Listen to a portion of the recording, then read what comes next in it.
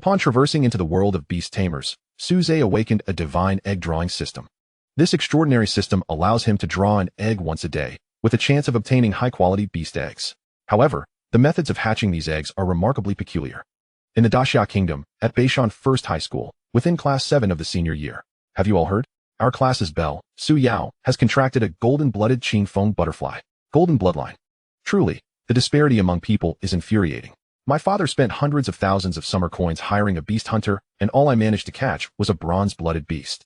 With the Qingfeng butterfly backing her, Su Yao is bound to gain admission to the Beastmaster University. I envy her so much. Indeed, unlike us, if we fail to enter the Beastmaster University, we will be left with no choice but to attend mediocre universities like Qingbei. Beastmaster? Qingfeng butterfly? What are they talking about? Is this some new anime? And they call Qingbei a mediocre university? Have these guys lost their minds from the pressures of senior year? Su Ze groggily opened his eyes, realizing he had unknowingly dozed off on his school desk. Upon waking, he overheard his classmates discussing matters that were utterly incomprehensible to him. Class, please settle down. In half a month, the Beastmaster entrance examination will take place. You must seize this last opportunity to contract a beast and become a Beastmaster. Only then will you qualify to apply for the Beastmaster University. Otherwise, you will have to settle for ordinary universities. As your teacher, this is all I can impart to you. I sincerely hope everyone can present a satisfactory answer sheet in the examination. Class dismissed. Old Xiao, the homeroom teacher of Class 7, declared passionately, though his gaze frequently drifted towards the corner where Su Ze sat. The reason was simple. He was the top student in the cultural subjects of the class, and even the entire grade. It was truly lamentable that Su Ze had yet to contract a beast and become a Beastmaster. Meanwhile, Su Ze, who felt uneasy under his gaze, was utterly bewildered. Beastmaster University? Beastmaster entrance examination? What on earth is going on? Why is the teacher discussing these things? Shouldn't the entrance examination focus on subjects like language, English, mathematics, physics, chemistry, and biology? Did I just take a nap and the world transformed? To his dismay, he discovered that the book originally on his desk, 5 years of entrance exams, 3 years of simulations, had inexplicably transformed into 5 years of breeding, 3 years of beast mastery. Additionally, titles like Basic Theory of Beast Mastery, How to Train Beasts, and Breeding and Postpartum Care of Beasts appeared, and even the comics he had hidden in his drawer had morphed into Guide to Beast Ear Maidens. After curiously flipping through a couple of pages, Su Ze blushed and promptly tucked it away. This is exhilarating, too exhilarating. Realizing that something was amiss in this world, Su Ze tugged at his deskmate, Wang Zi, fondly nicknamed Fatty, who was leisurely munching on sunflower seeds during class. Although he was plump, he possessed an endearing charm. Fatty, what's going on with old Xiao? Isn't this a bit strange? The easygoing Wang Zi turned to respond. I've told you countless times, call me Wang Zi, not Fatty. Being called Fatty all the time ruins my image as a wealthy second-generation heir. He then glanced at old Xiao, whose gaze often strayed towards Su Ze, and continued, isn't this quite normal? Everyone in our elite Beastmaster class, except you, has already become a Beastmaster and qualified to apply for the Beastmaster University. How could old Xiao not pay you extra attention? I wonder what sin you committed in your past life to have no beast showing interest in you. Upon hearing this, Su Ze felt indignant. Just because beasts don't fancy me, does that mean they'll fancy you? Wang Zi proudly patted his chest, which made even the girls feel inferior, and declared, I'm sorry, but I successfully contracted a beast last night and became a glorious beast master. Su Ze was instantly thrown into turmoil. How could this stout fellow, who spent his days watching action movies and learning various moves, become a beast master? No, what exactly is a beast master? Observing Su Ze's genuine confusion, Wang Zi, despite his curiosity, patiently explained. As Wang Zi recounted his tale, another set of memories, not belonging to Su Ze, gradually merged with his original recollections. It became evident that he had indeed crossed over. Su Ze was no longer on Earth, but in a parallel world known as Blue Star. Here, the realm was dominated by beasts. Blue Star bore a striking resemblance to the Earth he knew, with the sole distinction being the presence of extraordinary intelligent creatures known as beasts, alongside the corresponding beast masters who contracted them for battle. The original Su Ze had displayed an extraordinary mental prowess during talent assessments and was expected to be an exceptional beast master. However, for reasons unknown, his compatibility with beasts was a disheartening 0. Only by achieving a compatibility of 50 with a specific beast could he complete a contract without facing backlash. Despite numerous attempts, his compatibility with almost all beasts remained at 0. With no beasts willing to approach him, the prospect of contracting one was utterly bleak. The Beastmaster entrance examination was rapidly approaching, with its significance rivaling that of the college entrance examination in China. Due to limited resources, Only those who entered the Beast Master University would receive the state's focused training. If Su Ze failed to contract a beast and become a Beast Master before that time, he would lack the qualifications to apply for the prestigious university. He would be relegated to applying for ordinary universities like Qingbei, which were regarded as subpar institutions in this world. Yet, Su Ze had compelling reasons to gain admission to the Beast Master University. Noticing Su Ze momentarily lost in thought as he absorbed these memories, Wang Zi, assuming he was disheartened, consoled him, "Don't worry too much. If it comes to it, just spend a bit more money to hire a beast hunter to catch a few beasts for you. Such matters are not shameful. If you try a few more times, you will surely succeed." Su Ze, skeptical, cast a dubious glance at him. "How do you know so much about this? Could it be?" The rotund Wang Zi readily admitted, "Indeed. My father invested substantial sums to ensure I became a beast master. After capturing dozens of beasts, I finally found one with a silver bloodline and a compatibility of 95. With it, passing the Beast Master entrance examination will be a breeze." In this world, beasts were classified by their bloodlines into categories such as black iron, bronze, silver, gold, platinum, and diamond. Higher bloodlines not only boasted greater combat prowess at the same level, but also had higher level caps. Black iron beasts had a mere level cap of 10, hardly superior to wild animals. Each increase in bloodline raised the level cap by 20. Levels above 90 were the exclusive domain of diamond bloodline beasts, with the pinnacle being level 100. Human beast masters also required corresponding levels of mental prowess to fully unleash the strength of their beasts. Currently, there were fewer than 10 level 100 beast masters globally, with only 2 in the Daxia Kingdom. Even capturing the lowest level black iron bloodline beasts would cost beast hunters tens of thousands of summer coins, a sum far beyond what Su Ze could afford living alone. Cursed capitalists. Su Ze could only grumble through gritted teeth. Wang Zi, noticing his frustration, cheekily remarked, "Little Ze, remember this. The true evil lies not in capital itself, but in the absence of it." Just as Su Ze prepared to continue his tirade against capitalists, a melodious mechanical female voice unexpectedly echoed in his mind. The host's foreign soul energy has been fully absorbed. System activated. Chapter 2. A kiss on my egg. Su Ze was momentarily taken aback. Had his golden opportunity finally arrived? Yet, what did the term exotic soul energy signify? Could it possibly refer to the essence of his soul, which had traversed from another realm? Was it the very act of his soul's crossing that had activated the system? Before he could ponder further, the system continued its announcement. This is the God-tier Gacha system. The host is entitled to a daily opportunity to utilize the Gacha machine to draw beast eggs, with the chance to accumulate more draws. Upon successful hatching of the beast egg, a contract will automatically be established between the host and the creature. Excess beast eggs can be surrendered to the system for recycling, thereby enhancing the probability of obtaining higher bloodline eggs in future draws. Additionally, they may be consumed to elevate the host's beast level or transferred through blood oath for sale. The system activated for the first time, granting the host and novice 10 consecutive draws. Will you proceed? Absolutely. Su Ze responded without hesitation. In the realm of his consciousness, a colossal gacha machine suddenly materialized. Inside, countless beast eggs lay peacefully, categorized by color and material to denote their rank. The majority were of the bronze and silver grades, though golden, platinum, and diamond eggs were also present in scarce numbers. There were even some uniquely colored eggs whose ranks remained a mystery. Notably, the black iron beast eggs seemed unworthy of entry into the gacha machine. Above the gacha machine, a number 10 was displayed, which promptly reset to 0 the moment Su Ze opted for the 10 consecutive draws. The machine began to whirl. After an indeterminate number of rotations, a bronze-hued beast egg tumbled forth, subsequently entering the system's inventory. One by one, additional eggs followed, predominantly of the bronze rank, totaling 6, alongside 3 silver-grade beast eggs. Though the last egg had yet to appear, Su Ze felt immense satisfaction. After all, most individuals contracted with bronze or silver-blooded beasts for the Beast Master examinations, with some even daring to rely on black iron beasts for a stroke of luck. As the final beast egg rolled out, it burst forth in a resplendent golden glow. Oh my, is this for real? Could it be the guaranteed draw? A golden beast egg emerged from the gacha machine, seamlessly entering Su Ze's item inventory. Upon selecting to retrieve the item, a radiant golden egg materialized in his hands. Wow, did you just pull that out from nowhere? It's so dazzling, Wang Zi exclaimed, astonished by the golden egg suddenly appearing in Su Ze's grasp. However, the initial brilliance was merely a representation of the egg's rarity, intended to assist the host in distinguishing its value. After a brief period outside the system, it transformed into a regular beast egg adorned with faint blue spots. This is truly remarkable. Does this mean that once I hatch it, I can become a beast master? Su Ze exclaimed with delight. But how on earth do I hatch an egg? Just then, a prompt surfaced on the beast egg in his hands, visible only to him. The conditions for hatching the golden egg require stimulation from a kiss from a beautiful woman. The higher her beauty, the more formidable the beast that emerges. Su Ze was momentarily at a loss for words, finding the egg's requirements somewhat inappropriate. Nevertheless, he diligently searched for someone who met the criteria. The more beautiful, the better. That would be none other than Su Yao.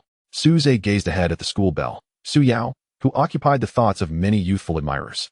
She was tall and graceful, with delicate, porcelain-like skin, her beauty seemingly sculpted by divine hands. In terms of appearance, there was no doubt Su Yao lived up to her title as the school belle. Given their relationship, such a modest request should not be met with refusal, right? As the class prepared to leave for the day, Su Ze called out loudly, "Su Yao, come here and lend me a hand. Give this egg a kiss." Instantly, the previously noisy classroom fell silent. Su Yao turned back, her face flushed with bewilderment. Surprisingly, she did not appear overly angry. However, the boys in the class reacted differently, casting menacing glances at Su Ze, sensing the impending trouble. Wang Zi hastily tugged at Su Ze's shirt. What on earth was that outrageous statement? You're desecrating a goddess, and these guys will tear you apart for it. Moreover, you don't even have a beast. Resigned, the chubby boy sighed. Well, at least I'm a beast master now. I'll help you fend them off. Just run. Realizing the ambiguity in his previous statement, Su Ze quickly raised the golden egg to clarify. Wait, you can't possibly think. But the eager sycophants in the class did not grant him the opportunity to explain. A blade of wind suddenly hurtled towards Su Ze, its force not overwhelming but sufficient to leave a mark. Wang Zi, standing protectively in front of Su Ze, exclaimed, "Hey, trying to ambush my brother? Fat cat." A silver summoning circle materialized behind Wang Zi, and from it emerged a fire-wreathed cat-like creature, approximately 1 meter in length and reaching up to an average person's calf. This was the most fundamental skill of a beast master, summoning. Typically, beasts reside in their master's space and can be summoned instantly during battle. The fiery leopard cat was Wang Zi's beast, a young creature of the silver bloodline, at level 7. Wang Zi's mental power was also level 7, allowing him to fully unleash his beast's potential without fear of backlash. The fiery leopard cat shot a disgruntled glance at its master, seemingly resentful of the nickname Fat Cat, and emitted a burst of flame to obliterate the incoming wind blade. The assailant was Lin He, a suitor of Su Yao, who shared the same class as Su Ze. He was tall and slender, with somewhat disheveled hair and deep, sinister eyes. A wolf, nearly half his height, crouched at his feet, poised to attack, surrounded by swirling blades of wind. Despite being of the same silver bloodline, the Shuaofeng wolf holds a distinguished rank of level 8. Its superior level causes the flame leopard cat to hesitate in battle. Observing this, Wang Zi promptly exclaimed, "Fat cat, show me some respect in front of the brothers. When we return home, I'll treat you to a whole tuna, splendidly." The eyes of the flame leopard cat immediately sparkled with excitement as it elegantly stepped forward to confront the Shuaofeng wolf. The parity in their bloodlines led to a fierce standoff, yet the flame leopard cat's lower rank rendered it slightly disadvantaged. Wang Zi then sternly addressed Lin He. "How dare you command a beast to attack an ordinary person? This grossly contravenes the Beastmaster Management Manual. Are you not concerned about losing your eligibility for the examination?" The other suitors vying for Su Yao's attention, who had intended to seize the moment following Lin He's bold display, suddenly found themselves hesitant to act in light of Wang Zi's admonition. The Beastmaster Management Manual, established by the Great Xia Beastmaster Association, serves to regulate the conduct of beastmasters, and any violation could lead to pursuit and punishment by the Great Xia Spirit Guard. However, Lin He remained unfazed. "You fat fool. My brother is about to join the Great Xia Spirit Guard. Are you attempting to intimidate me?" He further mocked. "I once believed Su Ze was destined to be a beastmaster given his top score in the mental aptitude test. Who could have imagined he would turn out so inept?" At that moment, a gentle breeze, imbued with a fragrant aroma and shimmering scales, swept through, compelling both beasts in confrontation to bow their heads in submission. It was Su Yao who had summoned her golden tier beast, the Qingfeng butterfly, to prevent the conflict. "Su Yao, you need not intervene personally. I shall take care of this insolent fool," Lin He declared, seeking glory. Yet, he was met with Su Yao's icy, disdainful gaze. As the wings of the Qingfeng butterfly turned towards him, poised to strike if necessary, a chill ran through Lin He, reminding him of the rumors that Su Ze and Su Yao shared a childhood bond. However, throughout their 3 years of high school, they had scarcely exchanged words, and the rumor had swiftly devolved into mere jest. At this juncture, Su Ze spoke up. "Su Yao, pay him no mind. Come here and assist me." Su Yao quickly trotted to Su Ze's side, inquiring, "Su Ze, are you all right?"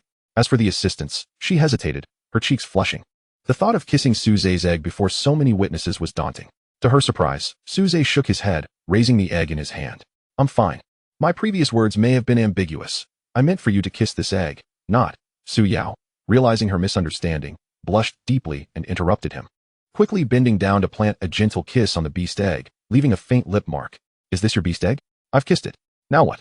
She asked curiously, aware that Su Ze never engaged in trivial pursuits. Shortly after her kiss, the beast egg began to tremble vigorously. Moments later, a crack appeared in the shell, and Su Yao leaned in with curiosity.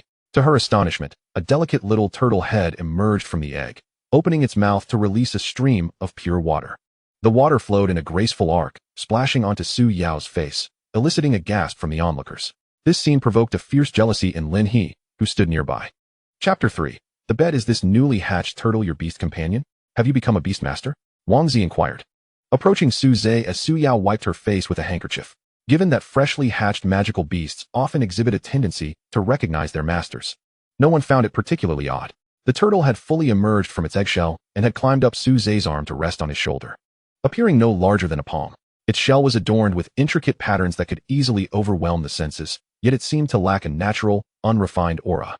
Due to the system's influence, the newly hatched turtle had already instinctively formed a bond with Su Ze. It affectionately nudged Su Ze's cheek with its rounded head. Indeed, this is my first beast companion. I am now a beast master, Su Ze exclaimed, his excitement infectious, prompting a shared joy from Wang Zi and Su Yao. Strange. What kind of magical beast is this? I cannot identify it, Su Yao remarked, having cleaned the water from her face and now curiously observing the turtle on Su Ze's shoulder. Although countless magical beasts exist, the primary focus of their studies at school was to discern the types, levels, and dangers of these creatures.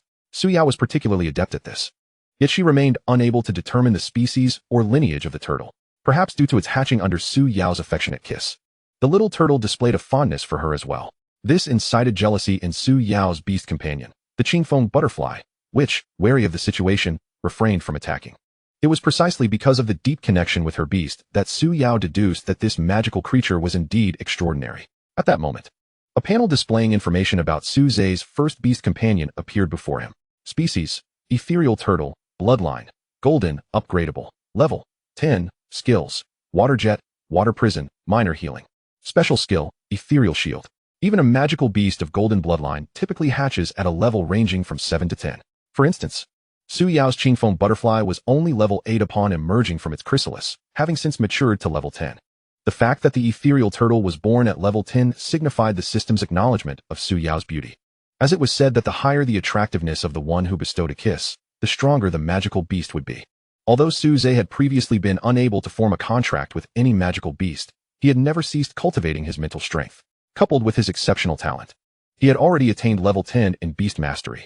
This represented the maximum level a human could reach before forming a contract with a beast.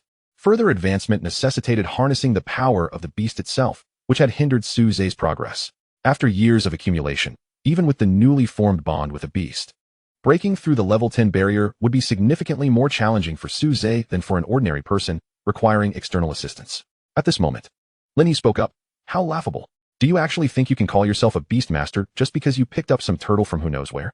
This works in my favor. Since you are also a beast master, I am not violating the beast master management manual. Wang Zi immediately interjected. Everyone saw it. My brother's beast only hatched and recognized its master after you attacked him. So at the time of your assault, he was still an ordinary person. However, Su Ze interrupted him, saying, indeed, Lin He's attack on me, as a beast master, does not constitute a violation of the management manual. As far as I know, initiating a probing attack is regarded as a duel among beast masters. I believe that was your intention, wasn't it, Lin He? Wang Zi was perplexed. In his mind, Su Ze had always been a cunning character, and now he was defending someone who had just assaulted him. There must be some trickery involved. Meanwhile, Lin He snorted coldly. Indeed, I am challenging you. But do you, a mere novice beast master, dare to fight me? Huh. Yet, Su Ze, far from being angered, smiled knowingly and replied, it's merely a duel. No one will die. Why should I be afraid? However, since it is a challenge, there must be some stakes. Let us wager your essence pearl. The essence pearl is a one-time use gem capable of refining mental strength, and it comes at a steep price. Su Ze needed the essence pearl's power to break through the level 10 barrier, but given his financial situation, it was unattainable. However, the school had prepared several essence pearls for this year's most promising students to excel in the upcoming Beast Master entrance examination, Lin He being one of them. Before Su Yao contracted the Qingfeng butterfly and became the most talented senior in Beishan City this year, there were actually 2 or 3 contenders competing for the title, Lin He being one of them. Do you really think you can have the essence pearl? Lin He raised an eyebrow disdainfully at Su Ze. It's not that I don't want to agree, But since this is a wager, you must present something of equal value. Otherwise, I have no time to waste here. Before Su Ze could respond, Wang Zi swiftly produced a green pearl, the size of a pigeon egg, from his pocket. It's just an essence pearl. What is the big deal? I have one too. Here, Su Ze, you can wager this. Fatty, are you sure you want to help me bet? If I lose, I want to have the money to pay you back. What are you talking about? I'm loaded. This little trinket is nothing.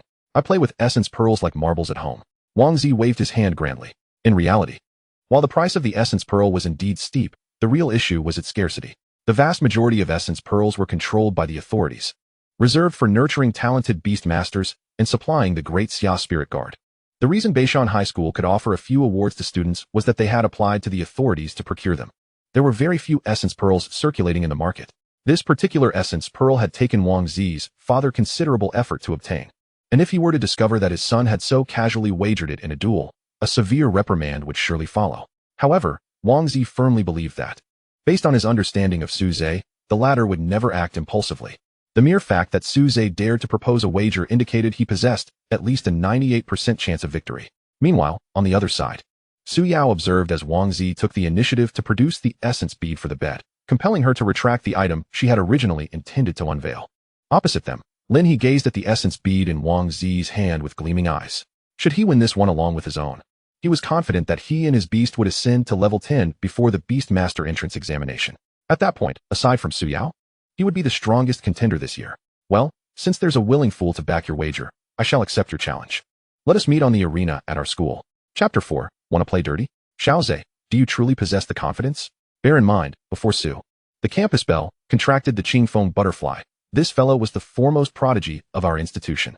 On their way to the arena designated for beast masters, Wang Zi exhibited even more anxiety than Su Ze. Noticing this, Su Ze chuckled. Why are you so flustered? It is I who will be battling him, not you. Wang Zi immediately donned a mournful expression. But it is I who is wagering. Isn't that merely your little marble? He exclaimed. I am just boasting. If I falter, my father might break both my legs, perhaps even 3. Rest assured, neither your essence bead nor your precious third leg will come to harm, I assure you. Su Ze declared, thumping his chest.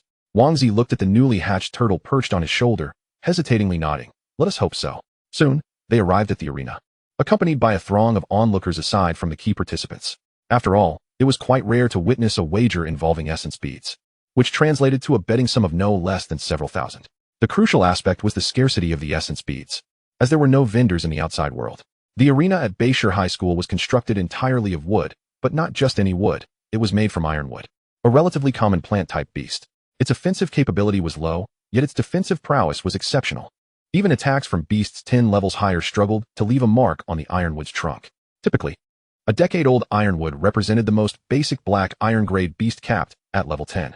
But legend spoke of ancient golden tree kings and platinum tree emperors that had existed for thousands of years. Naturally, an ordinary high school would not require such premium ironwood. The arena was primarily made from the most basic black iron-grade ironwood, with critical areas reinforced with bronze-grade ironwood for added durability. It appeared somewhat antiquated, seemingly seldom utilized, as this was merely a regular high school, not a specialized institution for beast masters. Lin He had already strode up from the opposite end of the arena, his Shuo Feng wolf strutting beside him, exuding an air of arrogance akin to its master. Why aren't you coming up? Are you afraid? Lin He taunted. Beckoning to Su Ze. With a smile, Su Ze approached, as his rare bloodline spirit turtle had kept its aura subdued. Thus, apart from Su Yao, none had discerned its extraordinary nature. A multitude of onlookers, initially intrigued by the identity of Lin He's opponent, were met with the sight of Su Ze, a so-called prodigy who had yet to attain the status of a beast master. Was he out of his mind? I recall he wasn't even a beast master, yet dared to confront Lin He. Given that this was a challenge, he must have already become a beast master, right? Indeed. The turtle perched upon his shoulder must serve as his beast companion. A mere palm-sized turtle? What could it possibly achieve? Perhaps a soup? Ha! From adversaries to spectators, it seemed no one harbored any faith in Su Ze. On the arena, Lin He reveled in the attention and accolades directed towards him. Come, I shall allow you the first strike, he declared with feigned generosity. Yet, Su Ze merely beckoned him with a similar gesture. Humph, if you seek death, I shall oblige. Blizzard Wolf, Stormblade. Accompanied by a wolf's howl, the wind blades that coiled around the Blizzard Wolf surged forth. In stark contrast to the previous wind blade used against Su Ze, this attack manifested as hundreds of wind blades converging into a miniature tornado hurtling towards him. The wind blade previously employed by the Blizzard Wolf was a basic black iron level skill, while the Stormblade was its utmost silver-level skill. If you plead for mercy now and hand over the Essence Pearl, I might spare you. However, Su Ze displayed no reaction, neither evading nor resisting, until he was completely engulfed by the Stormblade. This unnerved Lin He. After all, he had no intention of killing Su Ze. You fool, are you courting death?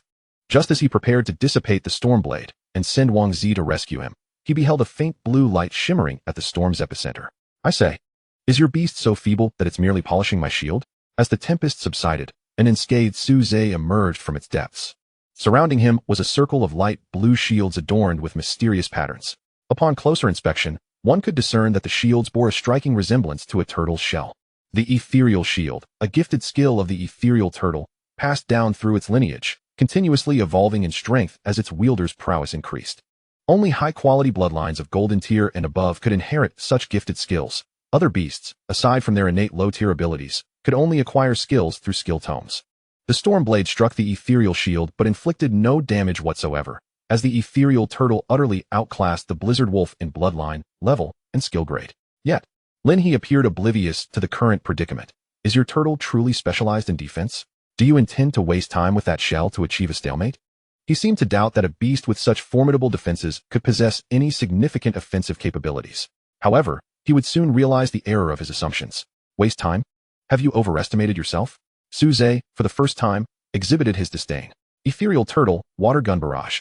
A sharp stream of water erupted from the ethereal turtle's mouth, markedly different from the gentle spray that had earlier landed upon Su Yao's face.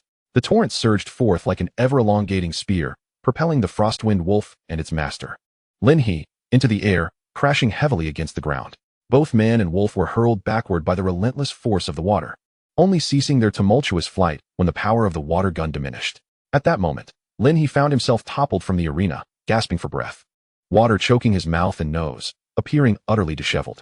His beast, the Frostwind Wolf, fared even worse, having been struck directly by the jet of water, rendering it unconscious. The turn of events was astonishingly swift. Just moments ago, Lin He had exuded an air of invincibility, now reduced to lying on the ground with his beast, resembling two defeated dogs. Well, you've lost. Hand over the essence bead, Su Ze said, approaching the prostrate Lin He. He had deliberately restrained the virtual spirit turtle, for the water jet could have easily pierced through Lin He's frail body, which lacked the resilience of a beast. What exactly is that turtle of yours? Lin He managed to lift his head, gazing up at Su Ze with a mix of resentment and disbelief. It's a virtual spirit turtle, a level 10 golden beast. So your defeat is not unjust, Su Ze replied. Another golden beast? Why is it that a worthless creature like you, incapable of forming a contract with a beast, receives the favor of a golden beast in the final moments? It's unfair. It's utterly unfair. Lin He erupted in a fit of hysteria. While he could somewhat comfort himself when Su Yao had seized the title of the North City's foremost genius by contracting a golden beast, after all, she was a woman he admired. Now, Su Ze had surpassed him with his own beast, a reality Lin He found intolerable. He failed to consider that Su Ze himself had cultivated his Beastmaster level to 10 long before this encounter, thus enabling him to skillfully manipulate the virtual spirit turtle. This innate talent had already placed him leagues ahead of Lin He, who was still merely an 8th level Beastmaster. You're a worthless fool, always have been, always will be. The essence bead belongs to me. I will never give it to you, Lin He screamed in a fit of madness. However, Su Ze was no saint.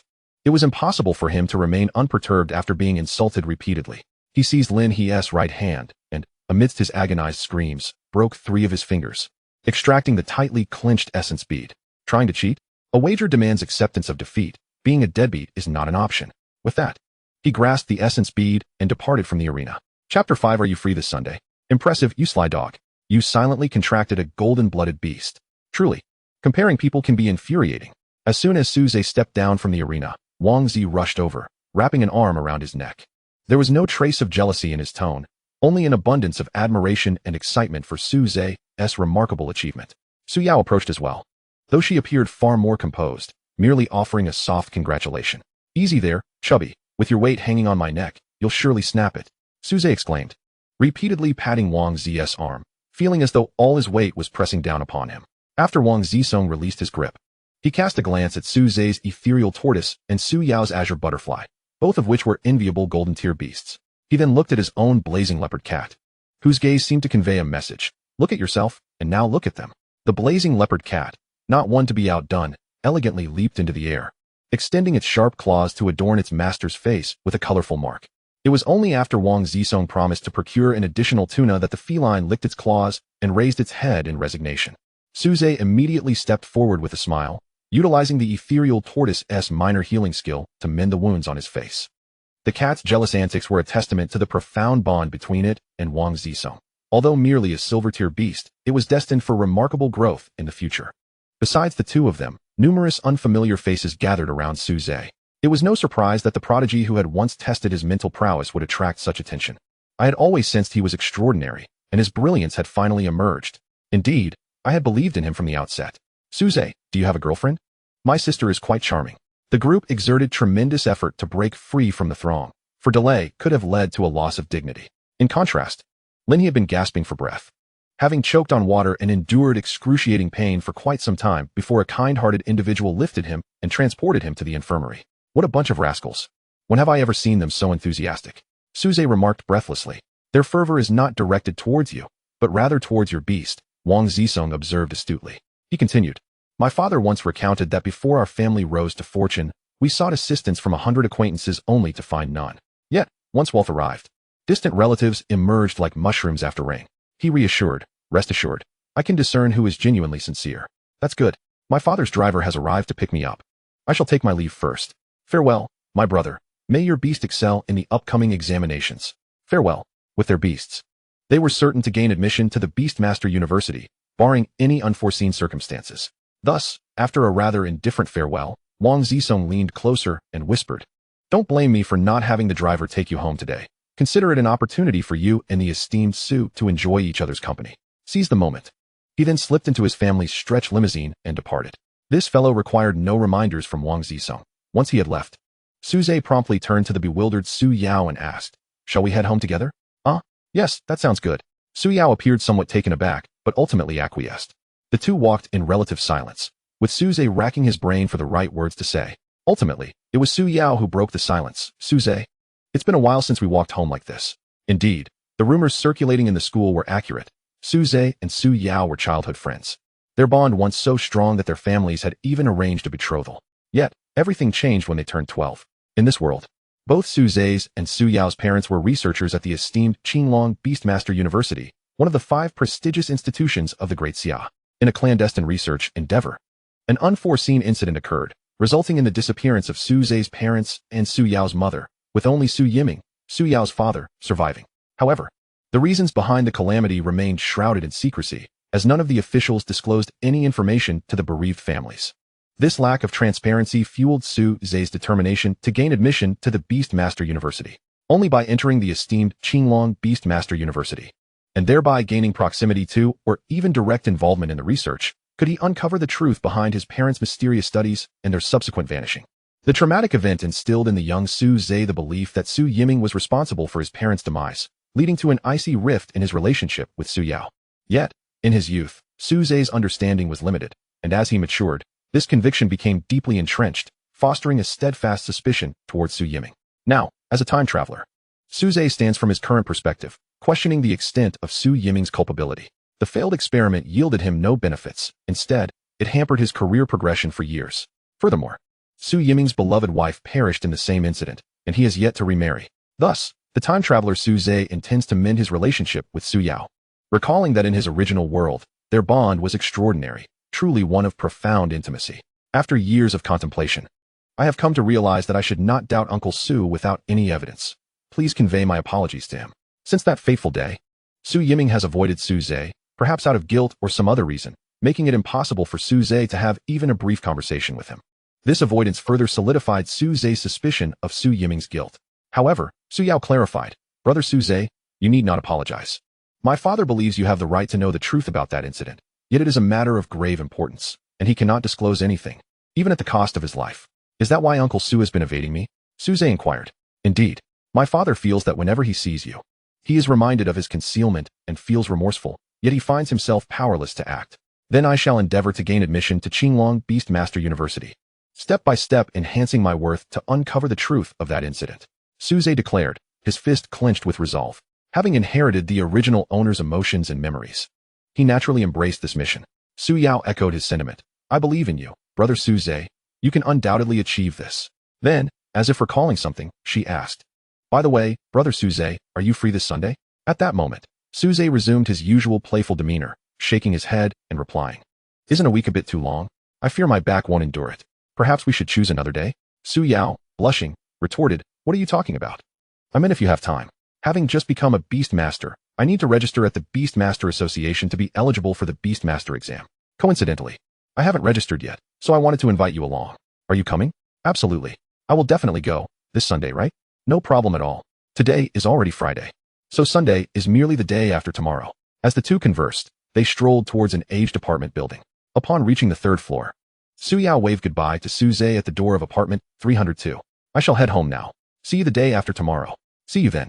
Following the recollection of his memory, Su Ze ascended another flight of stairs and arrived at the door of apartment 402, producing a key to enter.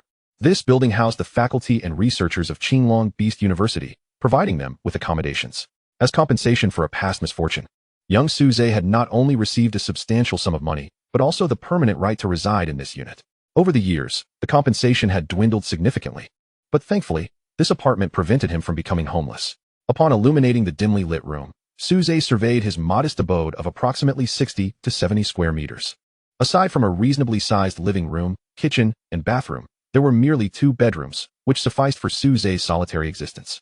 The scarcity of furniture and clutter lent an air of neatness to the space. The living room contained only an antiquated television and a sofa barely large enough for a single person to recline comfortably. Tossing his backpack carelessly aside, Su Ze settled onto the worn sofa with a furrowed brow. In the original world, his parents were merely unremarkable researchers at an ordinary university, yet in this realm, they held a respectable status, albeit with a grim fate. Where had Su Ze's parents in this world vanished to? Chapter 6. The Beast Master Association 2 days later. On a Sunday morning, Su Ze relished a large boiled egg, savoring every bite. During the past 2 days, he had utilized the godly gacha system twice. Yet fortune had not favored him. Both attempts yielded only the lowest tier of bronze-grade beast eggs.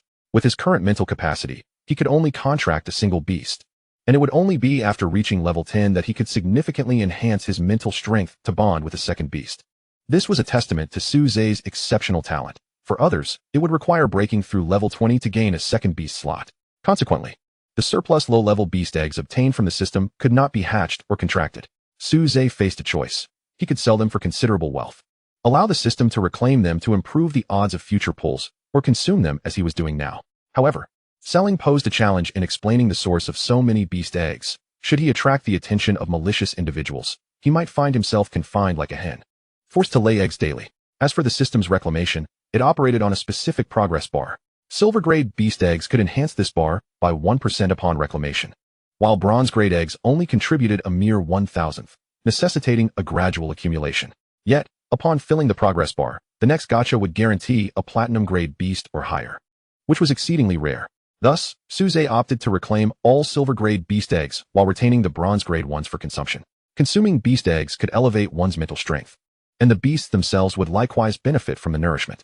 Truly, even a simply boiled beast egg surpassed the flavor of ordinary chicken eggs by a considerable margin. Then Su Ze furrowed his brow once more. But this system requires me to lay an egg each day and then boil it for consumption, making me feel akin to a hen that has honed its egg-laying skills for 2.5 years. After consuming a fully boiled beast egg, Su Ze sensed a slight loosening of the barrier hindering his advancement to level 10. Upon returning home 2 days prior, he had immediately utilized the essence bead won from the gambling match. Yet he still found himself just shy of breaking through to level 10. Years of accumulation had rendered the barrier exceedingly formidable. Even the essence bead could not refine it. He could only rely on the consumption of beast eggs to gradually shake it loose. Time was drawing near. It was time to rendezvous with Su Yao. Upon reaching the ground floor, he found Su Yao just stepping out. Today, she had shed her school uniform, donning a refreshing casual outfit, with a subtle touch of makeup that rendered her already exquisite features even more impeccable. This left Su Ze rather puzzled, as the Beast Tamer Association employs testing crystals to assess the levels of beast tamers and their beasts. No amount of beautification would alter that fact. When he voiced this query, Su Yao, as expected, shot him an exasperated glance. The Beast Tamer Association is an organization established by the Great Xia to oversee beast tamers, holding an importance equivalent to that of the prestigious Beast Tamer University, which cultivates these talented individuals. However, unlike the mere 5 Beast Tamer universities nationwide, the association has branches in every major city. Beishan City, where Su Ze resided, boasted both the association and the university as key establishments. The Beishan City Beast Tamer Association is located in the bustling heart of the city, with its grand and magnificent edifice standing out prominently. In front of the association's building stands a statue of a man seated upon the back of a dragon, remarkably lifelike, as if poised to spring to life at any moment. The strands of hair in both the mane and the man's locks are distinct, creating an impression of vibrant realism and commanding presence. This is the Dragon Tamer, Xiao Cheng, the most formidable beast tamer to emerge from Beishan City. A source of pride for the Azure Dragon Beast University, with a staggering level of 100. He is one of only 2 beast tamers in the nation to achieve this height. His beast, the Azure Cloud Dragon, stands out among Diamond-class beasts due to its draconic lineage. Gazing up at the statue, Su Ze mused, if a dragon with dragon blood is already classified as Diamond level, then it appears that Diamond is far from the pinnacle of beast bloodlines. Diamond-level beasts are the highest bloodline discovered in this world, with a maximum level of 100. It is precisely due to this limitation that the highest level attainable for beast tamers is also capped at 100. Su Ze recalled that within his Divine Gacha System, some extraordinary eggs were even rarer than Diamond-class ones. Perhaps these represented beasts that surpassed Diamond bloodlines, truly divine creatures. A sense of anticipation for the system's potential welled up within Su Ze. What are you daydreaming about? Hurry inside the association for your test. If you delay, they might close for the day, Su Yao urged from the side. Only then did Su Ze step away from the statue. Despite its imposing presence, the residents of this city had long since grown accustomed to its existence, finding nothing remarkable about it. The Beastmaster Association serves as a dedicated establishment for beastmasters, facilitating the sale, capture, and skill enhancement of mystical creatures. It also encompasses the Beastmaster test we are to undertake today, Su Yao continued, stating that those who pass the test will be awarded a badge from the association, signifying their recognition as state-certified beastmasters, thereby entitling them to monthly benefits corresponding to their rank. The association boasts vast spaces, segmented into various zones. There is a trading area where registered beast hunters sell their captured creatures. A healing zone is available for injured beasts, providing free treatment. However, those in critical condition requiring medication must purchase it. There is even a breeding area. As the stronger the mystical creature, the more challenging it is to produce offspring, necessitating the assistance of specialists to improve success rates. The association offers a plethora of such zones. Su Ze and his companions were headed to the testing area within the public zone. 5 testing stations were arranged there, equipped with a crystal the size of a human head and a pod resembling an open eggshell. The 2 approached an operational console. During the test, placing one's hand on the crystal would determine the mental strength level, while the beast would be assessed within the pod. The final Beastmaster level would be the lower of the 2 results. For instance, if a mystical creature is rated level 10 and the mental strength is rated level 8, the individual would still be recognized as an 8-level Beastmaster, and vice versa. However, in practical combat, the former would undoubtedly surpass the latter. Additionally, should the creature's level exceed the mental strength level by 5 or more, there would be a risk of losing control, prompting a warning from the Beastmaster Association. In severe cases, the association may forcibly sever the contract between the 2 to avert tragedy. The Beastmaster test is a completely free public service. And with the impending Beastmaster entrance examination, many wish to take one last gamble, resulting in a long queue at the testing stations. Su Ze stood behind Su Yao, waiting patiently until it was finally her turn to step onto the testing platform. Moments later, a mechanical voice announced, Mental Strength Level 10, Golden Level Beast, Qingfeng Butterfly. The association erupted with excitement. A Golden Level Beast? The prospects are boundless. Indeed, the first beast being of Golden rank makes it plausible to eventually contract a Diamond Level Beast. Much like the esteemed Lord Xiao Cheng of yesteryear. Amidst the eager gazes of the crowd, Su Yao gracefully descended from the platform, her beauty sparking further discussion. It's your turn, she whispered to Su Ze as she returned to his side. Su Ze nodded gently, preparing to approach the testing station. Suddenly, a cacophony arose from the entrance of the Beastmaster Association, growing ever closer. An anxious voice burst in, shouting, Everyone, step aside. This person is an assassin from Fusang. Ahead of him, a diminutive, gaunt figure sprinted toward the awakening platform, awkwardly speaking in broken Daxia. Do you think you can kill me?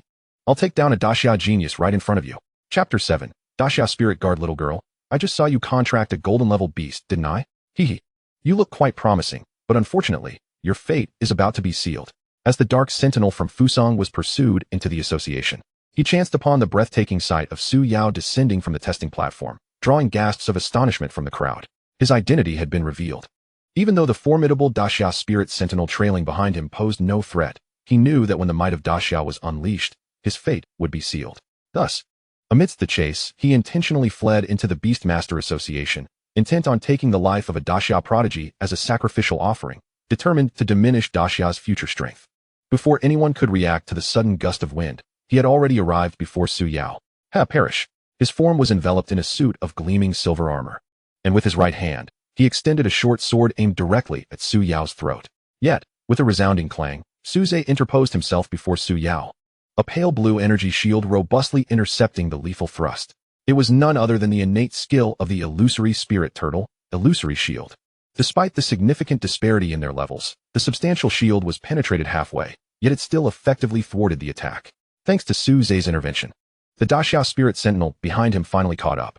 Having failed to land his strike, the Fusang Dark Sentinel could only retreat momentarily. TSK. So it is indeed an innate skill? Another individual who has struck a contract with a golden beast.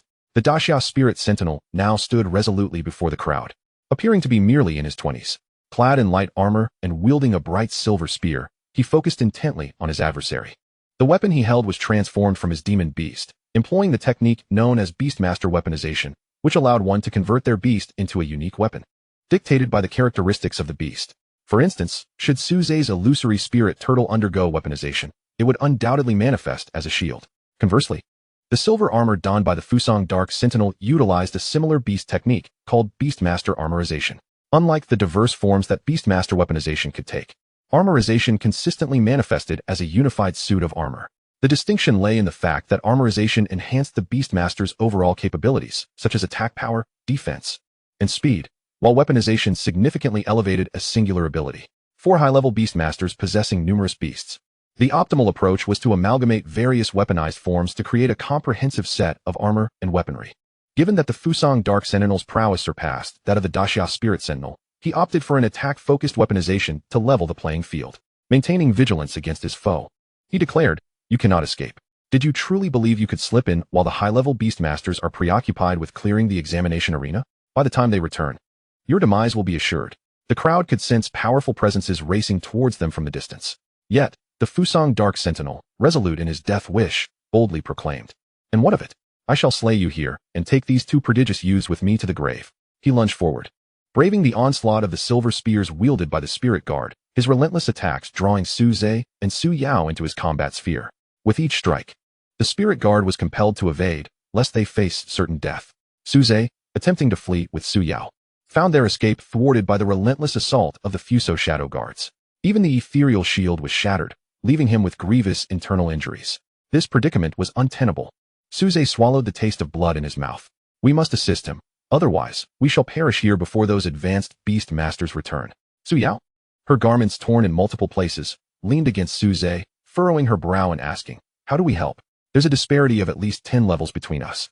Su Ze swiftly bent down and whispered a few words into Su Yao's ear. At this moment, sensing the presence of approaching powerful adversaries, the Fuso Shadow Guards unleashed their full prowess. "You shall all perish together." The Spirit Guard, with a grave expression, ceased retreating, meeting the assault head-on, his silver spear unwavering as it thrust toward the enemy. "The Spirit Guard of the Great Xia shall be the first to fall." Kill. As the 2 forces prepared to collide, Su Yao's Azure Phoenix butterfly flitted nearby, its wings stirring a breeze imbued with paralyzing scales that swept toward the Fuso Shadow Guards, infiltrating through their mouths, noses, and wounds. Even a momentary paralysis allowed Su Ze to discern the numerous punctures caused by the spears in their foe's flesh. Though shallow, each wound bled red. Ethereal Tortoise unleashed the water gun. A jet of high-pressure water shot forth, while the Fuso Shadow Guards faced the lethal strike from the Spirit Guard. A mere stream of water? At most, it will wash away the blood upon me. What threat could it possibly pose to one clad in beast armor? Thus, they disregarded it. At last, the 2 attacks converged. Due to the brief moment of paralysis, the Spirit Guard was grievously injured but spared from critical harm. The Fuso Shadow Guard, however, lost an arm yet retained enough combat capability to advance towards Su Ze and Su Yao, mocking them as he approached. "That toxin had some effect, but your water stream is merely a jest. It might serve for a playful splash, but it lacks the potency to kill." Confronted by the advancing Fuso Shadow Guard, Su Ze appeared remarkably at ease, stating, "Indeed, the simple water gun lacks sufficient power. But do you know? The immense water pressure can be utilized to launch certain objects." The Fuso Shadow Guard abruptly halted, his expression contorted with rage as he lowered his gaze. On his chest, a perilous wound from his previous encounter with the Spirit Guard remained, a gunshot wound piercing the beast armor. Though it penetrated only slightly into the flesh, it was not fatal. Yet now, a sharp dagger was embedded within, more than half of its blade buried deep. He murmured in disbelief. When did this happen? Just now. Concealed within the water jet you dismissed was this dagger. While the flow of water may be weak and incapable of inflicting harm, the blade propelled by that current is an entirely different matter. Even if it cannot pierce the armor, it can easily penetrate flesh. The dark guard of Fusang inhaled deeply and declared, "So what? Even if I have but a breath left, I could effortlessly eliminate you." Hearing this, Su Ze chuckled derisively. In such dire circumstances, you still cling to bravado. If you truly possessed the power to slay me, would you remain so still and stationary? The tail of the blue phoenix butterfly concealed a potent toxin, capable of vanquishing even a golden tier beast, a unique skill inherent to the blue phoenix butterfly. My dagger, too, was smeared with this deadly poison.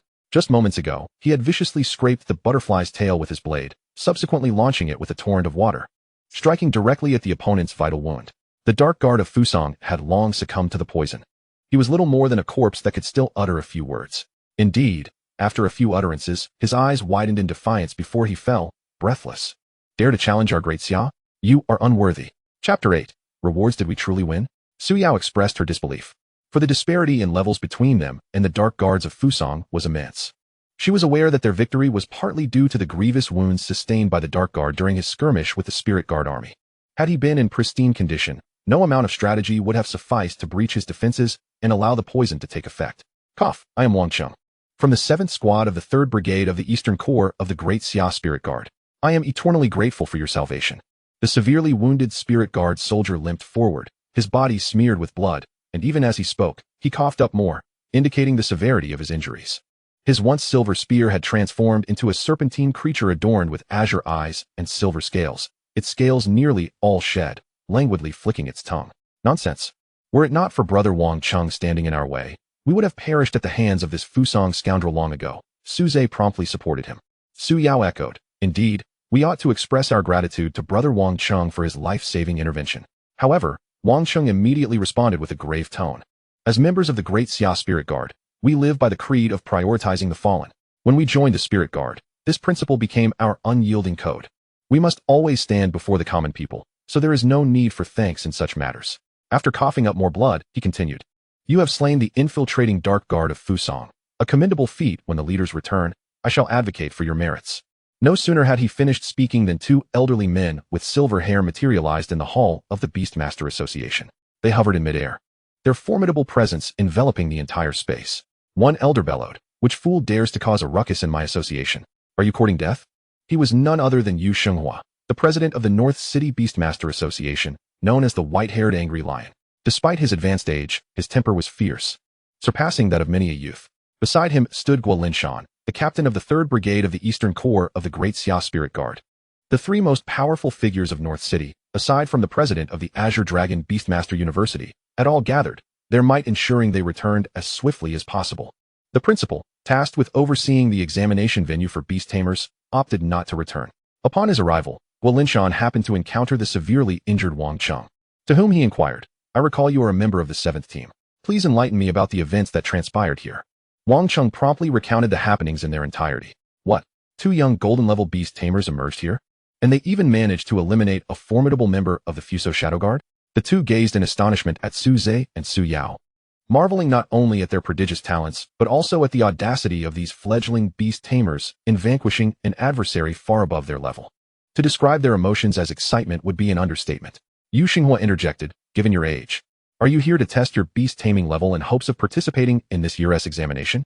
Su Ze looked up at the 2 hovering above him and replied, We are graduates of Beishan City First High School this year, having met Captain Guo and President Yu.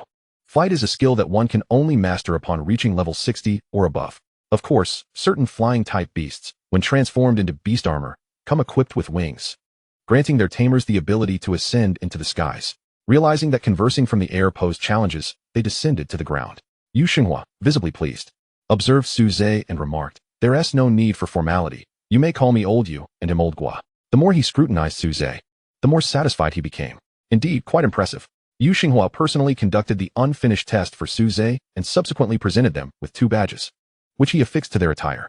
After concluding these matters, Guo Linshan stepped forward and stated, All right, Old Yu has finished his tasks. Now it is my turn. Your courageous application of ingenuity in defeating the Fuso Shadow Guard not only saved your own lives, but also protected the soldiers of the Great Xia Spirit Guard and other citizens. Thus, in my capacity as the captain of the 3rd Brigade of the Eastern Corps of the Great Xia Spirit Guard, I hereby bestow upon you commendations. He then produced 2 eggshell-sized essence convergence orbs and handed them to both individuals.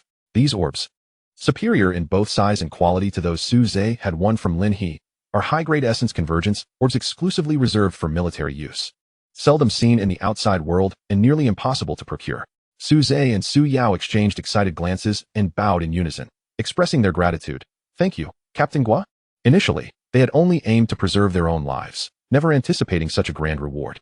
Guo Linshan chuckled, shaking his head. There is no need for thanks. This is well deserved. I eagerly await the day you join the Great Xia Spirit Guard. Graduates from Beast Tamer University are typically integrated into the national framework, with the Great Xia Spirit Guard being a prominent recipient, welcoming a considerable number of graduates each year. Some exceptionally gifted individuals even secure part-time positions within the Spirit Guard during their studies. However, the Spirit Guard does not accept just anyone, while strength is one aspect. They place greater emphasis on character and the courage to face death for the sake of others. After this, Guo Linshan and Yu Xinghua busied themselves with addressing the destruction caused by the Fuso Shadow Guards in the city. Following their acquisition of the badge and the refining bead, Su Ze and Su Yao departed from the Beastmaster Association. Yu Xinghua was occupied with tidying the hall of the association, which had been ravaged by the skirmish. While Guo Linshan stepped outside, Wang Cheng followed closely behind, reporting, Captain, the number of Fuso Shadow Guards appearing in the city is substantial, forcing the spiritual guards remaining within the city to split up for apprehensions. I tracked them down to the Beastmaster Association during my pursuit. Guo Linshan halted, furrowing his brow. Those Fuso miscreants always cause disturbances during our Great Xia Beastmaster examinations each year, but it seems this year's incursion is particularly large. Yet, he found it perplexing. With approximately 10 days remaining until the examinations, why had the Fuso Shadow Guards revealed themselves so prematurely? Wang Qing suggested. Perhaps it is not their intention to expose themselves, but rather our personnel discerned their identities, compelling them to reveal themselves? Guo Linshan shook his head. You have recently graduated and joined the spiritual guards. Your limited encounters with the Fuso Shadow Guards may lead you to think this way. While they may lack in other skills, their stealth is unparalleled. If they truly wish to evade detection, it is not so easily achieved.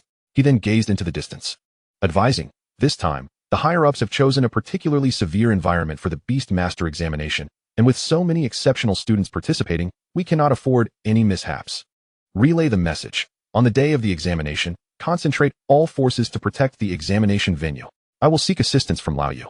He has many capable individuals under his command, and with the principal and teachers from the Qinglong Beastmaster University, we must ensure there are no failures. Yes, Commander. Wang Cheng saluted promptly before swiftly departing to disseminate the information. However, even with such a concentration of forces, Guo Linshan felt an unsettling sense of oversight. Chapter 9. Breakthrough and Grand Prize. After leaving the Beastmaster Association, Su Ze and Su Yao returned to their respective homes. They needed to devote time to refining the unexpectedly acquired refining beads, aiming to further enhance their prowess before the Beastmaster examination. Both had previously refined a bead, so the process for the second one felt familiar. However, the bead obtained from Guo Linshan was of superior quality and larger size, necessitating a longer refinement period. Su Ze's first refinement took merely a night, yet the second bead consumed an entire day and night. By the time the sun reached its zenith the following day, Su Ze had finally completed the refinement of the bead. The good news was that, with the assistance of the high-quality refining bead, Su Ze successfully broke through to the 10th level. At the moment of his breakthrough, the spiritual energy he had amassed over years of cultivation surged forth, propelling his level upward several tiers. Although he had been unable to break through previously, the spiritual energy had remained within him. This accumulation had made the once simple breakthrough exceedingly arduous. Thus, Su Ze needed to harness the power of the refining bead, combined with the demon beast eggs he had consumed over the past 2 days, to forcefully shatter the barrier. After breaking through the barrier, the surplus power did not simply dissipate. Several streams of energy intertwined, causing Su Ze's momentum to rise steadily. Levels 11, 12, 15, and 16, Su Ze ascended 6 levels, pausing only at level 16. This was achieved while he deliberately controlled his breakthrough, initially intending to halt at level 15 to transfer the excess power to the spirit turtle, preventing a significant disparity in their levels.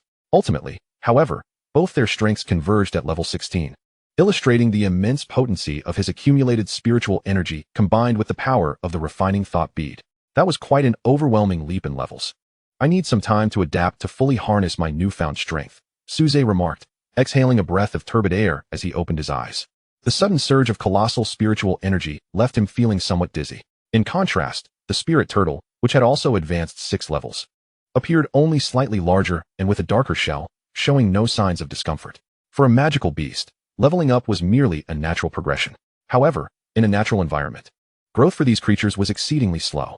With the bond of a contract, and in synergy with their beastmaster, magical beasts could more swiftly navigate their vulnerable juvenile and growth stages. Gradually rising, Su Ze felt he had adapted sufficiently, no longer experiencing the dizziness that had plagued him. This breakthrough not only elevated him by 6 levels, but his surplus spiritual energy was now adequate to support the consumption required for a second beastmaster contract. He could contract a second magical beast. Blessed with a divine level gacha system, Su Ze was never at a loss for magical beasts. He could hatch a new creature whenever he desired. However, starting with a golden level beast, he had little interest in lower tier bronze or silver beasts.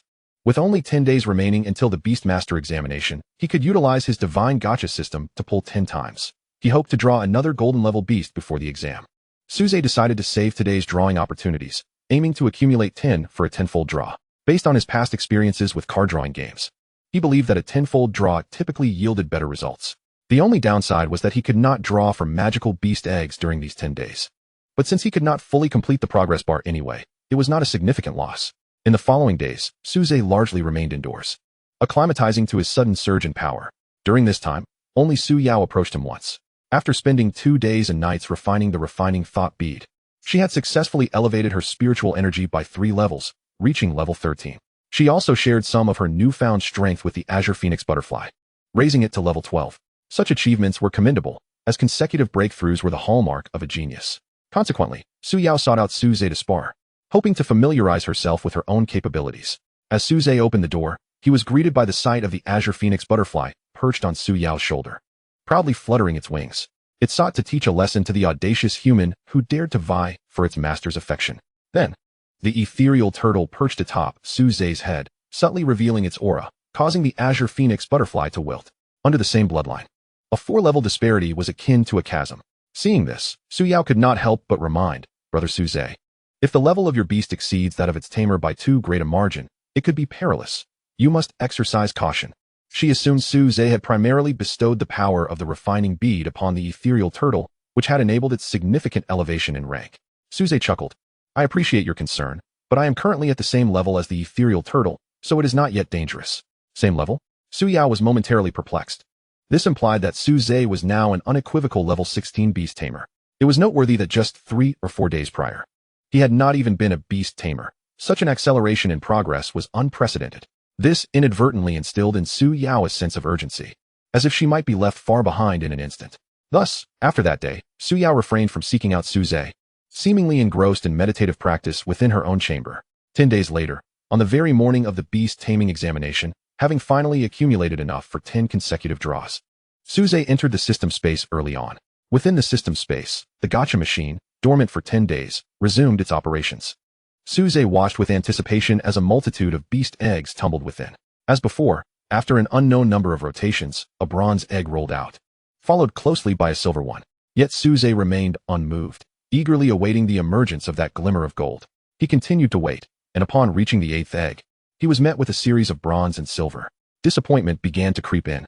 Just then, with the rolling of the 9th egg, a flash of golden light appeared. Su Ze instantly perked up. It was happening. The 9th egg was a success. Fortune was on his side. Indeed, a golden egg rolled forth. Just as Su Ze prepared to exit the system, no longer wishing to observe the final egg, a dazzling brilliance erupted from the gacha machine's exit, and a magnificent, resplendent beast egg gently rolled out, colliding with the golden egg before it.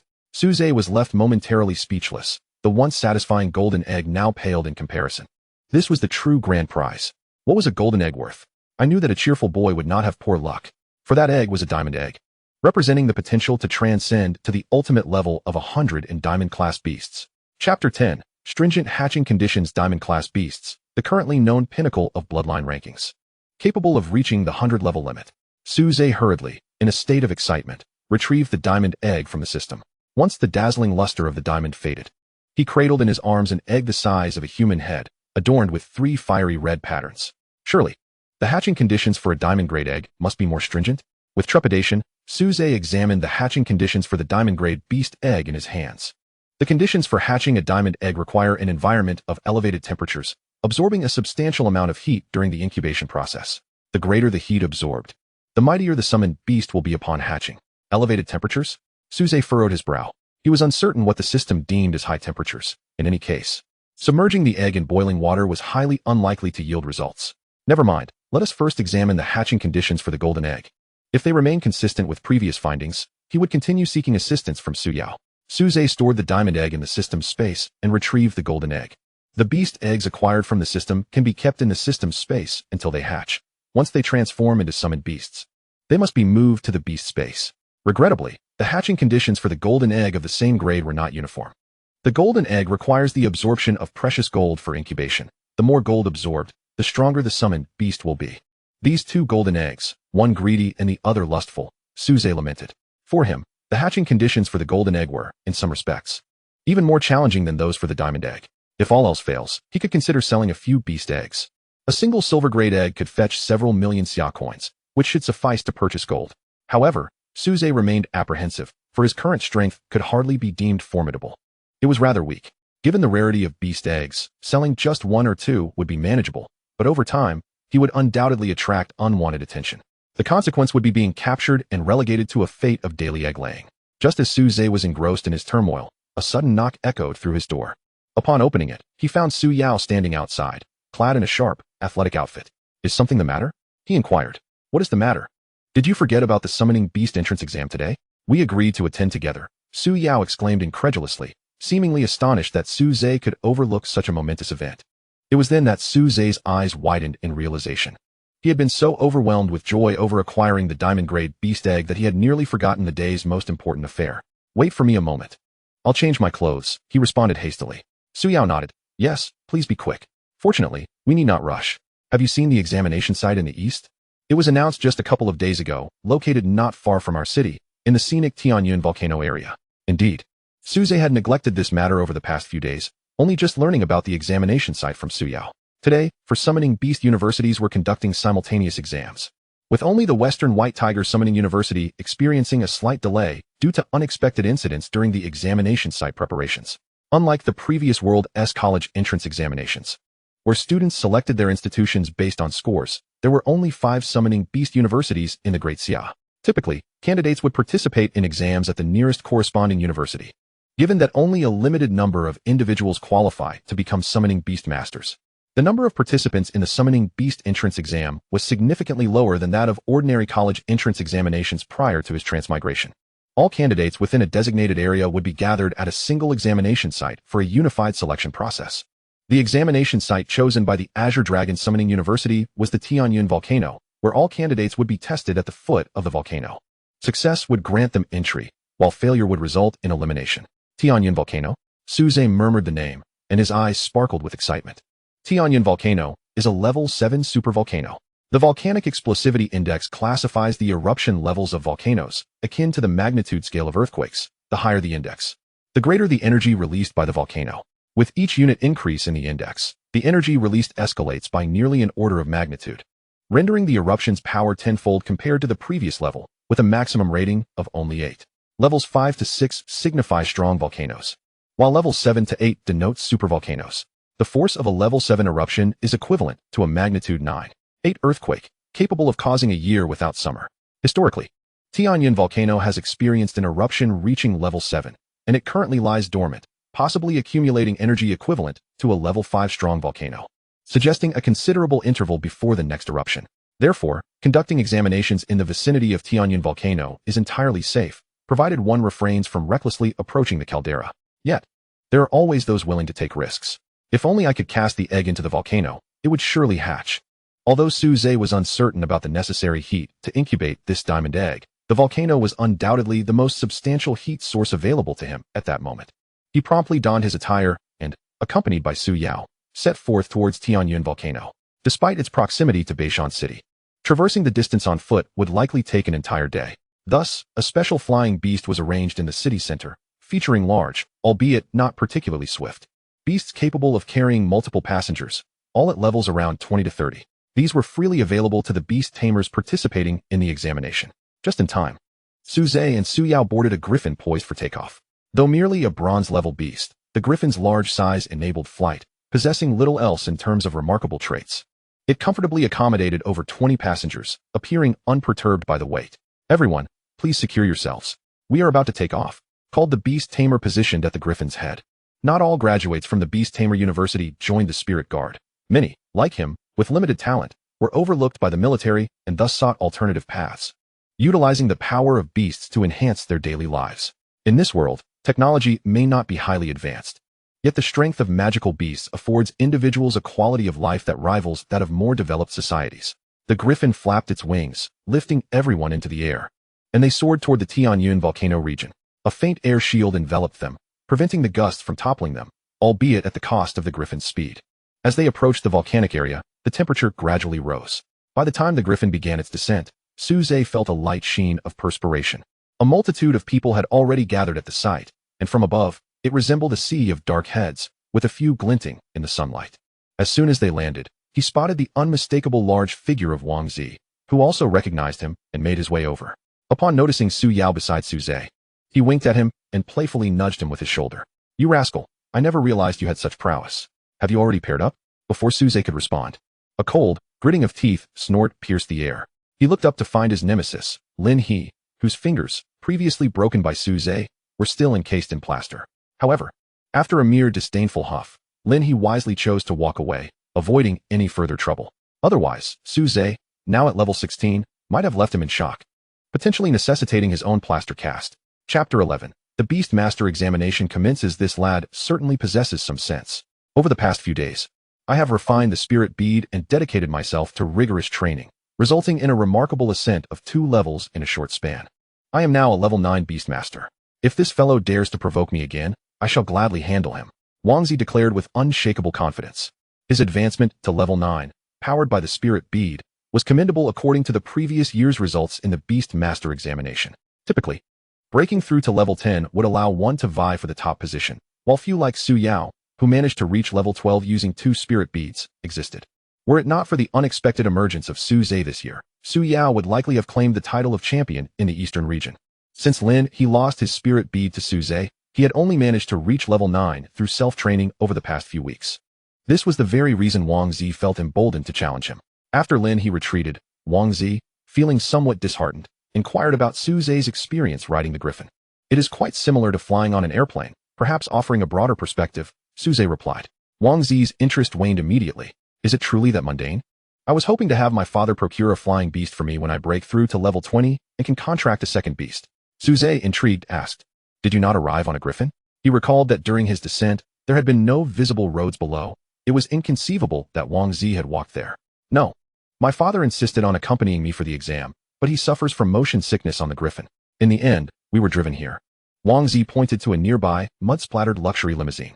The dirt on the vehicle was trivial. However, it was apparent that the chassis was not designed for rugged terrains, and it was likely already scraped beyond repair. Such is the life of the affluent. To ruin such an expensive vehicle so casually. "Perhaps I should sell them a beast egg," Wang Zi mused. Next to the car stood a portly middle-aged man, Wang Gui, Wang Zi's father, whose physique unmistakably indicated his relation to Wang Zi. He was conversing with a man clad in military attire, whose demeanor exuded impatience. This was Guo Linshan, the captain of the Great Xia Spirit Guard. Due to threats from the Fuso's covert operatives, he had mobilized nearly all the spirit guards in North City to ensure the safety of the examination site. Of course, Su Ze was unaware of these arrangements. He merely spotted an acquaintance and thought to extend a greeting. After all, without the spirit bead awarded by Guo Linshan, he was uncertain when he would break through the level 10 barrier. At this moment, Guo Linshan also noticed him, and with a sudden shift from his previously impatient demeanor, he approached with a welcoming smile. This left Wang Gui, standing behind him, utterly astonished. He had spent considerable effort flattering Guo Linshan, hoping to secure a promising future for his son post-graduation. Yet, this Captain Guo had consistently shown him little favor, so why was he now beaming with delight? Following Guo Linshan's gaze, Wang Gui quickly spotted Su Ze's figure. Isn't that the good friend of my little chubby boy? What connection could he possibly have with Captain Guo? Wang Gui had once harbored doubts about Su Ze, the impoverished lad who was close to his son, suspecting that he might be after wealth. However, after several interactions, his perspective had gradually shifted. At that time, Su Ze lacked power, wealth, and was struggling to become a beastmaster. This made Wang Gui, deep down, wished for his son to forge connections with those from influential or affluent families. Yet now, unexpectedly, the person he had underestimated was receiving a warm welcome from someone he had longed to befriend. "Hello, Captain Gua. Hello, Uncle Wang." Su Ze greeted the two with a smile. Guo Linshan stepped forward, scrutinizing him for a moment, his eyes lighting up. With his prowess, he could easily see through the not-so-skilled Su Ze, nodding repeatedly. Quite impressive, truly impressive. It seems we already have a candidate for this year's Eastern Region's top scholar." Wang Gui, upon hearing this, felt enlightened. He had not anticipated Guo Linshan would hold Su Ze in such high regard. Although he had recently heard from his son that Su Ze had successfully contracted a golden tier beast, making quite a name for himself, there were others who had done the same. In Beishan City alone, there was another named Su Yao, and across the entire Eastern region, there were countless cities, surely housing numerous talents who had also contracted golden tier beasts. Could it be that Su Ze was already assured to be the top scholar? As Wang Gui pondered this, the ever-stern Guo Linshan now smiled and asked, "Uncle Wang, Su Ze, do you know him?" "Indeed, Uncle Wang is the father of my good friend, and he has always looked after me," Su Ze replied promptly. Wang Gui seized the opportunity, pointing to Wang Zi, who stood behind Su Ze. "That's right. That is my son. Their bond is incredibly close. They might as well be wearing the same pair of trousers." "Ah, I see," Guo Linshan mused, glancing at Wang Zi and thinking to himself that given his son's physique, squeezing into a single pair of trousers with another would be quite a challenge. Still, he remarked, "That's good. With hard work, you can also join my great Xia spiritual guard in the future." Wang Gui immediately beamed with joy, internally praising Wang Zi for his remarkable insight. Before they could exchange more words, the Beastmaster entrance examination was about to commence. Guo Linshan departed first to arrange matters. The three of them began to queue, proudly displaying their Beastmaster badges on their chests. After verifying their eligibility for the examination, they awaited their turn at the entrance. However, as they had been cooped up at home recently, their badges had not yet been updated, only showcasing a full circle of 10 stars, signifying their rank as 10th level Beastmasters. "Indeed, you have all reached the esteemed level of a 10th rank Beastmaster," Wang Zi remarked with a smile, initially intending to showcase his own abilities. Su Ze and Su Yao chose not to disclose their true ranks to avoid diminishing his spirits. The examination venue was entirely enveloped by a closed formation. At the entrance of this formation, a professor from the Qinglong Beastmaster University proclaimed loudly, "The task for this examination is quite straightforward, to hunt the demons. We reside in a world cohabited with demonic beasts, whose innate advantages surpass our own. They possess greater strength, swifter speed, and sturdier defenses. Long ago, when the demonic beasts first descended, humanity was merely their prey, and it was under such circumstances that Beastmasters emerged. Yet, even today, humanity continues to face the threat posed by these beasts. Thus, the foremost skill of a Beastmaster is their ability to hunt demons. We have already placed 10,000 demonic beasts within the formation, each containing a fragment of an enrollment token. 10 fragments are required to assemble one token. The more fragments one acquires, the higher the score, and additional rewards await." The crowd exchanged glances, and Su Ze was filled with awe. Although the number of candidates for the Beastmaster examination was significantly smaller than that of ordinary exams in a past life, nearly 100,000 candidates had gathered here, representing 1/5 of the national total. According to the rules, only 1,000 slots were available. Furthermore, some would strive to accumulate as many fragments as possible for the additional rewards.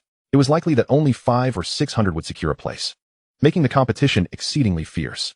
With the formation activated, the Beastmaster examination commenced. At the teacher's command, the candidates surged into the venue. Accompanying them were the Daxia spirit guards, tasked with ensuring the candidate's safety and preventing any form of cheating. However, they could only intervene in life-threatening situations. Outside the venue, the formation was maintained by the president and faculty of Qinglong Beastmaster University. Once all candidates had entered, the formation would seal the examination grounds, barring outsiders from entering during the proceedings. In the shadows, powerful members from the Beastmaster Association, led by Yu Shenghua, were also present. Their role was not only to safeguard the candidates, but also to lay traps to eliminate any infiltrating Fuso dark guards. However, the preparations made by Fuso this time evidently exceeded everyone's expectations. Chapter 12. The Invasion of Dark Guards. As Su Ze stepped into the formation, he was immediately engulfed by waves of heat. Turning back, he noticed that as the last person entered, the formation had closed, leaving only a hazy luminescence in view. The heat from the volcano was now trapped within the formation, unable to escape. "Wow, it's so hot here," Wang Zi, who was particularly sensitive to heat due to his stature, exclaimed as he wiped the sweat from his forehead. "Of course it is. Just look at what lies ahead." Su Ze pointed, directing their attention to a towering mountain devoid of a peak. Due to the climatic conditions, the area was filled with trees, albeit sparse coniferous forests that did not obstruct their line of sight. A thick plume of black smoke billowed from the mountaintop, while the heat waves created an illusion of rippling water in the air surrounding the summit. Wang Zi gulped nervously and remarked, "This volcano 1T erupts suddenly, will it? We are trapped in this wretched formation. If that happens, we 1T be able to escape." Su Yao, observing his apprehension, reassured him, "Fear not. For volcanoes have their eruption cycles. During dormancy, they accumulate energy for the next eruption. The Tianyan volcano is currently in a dormant phase, and it has not yet reached the time for another eruption. It will not erupt so easily." Wang Zi, patting his enviable chest that could incite jealousy among the girls, said, "With you saying that, Su, I feel much more at ease." He then noticed the people around them starting to take action and quickly added, "They've already begun. We must hurry to hunt the monsters, or we'll miss out on the enrollment tokens." However, Su Ze remained calm and smiled, saying, "What's the rush? 10 shards are required to form a single enrollment token, which means the 3 of us must find at least 30 monster beasts, assuming no duplicates. Considering the likelihood of repeats, we may need to slay over 100 monsters. That would be quite troublesome." Wang Zi, puzzled, asked, "Then what do you propose we do?" Su Ze waved his hand dismissively. "Naturally, we wait until others gather theirs and borrow from them. Isn't that a bit unethical?" Wang Zi inquired. "Not at all. Trust me, many share this mindset. After all, people tend to prefer taking the easy route." It was precisely because of everyone's ulterior motives that upon entering the formation, all quickly dispersed to avoid drawing attention, typically pairing only with a few acquaintances. Before long, only Su Ze and his companions remained. Su Yao turned to Su Ze and asked, "Where shall we go next?" Su Ze pointed towards the volcano and suggested, "Let us investigate over there." Since the examination committee deliberately chose the Tianyun volcano area as the testing ground, there must be a reason. We ought to explore it.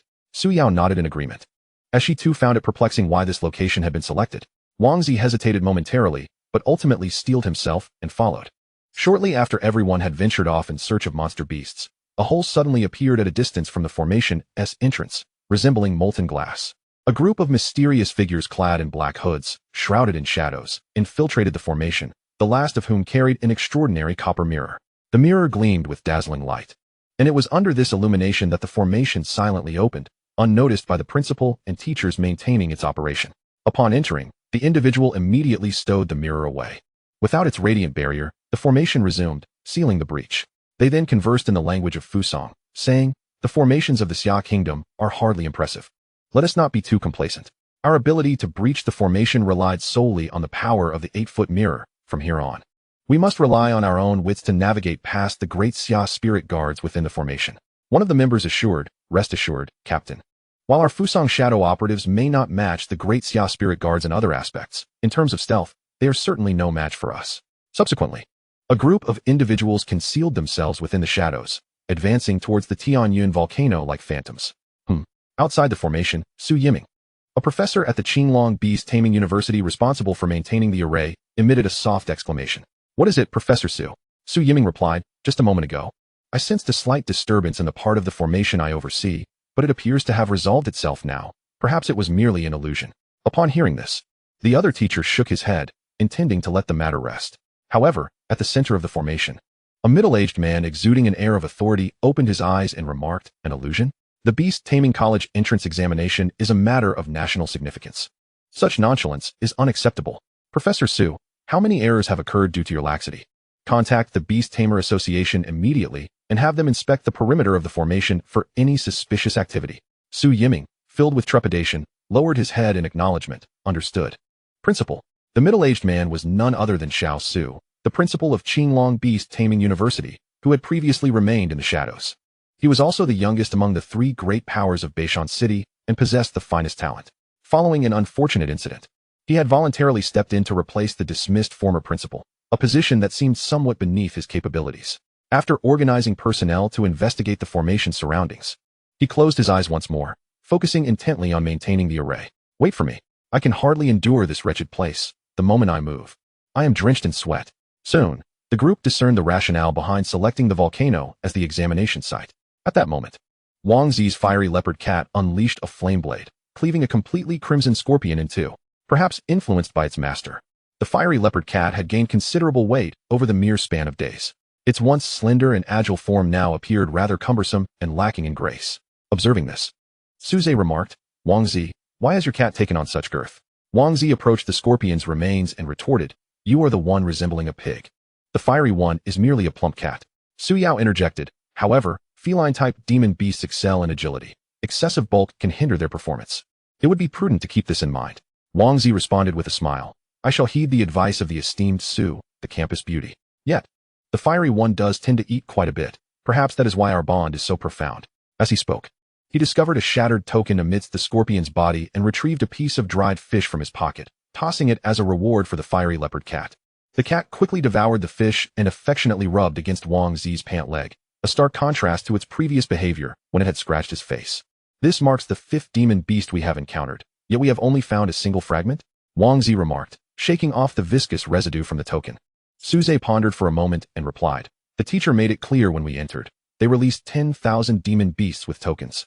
But that does not imply there are only 10,000 in this region.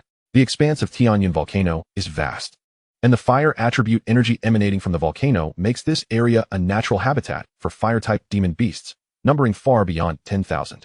The mythical beasts, driven by their inherent nature, draw near to the volcano to absorb the fiery essence. The more formidable the beast, the closer it will reside to the volcano. If my conjecture holds true, it is implausible to gather a complete set of enrollment tokens in the periphery of the volcano. The crucial components must certainly be concealed within the powerful beasts that dwell in close proximity to the volcanic region. Thus, we shall wait at the foot of the mountain. However, this is merely a pretext concocted by Su Ze. His true desire is to test whether he can approach the crater and cast the diamond egg into it for hatching. Nevertheless, his reasoning is not without merit. The likelihood of beasts near the volcano possessing fragments of the enrollment tokens increases significantly. Before long, Wang Zi had already collected 5 or 6 fragments, although 2 of them were duplicates. The fragments are glowing again, just ahead. The fragments of the enrollment tokens possess a mutual attraction effect, serving either to aid candidates in collecting them or to compel those concealing the fragments into a competition for them. Although Su Ze does not intend to actively hunt beasts for fragments, he does not mind acquiring them if they happen to be in his path. However, as the group rounded a tree that obstructed their view, they were confronted by a gutted pig-like beast and Lin He, whose hands were stained with blood as he awaited their arrival. Beside him stood another individual clad in the standard light armor of the Great Xia Spirit Guards. You truly made me wait, Lin He remarked with a cruel smile while wiping the blood from his hands. Lin He, you dare to seek trouble again? The lesson I imparted last time wasn't sufficient, was it? This time, I shall bring you down myself. Wang Zi exclaimed, stepping forward with eagerness. Previously, he had been thoroughly bested by Lin He and the fiery leopard cat, leaving him quite disgruntled. Now, emboldened by his newfound strength, he was eager to teach Lin He a lesson. The fiery leopard cat also bared its teeth at the Shuaphone wolf, then let out a belch. You fat fool. What gives you the right to challenge me? Suddenly, Lin He tore open his outer garment, revealing a beast tamer badge pinned to his chest. The badge bore 2 rings of stars, with the first circle adorned with 10 full stars, and the second circle containing only 1. A level 11 beast tamer? Wang Zi gasped, retreating a few steps to hide behind Su Ze and Su Yao. He's too formidable. I cannot handle him. I leave him to you. After all, he was merely a level 9 beast tamer, while Su Ze and Su Yao each donned a level 10 badge. Moreover, throughout their journey, Wang Zi had witnessed Su Ze and Su Yao in action against beasts that were not easily dispatched, proving them to be stronger than mere level 10. Yet at that moment, Su Ze was not focused on the provocatively taunting Lin He, but rather on the youth standing beside him. The young man appeared to be around 24 or 25 years old, bearing a striking resemblance to Lin He, and was clad in the standard light armor reserved for the Great Xia Spirit Guards. He cautiously inquired, Lin He, do you wish to engage me in combat before the Great Xia Spirit Guards? Lin He laughed derisively, boldly pointing at the young man. So what? This is my brother, Lin Jiang. Upon hearing the words, Lin Jiang shot him a sharp glare, then turned to gaze at Su Ze's chest, where the emblem of a level 10 Beastmaster gleamed. Is this the brat who broke your finger? Although it appeared that his rank was 1 level lower than his younger brother Lin He, it was said that he had contracted a golden tier monster, a disparity in bloodline rank that could easily compensate for the slight difference in levels. Moreover, having contracted a golden tier beast as his first, he ought not to have made an enemy. However, the fact remained that the other party had broken his brother's finger, an affront he simply could not tolerate. Thus, Lin Jiang stepped forward and declared, enough of this chatter. To avenge you, I specifically requested to take charge of their defensive duties along this route. But in 10 minutes, the guard will shift. After I teach him a lesson, I will take you to find a monster. The examination is of utmost importance.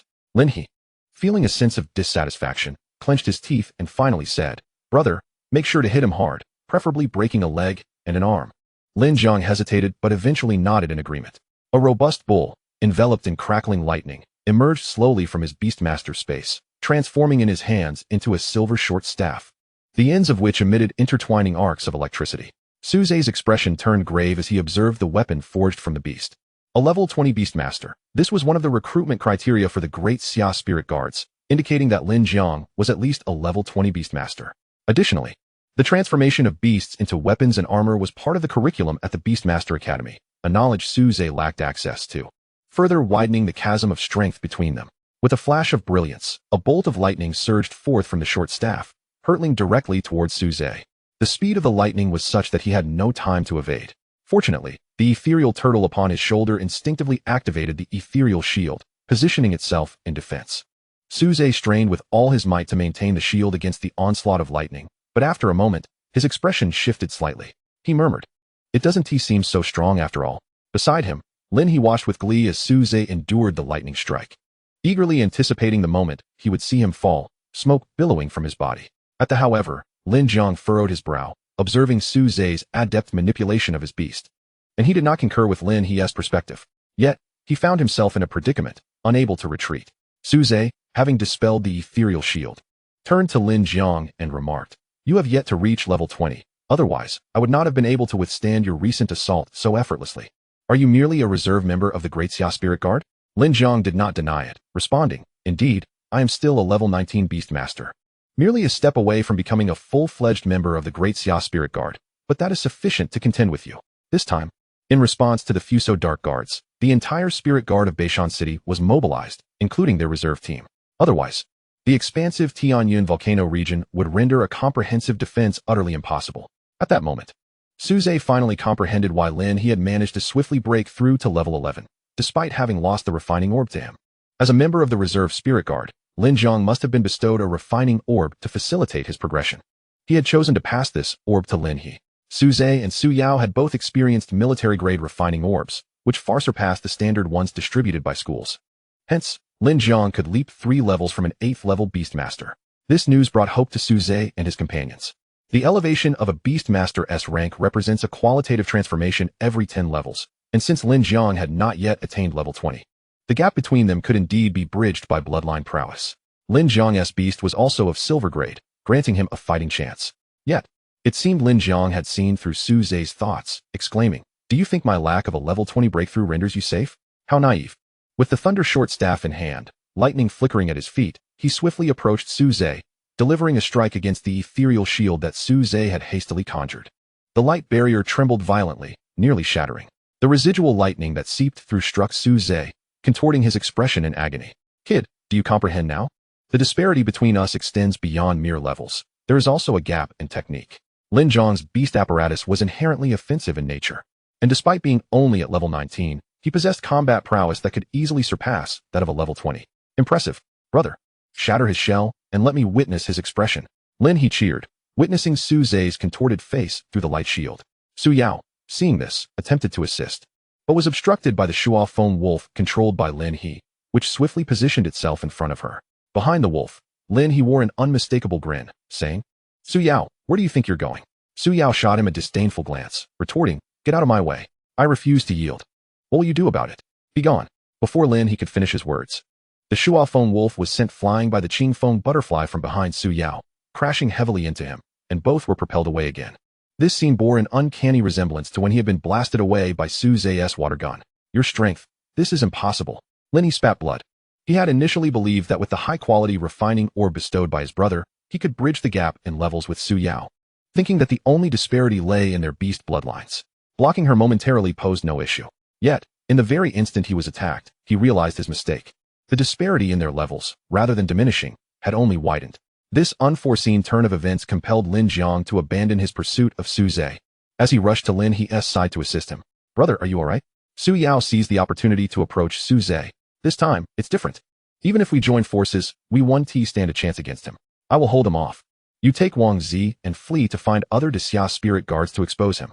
However, disregarding the warnings, Su Yao supported the electrocuted Su Ze and whispered in his ear, "I 1T leave. Have you forgotten? My father is a professor at the Beastmaster University. He taught me the techniques of beast weaponization." Chapter 14. The True Spirit Shield, so you can perform beast weaponization? Su Ze inquired, gazing at Su Yao with anticipation. Yet, Su Yao awkwardly shook her head. Although my father taught me, this technique requires a high level of mental strength. Moreover, I have only recently contracted the Qing foam butterfly, so I have yet to succeed. She quickly added, however, once I refine 2 spirit refinement pearls and break through to the 13th level, my mental strength should suffice. Yet, Su Yao herself lacked confidence. Nevertheless, Su Ze gritted his teeth and declared, never mind, practice makes perfect. Share the method with me, whether we live or die. We must try. Su Yao promptly divulged the technique of beast weaponization. The method was not overly complex and could be summarized in a few sentences. In essence, one must use mental strength to communicate with their contracted beast through the beast contract, establishing a connection to manipulate it into reshaping into armor or weaponry. The challenge lay in the reshaping process. Any slight misstep would inflict extreme pain upon the beast, provoking fierce resistance that could lead to failure. My father said that even at the Beast Master University, students must undergo extensive practice and repeated attempts to master beast weaponization and armorization techniques. Given the current circumstances, time is too tight. While he tends to Lin He, we must flee. Before Su Yao could finish her sentence, she beheld the spirit turtle in Su Ze's hand shimmering with golden light, which soon transformed into a golden shield. You succeeded just like that? Su Yao exclaimed in disbelief. She had trained her mental strength since childhood, yet she had never successfully performed beast weaponization after becoming a beast master. Scratching his head, Su Ze remarked, "It doesn't seem as difficult as you described." Su Yao appeared quite disheartened. To successfully execute beast weaponization, 2 crucial factors are powerful mental strength and intimacy with the beast. Su Ze possessed an extraordinary mental talent, and after his transcendence, the fusion of 2 lifetimes granted him even greater aptitude. Furthermore, it was uncertain whether it was due to the contract being established through the system. But his intimacy with the spirit turtle was remarkably high. It was precisely because he met both requirements that Su Ze succeeded in performing beast weaponization on his first attempt. Meanwhile, Lin Jiang, having confirmed that his brother Lin He was no longer in mortal danger, breathed a sigh of relief. As I turned my gaze, I chanced upon Su Ze completing his beast weaponization. Has he truly mastered beast weaponization so swiftly? This seems implausible. During my tenure at Beast Master University, I dedicated a full 6 months to grasp this skill, achieving a level that was considered above average. How could he, a mere candidate yet to pass the Beast Master entrance examination, accomplish this? Initially, my animosity towards Su Ze stemmed from his injuring my younger brother, fracturing his finger. However, my feelings have now evolved into a complex mix of astonishment, envy, jealousy, and fear. Fortunately, his beast weaponization specializes in defense rather than offense. And as he has just learned this technique, it will take him some time to master it. I must seize this opportunity to eliminate him. When faced with a genius of Su Ze's caliber, forging an alliance with them at the earliest opportunity is undoubtedly the wisest course of action. Yet, it is evidently too late, and Lin He's animus towards Su Ze has become a matter of life and death. Therefore, to prevent future retribution, the most prudent choice is to incapacitate him here and now. Lin Jiang tightened his grip on the short rod in his hand, and the ethereal form of the Thunder Bull materialized behind him. The Thunder Bull, a silver-tier beast, was currently at level 19, just as he was. The apparition signified that he had maximized the power of the Thunder Rod he had weaponized, intending to vanquish Su Ze with a single strike. With a fierce motion, the Thunder Rod in Lin Jiang's grasp, initially a mere half-meter in length, suddenly extended to over 10 meters, still while he remained rooted in place. The rod now hovering ominously above Su Ze's head. It was a staff entirely composed of lightning, brought down with great force by Lin Jiang's arm. Su Ze hastily raised his shield, resembling a turtle's shell, to protect himself. The shield, transformed from the ethereal turtle, was the true ethereal shield. Far sturdier than any skill-based defense. The staff crashed down with tremendous force. Su Ze barely managed to catch it, dropping to one knee as the violent lightning caused his hair to stand on end. Yet, after a brief moment, he mustered the strength to rise again. Lin Jiang's full-force strike had ultimately been thwarted by the ethereal shield. The spectral form of the lightning staff dissipated quickly after being blocked, and Lin Jiang stared in disbelief at the now half-meter short rod remaining in his hand, muttering incessantly, "This is impossible." He could scarcely fathom that his most powerful attack had been effortlessly absorbed by Su Ze without causing any harm. At that moment, Su Ze, rotating his shoulders to ease the numbing sensation from the electric shock, declared, "Your assault has concluded. Now it is my turn." Lin Jiang looked up at Su Ze, gritting his teeth and retorting, "Even if my attack fails to penetrate your defenses, your beast weaponization is defensive in nature, so your counterattack will be ineffectual against me." Su Ze replied with a smile, "Indeed, but I intend to use your own power against you." Before Lin Jiang could comprehend Su Ze's words, he witnessed the shield in Su Ze's hand beginning to shimmer with lightning. All to be returned. This was the newly acquired ability of the ethereal shield. Any attacks it had absorbed were preserved within. The Beast Master could then choose the opportune moment to unleash the absorbed energy back at their opponent. But only one attack could be stored at a time. After being released, a period of cooling is required before one can continue to absorb attacks. Su Ze had just absorbed Lin Zhang's assault, and, during Lin Zhang's moment of weakness, returned it in full. Thunder burst forth from the shield, striking Lin Zhang like a serpent of lightning. In this critical moment, he hastily dispelled the beast manifestation of the thunderous rampaging bull, positioning it in front of himself as a shield. The thunderous rampaging bull had just regained its form and emitted a gentle moo to express affection toward its master when it was struck directly by the bolt of lightning. Fortunately, as a beast of the lightning attribute, it possessed a remarkable resistance to such attacks. Though it experienced pain, it was not fatal. Lin Zhang, sheltered behind it, was similarly unscathed. I've been shocked for so long. It's time for me to return the favor, Su Ze exclaimed with exhilaration. Since confronting Lin Zhang, he had remained on the defensive, enduring electric strikes, but now he had decisively turned the tide. Once the shield had released all of its stored power, the thunderous rampaging bull collapsed, the air filled with the aroma of grilled steak. Lin Zhang promptly retracted the thunderous rampaging bull into the beast's space and rushed to lift Lin He, exclaiming, "Let us go." The two swiftly escaped, disappearing into the thicket with a few leaps. How could they get away? Aren't we pursuing them? Especially that Lin Zhang. How dare he engage in favoritism as a member of the Great Xia Spirit Guard? Not even the reserves are exempt, Wang Ziyu said, filled with indignation. Yet, he observed Su Ze, utterly fatigued, collapse onto the ground. In his hand, the ethereal turtle had reverted from its beast manifestation, retreating entirely into its shell, resembling a timid turtle. If you wish to pursue, go ahead. His beast still possesses combat capability. But my ethereal turtle has just undergone an overload from absorbing attacks, and now requires a period of rest to recover. If you catch up to him, you can fight him, Wang Ziyu retorted, retracting his neck. Then I shall let them be. Su Ze sighed in relief, grateful that Lin Zhang had chosen to flee in the end. Otherwise, the outcome could have been dire. Chapter 15. The guide party. Upon realizing that no one was pursuing them, Lin Zhang finally released Lin He, who gasped for breath. Brother, why are we running away? Lin He protested, unwilling to accept the retreat.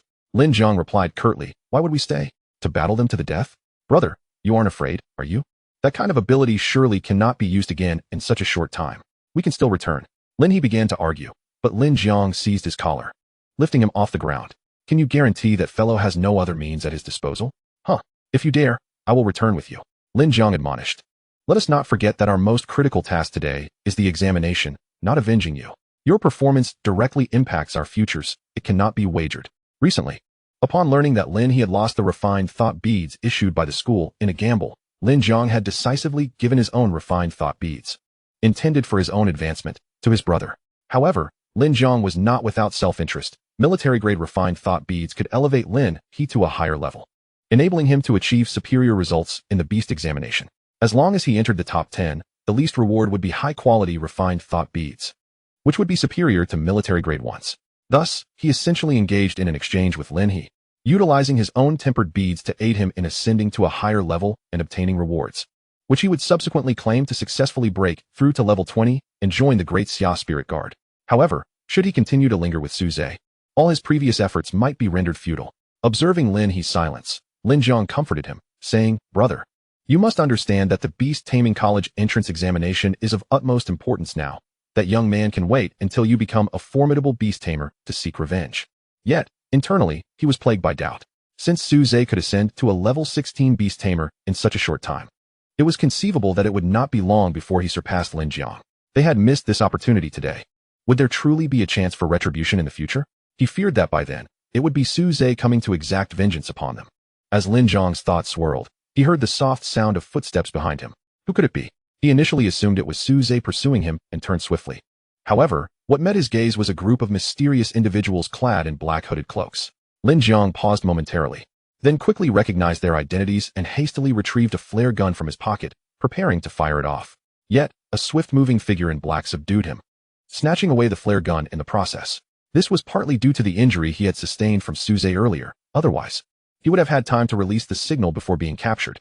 Lin He was also easily subdued, and upon hearing the name of the Fusang Shadow Guards, he became so frightened that his legs turned to jelly.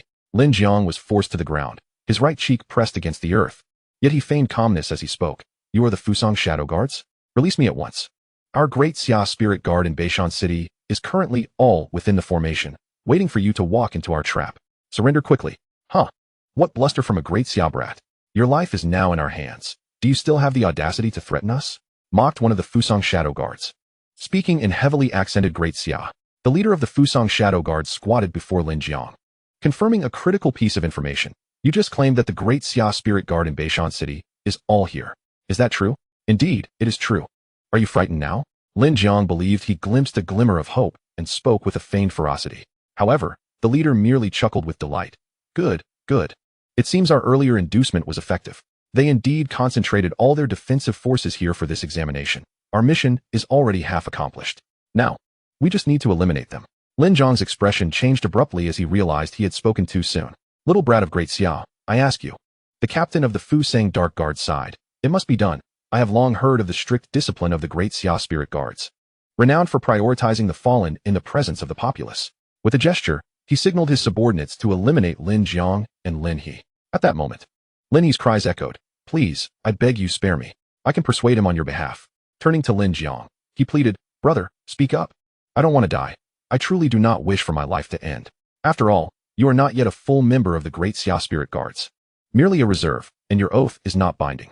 Moreover, I am also a citizen of Great Xia, under the protection of the Spirit Guards. Just consider this as safeguarding me, and you can relay that to them. Seeing a glimmer of hope in the situation, the captain of the Dark Guards instructed his men to halt momentarily. Meanwhile, Lin Jiang, who had been wavering at the brink of death, found his resolve faltering under the weight of Lin He's sobs. The terror of mortality gradually overwhelmed his determination. Finally, he spoke. To prevent our defenses from being compromised or any of us being bribed, the security of the Tianyin volcano area is dynamic. We receive updates periodically at the assembly point. If attendance is lacking, the examination will be immediately halted, and we will commence searches.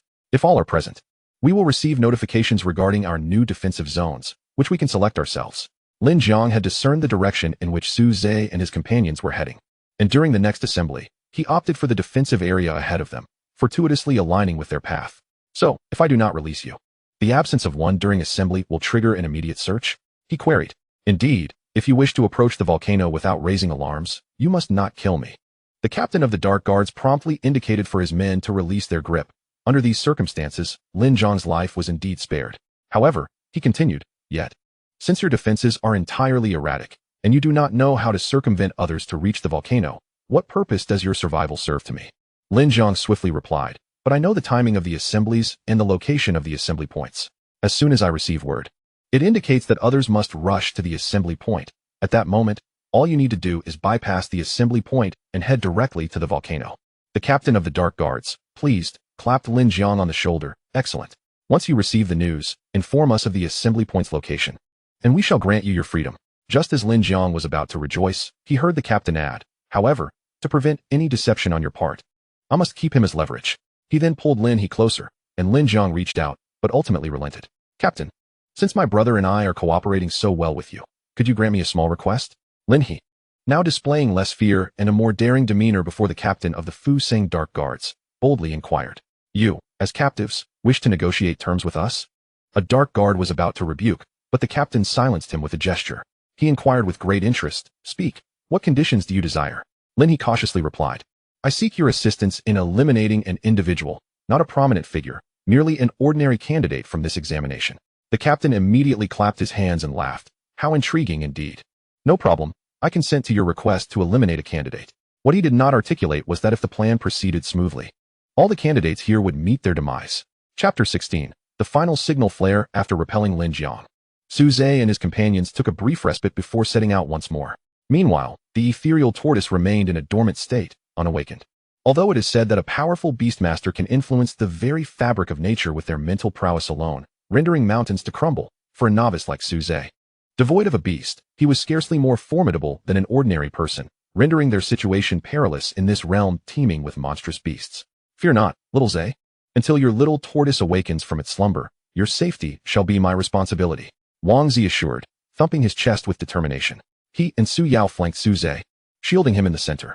While Wang Zi may have seemed somewhat unreliable, Su Yao's strength was indeed dependable. As long as they did not encounter individuals like Lin Jiang, who lacked sufficient awareness, they would face no substantial threats. After traversing further, the Tianyin volcano appeared to be within reach, with waves of heat intensifying with each step. Yet, as the saying goes, one may gaze upon a mountain but still have a considerable distance to traverse. At this moment, Wang Zi was drenched in sweat, appearing as though he had lost considerable hydration. Su Ze even speculated that if they drew any closer to the volcano, Wang Zi's very fat might be rendered into vapor. Not only he, but Su Yao and Su Ze also felt the oppressive heat.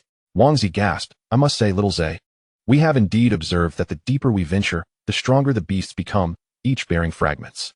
However, we have nearly gathered enough fragments. Is it truly necessary to press further? As you mentioned, we could simply borrow the rest from others." Su Ze responded, "At this juncture, I shall not conceal the truth from you any longer. My purpose for venturing into the volcano extends beyond merely collecting fragments. I have important matters to attend to. Hence we must proceed deeper. This matter pertains to me alone. I shall continue the journey by myself." Wang Zi queried, "How far must we travel?" "Until we reach the volcano's mouth." "Good heavens, are you planning to learn how to swim naked at the volcano's edge?" Su Yao wiped the sweat from her brow and interjected, "Your beast is currently in slumber. I cannot abandon you. The volcano's mouth is merely a destination I too wish to witness." Wang Zi lamented, "You two are quite the harmonious duo, leaving this single dog in a pitiful state. Very well. To prevent anyone from accusing me of unfaithfulness, I shall join you. I refuse to believe that I could truly be fried like some delicacy." Just then, an unusual sound emanated from the ethereal tortoise resting on Su Ze's shoulder, as it gradually extended its limbs and head from its shell, stretching its form. Finally, it had awakened. Su Ze exhaled a sigh of relief. Water prison technique. This was originally a skill designed to ensnare others, yet at this moment, Su Ze employed it on himself and his two companions. 3 orbs of water materialized from thin air, encasing them within, as the refreshing streams enveloped their bodies, effectively isolating them from the temperature while replenishing their hydration. Just before the onset of suffocation, Su Ze dissolved the watery prison. Ah, what relief! Wang Zi inhaled deeply, savoring the sensation. Su Yao's complexion also improved considerably, but soon she realized her clothes were drenched, leaving her somewhat exposed. Fortunately, the ambient temperature remained high, and within moments, the moisture on her garments evaporated. The trio took a brief respite, preparing to set off once more. Suddenly, they heard the sounds of fierce combat nearby, accompanied by curses in a foreign tongue. The 3 exchanged alarmed glances. Something was amiss ahead. Had the Fuso covert operatives infiltrated? Not long ago, Lin Jiang, captured by the Fuso operatives, anxiously awaited news of a rendezvous. Several impatient operatives, unable to contain themselves, had repeatedly threatened him. Finally, Lin Jiang sprang to his feet, his face alight with exhilaration, as the bracelet on his right wrist began to shimmer with light. A message had arrived. It was from Captain Guo Linshan, summoning them to assemble. "Why aren't you looking at it yet?" Lin Jiang exclaimed, startled, as he hurriedly read the message. He then looked up and announced, "The assembly point is in the East 30 area. If you intend to head towards the volcano, you must proceed north. There should be no issues." One of the operatives twisted Lin Jiang's wrist to examine the message himself, causing him to grimace in pain. The operative then turned to the captain and reported, "The information checks out. He is not lying." The captain of the operatives replied, "Excellent. Then we shall adhere to our agreement. You may leave, but your brother must remain behind to prevent any deceit." "Not a problem. After I depart, you should wait a while before setting off, ensuring that nearly everyone has gathered at the assembly point." The Fuso operative retorted, "You need not concern yourself with that. Little brat from the Great Xia." They subsequently released Lin Jiang, who glanced back at his restrained brother before hastening towards the assembly point. Meanwhile, Lin He remained blissfully unaware of the peril, repeatedly insisting, "My brother is cooperating with you. You must fulfill your promise. Rest assured." At Tianyuan Volcano, East 30 area. For defensive convenience, the Great Xia Spirit Guards had delineated the 4 cardinal directions surrounding Tianyuan Volcano into 100 zones each. The central volcano was divided into 50 zones, totaling 550 personnel. While this may seem insufficient, the Great Xia Spirit Guards were indeed the elite of the elite. The entire Eastern 3rd Division, along with the reserve team, barely managed to assemble such numbers. In previous years, the Beast Master examinations required far fewer personnel for defense, but this year, under the blatant threats of the Fuso operatives, it was an exception. Upon arriving at the East 30 area, Lin Jiang was intercepted by an individual who inquired, "Lin Jiang, I believe I just heard sounds of quite intense fighting from the area you oversee. What is going on?" The condescending tone suggested that one might mistakenly think he had already attained the rank of a formal spirit guard. In reality, he was merely a reserve member like Lin Jiang, albeit having ascended to level 20 due to the consumption of the Essence Pearl. With only the final oath standing between him and becoming a formal spirit guard. "This is none of your business," Lin Jiang retorted sharply before stepping into the ranks. "Humph. A mere amateur who has yet to break through dares to act so arrogantly. I look forward to witnessing your expulsion from the reserves." After the commotion had died down, the captain of the 3rd Squad, Guo Linshan, commenced the roll call. 548, 549. One person is missing. Guo Linshan's expression shifted dramatically, recognizing the urgency of the situation that warranted an immediate halt to the examination and heightened alertness. Just then, a voice rang out. Report, Captain. Sun Hao, in charge of the North 57 area, suddenly fell ill just before receiving the message. He asked me to check in and convey that he will arrive shortly. Guo Linshan exhaled in relief but couldn't suppress a disdainful snort. Disorganized and undisciplined. I shall teach this fellow a severe lesson later. However, unbeknownst to him, Lin Jiang, upon hearing this, began to perspire profusely. The North 57 area was precisely the route the Fusang Shadow Guards would traverse en route to the volcano. He hoped they would not intersect. Yet, the most feared scenarios often come to pass. Just as his anxiety peaked, a signal flare erupted in the northern sky, dazzlingly bright. Chapter 17. The gap between individuals, it's a signal flare. We have an emergency. In that instant, those whom Guo Linshan had deemed to be lacking in discipline became impeccably synchronized, their expressions resolute as they awaited his command. Even the members of the reserves mirrored this unity. However, upon closer inspection, one individual consistently lagged behind, drenched in sweat. The reserve shall notify all students that the examination has concluded and assemble at the entrance of the formation. The rest will accompany me to the North 57 area. Guo Linshan commanded loudly. Understood. The assembly moved in unison. The reserves swiftly detached from the ranks, scattering to locate the students spread across the examination site. Fortunately, they possessed a unique method to pinpoint the students' locations, the Beast Tamer badge. This was one of the reasons candidates were required to wear the badge. The others followed Guo Linshan towards the North 57 area. All were beast tamers of level 20 or above, while they could not yet fly. They had mastered the art of beast armor transformation, which augmented their speed, allowing them to reach the North 57 area swiftly. Naturally, the first to arrive was the most powerful, Guo Linshan, soaring through the air, who immediately spotted Sun Hao lying on the ground alongside two familiar figures. Those figures were Su Yao and Wang Zi, all three appearing somewhat disheveled. Sun Hao's arms were empty, while Wang Zi held a spent signal flare. Yet Su Ze was nowhere to be found. What are you doing here? What happened? Where's Su Ze? Guo Linshan, upon landing, examined the fallen Sun Hao while furrowing his brow, puzzled as to why the trio had separated. Fortunately, despite Sun Hao's tragic state of having lost both arms, he had managed to survive. Su Yao, still somewhat shaken, spoke. We were nearby with Su Ze when we heard the sounds of a fierce battle. Upon our arrival, we witnessed a group of individuals clad in black mercilessly assaulting our esteemed spirit guardian. At that moment, other members of the Great Xia Spirit Guard began to arrive. And upon hearing their accounts and observing the plight of their comrade, their expressions bore a mixture of sorrow and resolve.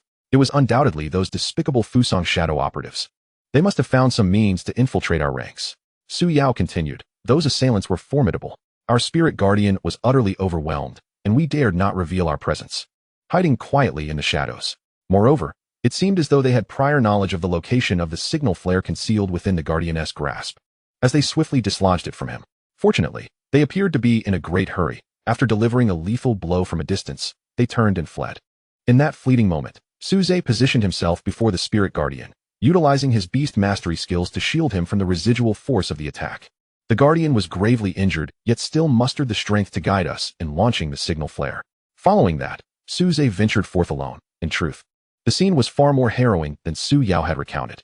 The black-clad assailants not only accurately struck down the concealed signal flare, but also, upon failing to eliminate Sun Hao swiftly, opted to sever his hands to prevent any further resistance. They then unleashed a continuous damage skill reminiscent of a cyclone blade, intending to prolong Sun Hao's suffering as they made their escape, seemingly in haste. Su Ze only emerged to mitigate the remnants of the skill's impact as they departed, unable to withstand the full force himself. Subsequently, he employed the healing abilities of the spirit turtle to tend to Sun Hao's injuries, preserving his life. He instructed Su Yao and her companion to wait for the Great Xia Spirit Guard to arrive while he pressed onward alone towards the volcano, appearing to pursue the fleeing Fusang Shadow operatives. Hearing this, Guo Linshan furrowed his brow and remarked, "This is absurd. With his strength, what could he achieve even if he catches up to them?" He initially believed Su Ze intended to confront the Fusang operatives alone, and while he was touched by his spirit, he could not help but worry for Su Ze's safety. Yet, he was undaunted by the prospect of sacrifice, for he was a true son of the Great Xia Spirit Guard. Little did he know, Su Ze was merely seeking to hasten to the volcano to attend to the egg, fabricating a suitable pretext. Unbeknownst to him, his destination coincided with that of the Fusang operatives. Su Yao then added, "By the way, if I am not mistaken, a candidate in this examination named Lin He was captured by that group of black-clad individuals." Lin He? Guo Linshan pondered, finding the name somewhat familiar. A nearby voice interjected. Team leader, there's a member in the reserve team named Lin Jiang. He is Lin He's brother. With the names Lin Jiang and Lin He now linked, it became evident that the enemy's decisive action at the moment of our assembly, along with their precise knowledge of the signal flare's location, found a reasonable explanation. It is evident that he has discerned that Lin Jiang is problematic. While he had previously held a deep admiration for Su Ze, he now harbors a profound disdain for the Lin brothers. However, the immediate priority is to thwart the conspiracy of the Fuso Dark Guards, and as for Lin Jiang, he shall be dealt with under military law at a later time. The disparity between individuals can sometimes exceed that between man and beast. Guo Linshan snorted coldly. Although we are currently at a disadvantage, their decision to abduct the examinees and act in unison is a grave error. Indeed, they soon detected that Lin He's badge was rapidly moving and drawing closer to the volcano. Guo Linshan also noticed that Su Ze's badge was similarly en route to the volcano. I hope nothing untoward befalls that lad. My admiration for him grows ever deeper, and I wish for his safety. These Fuso scoundrels indeed intend to make a move on the volcano. You lot, first escort these two children back. The rest of you, accompany me. The group swiftly made their way toward the volcano, while a few remained behind to ensure Su Ze and the others returned to the formation's entrance. Along the way, the two of them frequently glanced back, worry etched upon their faces, concerned for Su Ze's safety. Yet they understood that returning alone would only complicate matters. Rest assured, Captain Guo has taken many with him. Those Fuso individuals are few in number. There should be no issue. Let us hope so. Captain, a young lad, just now aided that Xia spirit guard by deflecting the final blow, allowing him to survive. Why can't I go and eliminate them all? Not far from the Tianyun volcano, a Fuso dark guard could no longer restrain his curiosity. Although they had departed in haste, their superior ranks afforded them a clear recollection of the moments as they left. Encountering that Xia spirit guard was already an unexpected delay, had everything not proceeded smoothly afterward. I would have doubted that lad's concern for his brother and his intent to scheme against us. Moreover, sometimes an injured individual can obstruct more people for a longer duration than a dead one. Thus there is no need to waste time over a trivial child. Yet, Captain, that child has mastered beast weapon transformation at such a young age and even withstood my attack. Even if merely the residual force indicates his beast should be of golden caliber, such a prodigy is indeed a potential calamity. The captain replied nonchalantly. Remember, as long as our plan succeeds, no matter how talented he may be, he is of no consequence. Understood, Captain. At that moment, Lin He, who had been held by the Dark Guard captain, began to squirm. He turned around excitedly and said, "Is the person you just mentioned tall and slender, reasonably good-looking?" And transformed his beast weapon into a shield? The captain did not respond immediately. Instead, he raised an eyebrow and asked, "Do you understand our language?" Lin He replied, "I have been interested in Fuso culture since childhood and have self-studied some."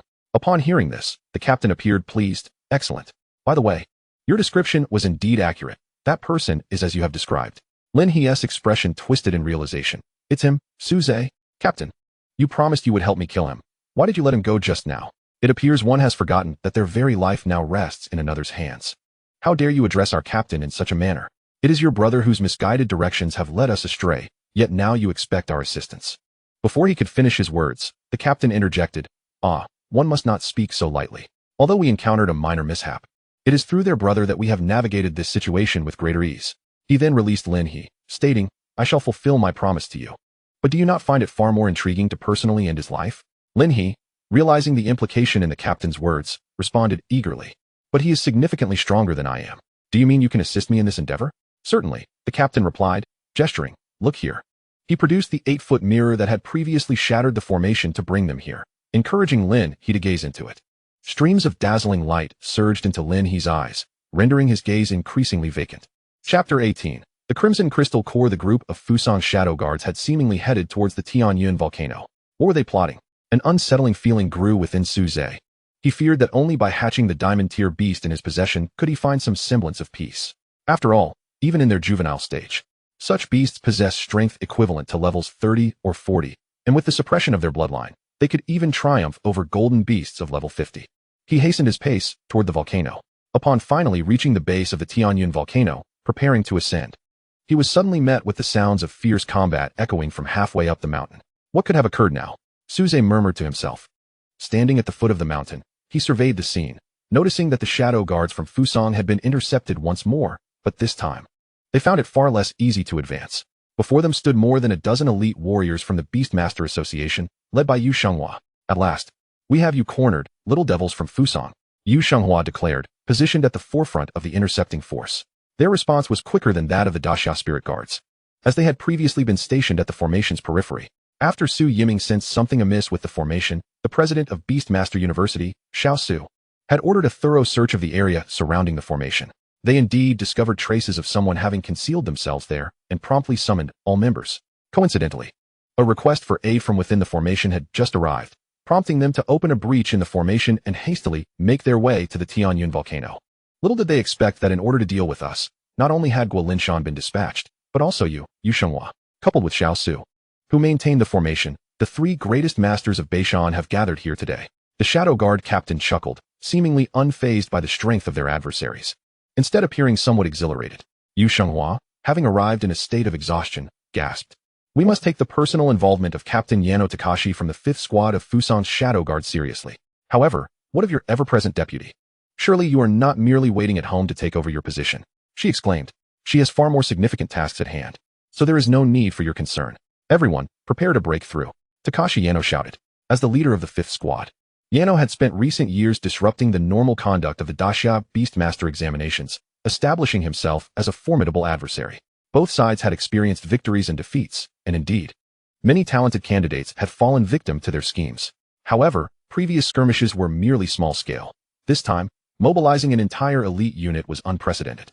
The hidden forces of Fusang excelled in stealth, tracking, and assassination, lacking proficiency in direct breakout combat. Nonetheless, the Beastmaster Association was not a military organization like the Daxia Spirit Guard, and their numbers were comparatively fewer.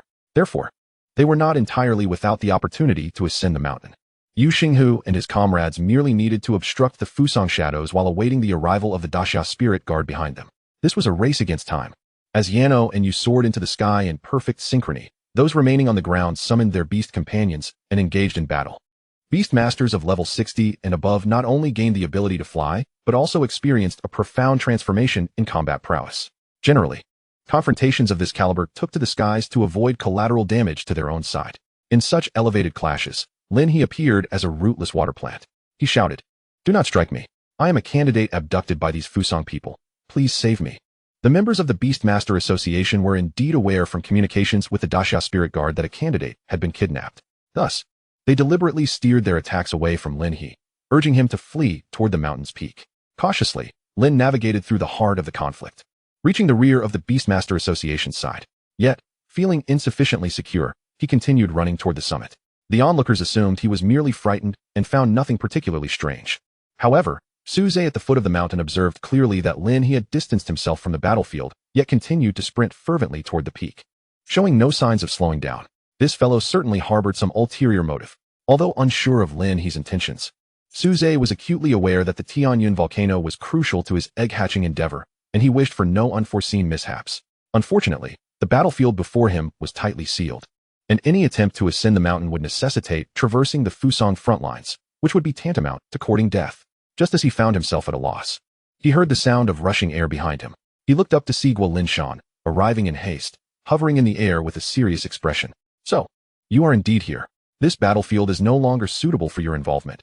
You must return at once." With the emergence of Guo Linshan, the squad leader, it signified that the rest of the Daxia Spirit Guard was not far behind.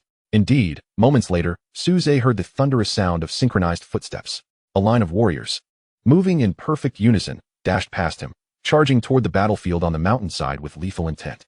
"Fusang scoundrels, those who dare harm my brothers shall pay with their lives. Return, for we are here."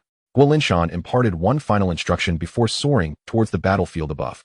"Very well," Su Ze responded with a firm nod. At that moment, Yu Xinghua in the sky finally exhaled a sigh of relief.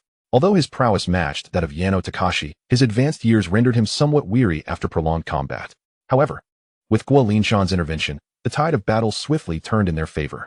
On the ground, the once beleaguered members of the Beastmaster Association, bolstered by the Daxia Spirit Guards, began to overpower the Fusang Dark Guards. "Huh, little devils, it seems your plans are destined for failure." Yu Xinghua laughed heartily as he observed the unfolding chaos below. Meanwhile, Yano Takashi, struggling under the relentless assault, cast a furtive glance towards the mountain summit and murmured, "Who knows?" This glance went unnoticed by his adversaries. At the foot of the mountain, Su Ze had not truly departed. Seizing the opportunity while the Fusang Dark Guards were thoroughly suppressed, he rapidly ascended towards the summit. To enhance his speed, he had the spirit turtle cling to his back. unleashing powerful jets of water to propel him forward. The Daxia spirit guards, aware that their captain was keenly interested in this candidate, did not hinder him. In fact, they willingly cleared a path, allowing Su Ze to reach the mountaintop with ease. The intense heat compelled him to frequently instruct the spirit turtle to redirect its stream, spraying water over him. Yet, even drenched, the scorching temperature evaporated the moisture almost instantaneously. Upon reaching the summit, Su Ze spotted Lin He, who stood at the volcano's edge, enduring the searing heat. Unlike Su Ze, who could continually cool himself, Lin He's garments had been reduced to mere tatters, and his body bore extensive burns, replete with blisters and a hue reminiscent of cooked flesh. Remarkably, he seemed impervious to pain. Clutching an unusual bronze mirror that exhaled a crimson crystal-like object towards the volcano's maw. Sensing Su Ze's approach, he turned his head, revealing a visage ravaged by the lava's proximity, with flesh decayed and bone exposed. His once vibrant eyes now burst and devoid of sight. It was a miracle he still drew breath, yet he recognized Su Ze's presence. "Huh, you've come, but you shall perish. You all shall die," rasped his parched throat in a voice that was almost inhuman. At that moment, the bronze mirror expelled the object entirely. A crimson crystal, the size of a human head, plummeting straight into the blood-red lava below. Chapter 19. The 8-foot mirror. As the red crystal was engulfed by the lava, the volcano momentarily fell silent. Yet, in the next instant, the ground quaked violently. The lava roared ferociously, its tumultuous sound echoing in the ears of all present. Not only at the mountain's base, but even Su Yao and Wang Zi, who had just arrived at the formation's entrance, felt the intense tremor. "Surely, the volcano is not about to erupt?" Wang Zi exclaimed, his eyes wide as he looked towards Su Yao for reassurance. It should not have been the case. The Tianyan volcano was far from reaching its eruption cycle. Before Su Yao could finish her words, she suddenly saw the distant volcano's crater spout a few droplets of lava. And the tremors of the earth intensified. "My ominous predictions have come true. It has truly erupted." The students, who were previously bewildered and uncertain as to why the examination had been halted, immediately descended into chaos. "A volcano! It's a volcano! It is about to erupt. Everyone run." People rushed towards the narrow exit of the formation, pushing and shoving each other in a desperate bid for survival. However, there were simply too many examinees, and the exit was far too narrow. Escape within such a brief period was utterly impossible. The crowd erupted in complaints. Why, at such a critical moment, has the examination been cancelled, yet this wretched formation remains unbroken? Was it not intended to prevent our cheating? At the very end of the line, Wang Zi and Su Yao frequently turned to glance back, yet they could not catch sight of that figure returning. Meanwhile, beside the volcano's mouth, Su Ze narrowly evaded several splashes of lava that erupted forth. "What on earth have you done?" Su Ze, encased within a water orb, rushed to the edge of the volcano, gazing at the crystal core engulfed by lava. "I merely added a bit of fuel to this volcano," Lin He stammered. Su Ze did not expect to extract any information from his lifeless demeanor. Nevertheless, if it merely meant hastening the volcano's eruption, perhaps he could find a way to prevent it. He retrieved a diamond-grade beast egg from the system space. The 3 fiery red markings on the egg became increasingly vibrant in response to the volcanic heat, resembling 3 ribbons of flame entwined around the egg. Subsequently, Su Ze lifted the beast egg above the volcano's mouth and let it drop. But it was akin to tossing a pebble into the ocean. Watching it be swallowed by the lava without causing a ripple, the earth continued to tremble, and the lava continued to churn. Lin He mocked, "Haha. At such a time, are you hoping to barbecue by tossing an egg down?" Su Ze paid him no mind. He believed that even if it appeared ineffective now, the hatching of the diamond-grade beast egg would require ever-increasing heat, surely calming the volcano. Meanwhile, the 3 battling in the sky felt the changes occurring within the volcano below, and their expressions shifted dramatically. However, their reactions differed. Shino Ryu exhibited a smug demeanor, reveling in the success of his plan, while Guo Linshan and Yu Shenghua appeared gravely concerned. "There seems to be someone by the volcano's mouth. One is Su Ze. But who is the other?"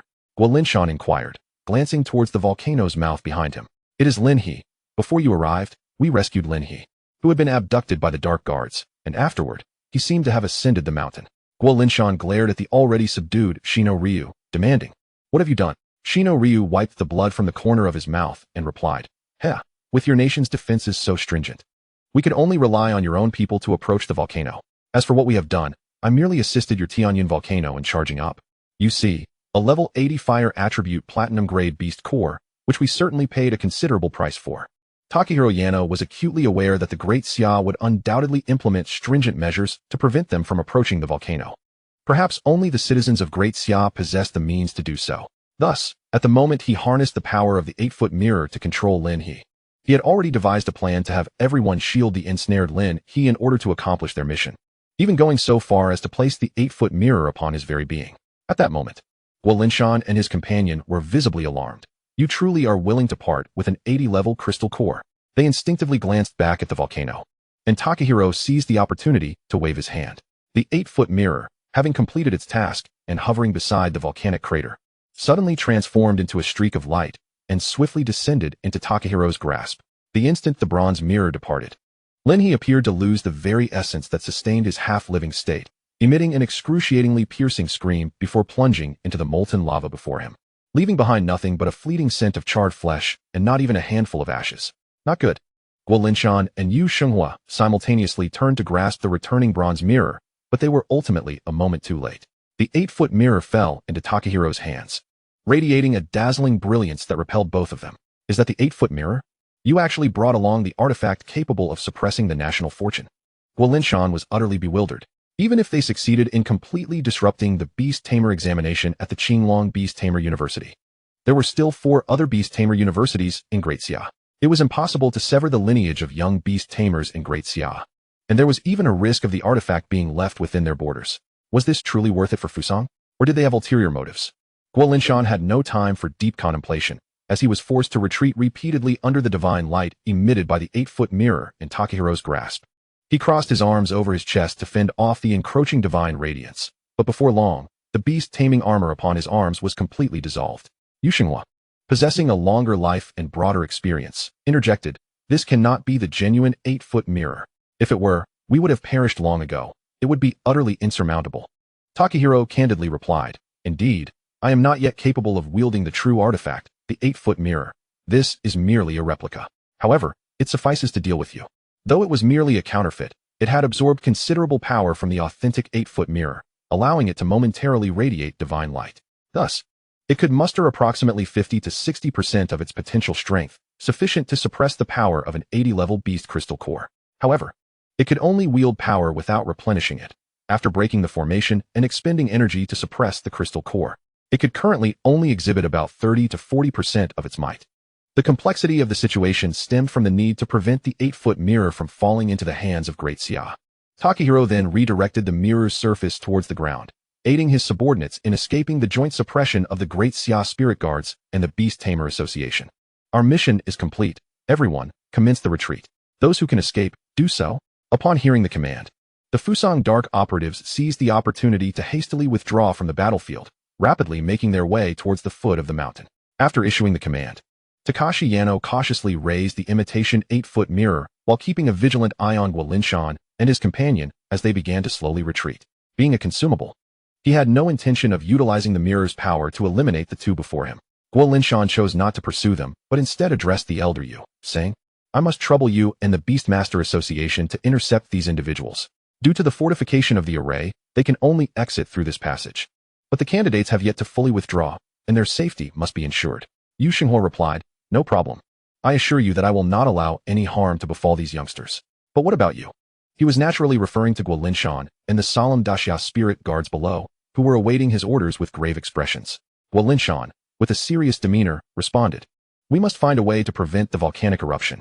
Once the Tianyun volcano erupts, catalyzed by the core of an 80-level demon beast, nearby cities, including Beishan, will be unable to escape its wrath.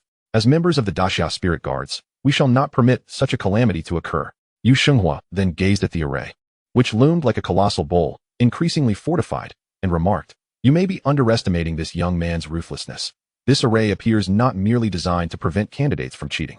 At this juncture, Guo Linshan also looked up at the formation and declared, "If the array set by Xiao Su possesses the power to thwart the eruption of the Tianyun volcano, I would have no regrets, even if I were to be trapped here. However, if the Fusang Shadow Guards can infiltrate unnoticed, I cannot place my faith in this array. Therefore, stopping the volcanic eruption is imperative." Without further delay, he turned to the assembly and proclaimed, "We need a suicide squad. Those willing to join the Daxia Spirit Guards, step forward." Instantly, all the Daxia Spirit Guards stood in unison, undeterred by the ominous title of Suicide Squad, demonstrating their fearless resolve. "Excellent. I trust you all remember the oath we took. The Daxia Spirit Guards shall be the first to perish. Behind the Spirit Guards are the countless lights of Daxia. When danger approaches, we shall be the first to fall, For the bodies of the Daxia spirit guards stand as the ultimate safeguard for the people of Daxia. Therefore, even if it requires our very corpses, we shall extinguish this volcano. Any grandiose declarations were rendered unnecessary. For the moment, they became members of the Daxia spirit guards. They had already sworn their allegiance. He turned to face the Daxia spirit guards below, raising his arm high, and cried out, Daxia spirit guards shall be the first to perish. The crowd responded in resounding unison, Daxia spirit guards shall be the first to perish. Without a moment's hesitation, they followed in Guolinshan's footsteps. Yu Xinghua, observing their resolute and unwavering backs, could not help but remark, such conviction makes it clear why I was not recognized by the Daxia spirit guards. He then raised his voice, but we, the Beastmaster Association, shall not be overshadowed by them. Let us show those fellows that Daxia's territory is not a playground for these little devils to come and go as they please. Subsequently, he led his companions in pursuit of the secret guards of Fusang towards the exit of the formation. Upon reaching the summit, Guolinshan beheld Su Ze, entirely enveloped by a sphere of water. Occasionally, Su Ze would emerge from the watery orb to catch his breath, before diving back in just before the water evaporated entirely. Despite his precarious situation, Su Ze chose not to descend the mountain, which deeply moved Guolinshan. My dear child, it is beyond human capacity to challenge the wrath of nature, especially when you are still too feeble to avert the volcanic eruption. Leave this to me and descend at once. Su Ze was bewildered, unsure of his meaning. Guolinshan conjured a barrier with his own power, isolating the heat outside, allowing Su Ze to finally emerge from the watery sphere. Captain Gua, he replied, I cannot fly. If the volcano erupts, my speed would be insufficient for escape. Should you manage to prevent the eruption, I would not need to flee. Thus, I see no reason to descend. Though the system indicated that once the beast egg hatched, it would automatically bind itself to Su Ze, he feared the unforeseen. After all, this was a diamond-tier beast. Should it fall into the hands of another, he would be inconsolable. Therefore, descending was out of the question. This only intensified Guolinshan's admiration for him. If we fail to avert the eruption, the greatest loss among us would indeed be you. Over the years, Guolinshan had participated in numerous beast taming examinations, witnessing countless candidates. Yet, Su Ze's talent stood out among them, further distinguished by his patriotic spirit.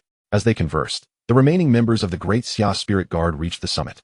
Dispersing around the volcanic crater, Guolinshan instructed, Now, we must see if we can calm this furious giant. The beast tamers with water and ice attributes stepped forward, and immediately, a couple of hundred individuals emerged from the ranks. Under Guolinshan's command, they harnessed their tamed beast's powers, foolishly attempting to combat nature's fury with sheer force. However, the lava within the crater seemed to possess a life of its own. Visibly displeased by the cooling effect of the water and cold, the surging magma repelled the chill and water, subsequently retreating back into the volcano. This spectacle left Guolinshan in astonishment. What an oddity! Why does the lava appear so peculiar? Could the individuals from Fusang be meddling further?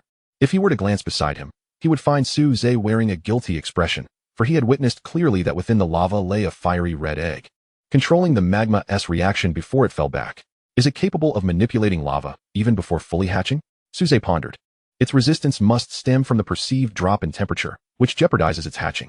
With the water and ice proving ineffective, Guolinshan summoned the earth attribute beast tamers, including himself, in an attempt to seal the volcano's mouth with earth. Yet, the results were minimal. Even after a brief closure, the volcano erupted with greater ferocity. As the ground beneath him gradually rose, imbued with a furious power, Guolinshan could not help but curse in despair. Damn it. Even if I must use my own body to fill it, I shall bury this volcano. Meanwhile, as the Great Xia Spirit Guards contemplated how to prevent the volcanic eruption, Takano Ryu led the retreating Fusang Shadow Guards to the edge of an array. Compared to when they entered, he had lost over half of his men and now sought to breach the array with his 8-foot mirror, as he had done previously. However, perhaps due to the diminished power of the replica 8-foot mirror, the array continued to operate normally, and he was unsuccessful. Takano Ryu grimaced, cursing under his breath before turning to lead his subordinates toward the array's exit. The 8-foot mirror can no longer break the array. We must exit through the opening.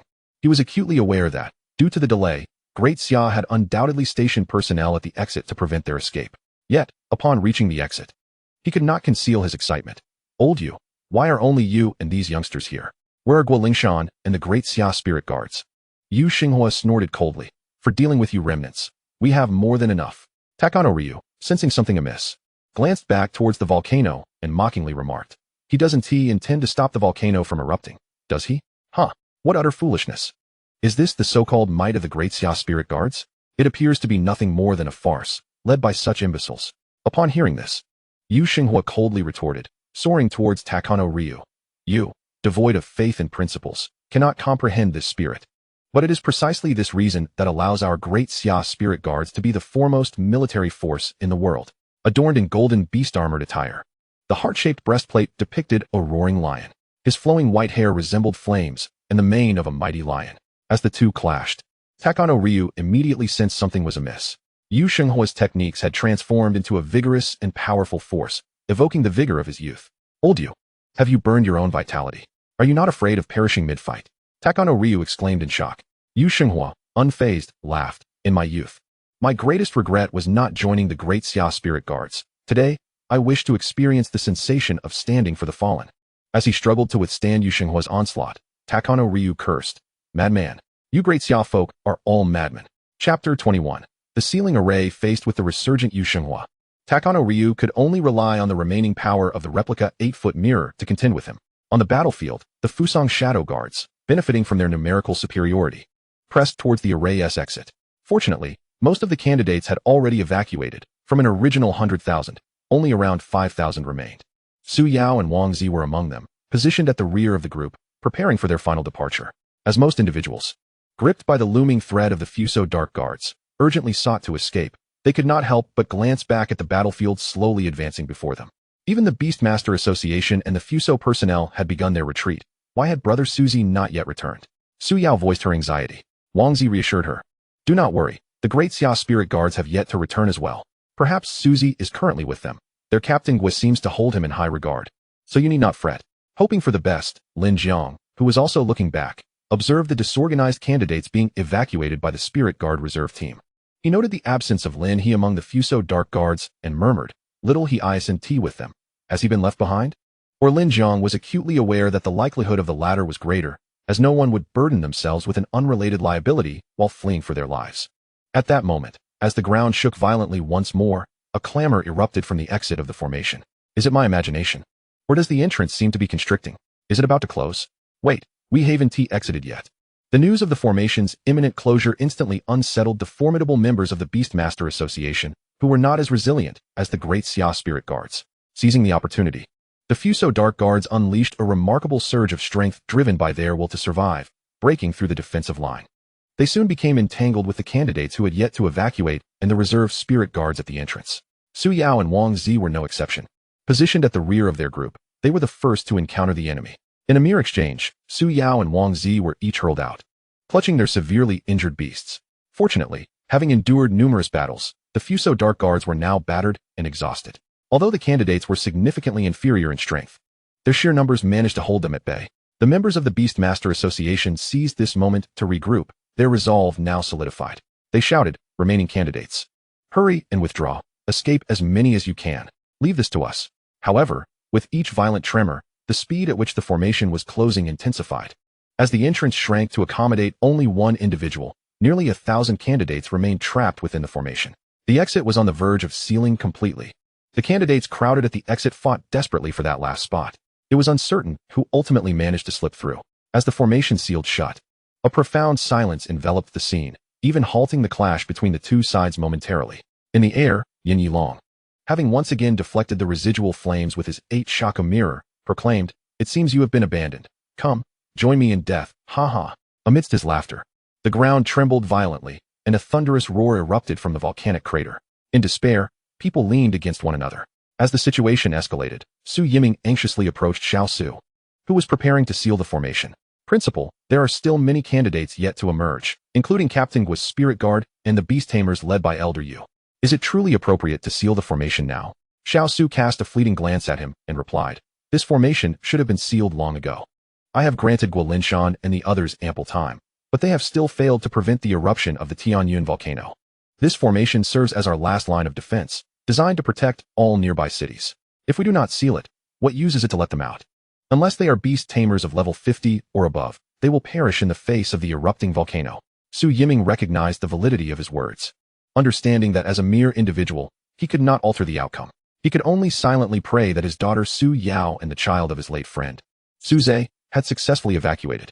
After all, nearly 100,000 candidates were involved, and he was preoccupied with maintaining the formation, leaving him oblivious to whether Su Ze and Su Yao had managed to escape. Su Ze, being astute and cautious, must have sensed the danger early and fled with Yao Yao, Su Yiming thought with a wry smile.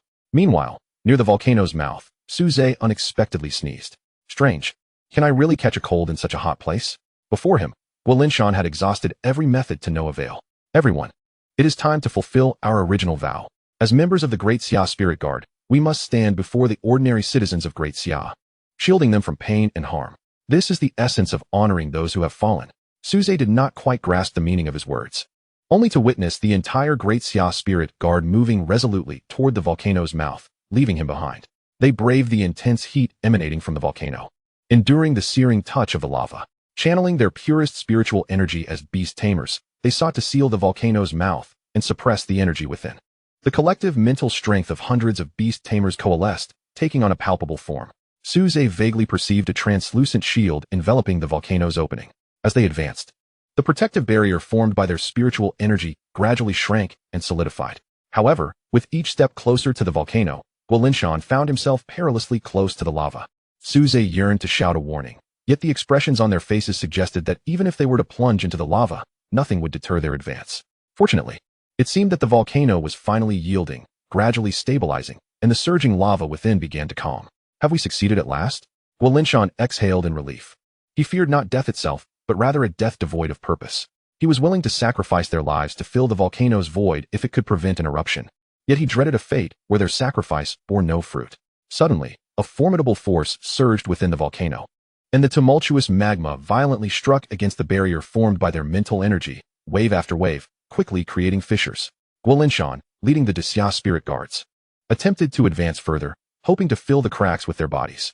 However, an overwhelming force surged forth, shattering the barrier of their collective spirit energy. This is bad. The group collectively spat out blood, collapsing to the ground. It was over. We have ultimately failed. The volcano had become utterly active, and feeling the trembling earth beneath him, Guo Linshan raised his dim eyes to the resplendent array barrier above, saying, "From here on, it relies on you. You must hold strong." Meanwhile, the liberated volcano trembled violently, causing the ground nearby to quake incessantly. Everyone, both inside and outside the array, felt the violent shaking beneath their feet. They instinctively gazed toward the volcano, their faces painted with fear at the impending natural cataclysm that threatened their lives. Xiao Su, too, wore a solemn expression, bracing himself to confront the eruption's impact on the array. Only Su Ze appeared remarkably composed, his calm demeanor in the face of the impending volcanic collapse earning Guo Linshan's admiration, who silently lamented the unfortunate situation. Shino Takashi, on the other hand, looked on with eager anticipation at the hell on earth he was about to unleash. Haha, let them all perish. The crowd visibly observed the volcano reaching its limit. The searing magma seemed poised to erupt violently, causing every heart to race. Finally, a fierce breath erupted from the volcano, accompanied by a thunderous roar. This was the scorching gas from within, heralding the death knell of the eruption. Logically, the lava should follow the volcanic gas in a torrential outburst. The people, pale and terrified, watched the volcano, bracing themselves for their imminent demise. However, perplexingly, after an interminable wait, the volcano appeared to calm, and the earth ceased its tremors. What is happening? Is the volcano a dud? The crowd wore expressions of bewilderment, feeling as if they had been toyed with after anxiously waiting so long, leaving their hearts feeling hollow. Yet, the volcano's silence was, after all, a blessing. Guo Linshan, standing near the volcano, was equally bewildered. He had prepared himself to be the first to face death, adhering to his initial vow. Yet, just as his fervor and passion had reached their peak, death unexpectedly eluded him. Guo Linshan found himself momentarily lost, perplexed about the purpose of his desperate struggle.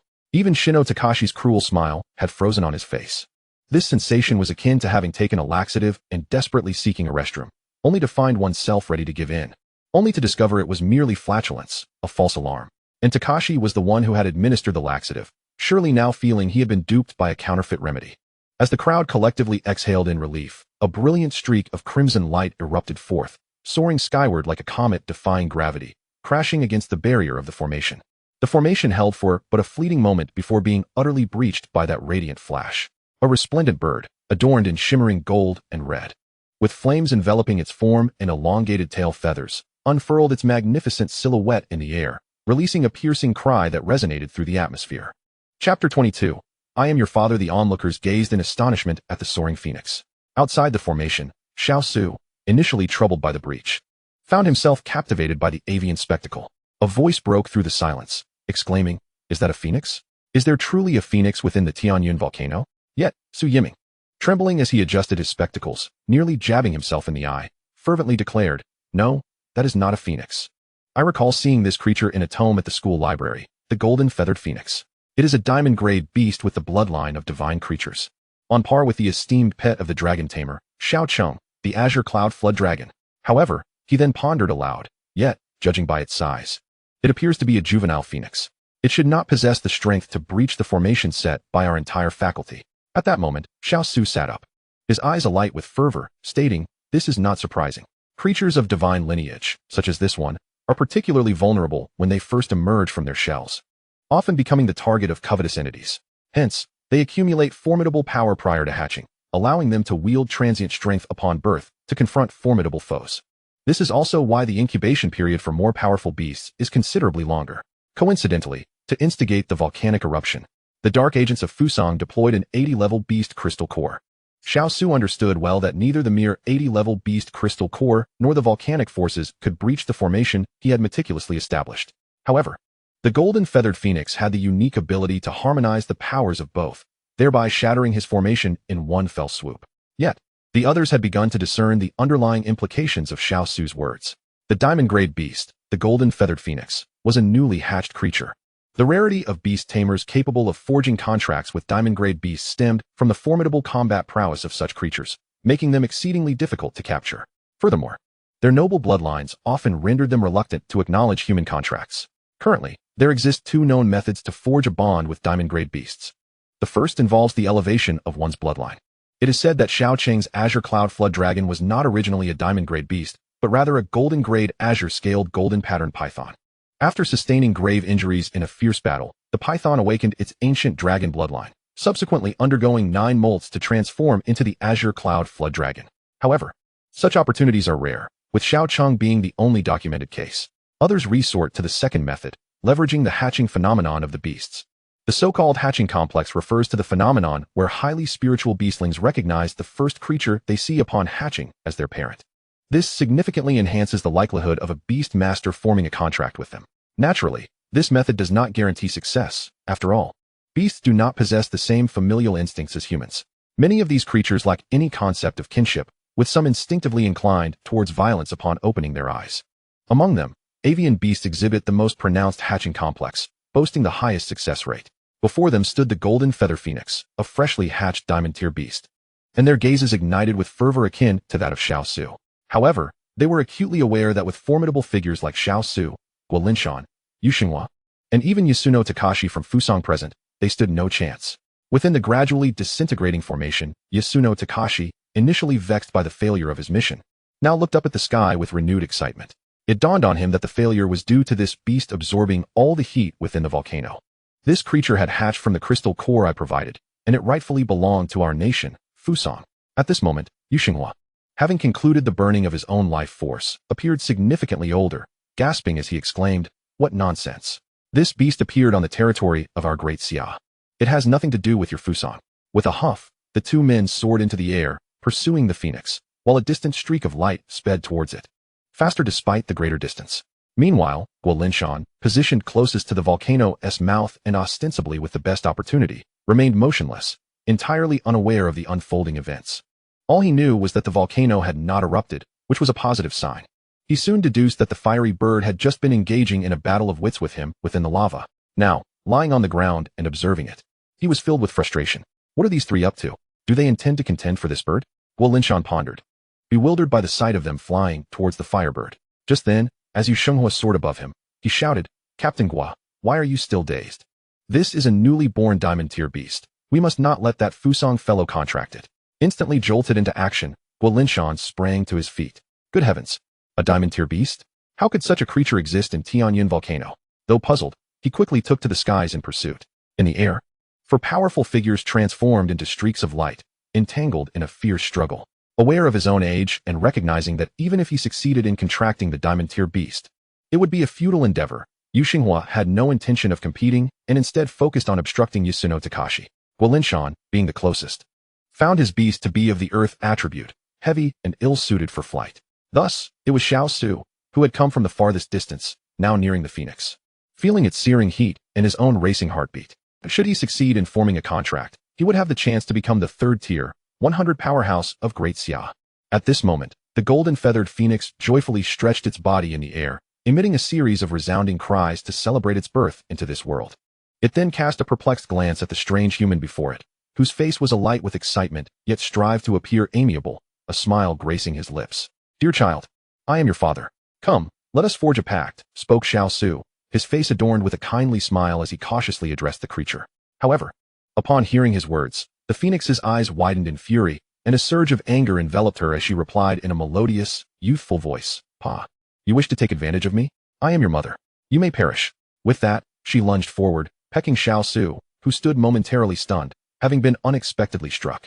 While he was not astonished that a diamond-grade beast could speak, he was taken aback that one so newly hatched would utter such curses. Unbeknownst to him, newly hatched beasts typically possess a mind as blank as a fresh canvas, yet due to the system's influence, the golden-feathered phoenix had unwittingly formed a contract with Su Ze upon her emergence. Consequently, fragments of Su Ze's memories and mental energy darkened that pristine canvas like ink. The phoenix then expelled a stream of searing flames, forcing Xiao Su to retreat swiftly, interrupting his contemplation. Still enveloped in her protective state, the combination of an 80-level beast core and volcanic power rendered Xiao Su reluctant to confront her head-on. The phoenix subsequently unleashed another torrent of fire, driving back Yan Yilong, who wielded an 8-foot mirror and sought to ensnare her within it, as well as Guolin Shan, who approached sluggishly. Still trying to grasp the situation, the phoenix then dove downward. "This is bad. The phoenix intends to flee," Xiao Su shouted as he pursued her. Although he had just attempted to leverage her hatchling state to establish a contract, he realized that capturing the phoenix would grant him another opportunity to try again. However, upon landing atop the volcano, the phoenix did not flee but instead circled around a tall, slender figure, scrutinizing him intently. That figure was none other than Su Ze. He extended his right hand toward the golden-feathered phoenix, palm open and facing upward. The phoenix tilted her head slightly, gently resting her beak in his palm. Beneath Su Ze's feet, a diamond-patterned array materialized, the very contract formation. As the others descended, disbelief painted their faces as they beheld Su Ze. Had he truly formed a contract with a diamond-grade beast? Chapter 23. Beasts and Catastrophes. A torrent of flames erupted from the contract formation, enveloping Su Ze and the golden-feathered phoenix. Yet, rather than feeling the searing heat, Su Ze only experienced a warm sensation.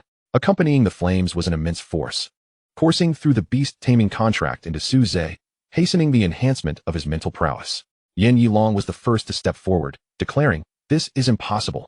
Even a newly hatched diamond-grade beast possesses a level exceeding 50. How could his mental strength be sufficient to establish a contract? Speak, little wretch of the Great Xia. What trickery have you employed?" Yan Yilong pressed forward relentlessly, but at that moment, Yu Shenghua and Guolin Shan stood protectively in front of Su Ze. "Humph. What are your intentions? Do not forget whose territory this is," Guolin Shan retorted with a cold snort. Yu Shenghua, undeterred, declared, "Little devil.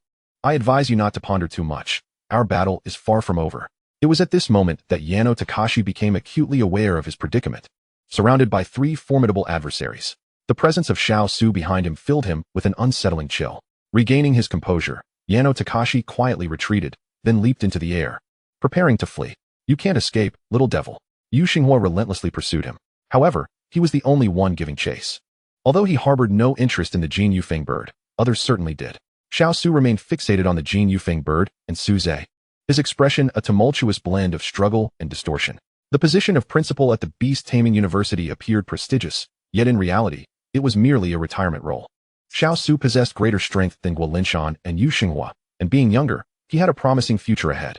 Nevertheless, 6 years prior, he had willingly chosen to become the principal of the Qinglong Beast Taming University, motivated by a fleeting legend concerning ordinary beasts advancing to diamond level. Yet, after 6 years, he had discovered nothing. Now, however, a diamond-tier beast lay before him. How could he not be tempted? Sensing the delicate nature of the situation, Guolin Shan decisively stepped forward, positioning himself between Su Ze and Xiao Su. He remarked, "Principal Xiao, your institution has indeed recruited a remarkable talent this year. And now he has even contracted a juvenile diamond-tier beast. Should you not personally oversee his development?" Guolin Shan could see that Xiao Su was troubled by the diamond-tier beast, yet his words clearly aligned with Su Ze. At this moment, Xiao Su regained his composure, shifting his gaze from Su Ze to Guolin Shan. He replied, "Captain Gua, your assertion is not entirely accurate. This candidate is indeed exceptional, but the examination is not yet concluded. It cannot be said that he is a student of Qinglong Beast Taming University. Furthermore, a diamond-tier beast is not necessarily a boon for him. As is well known, diamond-tier beasts are ranked at least above level 50, while he appears to be under level 20. The disparity in levels poses a significant risk of mental backlash from the beast. Xiao Su's eyes narrowed dangerously as he continued. According to the regulations of the Beast Tamer Management Manual, in such circumstances, the Beast Tamer Association has the authority to forcibly dissolve the contract. Moreover, should there be any obstruction, the Summer Spirit Guards are obligated to assist in apprehension. As the principal of the Beast Taming University, I also have a duty to provide support. Captain Guo would not forget this, would you? Guo Linshan's expression darkened slightly, yet he replied, I certainly would not forget. But the manual stipulates clear requirements. The Beast Tamer Association can only intervene to forcibly dissolve a contract when it is confirmed that the other party cannot control the beast, thereby posing a risk of calamity.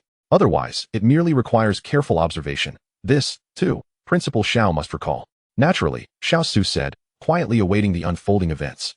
In his perspective, Su Ze's mental prowess barely reached a level of a mere dozen, and generally speaking, beasts of a rank exceeding 5 pose a significant risk of losing control. The diamond-grade beast far surpassed Su Ze by dozens of levels. Even if he were to fortuitously form a contract, the likelihood of him exerting control would be negligible. Should any signs of losing control arise, he would intervene to forcibly assist the candidate before him in dissolving the beast contract. Xiao Su observed the flames gradually subsiding, and the figures of a man and a bird began to emerge from the fire. He spoke. Captain Guo seems to believe I am targeting this candidate solely for the sake of this diamond-grade beast. I concede that there is indeed a hint of personal interest. However, Captain Guo should be fully aware of the risks involved. Although forcibly dissolving a contract under external interference carries considerable danger, with the most severe consequences potentially rendering one an imbecile, the threat of a beast disaster due to loss of control is far more dire. Not only would his life be at stake, but the safety of others in Beishan City would also be compromised. I am merely acting in his best interest while taking responsibility for the citizens of Beishan City, Xiao Su declared emphatically. The so-called beast disaster ranks alongside the beast tide as one of the 2 major calamities faced by beast tamers. The beast tide, as its name implies, is a surge formed by congregating beasts. When the population of beasts in a habitation reaches excessive numbers, they will initiate a beast tide to assault human cities in a struggle for survival space. Such small-scale beast tides occur periodically and are not particularly perilous. They have even become a focal assessment for students at the Beast Tamer University. However, there are instances of large-scale beast tides, where thousands of beasts surge forth like a deluge, wielding a terrifying power capable of obliterating a nation. In contrast to the beast tide, the beast disaster is not as fearsome. It refers to a situation where a contracted beast escapes the bonds of its contract for various reasons. In terms of scale, a beast disaster may appear less daunting than a beast tide, seemingly not worth concerning oneself over. Nevertheless, it is important to note that the majority of beasts within a beast tide are of lower ranks, while the destructive capacity of a beast disaster hinges on the level of the beast tamer. Historically, in the Great Xia, a level 90 beast tamer once forcibly elevated his beast to a level 100, ultimately leading to a loss of control, resulting in him being devoured by his own beast and subsequently wreaking havoc. An uncontrollable level 100 beast inflicted significant casualties upon the Great Xia, and it was only through the intervention of the then sole level 100 war god that the beast disaster was quelled. At this moment, Su Ze had finally absorbed the power transmitted from the Golden Feather Phoenix, elevating his level to 23, with the level of another beast, the illusory spirit turtle, remaining in synchrony. Even so, a substantial gap in levels persisted between Su Ze and the Golden Feather Phoenix. Upon inspecting the panel of the Golden Feather Phoenix, he discovered that she was an impressive level 58. Species, Golden Feather Phoenix, bloodline of the Divine Phoenix, bloodline, diamond grade, capable of advancement, level 58, skills, Death Fire line, Solar Flame, Fire Bath, talent skills, Phoenix Fire, Nirvana, 3 times. 3 opportunities for Nirvana. Could this be related to her splendid tail feathers? Su Ze's gaze fell upon the 3 resplendent golden tail feathers behind the Golden Feather Phoenix. The Golden Feathered Phoenix sensed Su Ze's gaze and immediately cast a wary glance in his direction, instinctively maneuvering its tail to evade his eyes. Much like a creature avoiding a predator, Su Ze quickly realized that although the Golden Feathered Phoenix had contracted with him due to the system, it perhaps did not share the same closeness with him as the ethereal tortoise, likely due to the significant difference in their levels. Meanwhile, Xiao Su perceptively noted the phoenix's displeasure, affirming his suspicions, and began to gather strength in his hands. Beside them, Guo Linshan sighed, remarking on Su Ze's apparent unworthiness to bear the presence of a diamond-grade beast. Chapter 24. Gilded Wings. Just as Xiao Su prepared to act, Guo Linshan intervened, urging him to wait. What's the matter, Captain Guo? Are you, the fearless leader of the great Xia Spirit Guard, now hesitating to break the rules for a mere youth? Xiao Su demanded sharply. However, Guo Linshan shook his head. That's not my intention. I believe we should wait a moment longer. It seems Su Ze has not yet lost control over his beast. Xiao Su chuckled mockingly. What nonsense are you speaking? Captain Guo, the level disparity is too great. How could that be possible? Yet, before he could finish his sentence, he fell silent, his expression freezing in astonishment. Before his very eyes, the golden feathered phoenix had vanished, replaced by a pair of crimson wings edged in gold that sprouted from Su Ze's back, shimmering brilliantly. He could actually fully control the golden feathered phoenix. The ability to manipulate a beast into its weaponized form suggested a remarkable degree of mastery. At the very least, under normal circumstances, there should be no risk of losing control in the immediate future. Su Ze unfurled the gilded wings on his back, flames of gold and crimson swirling beneath them. These gilded wings, formed from the phoenix's transformation, were a flight weapon that granted him the ability to soar while utilizing the phoenix's skills. Even when Su Ze reached level 60 as a beast master, capable of independent flight, these wings would significantly enhance his speed. Eager to experience the thrill of flight, Su Ze activated his wings. As they flapped, resplendent golden flames erupted, not only accelerating his flight, but also serving as a means of attack. With the backdrop of golden light and an exhilarating cheer, he was propelled into the sky. Initially, Su Ze felt awkward and clumsy in the air, flying erratically and occasionally plummeting, which startled him into cries of alarm. However, it did not take long for him to acclimate to the sensation of flight. After all, his ability to soar was not an innate biological instinct, but rather a skill conferred by the gilded wings, which allowed him to fly with the mere activation of a skill. Roaring with joy, Su Ze soared through the sky, the liberating feeling of flight far surpassing that of an airplane or even riding a griffin. This was the true essence of conquering the skies, compelling him to shout in exhilaration. As he reveled in delight and lowered his gaze, he fortuitously spotted Guo Linshan standing atop the mountain, gazing in his direction, accompanied by another middle-aged man. Although Su Ze did not recognize this stranger, it was evident that his standing must be significant, given his proximity to Guo Linshan. Just as he contemplated descending to offer a greeting, he found himself unable to control his gilded wings, which propelled him further upward amidst a chorus of astonished exclamations. The rush of air rendered Su Ze's expression as unpredictable as a plastic bag caught in the wind, and he stammered, "What are you doing? Put me down." In response, a voice resonated within his mind. Why should I heed the words of such a feeble human?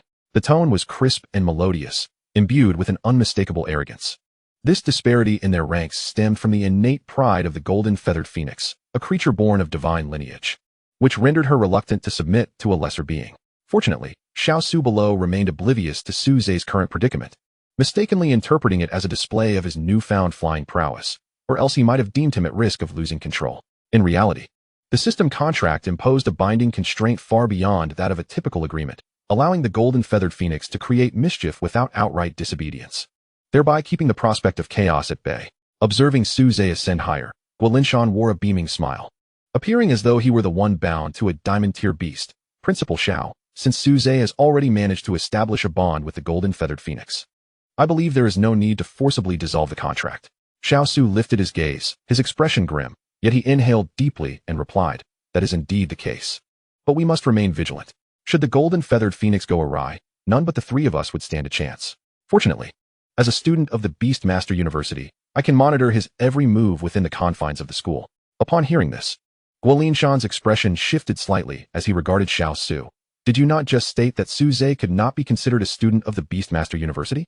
Why the sudden change of heart?" Xiao Su responded, "I have witnessed this candidate's talent firsthand. There is no doubt he will gain admission to the Beastmaster University. As principal, I possess the authority to make such decisions." Was Principal Xiao truly solely focused on Su Ze's talent? Guo Linshan mused meaningfully. Xiao Su did not conceal his intentions. It is not merely that the significant disparity between him and his beast poses an inherent risk. Should the golden feathered phoenix lose control, apart from you, me, and Yu Shenghua, others in Beishan City would be powerless to subdue it. Given that Captain Guo and President Yu hold important positions, they cannot monitor the situation daily. Thus, this responsibility falls to me, a mere idle observer. Guo Linshan acknowledged the validity of his words, though he remained uneasy. He remarked, "As a representative of the Qinglong Beastmaster University, Principal Xiao, your endorsement is undoubtedly sound. However, I sense that Su Ze's aura has likely surpassed level 20. I trust there should be no issue in recruiting him into the Daxia Spirit Guard?" "Certainly. There is no issue. Historically, students typically pursue internships at Lingwei close to graduation, as the coursework for the first 2 years is quite rigorous. Su Ze may not have sufficient time to accompany Captain Guo on his missions. However, it suffices for Su Ze to report once a week. Both Vice President Yu and I will also make occasional visits to the school to see him. On the mountaintop, the two individuals were at odds, with Guo Linshan even invoking the name of the highly esteemed Yu Shenghua, representing the talents of both factions, which compelled Xiao Su to relent. Meanwhile, Su Ze had finally regained control over his gilded wings at high altitude. However, he had no desire to return and greet anyone, as it would feel rather awkward after just soaring majestically before others. That direction appears to be the original exit of the formation, does it not? Have they engaged in battle with the dark guards of Fusang? Su Ze observed the chaotic scene below. I wonder how Su Yao and the others are faring. They should have managed to escape by now. Feeling a sense of unease, Su Ze accelerated his flight toward that area. His instincts were correct. Below lay the original exit of the formation. With the formation breached, there were no longer barriers obstructing the dark guards of Fusang, allowing them to depart from any location. Yet, the dark guards had not yet rejoiced over the sudden turn of events when they felt an intense heat emanating from above, the source being Su Ze, adorned with his gilded wings. However, at that moment, Su Ze was oblivious to them. His gaze fixed instead on a familiar figure stained with blood at the rear of the crowd. His form was unmistakable. Even from the air, he could see clearly. Yet, Su Ze was devoid of any inclination to jest, for his best and only friend had sustained grave injuries while he was absent. Chapter 25. A rampage of carnage. As the formation was on the verge of collapse, the dark guards of Fusang, driven by their will to survive, unleashed a remarkable strength. Breaching the defenses, they soon became entangled with the candidates and the preparatory spirit guards who had yet to evacuate from the entrance of the formation. Su Yao and Wang Zi, being at the tail end of the group, were the first to confront the enemy.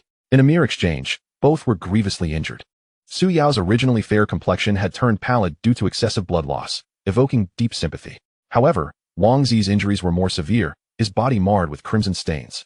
And he lay unconscious, his eyes tightly shut. Most critically, the flame leopard cat, which lay lifeless in Wang Zi's embrace, had shielded him from a fatal blow at a crucial moment. The death of the beast, however, profoundly impacted Wang Zi's psyche, causing him to faint. The bond between a beast and its master, forged through a contract, intertwines their souls. Hence the demise of the beast can severely affect the master's spirit, potentially leading to madness in extreme cases. Fortunately, Wang Zi had merely lost consciousness and had not reached that dire threshold, as the flame leopard cat had voluntarily dissolved the contract at the brink of death, mitigating the harm to Wang Zi. At long last, you have returned. Wang Zi and I have been eagerly awaiting your arrival, Su Yao remarked with a smile, despite the gravity of the situation before her. However, Su Ze soared through the air, suppressing the fury within him as he declared, "Give me a moment more, I shall return forthwith." He then turned his gaze towards the lurking Fuso shadow guards behind him. Sensing impending calamity, they desperately sought to escape. Yet, flight outpaced mere running. With a swift dive, Su Ze quickly caught up to one of the Fuso spirit guards, unleashing a searing line of death from his wings, reducing the unfortunate soul to ashes amidst their agonized screams. 1, 2, 3. Those who had recently rejoiced at the destruction of the formation now writhed in despair, transforming into charred remnants. For them, there was no mercy to be had. After all, had it not been for Su Ze's deployment of the beast egg, the eruption of the heavenly cloud volcano would have engulfed several nearby cities. In such a scenario, millions of citizens of Great Xia would have met the same grim fate as these hapless guards. Yet, for the sake of the greater good, Su Ze spared a few, rendering them incapacitated by scorching their legs, preventing their escape. Soon, he overtook the last remaining individual, who possessed the greatest strength and was the first to sense the danger and flee.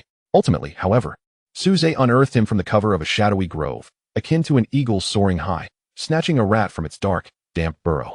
Curiously, this Fuso shadow guard did not plead for mercy. Instead, he expressed his regret with a tone of deep remorse. "It is you. The captain's judgment was indeed flawed. I should have insisted on taking the time to eliminate you then." In that moment, Su Ze recognized him as the very guard who had injured the Great Xia spirit guard, Sun Hao. He had sensed Su Ze and his companions hiding. Yet Yen Yilong deemed the trio of examinees insignificant and a waste of time, thus allowing them to escape. Little did he know that they would ultimately perish at Su Ze's hands. Realizing the gravity of his previous exposure, Su Ze felt a chill of dread wash over him. "What a pity that you allowed me to live. Now, it is too late for you to seek my demise." With that, a line of fiery death surged forth, enveloping the guard entirely, reducing him to ash. Su Ze vividly recalled the guard's demeanor during the brutal slaying of the Great Xia spirit guard, and there was no need to leave him alive. Yet, this was not the end. The true architect of the chaos now engaged in a fierce struggle above Su Ze. entangled with the flame of his remaining life. Su Ze flapped his wings, preparing to ascend to greater heights. Just as he was about to take flight, his gilded wings experienced a resurgence of influence from the consciousness of the golden feather phoenix, attempting to break free from his control. The power Su Ze wielded was derived from the phoenix itself, and while she was indifferent to incinerating the feeble humans he had just vanquished, she was less inclined to expend her accumulated strength against foes of a higher caliber. Due to circumstances beyond his control, Su Ze found himself suspended in midair, yet coldly threatened as if in soliloquy. You have only just been born, still a child, so I shall overlook the past transgressions. However, should you dare to cause further disruption, I will not hesitate to sacrifice even a diamond-tier beast to obliterate you through our bond. The consciousness of the golden feather phoenix struggled momentarily before ultimately conceding.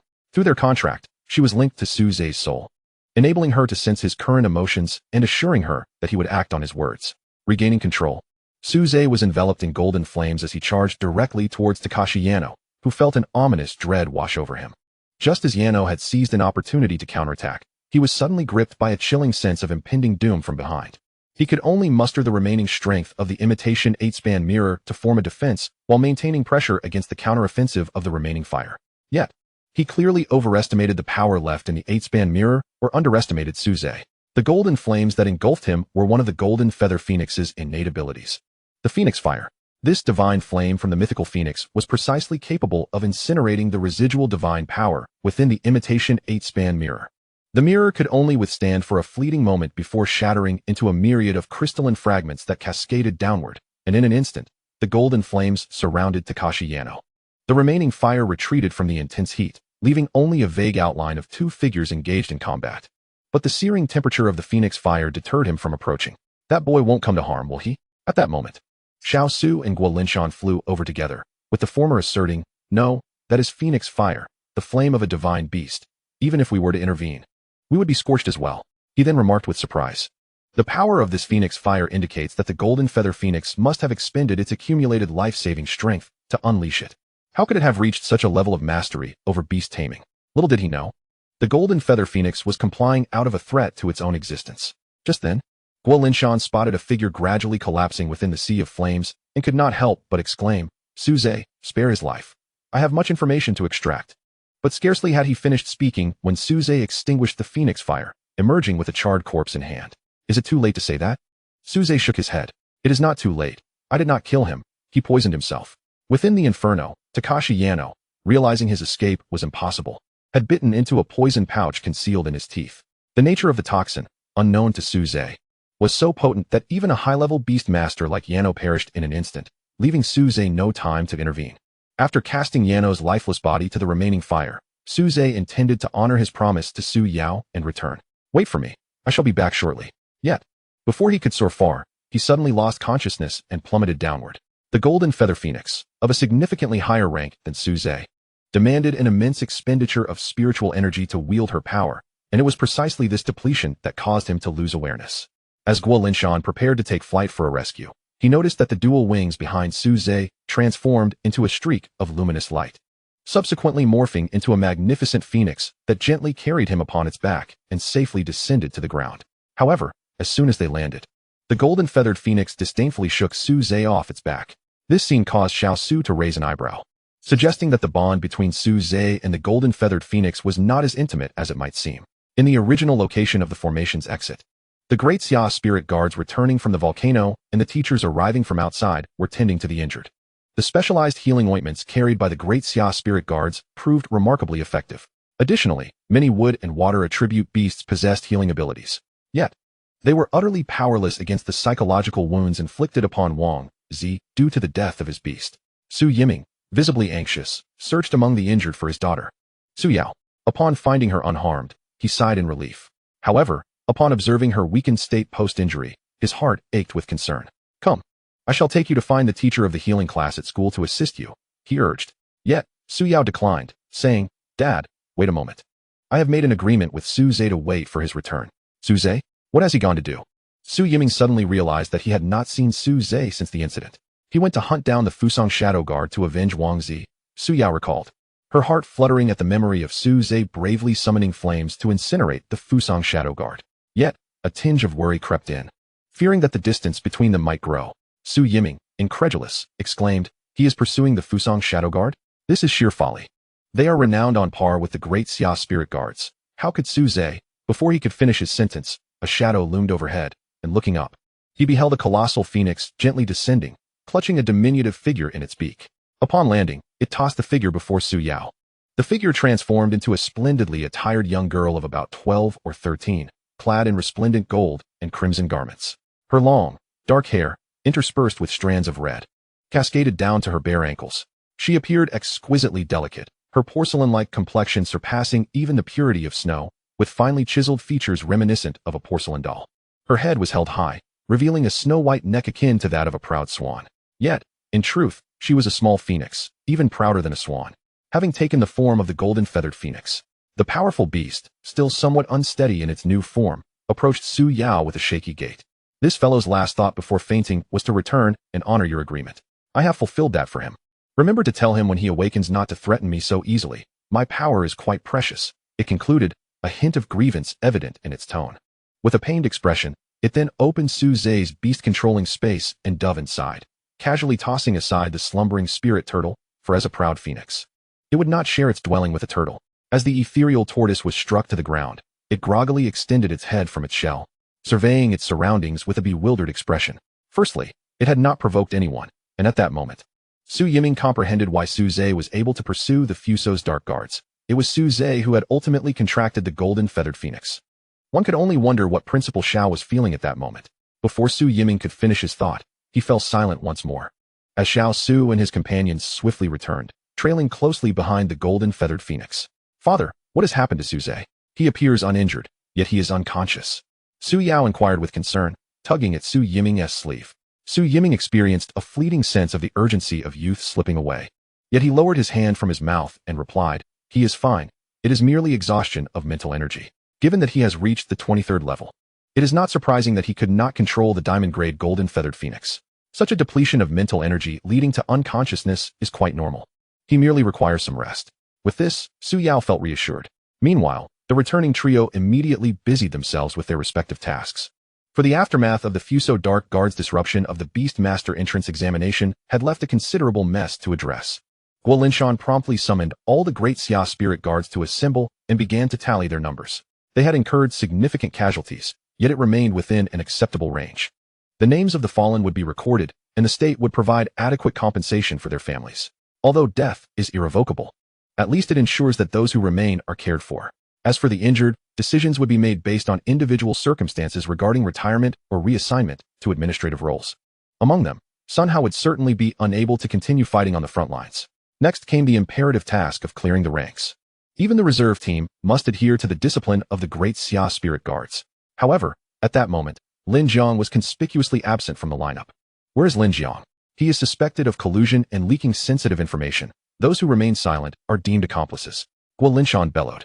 Immediately, someone stepped forward to report, "Captain, the last time I saw Lin Jiang, what happened? Speak quickly." He was responsible for evacuating candidates when the formation was about to close, and he was the last to escape. This was undoubtedly a humiliating revelation. Such a cowardly individual, suspected of betraying military secrets, had managed to infiltrate the great Xia spirit guards. Even as a reserve, this represented a grave failure in oversight. Guo Linshan's face darkened. "Go and retrieve him at once. He will face military discipline." "Yes, sir." Meanwhile, Xiao Su was engaged in discussions with several esteemed professors regarding the future of the Beast Master examination. Cancellation was not an option. As for postponement, due to the formation's circumstances, the number of injuries was minimal. Among the final 5,000 candidates, only a few were affected, and thus it seemed unnecessary. They resolved to admit the worthy candidates among the injured, allowing the rest to continue with the examination. Ultimately, they reached a conclusion, which Xiao Su announced, as Beast Masters. "We must be prepared for all unforeseen circumstances that we may encounter in the future. Therefore, despite the unexpected disruption caused by the Fuso Dark Guards, the examination will proceed this afternoon." The crowd was immediately filled with discontent, as many had sustained injuries, casting doubt on their chances of succeeding in the examination.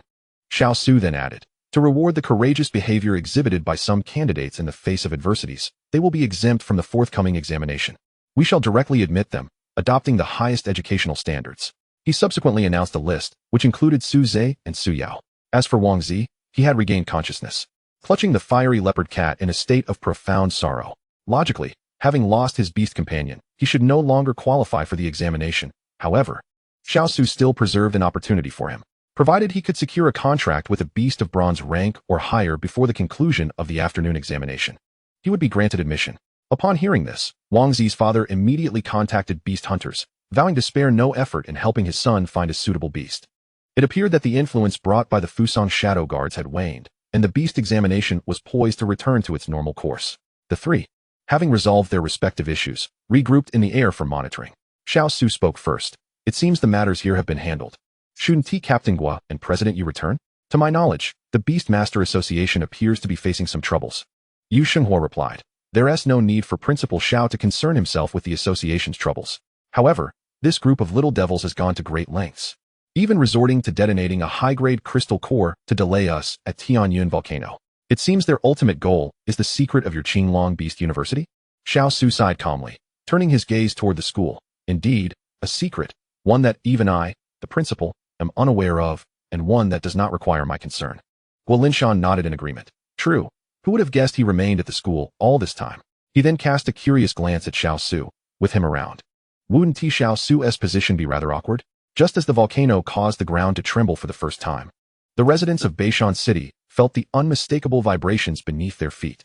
Those who had been discussing the potential outcomes of this year's beast examination immediately scattered, shouting in panic, an earthquake. Everyone run. Amidst the chaos, shadows in the streets began to stir, sensing the tremors of the earth, initiating their own actions. This was the tremor of a volcanic eruption. Captain Yano Takashi had successfully detained all of the great Xia spirit guards, and now it was up to us. Chapter 27. Another pseudo-artifact amid the panicking crowd. Numerous strong individuals worked to maintain order, preventing unnecessary casualties from stampedes caused by the panic. Even though the experts from the Beastmaster Association, Beast University, and Great Xia Spirit Guards had been lured away by our initial arrangements, there remained a considerable number of strong figures in Beishan City. Indeed, Great Xia should not be underestimated. In the shadows, a woman spoke in a hushed tone. Using Fusang dialect, Vice Captain Seiji, what shall we do now? We proceed according to the original plan. Captain Yano Takashi has taken a significant risk to accomplish a crucial step in the plan, and we cannot allow it to fail now.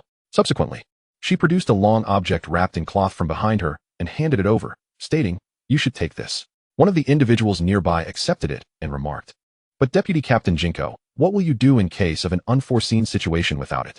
The woman named Jinko replied, "Rest assured, with those three old geezers absent, there is no one in Beishan City who can impede me. Moreover, without it, you would likely not be able to delay for long." She continued, "Now, let us dispense with the trivialities. The volcano will erupt soon, and we must act swiftly."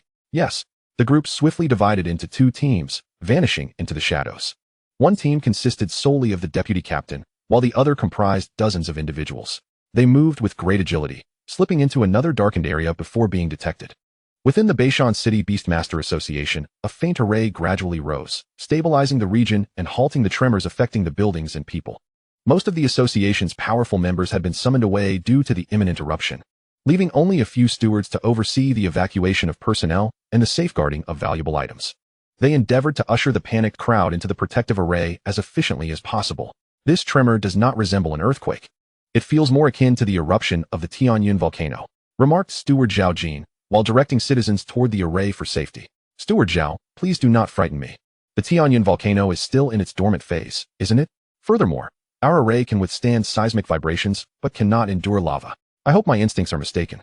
At that moment, a wave of chaos erupted among the crowd, swiftly transforming into a panicked surge pressing forward. The protective array of the Beastmaster Association began to tremble violently, and within moments, it shattered under a fleeting flash of sword light. Zhao Jin's eyes widened in disbelief. The individual capable of breaking the array with a single strike possessed formidable strength. He instinctively grasped the token hidden within his sleeve and called out, "What is happening?" Someone nearby struggled to push through the throng and exclaimed, "Steward Zhao, someone is sabotaging our array." "Who is it?" Based on their conversation, it appeared to be individuals from Fusang. Are they part of the Dark Guards? Could it be that the disruption of the Beastmaster examination is merely a facade? Is their true objective the Beastmaster Association? The association housed essential materials for numerous Beastmasters across the Great Xia, including various grades of refinement beads and beast eggs of differing bloodlines. Most of these belonged to the association and its spirit guards, while others were entrusted to the association by fellow Beastmasters for sale or auction. However, These details paled in comparison to the significance of the Beishan City Beastmaster Association, the largest of its kind among several neighboring cities. It contained detailed information on hundreds of thousands of beastmasters in the area. While such data might seem insignificant to ordinary people, it was classified information that must not fall into the hands of hostile nations. Quickly, contact the President and Captain Gua. It is imperative that we mobilize a portion of the Great Xia Spirit Guards back here without delay. He could not guarantee whether the true objective of the Fuso covert agents lay with the Beastmaster Association or the Beastmaster Examination. It was equally plausible that this was merely a ruse to divert attention, which compelled him to request the return of some of the Daxia Spirit Guards. Unfortunately, just as they established contact, they received news that the Fuso covert agents had activated the Tianyun volcano. Neither the Daxia Spirit Guards nor the instructors from the Beastmaster Association or the Beastmaster University would be able to return in the immediate future. If they failed to prevent the volcanic eruption, they might never return. As the President and others could not return for the time being, it fell upon them to hold the line. Zhao Jin refrained from spreading the news about the impending eruption of the Tianyun volcano. As the tremors on the ground gradually subsided, the populace had finally calmed down, and he wished to avoid inciting further panic. Fortunately, the number of Fuso covert agents before him was relatively small, numbering only a few dozen. In contrast, they still had over 100 combatants above level 20. Albeit most were below level 30, with many of their beasts inclined towards support and healing attributes. Yet, once the news spread, more skilled individuals from the city would surely arrive. Even though these Fuso covert agents were elite, they were not invincible. The primary concern was the unknown means by which their opponent had breached the defenses of the Beastmaster Association with a single strike, necessitating constant vigilance. Let us stand together. We need only to hold them off until reinforcements arrive. Zhao Jin charged ahead, but having long occupied a clerical role, he found himself lacking in physical fitness. And even his beast had gained considerable weight. Fortunately, the beast's armor transformation was not affected by its size, or else he might have struggled to don the armor. In their initial skirmish, they appeared to be evenly matched with the Fuso covert agents, which even Zhao Jin found hard to believe. The Fuso agents seemed ordinary, and he was able to hold his own in one-on-one combat. It seemed that with just 2 more allies, they could achieve a decisive victory. This revelation invigorated the clerical members of the Beastmaster Association, many of whom had joined the association after not being selected by the Daxia Spirit Guards. If they could indeed defeat the Fuso covert agents, it suggested they were not inferior to the Daxia Spirit Guards after all. However, unbeknownst to them, the Fuso covert agents had not yet unleashed their full potential, as their intent was to attract more formidable opponents. Yet, should they engage seriously, the adversaries might reconsider their involvement. As more individuals joined the fray, it soon became apparent that something was amiss. The resilience of the Fuso covert agents was astonishing, as they seemed just shy of being overwhelmed. Yet, encircled as they were, the Fuso agents also began to feel considerable pressure. After a while, they found themselves surrounded by hundreds, while the individuals on the periphery could not intervene, implying that this small group had effectively restrained nearly 1,000 capable beastmasters. It seems we are nearing our limits, one of the Fuso covert agents remarked, reaching for the long package strapped to his back. It is time to deal with you foolish Daxians. A sinister smile crept across his face as, accompanied by a subtle tremor of his wrist, a magnificent long sword materialized in his grasp. With a casual sweep, he effortlessly severed the weapons from the hands of numerous adversaries, instantly reverting their summoned beasts to their original forms and forcing the crowd to retreat. Whispers of uncertainty rippled through the onlookers. Could it be that these Fu Sang warriors have brought forth their divine artifact, the Amatsukami Yumi? Everyone retreat. Yet, it was ultimately too late. Another flash of sword light surged forth, leaving an array of bloodstains across the chests of countless individuals, their blood spewing forth. Among them was Zhao Jin, though fortune favored him as he had opted for the more conservative beast armoring, resulting in only minor injuries. The Fu Sang Dark Sentinel expressed his dissatisfaction, exclaiming, "TSK, not a single one dead. It seems the Amatsukami Yumi has expended considerable power just to break the formation. But fear not, my next strike shall conclude your existence." Deep down, he recognized that the sword in his possession was merely a counterfeit. The previous strikes had drained a significant amount of its strength, and now he was merely posturing to buy time. Yet, once the vice captain completed his mission and retreated, he would deliver the final blow, leaving a lasting impression upon the people of Dixia. A cruel smile danced upon his lips as he eagerly anticipated the carnage his full-force strike would bring upon the Dixia populace. Meanwhile, Zhao Jin, who had initially charged to the forefront, decisively withdrew, swiftly making his way back. This scene did not escape the notice of the Fu Sang Dark Sentinel, who mocked. Is this what Dixia warriors are made of? Charging forth in numbers to overpower the few, yet fleeing at the first sign of danger. Zhao Jin chose silence over retort, sprinting until he reached the statue of the dragon tamer, Xiao Cheng, where he finally exhaled in relief. Fleeing? I hope you won't be the one running away in terror soon, he declared, placing the object in his hand against the statue. Foolish Xia. What a farce of a war god. It's merely a statue. He laughed. However, as the words left the Dark Sentinel's lips, the statue suddenly erupted in a brilliant radiance, its eyes opening wide. Chapter 28. Xia's hidden card. Total annihilation of the squad. The stone statue animated, transforming to resemble a living being. Xiao Cheng's hair swayed gently in the breeze, and every scale of the azure cloud dragon shimmered with a dazzling brilliance. The azure cloud dragon coiled around him, reducing its form, nuzzling its majestic head against Xiao Cheng's shoulder in a display of affection. Is this the manifestation of Lord Xiao Cheng? But no, Lord Xiao Cheng is not dead. This must be his avatar. This is the hidden card of the Beast Master Association, entrusted to the most trusted Zhao Jin before Yu Shenghua's departure. As the saying goes, the older, the wiser. He would never leave himself without a means of defense. With Xiao Cheng's avatar at the helm, the Beast Master Association would be the safest haven. As Xiao Cheng, revived from the statue, surveyed the scene, he swiftly grasped the reason for his awakening. Even able to articulate, he remarked, "No wonder I sense the power of the divine artifact. It is, after all, a counterfeit of the legendary Amano Murakumo. Yet even the authentic version would have nearly succumbed in my grasp." That day was profoundly dark for Fusang. Although Xiao Cheng, who possessed the Azure Cloud Dragon, had yet to ascend to the rank of a 100-level war god, he had already emerged as the brightest new star of the Great Xia, simultaneously becoming a significant threat to Fusang. Thus, they meticulously orchestrated an assassination attempt against him. In that instance, Fusang's sole 100-level war god donned the genuine Amano Murakumo to eliminate the yet-to-be 100-level Xiao Cheng, believing it would be a surefire victory. However, Xiao Cheng broke through to the 100-level amidst the fray, retaliating against the Fusang war god, who was reputed to be the reincarnation of Susanoo.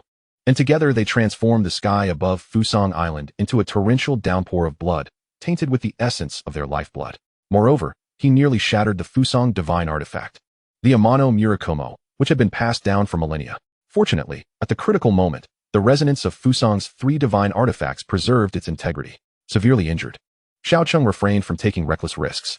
Consequently, Fusang's standing in the world plummeted, relegating them to the vassal of the formidable nation of America on the other side of the globe. Xiao Cheng, in turn, became the deepest shadow in the hearts of the Fusang people, cleansed by the blood rain. This included the Dark Sentinel of Fusang, who clutched the counterfeit Amano Murakumo, his hands trembling uncontrollably. Clearly, in the presence of his inner turmoil, Xiao Cheng, one of the war gods of the Great Xia, was visibly anxious but feigned composure as he stated, "Indeed, what I possess is a mere imitation of the divine sword. But are you not merely an avatar?" A slight smile flickered across Xiao Cheng's lips, appearing as animated as any living being. "You make a valid point. Thus, it seems this will be a fair fight. Shall you strike first?" Merely a statue, how arrogant. Despite this retort, the Fusang Dark Sentinel launched an assault, unleashing the full power of the counterfeit Amano Murakumo. Die? In that fleeting moment, a bloodthirsty, cruel smile graced his face. The reason was simple. The blade of light did not aim toward Xiao Cheng's avatar nor any other beast, but instead hurtled directly towards the ordinary civilians sheltered within the Beastmaster Association's formation. Let us see whether you save these people or pursue us. Lacking the courage to confront him directly, he merely sought to flee swiftly while Xiao Cheng tended to the civilians. Yet, Xiao Cheng's expression remained unchanged, as if he had anticipated this very outcome. Indeed, you Fusang people remain as despicable as ever. Subsequently, the Azure Cloud Dragon coiled about his shoulders transformed into a shimmering blue dragon spear, effortlessly cleaving through the sword light with a casual swing. The blue dragon spear, imbued with the remnants of the shattered sword light, surged forth with unrelenting force, enveloping the fleeing Fusang Dark Sentinels like a sharp whirlwind. In an instant, they were reduced to countless fragments. However, Xiao Cheng did not, as before, allow the filthy blood of the Fuso Dark Guards to rain down like crimson torrents. Instead, he collected it into clumps and discarded it into a nearby non-recyclable waste bin, as though it were mere refuse. After accomplishing this task, he lifted his gaze towards the direction of the Qinglong Beastmaster University and mused aloud that it seemed they did not require his assistance. Perfectly. This also afforded him the opportunity to conserve some of his own energy. He then resumed his former position, contemplating the stance he had assumed upon awakening. Yet he could not recall it. Ultimately, he adopted a pose he deemed stylish, mounting the soaring dragon once more, and transformed back into a stone statue.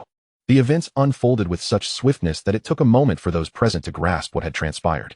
They then reverently approached Xiao Cheng's statue as though paying homage to a deity.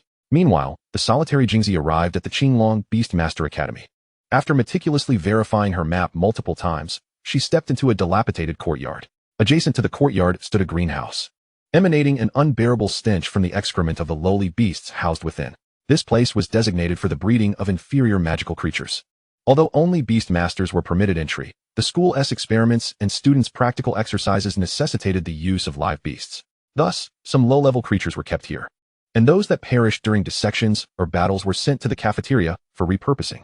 According to the individual she had encountered, he claimed to be well acquainted with every corner of the school, save for this one. The secrets we seek should surely lie within. She searched the courtyard meticulously, exploring every nook and cranny, yet yielded no results. Time was growing increasingly pressing. She could not fathom why the volcano had yet to erupt, but she assumed it would be imminent. Just as Jingzi began to feel anxious, her peripheral vision caught sight of a feeding trough within the greenhouse. Typically, troughs in constant use accumulate considerable grime, and this one was no exception. However, the trough she observed bore a ring of fine cracks encircling its perimeter, suggesting it had frequently been lifted and lowered.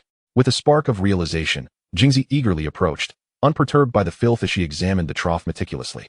Any beasts attempting to defend their food were swiftly dispatched by her magical creature, a black serpent coiled around her arm, which sent them flying with a flick of its tail. Moments later, she discovered a depression in the trough.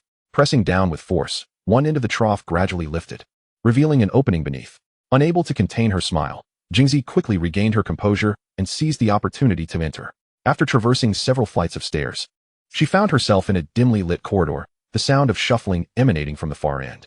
Instantly on alert, she stealthily approached the source of the noise, only to exhale in relief upon discovering it was a disheveled old man with unkempt white hair and a balding head, his beard tangled and filthy, wielding a broom as he swept. The sound was merely the broom brushing against the floor. She sought to avoid unnecessary complications and wasted time. Thus she concealed herself in the shadows, maneuvering past without arousing suspicion. Jingzi continued her sprint down the corridor, swiftly reaching its end. Suddenly, a circular platform appeared before her. Yet she found nothing peculiar about it. Upon closer inspection, she discerned a golden chalice, reminiscent of a wine goblet, resting atop the platform, filled with a vivid crimson liquid that resembled fresh blood. I have succeeded. This is the secret behind Xiao Cheng's transformation of the azure-scaled serpent into the azure cloud dragon. The notion of bloodline revival is utterly nonsensical. The azure-scaled serpent possesses no draconic lineage. It acquired dragon blood through experimentation at the Azure Dragon Beastmaster University. And this is dragon blood, the true essence of a divine beast. Overwhelmed with excitement, she carefully lifted the golden chalice along with the dragon blood. However, the moment the chalice was removed from the platform, it sank heavily, causing the entire corridor to tremble and collapse. Instantly, Jingzi began to flee at great speed. Unaware of the old janitor's whereabouts, perhaps he had already escaped. Grateful for her swift agility, she outpaced the collapsing tunnel. With a single breath, she surged to the surface just as the passage below gave way with a thunderous roar, sending shockwaves through the entire cultivation greenhouse. Though it no longer posed a threat to her safety, even at this moment, she could scarcely believe her success. Could it truly have been this simple? The ease of it all felt almost surreal. Dream? At this thought, Jingzi suddenly froze. She glanced around. It had been a long time since she heard the rumbling of the volcano. Despite the commotion caused at the Azure Dragon Beastmaster University, no one had come. Even the previously noisy beasts had fallen silent, and the foul odor had dissipated. The world had transformed into a hushed stillness, devoid of wind and movement, as if everything had come to a complete standstill, save for her. In that moment, her expression darkened, and the golden goblet she had clutched so tightly slipped from her grasp. It fell to the ground, bouncing before spilling the scarlet liquid that eerily stained her world.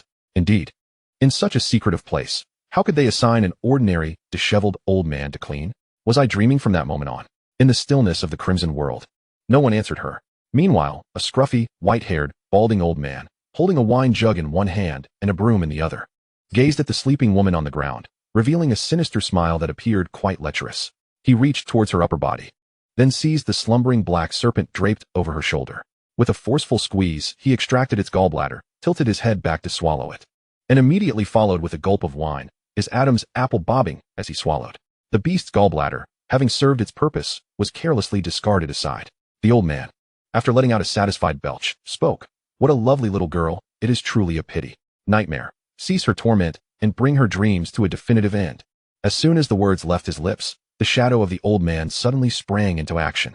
It detached from the ground and approached the woman, standing face to face with her. Then, One of its arms transformed into a sharp, elongated spike that plunged violently into her forehead. Simultaneously, the crimson realm of her dreams began to shatter and collapse. At that moment, Shizuko had already slumped to the ground, her face ashen, and upon witnessing the crumbling world, a flicker of relief crossed her expression. Accompanied by the violent convulsions of her limbs in the real world, she soon drew her last breath. The 5th Squad of the Fusang Dark Guards was initially formed to infiltrate the Great Xia and execute acts of terror. Due to the necessity of maintaining stealth, their numbers were deliberately kept low, yet each member was a formidable elite. However, at this juncture, the 5th Squad of the Fusang Dark Guards was utterly annihilated. Chapter 29. The Sweet Aroma. My head aches. Su Ze groggily awoke in bed, and the first sight that greeted his eyes was the familiar ceiling. Is this my home? Shouldn't I be at Tianyan Volcano? How did I return? Su Ze lifted his hand to massage his throbbing temples, only to discover an 4 drip attached to his arm, with a bottle of glucose infusing into him. Just as he lay in bed, bewildered, a charming little face slowly emerged into his line of sight, standing before him in silence. The delicate visage was as soft as a petal, with a rosy, fair complexion and features that were nothing short of exquisite, resembling a masterpiece. I'm hungry, the small face said, her rosy lips parting slightly. Startled, Su Ze sat up abruptly. How could such a little girl be in my home? The sudden movement caused the little girl to be caught off guard, resulting in a heavy collision of foreheads. She immediately recoiled, clutching her forehead, her eyes brimming with tears as she exclaimed, "Wah, you're a bad person. Not only did you threaten me to steal my powers, but now you've hurt me." Su Ze rubbed his own forehead, feeling the sting from their collision, which had left a noticeable mark. At that moment, his mind clicked, and he pointed at the little girl, declaring, "It's you, the golden-feathered phoenix. Stop pretending. How could my head have your hardness?" The little girl, transformed from the golden-feathered phoenix, lowered her hand from her forehead, revealing that her pristine, snow-white skin bore no trace of any impact. A mischievous smile crept across her delicate face. "Humph, it was not I who crashed into you. You ran into me. Also, do not refer to my species. I have a name, Qingyi, Phoenix Qingyi. As a high bloodline beast, she possessed a heritage akin to that of human families, and could transmit certain memories through her bloodline." Thus, Su Ze was not surprised that the golden-feathered phoenix had her own name. Rubbing his forehead, he sat up and inquired, "Qingyi, how did I end up at home? How long have I been asleep?" Qingyi tapped her chin and surveyed the surroundings, saying, "So this is your home? The situation is rather disheartening. An entire day has slipped by unnoticed." A full day? After falling into a coma, Su Ze was swiftly returned home. As for the door, it is merely a unit belonging to the Beast Taming University, and it is not unreasonable for the school to retain a key. Does that mean the entrance examination for the Qinglong Beast Taming University has already concluded? Have I missed the exam? Su Ze expressed his frustration. However, this query was beyond the capability of Feng Qingyi to address, as she was merely a bird and had been residing in Su Ze's beast space during this time. It was only when she sensed Su Ze's spirit beginning to awaken that she lost control of the beast space and was ejected. "You have indeed missed the examination, but you have been granted a direct admission." Su Yao's voice, brimming with joy, resonated at the doorway. The spare key to Su Ze's home had been entrusted to Su Yao by the Beast Taming University, as she lived just below him and could occasionally check on his condition. She also assisted in replacing his glucose to prevent him from starving during his unconsciousness. "Brother Su Ze, you're awake," Su Yao exclaimed joyfully. "By the way, Su Yao, what do you mean by saying I have been granted direct admission?" Su Yao promptly recounted the events that transpired during Su Ze's unconsciousness. "So, you two have been granted direct admission to the Qinglong Beast Taming University?" Su Ze inquired with a smile. Su Yao responded jubilantly, "Indeed. And perhaps we can continue to be classmates." Su Ze continued to question, "What about Wang Zi? Is he faring well?"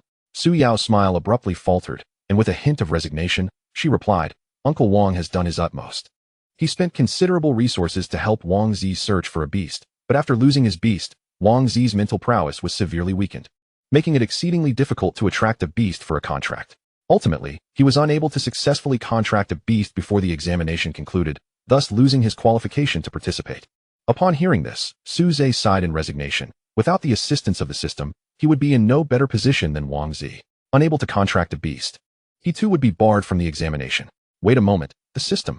A sudden flash of inspiration struck Su Ze. Indeed, Wang Zi's mental strength had been compromised due to the death of his beast, making it challenging to contract another. However, the beast eggs produced by the system were unconcerned with such limitations. As long as they could be hatched, a contract could be established. Moreover, he happened to possess a golden-grade beast egg perfectly suited for him. Su Ze immediately sat up in bed, determined to find Wang Zi, but his legs weakened, nearly causing him to collapse. Thankfully, Su Yao was there to support him in time. Feng Qingyi, witnessing this, could not suppress her laughter. Su Yao, unable to restrain her frown, remarked, though Brother Su Ze has contracted a particularly formidable beast, it appears he lacks proper training. Might this pose a danger? Su Ze's weakness stemmed from the lingering effects of his fragile mental state. Such excessive exertion could not be easily remedied even after a day's rest. Nonetheless, Su Ze had a solution. He immediately instructed Su Yao to assist him to the kitchen to boil a pot of hot water, and then retrieved a beast egg, the size of a human head, from the refrigerator. Brother Su Ze, is this a beast egg? Do you intend to give it to Wang Zi? Indeed. The newly hatched demon beasts are far more amenable to forming contracts, presenting a remarkable opportunity for Wang Zi.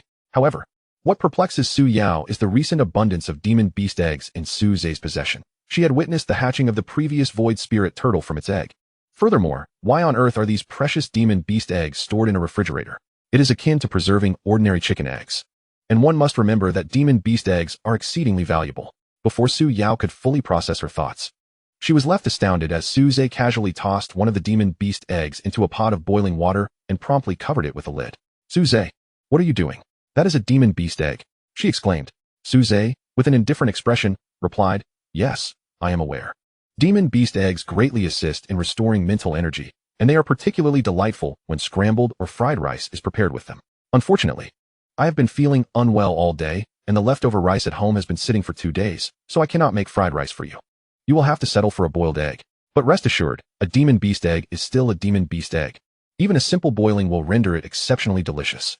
Su Yao was on the verge of despair. Was this truly her concern? This was a demon beast egg, one of the most coveted treasures for beast tamers, not merely an ingredient to ponder upon for culinary delight. Half an hour later, Su Ze expertly retrieved the egg, peeled it, and cut it into 3 portions, as Feng Qingyi had long been salivating beside him, even knowing it was essentially a bird. Su Ze could not resist the sight of her innocent face gazing at him eagerly. As Su Ze and Feng Qingyi began to indulge in the demon beast egg, Feng Qingyi joyfully revealed a pair of tiny wings fluttering behind her. Su Yao, glancing at the plate before her containing even a mere third of the boiled egg, decided to take a bite. Oh my, this is truly delicious. After satisfying her hunger, Feng Qingyi requested Su Ze to open the beast taming space so she could return. She still had a considerable amount of accumulated power within her, especially after absorbing an 80th level demon beast core. This energy would gradually dissipate until it completely vanished after aiding her through the initial phase of weakness following successful hatching. The amount she could refine during this period would determine how much power she retained, and the beast taming space would minimize energy loss to the greatest extent. Having finished the demon beast egg, Su Yao hurried back to her home, feeling an invigorating surge of energy rapidly enhancing her mental capacity, necessitating immediate meditation for assimilation. Su Ze, being of a higher level and having consumed numerous demon beast eggs in recent days, had already acclimated to the process. Before long, he had digested the energy from the demon beast egg and, upon standing, felt no lingering weakness. He took out his phone and dialed Wang Zi's number. Fatty, what are you up to? He inquired. Do not disturb me while I am resolving a significant life matter. Following this was a sound of exertion followed by a sudden release. On the other end of the line, Wang Zi appeared quite despondent. Squatting on the toilet with one hand in a cast, and the other holding his phone, a nearly burnt-out cigarette hanging from his mouth. Su Ze continued. Let us go out for dinner tonight. I have some good news to share with you, my brother. What good could possibly come of this? Wang Zi lamented. Yet he did not decline the suggestion. Indeed, we ought to celebrate your achievement with Su, the campus belle. Leave the arrangements to me. I assure you it will be a lively affair, rivaling even a wedding.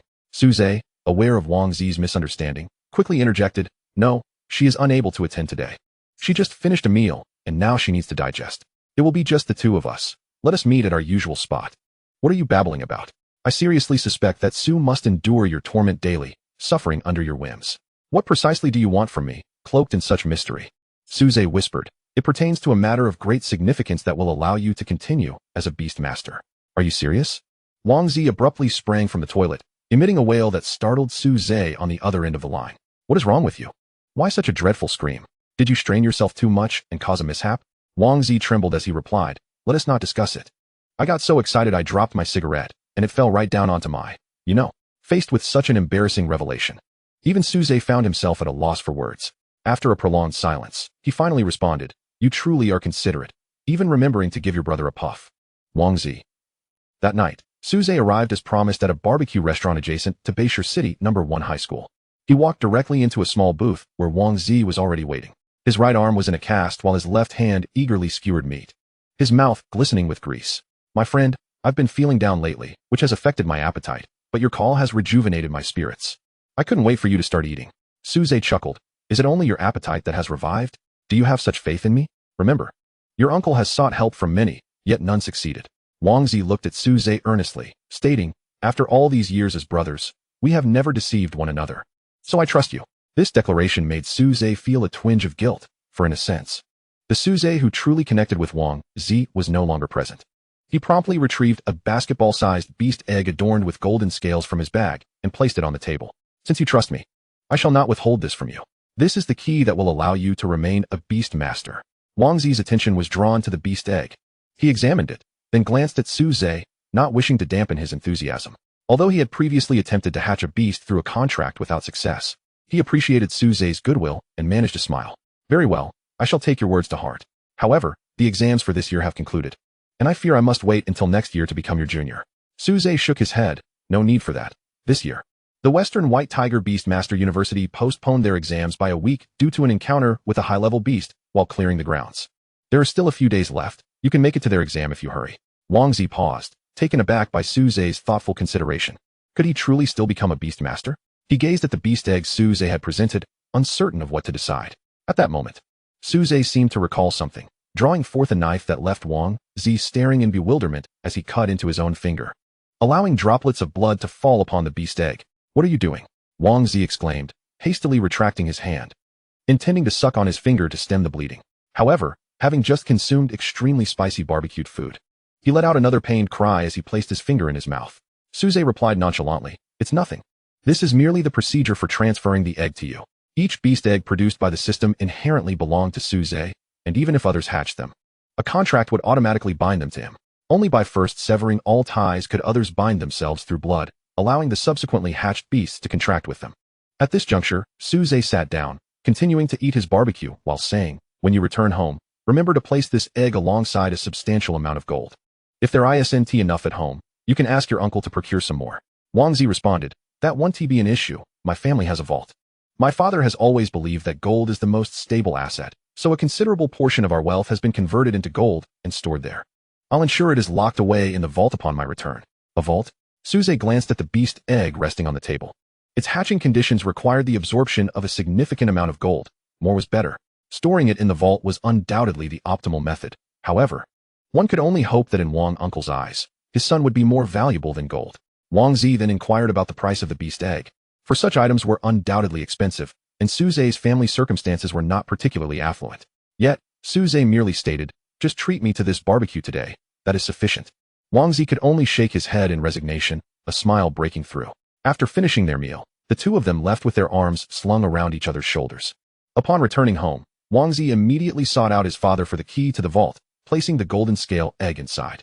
He did not believe this egg would solve his problems, but it symbolized his precious friendship.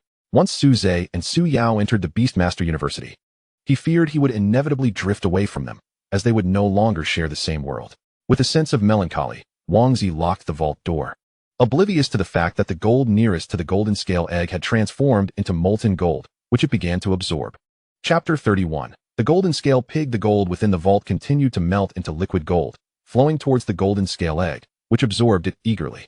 Once no nearby gold remained within its reach, the egg would actively roll on the ground to find a new position from which to continue its absorption.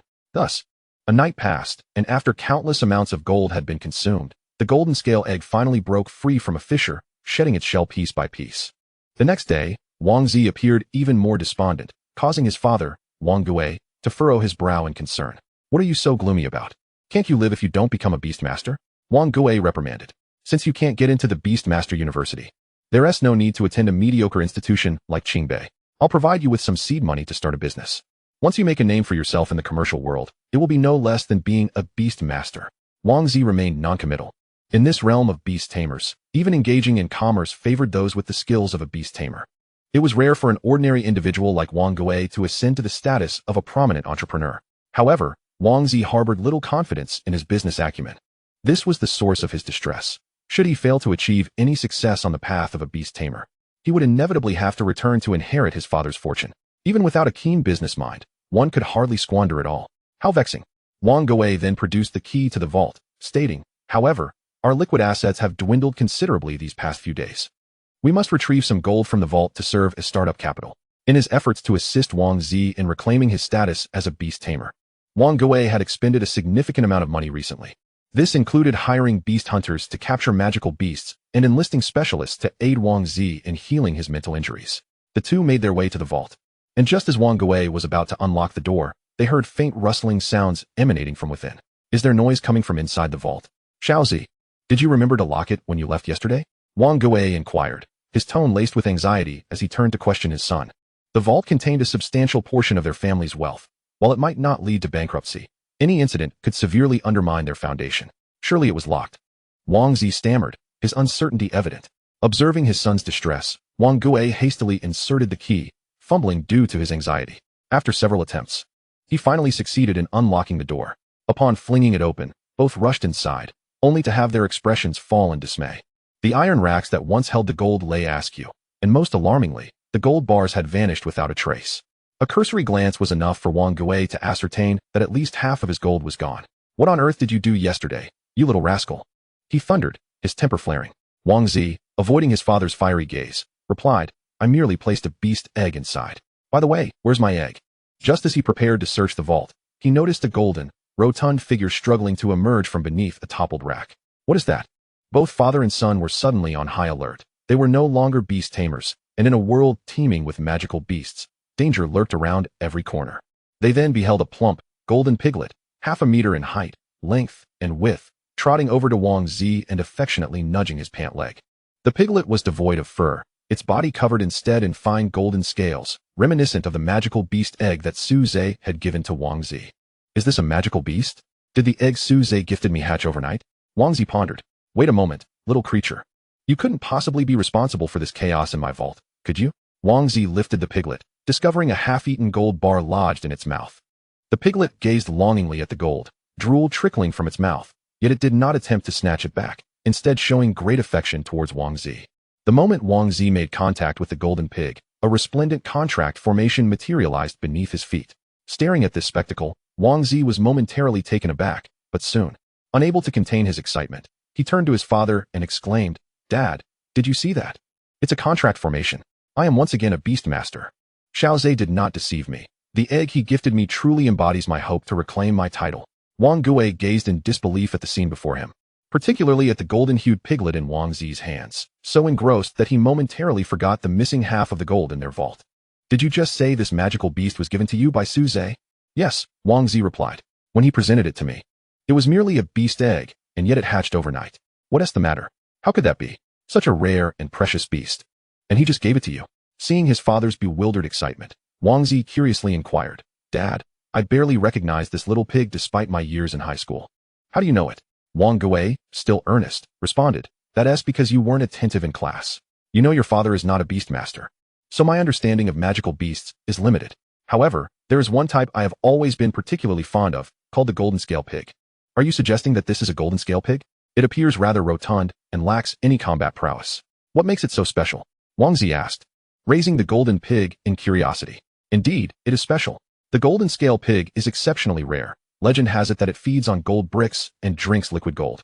Upon reaching maturity, it possesses the ability to transmute stone into gold and is adept at treasure hunting and mining. It is a magical beast that requires a substantial initial investment but offers even greater returns. Wang Zi suddenly understood. No wonder so much gold is missing from the vault. It must have consumed it all. But if it has such a large appetite, can our family even afford to keep it? After all, it devoured half of our gold in a single night. Will the remainder even last a few days? Wang Gui continued. That was likely just for the hatching process. Regular feeding 1T require as much. But that is not the crux of the matter. The key point is that the golden scale pig is a bona fide gold-level magical beast. Gold level. Wang Zi was taken aback, unable to fathom that a mere barbecue could have led Su Ze to gift him such a valuable creature. The eggs of magical beasts of this caliber are virtually priceless. Wang Gui reflected, I used to think Su Ze was merely benefiting from our family as kindness, but now it seems the reverse is true. We have been the fortunate recipients of his generosity. Recalling Su Ze's words from the previous day, Wang Zi spoke up, Dad, I heard that the entrance examination for the Western White Tiger Beastmaster University has been postponed. The Beastmaster entrance exams over their 1T take place for several more days. I wish to attend that examination. Wang Gui finally came back to his senses after the earlier shock, saying, What? You're unwilling to wait another year? Once you go there, you'll rarely return to meet your friends. Wang Zi replied resolutely, I cannot wait any longer. That kid has astonishing talent, and I fear that after a year, I won't even be able to catch up to him. Wang Gui smiled with great satisfaction. It is commendable to have ambition. It would be even better if you could also resolve to lose some weight. Your father supports you.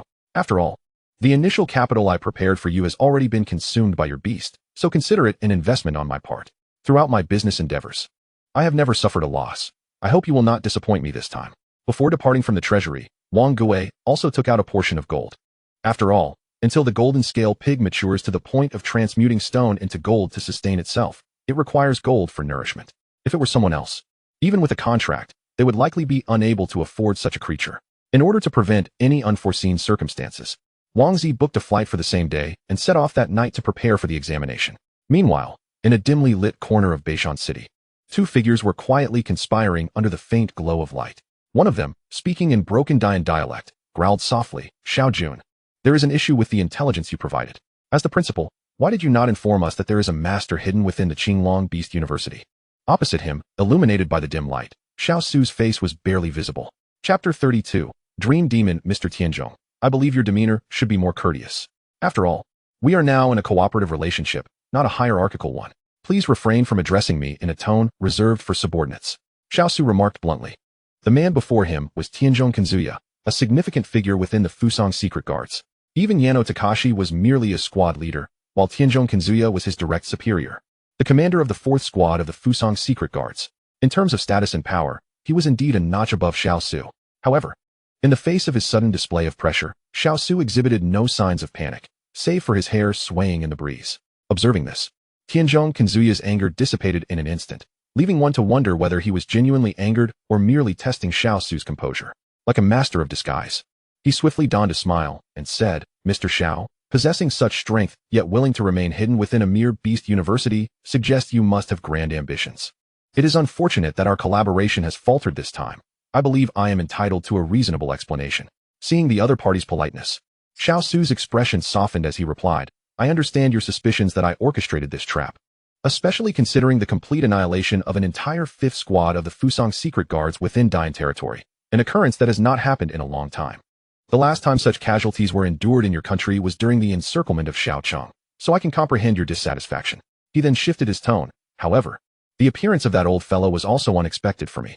Although I have held this principal position for 6 years, the previous principal had managed the institution for several decades. Ultimately, I am merely an outsider. Otherwise, why would I collaborate with you to uncover the secrets of this school? Tanaka Kitsuya fixed his gaze upon him, as if assessing the veracity of his words.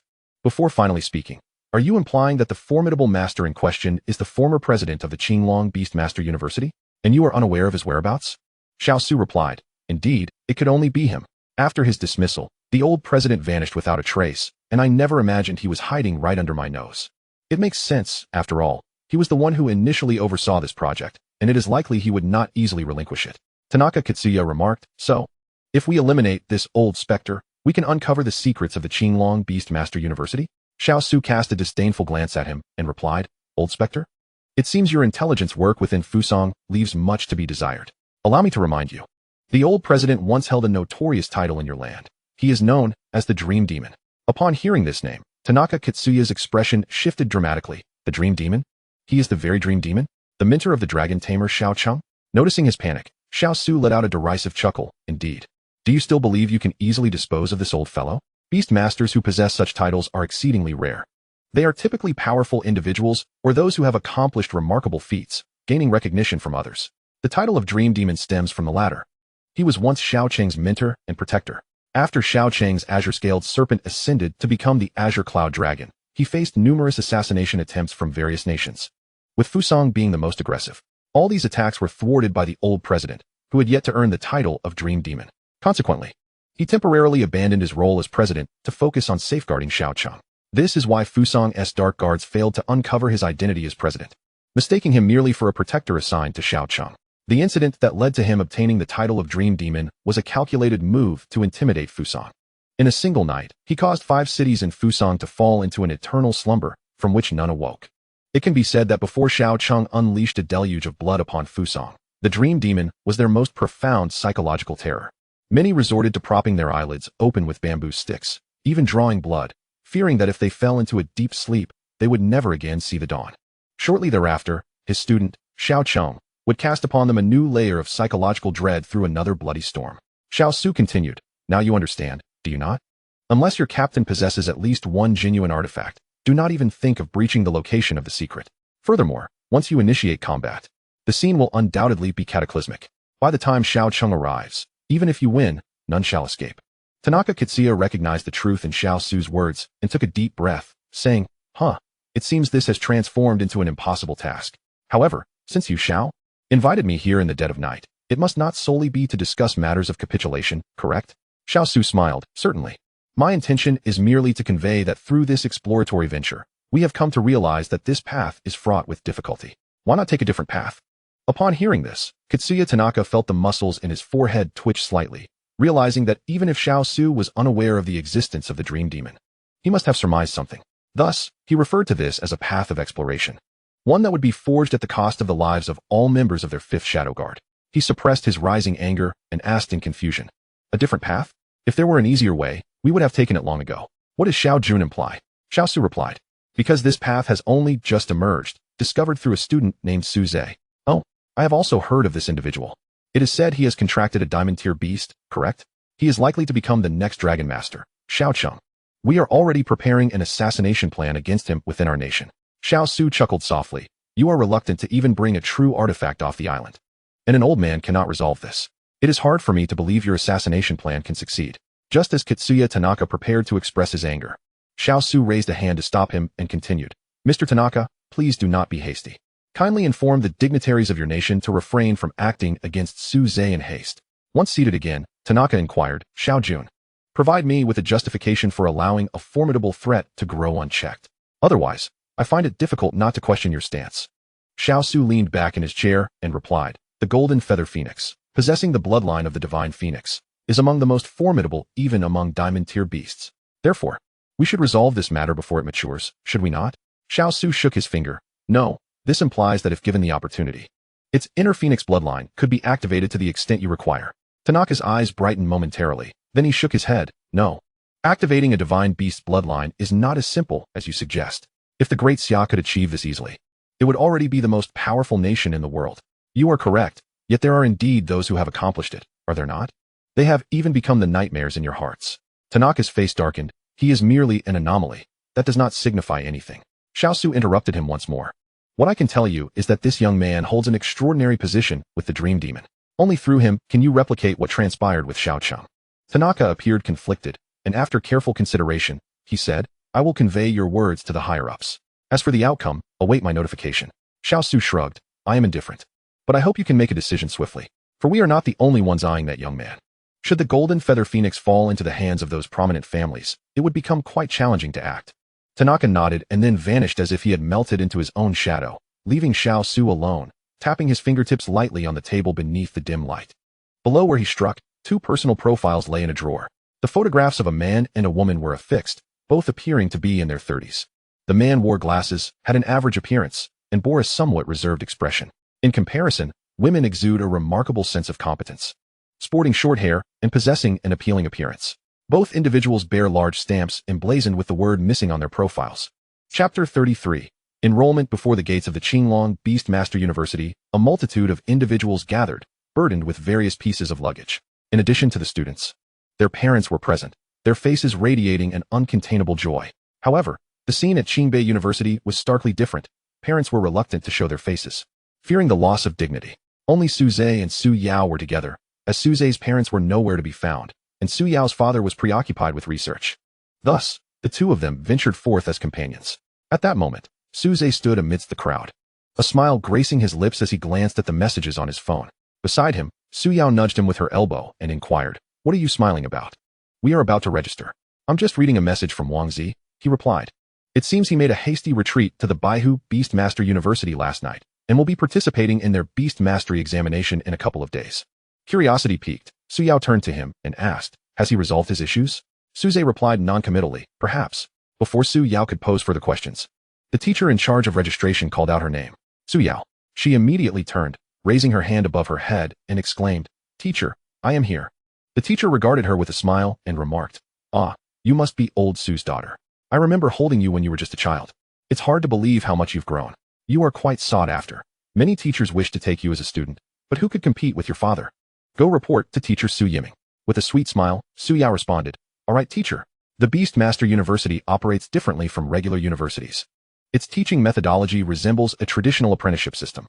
Upon enrollment, students do not attend classes in groups, but follow a mentor, becoming their disciples. Since mentors are not omniscient, the school offers numerous elective courses for independent study. Additionally, the institution mandates credit requirements, necessitating each student to complete a specified number of credits each academic year. Soon, it was Su Ze's turn, but when he approached, the teacher furrowed his brow and said, next, Su Ze. Your situation is rather complex. You have not yet been assigned a mentor. However, the principal has instructed me to direct you to his office upon registration. The principal? Su Ze was momentarily taken aback, pondering whether the principal intended to take him on as a student. Meanwhile, the other students waiting for registration erupted in astonishment at the mention of his name. Is he really Su Ze? The one who single-handedly annihilated an entire squad of Fusang Shadow Guards? He is so handsome, I adore him. What? You must be joking. Those are Fusang Shadow Guards. How could someone like us, mere fledgling beast masters, possibly contend with them? You may be unaware, but it is said that the recent upheaval at Tianyin Volcano was triggered by the hatching of a diamond-tier beast, which, due to its recent emergence, recognized Su Ze as its master upon their first encounter. Heavens, a diamond-tier beast. His luck is astounding. Indeed, it is enviable. Yet, amidst the admiration, discordant voices could also be heard. It was merely a stroke of luck. Had I been the one standing there at that time, I surely would have forged a contract as well. The disparity in rank between him and his beast is so considerable that the risk of losing control must be quite high, don't you think? Why doesn't the association compel him to dissolve his contract? Perhaps he has some connections. I can tell by the peculiar glances Captain Gua casts in his direction. Logically speaking, a genius who has contracted a diamond-tier beast should be kept under strict confidentiality to prevent assassination attempts. Although not many witnessed Su Ze's contract, only Guo Linshan, Yu Xinghua, and Xiao Su were present. Yet, in a fit of rage, he unleashed the power of his beast before the public, slaying a team of Fuso's dark guards. Among them the squad leader, Yano Takashi. Subsequently, the golden-feathered phoenix transformed into human form. Anyone familiar with the knowledge taught in beast-taming high schools would easily deduce that Su Ze had contracted a formidable diamond-tier beast, as only such a creature could possess such strength in its youth. Even attempts to conceal this fact were futile. The only option left was to assign someone to protect him clandestinely. In recent days, various personnel have been visiting Su Ze's home to check the water, electricity, and gas meters, though they appear rather unprofessional. Su Ze is aware that they are actually the great Xia spirit guards arranged by Guo Linshan for his protection. What are you daydreaming about? Don't you know where the principal's office is? Allow me to lead you there. Su Yao smiled as she took Su Ze's hand and confidently walked towards the school gate. From an external perspective, Beast Taming University bears no significant difference from an ordinary university, with its library, activity rooms, teaching buildings, and playground all readily available. However, in addition, there exists a grand outdoor arena and several smaller platforms. Unlike a typical university focused solely on academic subjects, Beast Taming University primarily emphasizes practical combat courses. The campus spans a vast area, and after running breathlessly, the two arrived at the majestic Qilong statue located at the center of the campus. The statue towers over them, reaching several stories high, with scales the size of basketballs and dragon whiskers as thick as arms. Many individuals gathered around the statue, exploring its base, evidently aware that it conceals the avatar of the dragon tamer, Shao Cheng. They were eager to discover whether this larger and more imposing statue harbors any mechanisms, especially since the crowds had been much denser a few days prior. Unfortunately, their efforts bore no fruit, and now only a handful remained intrigued. Behind the statue lies the destination Su Ze seeks, the administrative building of Qilong Beast Taming University. With 18 floors, it stands at the same height as the statue, and the principal's office resides on the highest, the 18th floor. Su Yao intended to visit her father on the 10th floor. After Su Yao exited the elevator on the 10th floor, Su Ze continued alone, following the signs until he found the principal's office. The door was unlocked, and after gently knocking and receiving a response from within, he pushed the door open and entered. The room was exceptionally spacious, adorned with a grand mahogany desk, a tea table, a set of sofas, and a bookcase. On the walls hung calligraphy, inscribed with famous quotes that Su Ze could not decipher. In the room, two individuals were present. One, a middle-aged man clad in formal attire, meticulously groomed, sat behind a desk.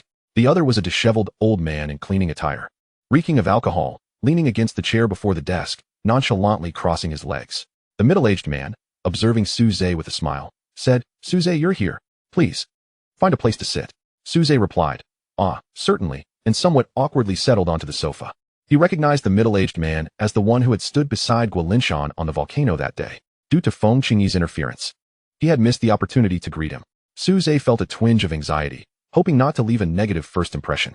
At that moment, Xiao Su beamed as he stepped out from behind the desk. Allow me to introduce myself. I am your principal, Xiao Su. Without further ado, the reason I summoned you here is to personally introduce a teacher given your unique circumstances. With that, Xiao Su gestured towards the disheveled old man, who was pouring the last few drops of liquor from his flask into his mouth, much to Su Ze's astonishment. Chapter 34. The teacher. The old man tilted the flask vigorously towards his mouth, then peered inside to confirm the absence of any remaining liquid before reluctantly tucking it away into his coat. He reclined comfortably against the chair's backrest, tilting his head back, only to find both Xiao Su and Su Ze watching him. It seemed only then did he realize that Xiao Su had been referring to him, and in utter disbelief, he pointed at his own alcohol-stained nose, exclaiming, "Me? To be his teacher? Principal Xiao, surely there must be some mistake. Our school boasts numerous excellent educators skilled in teaching, nurturing, breeding magical beasts, and even horseback combat. I merely assist with feeding pigs and cleaning. How can I possibly teach anyone? This is simply unacceptable." Su Ze silently echoed this sentiment. The teachers he had encountered on his way here, including those at the entrance responsible for admissions, were all impeccably dressed and dignified. The old man before him not only appeared filthy, but seemed to have a penchant for drink, presenting an image that was anything but reliable. Furthermore, he had just enrolled, possessing dual beast mastery, one at the golden level and the other at the diamond level. Such talent was exceedingly rare. It was hard for Su Ze not to question Principal Zhao's judgment in appointing such a figure as his mentor. Could it be that he had been slighted for not greeting him? Was he truly so petty? If that were the case, he could have at least discussed it with the old man beforehand, ensuring he changed out of his cleaning clothes. In his current state, he hardly resembled a teacher. It felt as though he was being taken for a fool. Su Ze couldn't help but mentally lament. Yet, Xiao Su maintained his genial demeanor, stating, "Teacher Lin, she is being modest. By the way, your name is quite intriguing. It ultimately signifies a dream. How could I have overlooked this before?" The drunken old man nonchalantly touched his ruddy nose and remarked, "I am merely a janitor here, tending to the livestock. It is only natural that the principal does not take notice of me." At this moment, Su Ze cast a glance at the man named Lin Shi, feeling that the name, when juxtaposed with his current disheveled appearance, was somewhat of a mockery. Shortly thereafter, Xiao Su shifted the topic, saying, "What you just mentioned is indeed correct. Our Qinglong Beastmaster University boasts a formidable faculty. However, you are undoubtedly aware of the child's circumstances. Aside from you and me, there are truly very few qualified individuals in this institution to guide him." This statement caused Su Ze's eyes to widen in surprise. What did this mean? Did the principal imply that the old man was of equal standing? Could he possibly be a figure akin to a wandering monk? Su Ze pondered inwardly. At that moment, the drunken old man continued, "Principal, you flatter me too much. How could I possibly compare to you?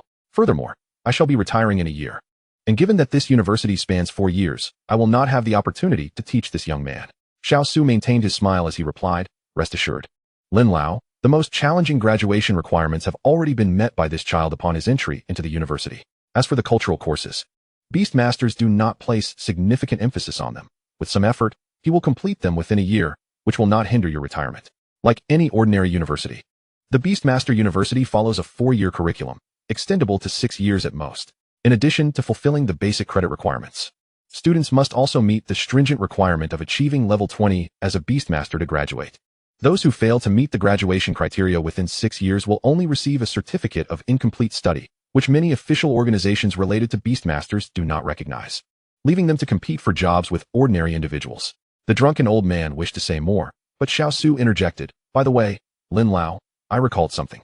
I have taken a keen interest in this exceptionally talented student, Su Ze, and thus made an effort to learn more about him. I discovered that his parents were once teachers here, but sadly, they met with an unfortunate incident before my tenure. I wonder if you happen to know them?" Xiao Su sighed and continued, "Poor child, without parental support, what shall he do?" It is worth noting that this diamond-tier beast has garnered attention not only from outsiders, but also from many within our own ranks. This remark startled Su Ze, suggesting that he might be under the watchful eyes of many. Indeed, much like Xiao Cheng, who had contracted a diamond-tier beast at a young age and had to withstand repeated assassination attempts from other nations to thrive. There was no reason for him to develop in peace. But what did it mean to be targeted by one's own? Su Ze discreetly glanced at Xiao Su, recalling the day when only he seemed to be fixated on the golden feather phoenix. Yet, it was unlikely that this referred to him alone. Could there be others with designs on him? Su Ze mused silently. Lin Shi's expression finally shifted.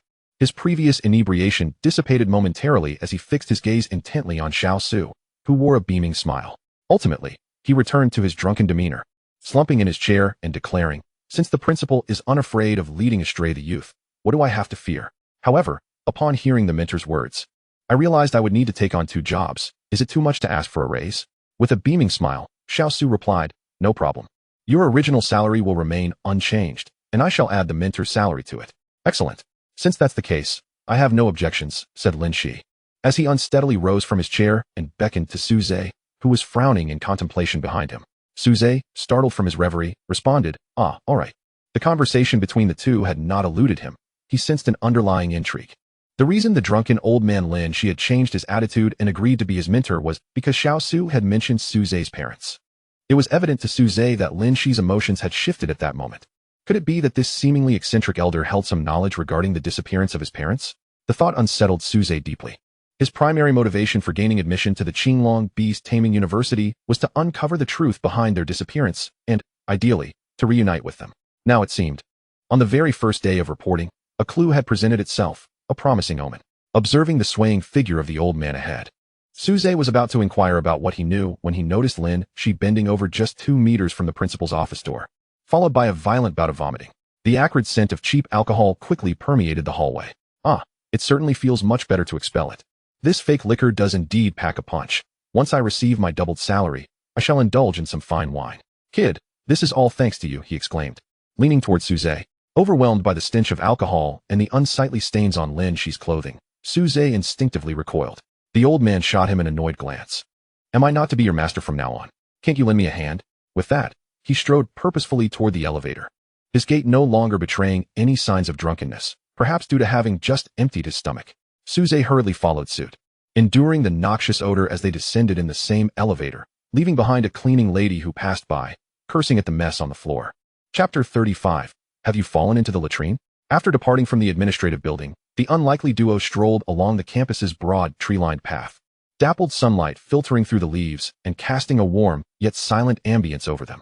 Unable to bear the slightly awkward atmosphere, Su Ze broke the silence, inquiring, "Teacher, where are we headed?" Lin Shi hummed an unknown tune while shaking his head, responding, "Where else? To my office where I tend to the livestock." Su Ze, puzzled, asked, "An office? Shouldn't the teacher's offices be located in the administrative building?" The old man grinned widely, revealing the gaps left by his missing teeth, and replied, "That cramped little office can't compare to my domain. I can hardly stretch a leg in there." Upon hearing this, Su Ze was instantly intrigued. Although the old man was clad in a filthy sanitation worker's uniform, he appeared to command a level of respect even from the principal. Coupled with his earlier remarks, could it be that he was indeed a hidden powerhouse, possessing a dedicated office space within the school? This curiosity persisted until he led Su Ze to a remote corner of the campus, where they arrived at a breeding greenhouse. Before even stepping inside, the foul stench of animal excrement invaded Su Ze's nostrils, causing him to wrinkle his nose in distaste. "Teacher, is this truly where you conduct your work?" he inquired. "Indeed. What do you think?" "It's certainly more spacious than the offices in the administrative building," came the reply. The man spoke the truth, disregarding the greenhouse itself. Even the adjacent lounge was larger than the principal's office. When accounting for the greenhouse, it nearly rivaled the entire footprint of the administrative building. However, the issue lay in the fact that within such an expansive space, there were scarcely any areas suitable for human use. The greenhouse was subdivided into over a dozen fenced-off sections, akin to a pigsty, housing a myriad of various low-level demon beasts. Most of them were iron-tier demon beasts, essentially animals infused with traces of demonic bloodlines. They were not significantly stronger than ordinary animals, although it was said that their flavor and taste had been notably enhanced. Yet, Su Ze had no interest in consuming them. Instead, he recalled a previous mention by Xiao Su in the office and asked, "Teacher Lin Shi, do you know my parents?" Lin Shi did not respond directly. Instead, he handed Su Ze a bucket of pre-mixed feed, saying, "Ah, the principal summoned me unexpectedly, and now my feeding duties remain unfinished. If the feed clumps together, it will be difficult to dispense." Eager for an answer, Su Ze promptly accepted the bucket from him. "No worries, leave it to me," he replied, lifting the bucket and braving the stench as he entered the greenhouse, pouring the contents into a feeding trough. However, the demon beast resembling a scaly black pig merely took a bite before wagging its tail and waddling away. Seeing this, Lin Shi immediately called out from the side, "Hey, what are you doing? I've already fed that scaly pig. Can't you see its belly is stretched? Do you intend to overfeed it?" His tone was urgent, yet he made no move to intervene, instead dragging over a lounge chair and reclining on it, gazing lazily at Su Ze. His eyes glazing over as though lost in a reverie. Su Ze halted his actions, pondering for a moment before pouring the remaining half-bucket of feed in front of another beast, this one resembling a goat, but sporting 3 horns. The creature's reaction was even more extreme. Upon merely sniffing the feed, it went into a frenzy, ramming its horns against the enclosure. Su Ze, dodging its antics, expressed his bewilderment. What is wrong with these animals? Why do they collide with the walls upon seeing food? Have the beasts been starved? From somewhere. She produced a small flask, pouring a drink into his mouth as he remarked, "This feed contains powdered bones of the 3-horned goat. Offering it to that beast will undoubtedly incite its frenzy. You might try feeding the purple dogs nearby. They have a penchant for bones." Empathizing with the situation, Su Ze indeed comprehended the behavior of the triangular sheep. Grasping a ladle with one hand while pinching his nose with the other, he scooped the recently poured feed from the trough and transferred it entirely into the food bowl of the nearby purple dog. Observing the large dog, adorned with a coat of purple fur, devouring the meal with enthusiasm, he finally exhaled in relief. He had not anticipated that even the simple act of feeding could entail such complications. Indeed, it was evident that mythical beasts were far more challenging to cater to than ordinary animals. It is worth noting that domesticated pigs, regardless of the shattered stones you might place in their mouths, would chew them with the same gusto as crispy rice, displaying no signs of pickiness. Departing from the greenhouse, Su Ze set the feed bucket in front of a lounge and wiped the sweat from his brow, only to realize, to his dismay, that he had inadvertently splattered some feed onto his face. He hastily wiped it away. Observing this, Shi appeared to be in high spirits as he exclaimed, "Ha ha. It's quite reminiscent, indeed." Curiously, Su Ze inquired, "Resembling what?" Shi replied, "Who else could it resemble? Of course, your father." Su Ze instantly became animated. "Teacher, do you truly know my dad?" Shi chuckled. "What is there to not know? I have been here for so many years." Back then, Su Lin was just a naive youth. When he first began his tenure, the former principal assigned him to care for mythical beasts under my supervision for a while.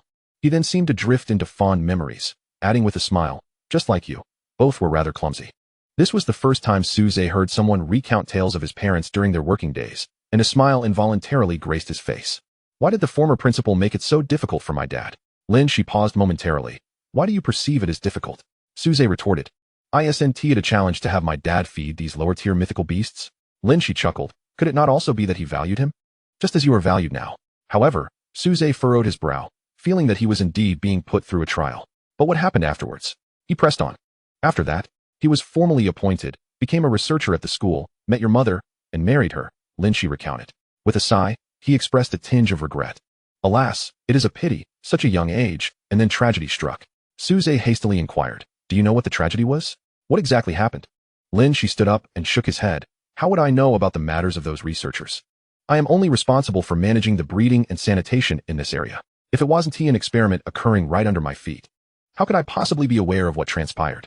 Still unsatisfied, Su Ze asked, "Have you ever heard anything from others?" Shi, hands clasped behind his back, walked into the lounge and replied, "No, I'm just an old man. Who would share such things with me?" He then issued a gentle dismissal. "All right, young man. Today is merely an orientation. You may return home. Tomorrow marks the commencement of formal classes." Seeing this, Su Ze felt a lingering suspicion that Shi knew more about the incident than he let on. He yearned to inquire further. Yet Shi had already secured the lounge door, leaving him no choice but to relent. Nevertheless, Su Ze resolved to extract some information from this place, even if it meant continually assisting with the feeding of these lower-tier mythical beasts. His spirits were high. On his very first day at school, he had uncovered a lead regarding the past incident. However, it was not without its drawbacks. When he reunited with Su Yao on their way home, he was met with her disdain, as she kept a considerable distance from him. "Brother Su Ze, where did you go after we parted? Why do you smell so foul?" The odor was so unbearable that Su Yao momentarily suspected he had fallen into a cesspool after their separation. Chapter 36. Pecked by birds in the early morning. Su Ze selected a demon beast egg from several bronze-hued ones before him and tossed it into boiling water. Perhaps his recent stroke of luck, having simultaneously drawn a golden and a diamond-grade demon beast egg, had exhausted his fortune. After utilizing all his accumulated gacha attempts over the past few days, he found not a single golden egg, nor even a silver one, only a handful of bronze demon beast eggs. Contemplating, Su Ze retrieved another egg and placed it into the pot. If this scene were witnessed by others, they would likely feel an immediate pang of sympathy. However, for Su Ze, it mattered little, as demon beast eggs were the one thing he possessed in abundance. He was akin to a diligent hen, laying an egg each day. Once the 2 beast eggs were boiled to perfection, Su Ze fished them out and exited his dwelling. Residing in the staff quarters of Qinglong Beast Taming University allowed him the luxury of proximity to the school, making it unnecessary for him to stay in the dorms. Su Yao enjoyed the same privilege. As Su Ze stepped out, he caught sight of her waiting at the corner of the staircase. "You're so slow." "I've been waiting quite a while," she pouted playfully. "Have you eaten yet?" "I took some time to boil an egg for you," he replied. "I've already had breakfast." "But one egg wouldn't hurt." "It's just that I'm past the age of growing. Is there any use in eating eggs?" Su Yao looked at the large, pale demon beast egg Su Ze produced, momentarily silenced. Although the last time Su Ze's boiled demon beast egg had left a lasting impression due to its healing properties, she never expected it could serve as breakfast. How extravagant. Without uttering a word, Su Ze handed her the egg and then cracked open another one against the stair railing.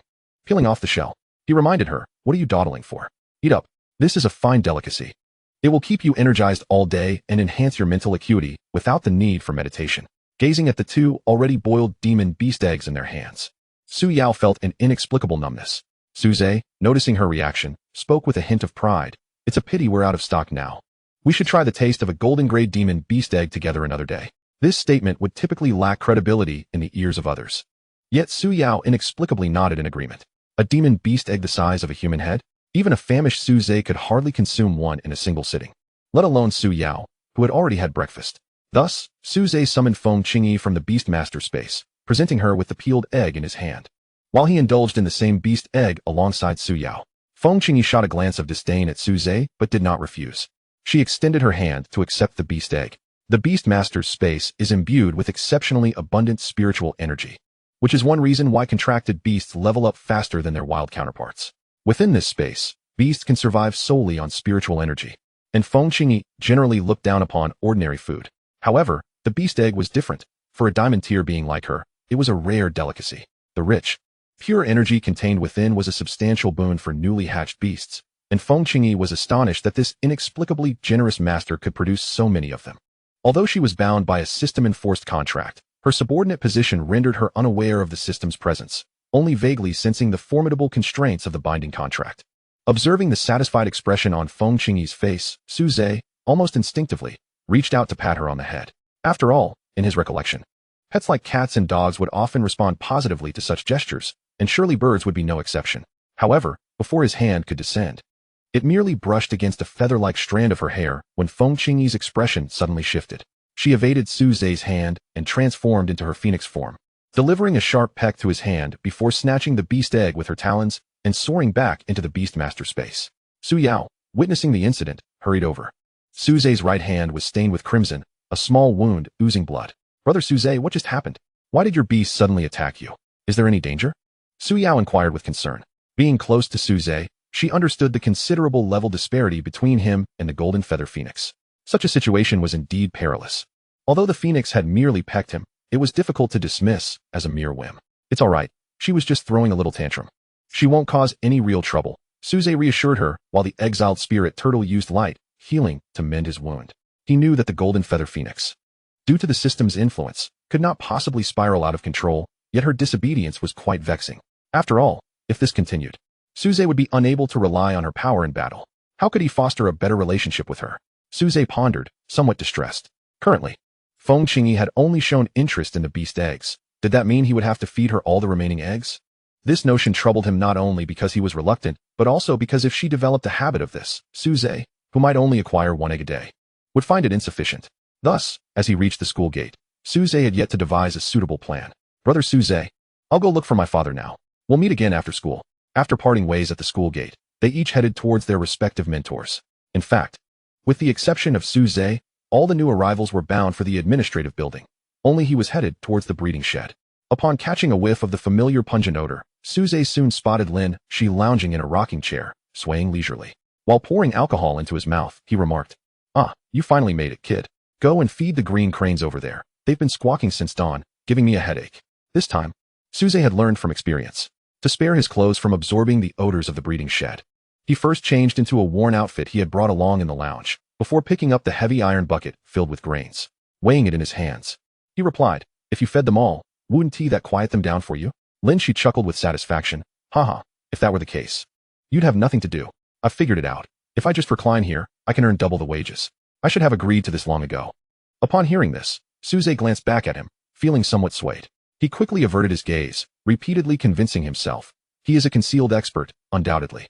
Chapter 37. Attempting to tame. As the name suggests, the green crane is a large bird of an impressive stature, towering over a person. Its beak is as long as an arm, appearing rather formidable. Fortunately, this beast is herbivorous and possesses a relatively gentle temperament. After Su Ze poured the grains into the feeding trough, most of the green cranes ceased their cries and approached to peck at the food, much like domesticated chickens and ducks. However, one particularly large green crane flapped its wings and even kicked over a nearby iron bucket, pecking at Su Ze with its formidable beak. The sound that erupted was akin to steel clashing. In reality, it was the beak colliding with a shield resembling a tortoise shell. Su Ze promptly transformed his shield into the ethereal tortoise shell, successfully deflecting the attack. The force of the impact caused the crane to sway its head, momentarily dazed. Oh, this green crane dares to attack the caretaker. It seems I'll have a little extra today. I've got a dish to accompany my drink, Lin Shi said, rising from his chair. He washed his hands at the faucet and then approached the agitated green crane empty-handed. Su Ze watched nervously from the side, fearing for Lin Shi's safety, worried that the bird might peck him to pieces. Especially as he saw Lin Shi reaching out towards the crane's head, he tightened his grip on the ethereal shield, ready to defend against any potential strikes. After all, he still recalled the sharp peck he received when attempting to stroke Feng Qingyi's head. The green crane could hardly be more forgiving. To Su Ze's surprise, under his anxious gaze, Lin Shi's hand effortlessly touched the crane's head. After skillfully avoiding a few long, beautiful feathers, he gently stroked its plumage. In no time, the green crane began to close its eyes, affectionately rubbing against Lin Shi's palm, completely transforming from its earlier aggressive demeanor to one of docility. Teacher Lin, how did you manage that? Why is it that merely a few gentle touches render it so docile? Lin Shi, with a playful grin, remarked, it's quite simple. These mythical beasts are not vastly different from our beloved cats and dogs. They, too, revel in human affection, and a few strokes are sufficient to tame them. He gestured towards the crane's elongated neck, muttering, such a long neck, it would be delightful to savor it with a drink later. Su Ze continued his inquiry. To be honest, I also possess an avian mythical beast. However, when I attempted to caress it today, I was met with a fierce peck before I could even touch it. Why were you unharmed? Lin Shi retracted his hand, looking at him intently. While not all avian mythical beasts are susceptible to such treatment, most are indeed exceptions. Did you, by any chance, touch the crest upon its head? Su Ze, puzzled, responded. Crest? What is that? Lin Shi, placing his hand behind his back and adopting a teacherly demeanor, stated, since you are now my student, allow me to impart this exclusive knowledge to you. These mythical beasts, though sharing many behavioral traits with ordinary animals, are not entirely alike. They tend to be considerably more proud. For instance, in the case of avian mythical beasts, aside from certain sensitive areas one would be foolish to touch, there are 3 critical zones one must avoid. What are those 3? Su Ze inquired eagerly. The crest, the tail feathers, and the flight feathers, Lin Shi clarified. These are the longer, more vibrant feathers found atop their heads, at their rear, and upon their wings. Though functionally similar to other feathers, they are regarded by avian mythical beasts as treasures, not to be touched casually, even by their masters. Reflecting on his earlier encounter, Su Ze realized that the silky strands he had felt while wishing to caress Feng Qingyi's head were indeed her crest. Consequently, her flowing skirt and sleeves, upon transformation, corresponded to her tail and flight feathers, which also required careful handling. Su Ze assumed the lesson had concluded, but Lin Shi continued. It is not enough to merely avoid these areas. You must also stroke in the direction of the feather growth. Should you disturb the feathers, it may provoke the mythical beast's ire. Moreover, your hands must be clean. Only then will they allow you to touch them. Su Ze nodded, committing this wisdom firmly to memory. After completing a series of tasks in the cultivation shed, Su Ze discreetly retreated to a secluded spot. Meanwhile, emboldened by the trust he had garnered from the crane through his brief strokes, Lin Shi led it out of the shed, only to be met with a piercing crane call. Shortly thereafter, Lin Shi emerged, wiping the blood from his hands, exclaiming, boil water, boil water. A beast that has attacked a human cannot be spared. It's the rule, not my gluttony, so you cannot blame me. Where's that lad? At that moment, Su Ze, having changed into fresh attire and meticulously cleansed his hands, summoned Feng Qingyi from his beast space. Upon her appearance, she wrinkled her brow. Where is this? Why does it smell so foul? Her gaze then fell upon Su Ze, who bore an expression of ill intent. What do you intend to do? Do not think that just because you are the master, I will fear you. I would rather we both perish. Su Ze remained silent, extending his right hand as he had done that morning, attempting to tame as Lin Shi had suggested. Feng Qingyi glanced at his hand, seemingly searching for hidden objects, perhaps a blade or a pill, but found none, only a faint, delicate fragrance. This was a subtle modification made by Su Ze after considering Lin Shi's words. He believed that the more noble-blooded golden feather phoenix would be particularly discerning. Merely having clean hands was insufficient, so he had gathered some fresh flowers, kneading them in his hands before rinsing, leaving behind a light fragrance that was not at all overpowering. Amidst the foul odors of the greenhouse, this hint of fragrance stood out as particularly precious. Indeed, inhaling this comforting scent, Feng Qingyi did not shy away from Su Ze's hand, though she remained cautious. Su Ze, astutely avoiding her stray locks, gently stroked the top of her head, following the direction of her hair. Feng Qingyi was momentarily taken aback. This indescribable sensation made her feel uneasy, yet not unwelcome. There was even a hint of longing, for she had never experienced the warmth of parental affection or touch since hatching. As Su Ze's hand caressed her crown, it offered her a measure of solace, and unconsciously, she closed her eyes and lowered her head, relaxing her guard. Observing the smooth, pure neck revealed as she bowed, akin to a white jade pillar, Su Ze's curiosity was piqued. At that moment, Feng Qingyi resembled any ordinary young girl. For human females, a gentle head pat might be tolerated, but a touch upon the neck was another matter entirely. Yet, according to Lin Shi's words, this area seemed permissible for demon beasts.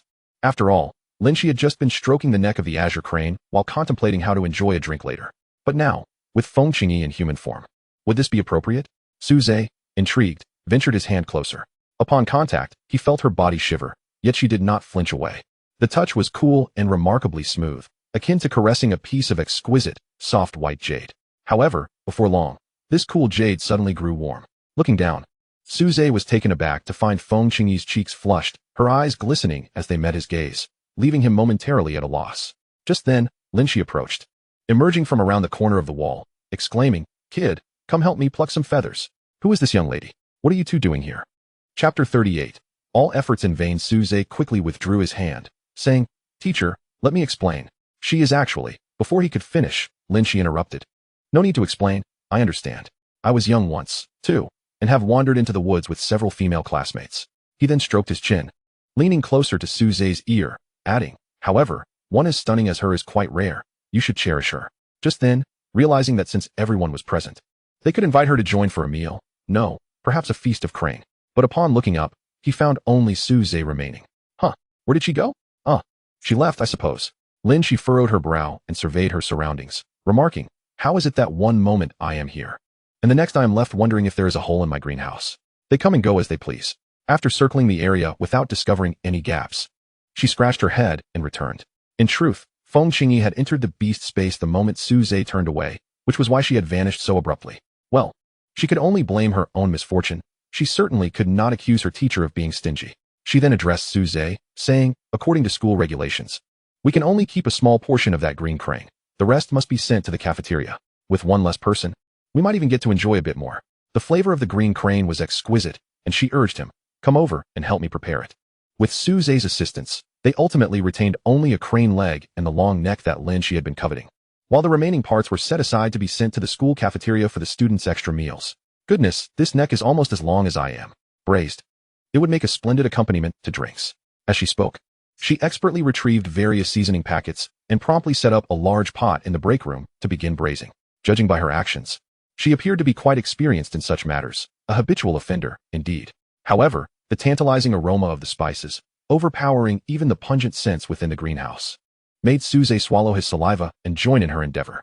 Typically, duck necks require 40 minutes to an hour to braise, but this crane neck, both in length and girth, far surpassed that of a duck neck. Thus, they braised it for a full 2 hours before retrieving it from the pot. While still hot, they sliced it into bite-sized pieces, and Lin Shi, unable to contain her eagerness, immediately shoved a piece into her mouth, calling out in delight despite the heat. Su Ze also sampled a piece and found that, compared to the ordinary braised duck neck sold in markets, this one had significantly more meat, with a firmer texture and an abundance of flavor and juiciness. This meal alone reaffirmed Su Ze's belief that choosing this teacher was undoubtedly wise, and furthermore, he had indeed learned a great deal. He even found that the knowledge he acquired helped him cultivate a closer relationship with the Jin Yu Feng bird, a considerable gain.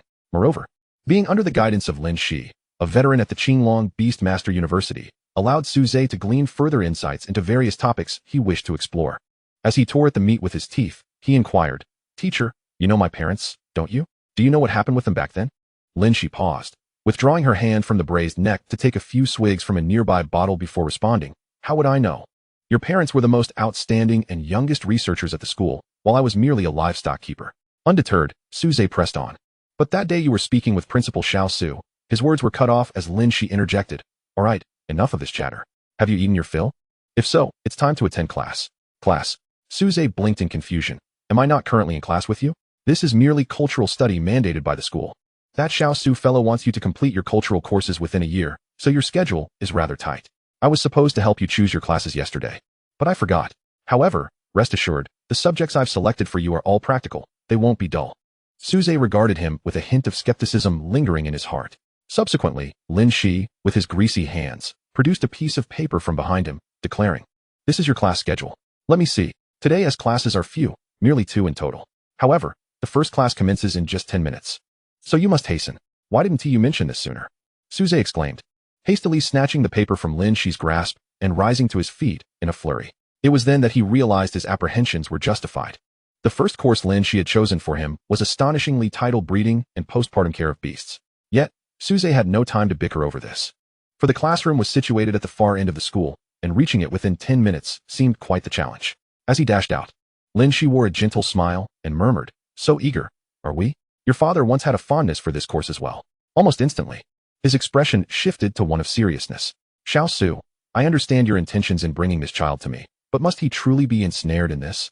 Perhaps due to the earlier events, as Su Ze sprinted to the point of exhaustion, Feng Qingyi emerged spontaneously from the beast mastery space.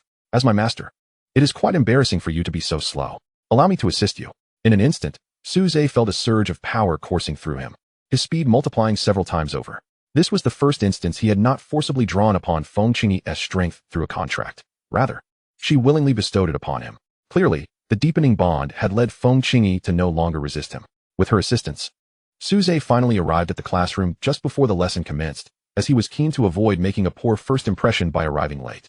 The moment he and Feng Qingyi settled into their seats, they captured the attention of the entire classroom. More precisely, it was Feng Qingyi who drew all eyes upon her. Although Su Ze's appearance was quite remarkable among humans, it paled in comparison to the transformed beast before him. Had the class bell not rung promptly, numerous students might have approached to strike up a conversation, oblivious to the fact that he and Feng Qingyi were worlds apart. At the podium, a young woman with a curvaceous figure and black-framed glasses introduced herself. "All right, class, I am your instructor for this course. You may call me Teacher Chen." Below, Feng Qingyi displayed a keen interest, exclaiming, "Is this what a human classroom is like? Fascinating. We beasts inherit knowledge through bloodlines and practical experience. I am quite eager to witness the so-called education of humans." After concluding her introduction, Teacher Chen stated, "We will be studying the breeding of beasts. The first step is to understand the gender of your respective beasts. Please summon your beasts, and I shall teach you how to distinguish the various species." As the contract formation array illuminated, one beast after another was confirmed.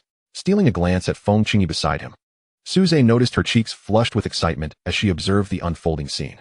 Indeed, for her, a fellow beast, this spectacle must have been immensely exhilarating. However, "I believe there is no need to verify Feng Qingyi's gender any further," Su Ze mused, considering she had already transformed into a petite maiden. His gaze was felt by Feng Qingyi, who blushed and shot him a fierce glare, exclaiming, "If you dare treat me this way, even if the contract erases me, I will not let you off." She then swiftly turned and fled back into the beast mastery space. "This is a misunderstanding. I have not doubted your gender, nor have I intended to undress you." Su Ze's words remained unspoken, and as before, he received no further communication from the other end of the contract's array. Alas, the hard-earned intimacy he had cultivated was now in vain. Chapter 39. The underage bird cannot bear witness to such things soon. The teacher approached Su Ze, drawing the attention of the other students. "Wait, where did that beautiful girl next to him go? I don't know. She seems to have left the classroom. Hold on. Doesn't he look somewhat familiar? Isn't he the one who supposedly contracted a diamond-grade beast? Indeed. My heavens. Does that mean I will soon witness the appearance of a diamond-grade demon beast?" Their conversation reached Chun Xian's ears, as she was not a combat-type beastmaster.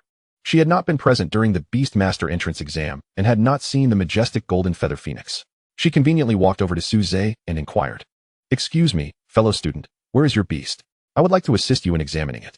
Even as a teacher, she had never encountered a diamond-grade beast.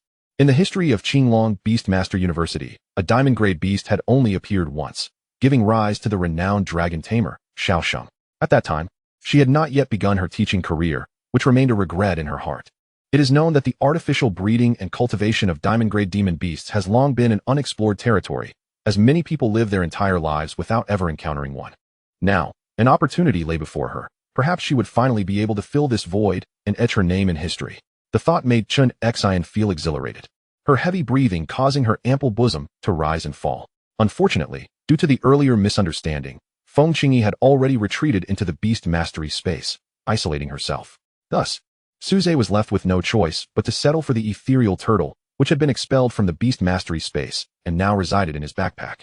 He was also quite curious about the turtle's gender, as turtles, unlike other animals, posed a challenge for gender identification. "Teacher, this is my beast. Could you please help me determine whether it is male or female?" Su Ze presented the ethereal turtle, which had grown to the size of an A4 sheet.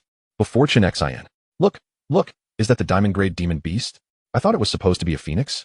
Why is it a turtle? It doesn't look imposing at all. Is this really a diamond-grade demon beast? Could it be a deception?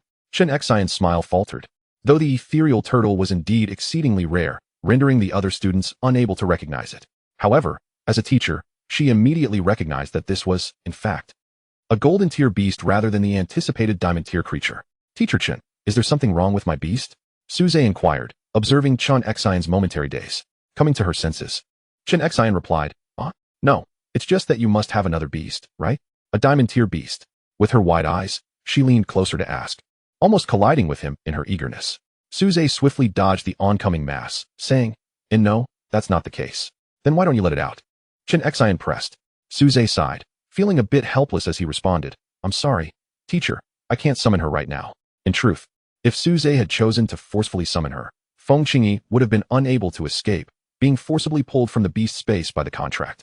However, he was currently in a crucial stage of building rapport with her. Having just navigated a minor misunderstanding, Su Ze was reluctant to compel her, which would only diminish their intimacy. Moreover, this was not of paramount importance. Feng Qingyi's gender was already quite apparent to him, though it might convey a different implication to others. Indeed, the talk of diamond-tier beasts seemed to be mere bluster. Yet, I was present that day and witnessed everything firsthand. Therefore, he dared not casually wield the power of his beast, given the vast disparity in their levels. Summoning her might result in him being consumed by his own beast. This realization dawned on the crowd, and they nodded in understanding. "Makes sense. I heard he was merely fortunate enough to form a contract when the diamond-tier beast hatched nearby. This implied that had I been there, the outcome might have been entirely different." With this thought, envy and jealousy swelled within the hearts of those present. Chun Xian shared this conjecture and refrained from insisting that Su Ze summon his beast, for if it were to emerge uncontrollably, she would be powerless to intervene. After examining the ethereal turtle closely, she remarked, "This is a male turtle. It seems to have only recently hatched and is not yet sexually mature. What a pity. We cannot conduct breeding experiments." Although not as captivating as a diamond-tier beast, it was intriguing enough to pique her interest. Observing her reaction, Su Ze continued to inquire, "Teacher, how can you determine its gender and whether it is sexually mature?" Chun Xian resumed her teaching demeanor, pacing to the podium as she explained, "That is an excellent question. Students can easily discern the gender of common beasts like cats and dogs, but when it comes to turtles, birds, fish, and snakes, it becomes quite challenging. Thus, in this first lesson, I will teach you how to identify various types of beasts. Using Su Ze's ethereal turtle as an example, there are 4 key indicators to distinguish between male and female turtles. The first is the tail. Female turtles have slender, short tails. With the cloaca situated within the edge of the shell, male turtles possess thicker, longer tails, with the cloaca positioned outside the shell's edge. The second indicator is the shell. Male turtles generally have longer shells, whereas female turtles have rounder shells. This distinction may arise from the fact that female turtles consume more food or are capable of storing more eggs within their bodies. The third criterion to consider is the plastron. The plastron of male turtles exhibits a concave shape, indicating that it is not flat. Rather, it curves inward near the tail. In contrast, the plastron of female turtles is flat, and in some instances, those raised in warmer environments may even appear convex. This specific anatomical structure of turtles serves to facilitate mating, as the concave plastron of the male fits snugly against the carapace of the female during copulation. At this point, Chun Xian illustrated a simple diagram on the blackboard, demonstrating the concept. The audience below erupted in astonishment. Feng Qingyi, who had only cautiously poked her head out from the Beastmaster's space, quickly retreated upon seeing the drawing. She, being a young avian, could hardly tolerate such sights. The final distinguishing feature pertains to the claws of the front limbs, applicable to adult turtle-like beasts of sufficient size. The claws of male turtles appear relatively longer, whereas those of females are shorter. Male turtles, engaged in territorial disputes and competition for mates, frequently clash with other males, necessitating the use of their elongated claws.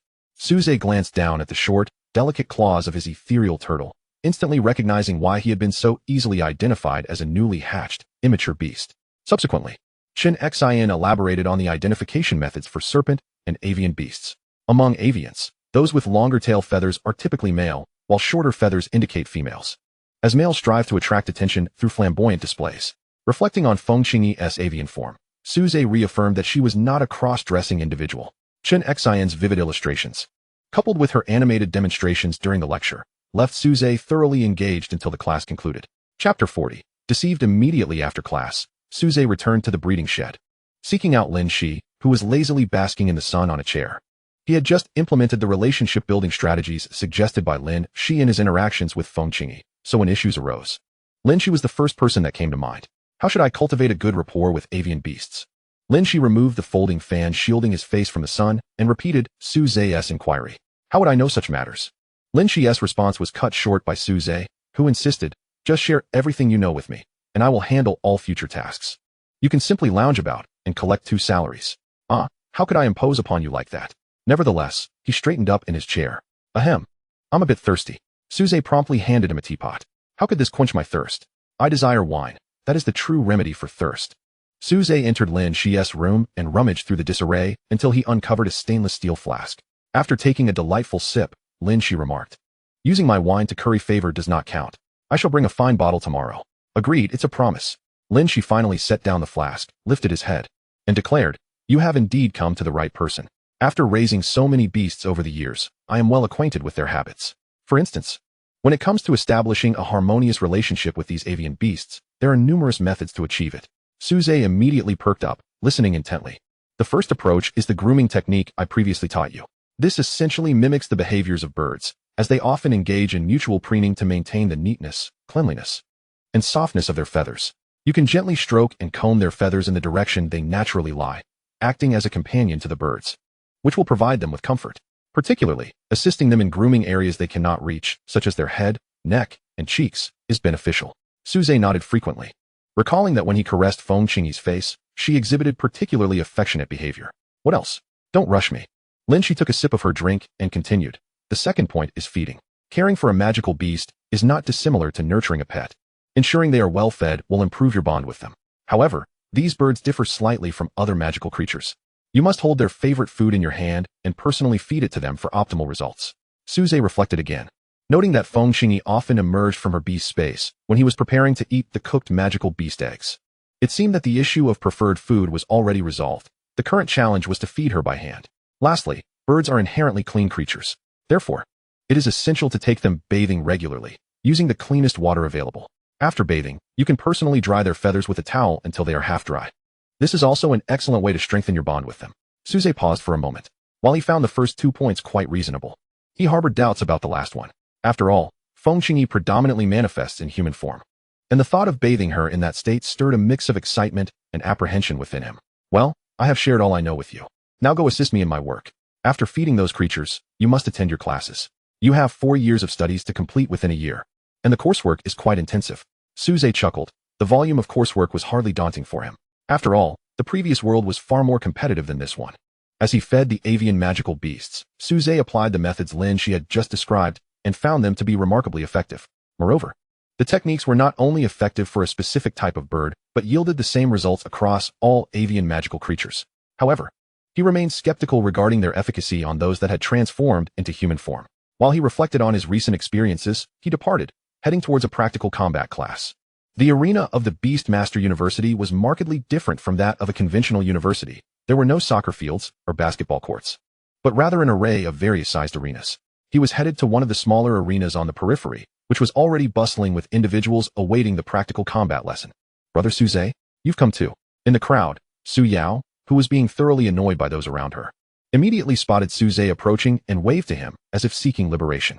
The instructor for the practical combat class, Zhang Jian, was a robust and muscular man. During the first lesson, his goal was to assess everyone's combat abilities. Thus, he paired the students into duos for a sparring session. However, a problem arose. No one was willing to partner with Su Ze, even after the previous class. Where it became known that Su Ze was unable to summon a diamond tier monster, no one dared to approach him to verify the rumor's accuracy. There was one student who wished to team up with Su Ze, but he was reluctant to engage in combat, leading to an outright refusal. The instructor on the stage appeared somewhat troubled by this scenario. Fortunately, the number of students turned out to be odd, leaving Su Ze as the sole extra. Consequently, Zhang Jian suggested, since that is the case, Su Ze, you shall team up with me. We'll demonstrate a match for the others. Su Ze did not decline. Given his current level, sparring with his peers felt akin to an adult bullying a child. He was also curious to ascertain the strength of the teachers at this institution. As Su Ze stepped onto the stage and assumed his stance, Zhang Jian, the teacher, suddenly called out, "Wait a moment." Then, scratching his head awkwardly, he added, "Ahem. I am aware of your prowess, so I hope you will show some mercy during our match." Typically, in teacher-student sparring, it is the instructor who holds back. But Su Ze was evidently an anomaly. Unlike Chen Xin, who only taught theoretical classes, Zhang Jian was a practitioner. He had witnessed Su Ze's fiery confrontation with the Fuso shadow guards at Tianyun Volcano, and even now, recalling it made his throat feel parched. He did not believe he could withstand flames better than the Fuso guards. "Rest assured, teacher, no problem," Su Ze replied confidently, thumping his chest. After all, this was not a life-or-death battle. He had no intention of forcibly wielding the power of Feng Qingyi, which would heavily tax his mental energy. Thus, with a flash of golden light, his ethereal turtle manifested on the stage. Zhang Jian, relieved, summoned his own beast, a black leopard of silver rank. When it materialized, it donned a pair of black gauntlets, and as it swung its arms, the air was filled with the sound of rushing fists. "You better be careful," he declared. Launching a punch towards Su Ze, the ethereal shield, now materialized, barely managed to block the strike. It was only then that Su Ze noticed the fleeting, incongruous smile that crossed Zhang Jian's face, revealing a stark contrast to his earnest appearance. Realizing he had been deceived, Su Ze exclaimed, "Who on earth are you?" As he struggled to fend off the relentless attacks, each one aimed at his vital points. It was evident that this was no ordinary sparring session. Su Ze began to suspect that the odd number of students was a deliberate arrangement to ensure he faced off against Zhang Jian. Yet, Su Ze could not recall when he had offended any of the instructors at Beastmaster University. He had very few enemies, most of whom had already been reduced to ashes at Tianyun Volcano. Tentatively, he inquired, "Are you also a member of the Fusang Dark Guard? I never expected their infiltration to extend even to the school." However, Zhang Jian continued to grit his teeth, wielding his gauntlets to unleash a fierce gale of energy. Remaining silent, the spectators below had sensed something amiss from the outset of the duel, particularly when Su Ze revealed that his opponent was a member of the Fusang Dark Guard. At that moment, Su Yao leaped into the air, eager to rush to the arena to assist, only to be halted by a thin protective barrier surrounding the stage. Being a teacher at the school, Zhang Jian had the authority to activate these shields on the smaller arenas. Originally designed to prevent disruptions during practical examinations, the barrier might not have been particularly robust.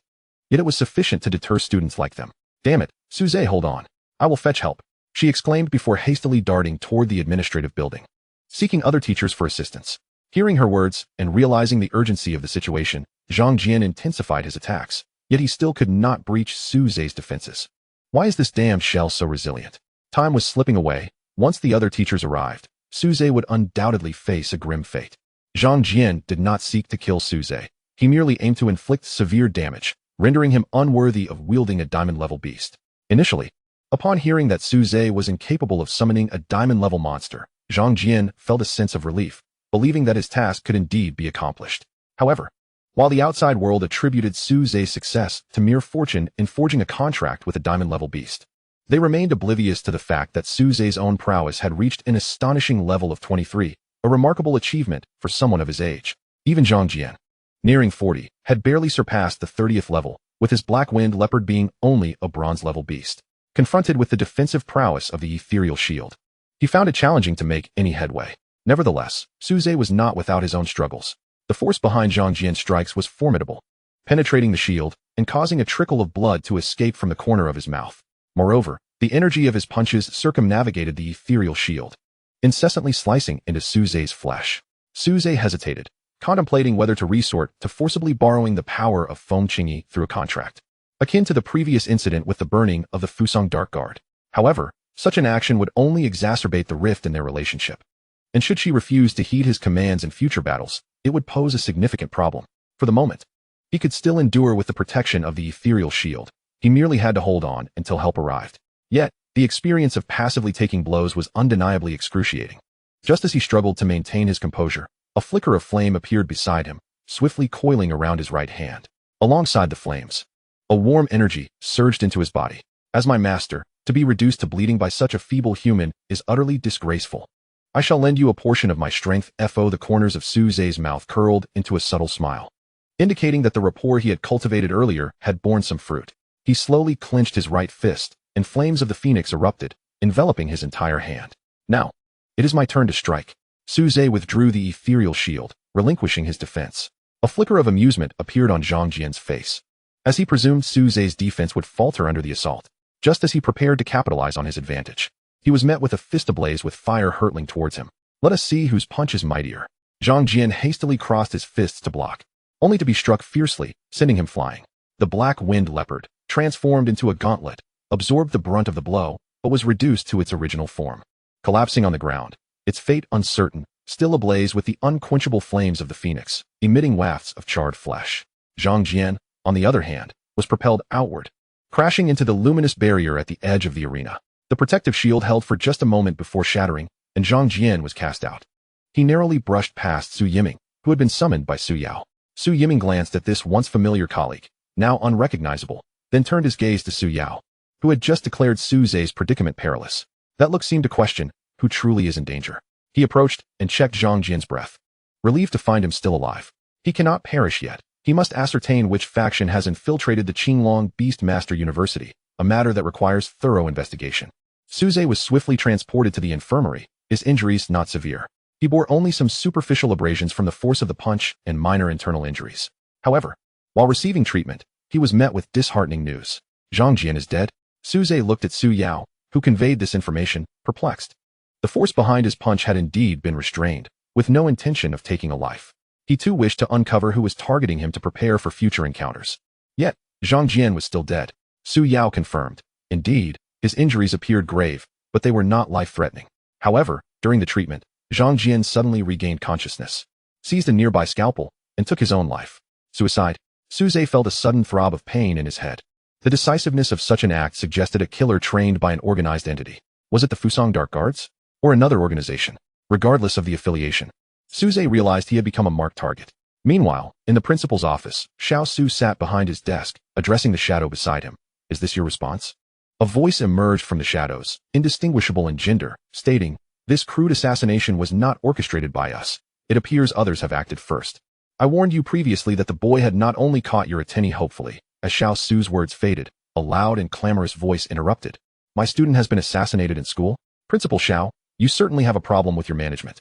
The shadowy voice was abruptly silenced, transforming into an ordinary silhouette. Outside the office, the cleaning lady shot a fierce glare at the elderly man who had just caused a commotion, observing the unsightly footprints marring the freshly mopped floor. She begrudgingly prepared to clean it again. Chapter 42. The bodyguard Lin Shi sat across from the desk, glaring at Xiao Su with indignation. He demanded an explanation. Xiao, how is it that someone dares to brazenly attempt to assassinate my student within the confines of the school? What kind of insidious power has extended its reach to this place? The solid wooden desk trembled under the force of his palm, and Xiao Su, feeling a pang of sympathy for the furniture, replied, Old Lin, please remain calm. Su Ze is unharmed, after all. As for this intrusion, there was little I could do. Umph, have you uncovered the identity of the perpetrator? Is it not some trifling scoundrel from Fusang? Lin Shi retorted with a scoff. This time, it was indeed not them. Xiao Su retrieved a stack of documents from his drawer and placed them on the desk. Lin Shi reached for the files and began to peruse them, continuing. I swiftly pulled Zhang Jian's entire dossier following the incident. It meticulously records his life from birth to his untimely demise, effectively ruling out any prior contact with the covert operatives from Fusang. In truth, he already suspected that this affair had no ties to Fusang's shadowy agents. His earlier questioning of the shadow was merely a tactic to gauge their response. As for the true mastermind behind Zhang Jian's actions, Lin Shi slammed the dossier onto the desk with fervor. The Jiang family. So it was you. The Jiang family, one of the 4 prominent families of the imperial capital, had only been mentioned in Zhang Jian's records, indicating that the orphan had received support from them since childhood. The audacity of the Jiang family to employ someone with such a clear affiliation to them to undermine Su Ze illustrated their brazen nature. As a burgeoning family, they possessed the audacity to act presumptuously, even while relying on others. Are you certain it is them? Lin Shi inquired with an unusual seriousness.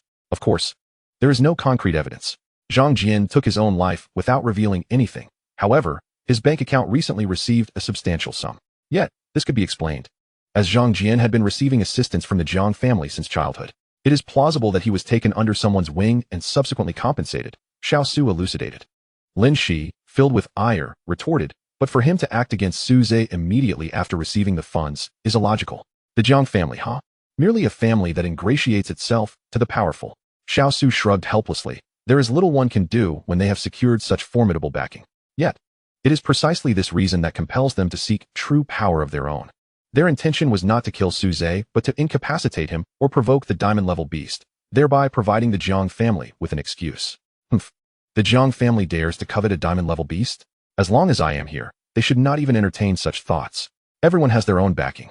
As the sole emerging family among the 4 illustrious clans, the Jiang family lacks the profound heritage and status of the others. Nevertheless, they have managed to secure their position within the quartet, largely due to their close ties with another formidable warrior of the Daxiao realm. This connection compels even the other 3 families to regard the Jiang family with caution, for that warrior is notorious for his recklessness and disregard for convention. However, while others may fear the Jiang family, Lin Shi remains unperturbed, as that very warrior is his student. You certainly have nothing to fear, old Lin.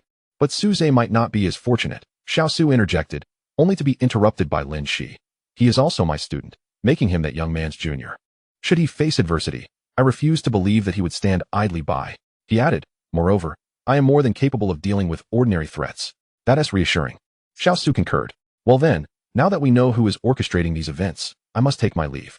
As Lin Shi pushed open the door to the principal's office, he noticed the janitor still stationed at the entrance, broom in hand, watching him intently until she was certain he would not be ill again. Before she departed with her bucket and mop, Lin Shi glanced at her retreating figure and then turned to take one last look at Xiao Su, who sat behind the desk, before shaking his head and leaving. Meanwhile, Su Ze, freshly bandaged in the infirmary, encountered an unexpected visitor. Captain Gua, what brings you here? Su Ze asked, surprise evident in his voice. He had not anticipated that news of his injury would spread so swiftly, indicating that there were indeed insiders within the Beastmaster University connected to the Daxia Spirit Guard. I heard you were ambushed and came to check on you, Guo Linshan remarked, surveying Su Ze to ensure he was unharmed. As the captain of the Daxia Spirit Guard, his visit, under circumstances where Su Ze's life was not in peril, underscored the significance he placed on the young man. Guo Linshan then chastised. It is unacceptable that the school's faculty has been infiltrated. How can Principal Xiao Su maintain his position when he assured me that you would be safe here? He continued. Given your strength, which meets the criteria for joining our ranks, you might as well abandon this place and join the Daxia Spirit Guard for a far safer environment.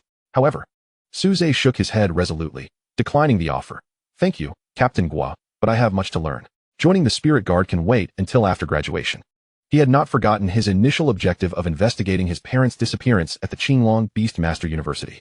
Having finally encountered Lin Shi, who seemed to possess insights into the past, Su Ze was unwilling to relinquish his pursuit at this critical juncture. Furthermore, he had indeed acquired valuable knowledge from Lin Shi. Seeing Su Ze's firm stance, Guo Linshan did not press further. Very well, but I shall take responsibility for your safety. Sun Hao, come in. Yes. As Guo Linshan's words faded, a one-armed man entered from outside. Su Ze recognized him as a member of the Daxia Spirit Guard who had been attacked by the Fuso Dark Guards at Tianyun Volcano, a situation from which Su Ze had saved him. At that moment, both of his arms had been severed. Now, his left arm was still bound in thick bandages, suspended around his neck, with the exposed portion of his arm marred by a multitude of scars. Brother Su Ze, at last, I have the pleasure of meeting you. You are indeed my savior. Were it not for you, I would have long perished. Sun Hao stepped forward with fervor. At this juncture, Guo Linshan interjected. Sun Hao has suffered severe injuries to both arms. We have done our utmost to provide timely care, yet unfortunately, the nerves in one arm have succumbed to necrosis. Ordinarily, one in his condition would be compelled to retire, but he is unwilling to do so. It seems fitting to send him your way to ensure your safety. As a means of repaying his debt of gratitude, I am aware that you have contracted a diamond-tier beast of formidable strength. Yet he possesses a wealth of experience that can help you discern many hidden dangers. Furthermore, his salary, lodging, and meals will continue to be provided by the Great Xia Spirit Guard, so you need not concern yourself with those matters. Having reached this point in the conversation, Su Ze felt it would be impolite to refuse. Thus, Guo Linshan hastily returned to his duties, leaving Sun Hao to stand guard by Su Ze's side. The two exchanged glances, and an awkward silence hung in the air, particularly when Su Yao approached. Fortunately, Sun Hao offered Su Ze a reassuring look, signaling his understanding before stepping out of the room.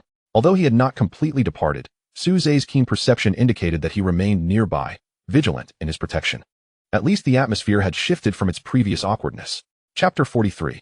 Bathing the bird. Was that just now Sun Hao? What is the Great Xia Spirit Guard doing here? Su Yao inquired, glancing curiously towards the door. Su Ze replied. He is now my bodyguard and will be frequently by our side from now on. Su Yao furrowed her brow, contemplating. Does this mean he will witness everything I do with brother Su Ze in the future? Yet, she quickly shook her head, her cheeks flushing. What am I thinking? It's still early. She assisted Su Ze in descending from the medical room's bed. His injuries were not severe, allowing him to walk unaided. However, he did not decline her assistance, for the sensation of being close to a beautiful girl was quite pleasant. Due to the earlier incident, their classes for the day had concluded, and Su Ze was excused from further practical lessons, receiving a perfect score instead. As they reached the building's entrance, Sun Hao emerged once more from the shadows. Su Ze could not help but remind him, Brother Sun, I have arrived home. Sun Hao nodded. I am aware. From this day forth, we shall be neighbors. What are you waiting for? Let us ascend. He then led the way up the stairs, with Su Ze and Su Yao exchanging glances before following suit. Soon, Su Ze noticed that Sun Hao stopped on the same floor, standing before the door adjacent to his own. I will be residing next to you. Should anything arise, do not hesitate to call my name, and I shall arrive at once. Su Ze nodded helplessly as he watched Sun Hao, with great effort using his remaining injured arm, open the door and step inside.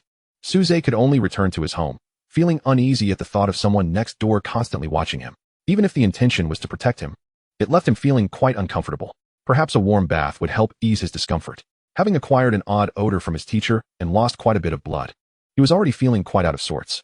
He carefully avoided his wounds and rinsed his entire body with warm water. While he closed his eyes to wash his hair, he failed to notice a brilliant flash of light outside the bathroom. As he emerged from the bathroom clad only in his underwear, drying his hair with a towel, he caught sight of Feng Qingyi, who was surveying the surroundings and turned to look at him. For a moment, Su Ze was taken aback and hurriedly draped the towel around himself, not wishing to be misunderstood again. How did you come out of the Beastmaster space? Su Ze began. I must clarify, it was not intentional. I had no idea you were there. However, contrary to his expectations, Feng Qingyi, who would blush at the mere mention of animal reproduction on the blackboard and in books, merely cast him a disdainful glance. Why cover up? What is so appealing about a bare body? Su Ze was perplexed. He could not fathom the thought processes of mythical beasts. Forget that, he said. What brings you out? Feng Qingyi replied. You summoned me from such a filthy place today. I feel dirty myself. I want to take a bath. Bathing? Su Ze suddenly recalled Lin Shi mentioning that for avian mythical beasts, assisting them in bathing could foster a good relationship. His interest piqued. He proposed, no problem. Would you like my help? Feng Qingyi eyed him warily, and Su Ze quickly clarified. Do not misunderstand. I mean you could transform into your phoenix form, and I would help you clean your feathers. However, upon hearing Su Ze suggest she return to her original form, Feng Qingyi became even more cautious. Human, you must be dreaming. You want me to revert to my beautiful true form. You surely have ulterior motives. At that moment, Su Ze fully comprehended that despite Feng Qingyi's appearance as a human girl, she still perceived herself as a bird, viewing herself and others through an avian lens. This was likely why she found her true form more alluring than her transformed state. Nevertheless, she had only recently hatched, and her understanding in this regard was still immature. He could gradually guide her in the future. Eventually, after Su Ze adjusted the water temperature and filled the tub, Feng Qingyi, clad in her crimson dress, leapt into the water. Though she appeared as a beautiful human girl, she played in the water like a bird. Su Ze found this quite amusing.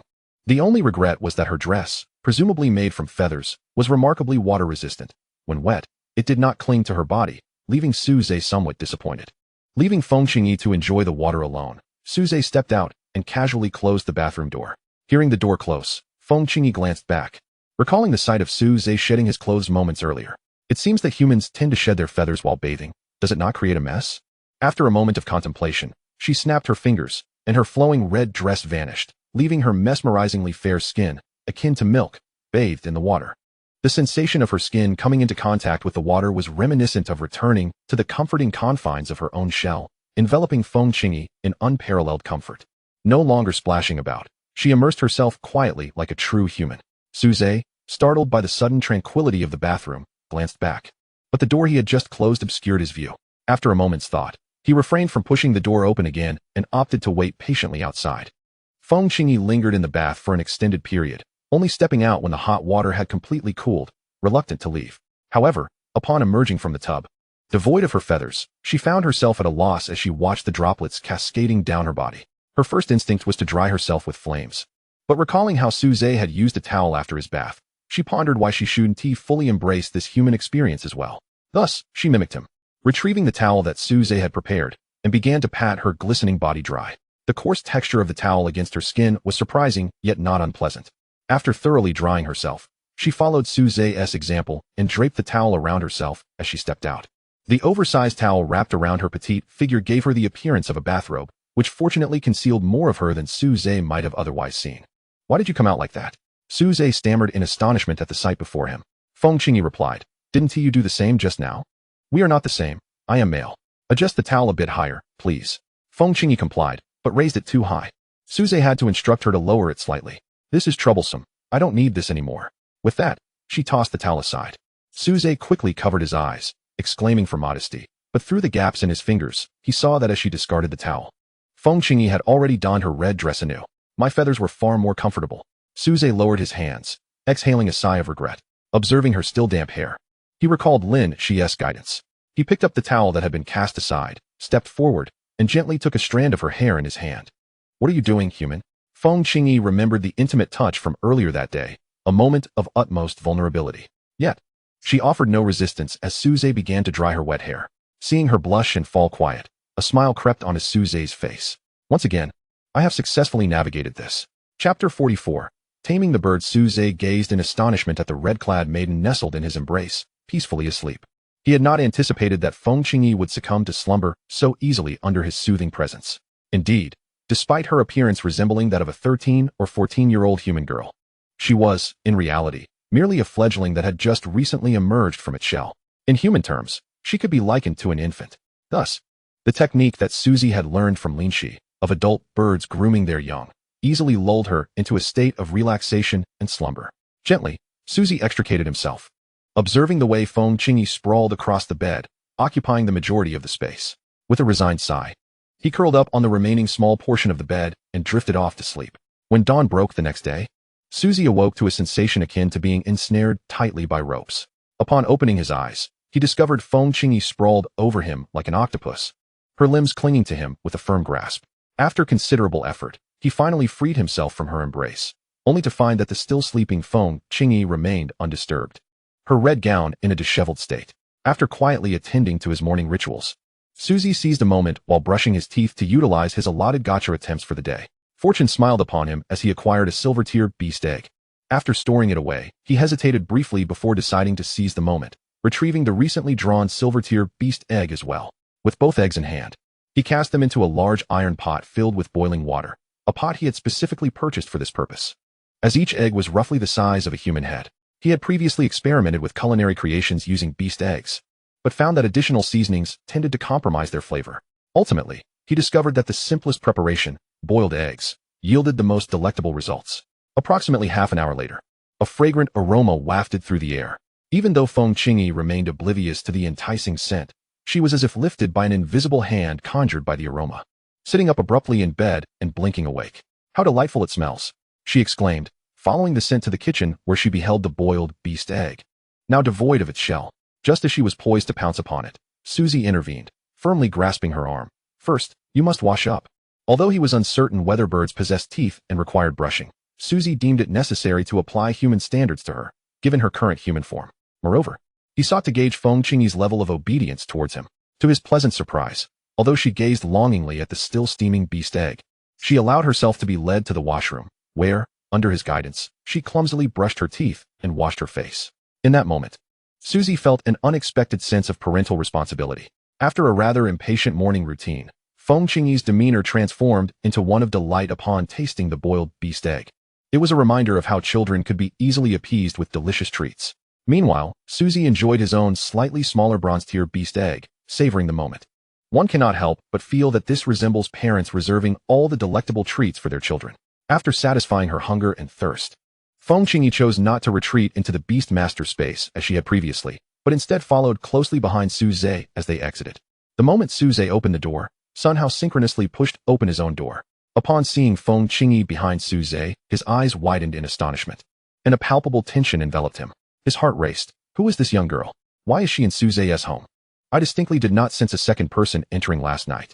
Could she have been lurking within the house all along?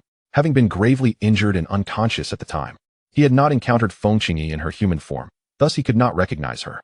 Feng Qingyi, sensing the scrutinizing gaze from the nearby human, returned the stare with her large, glistening eyes. In that instant, Sun Hao felt an overwhelming pressure descend upon him, causing him to instinctively retreat and collide with the door. His remaining right hand instinctively reached for his waist, prepared to contact the Daxia spirit guards. At that moment, Su Ze hastily grasped Feng Qingyi's hand, restraining her. It's a misunderstanding. We are all on the same side. My apologies, brother Sun, are you alright?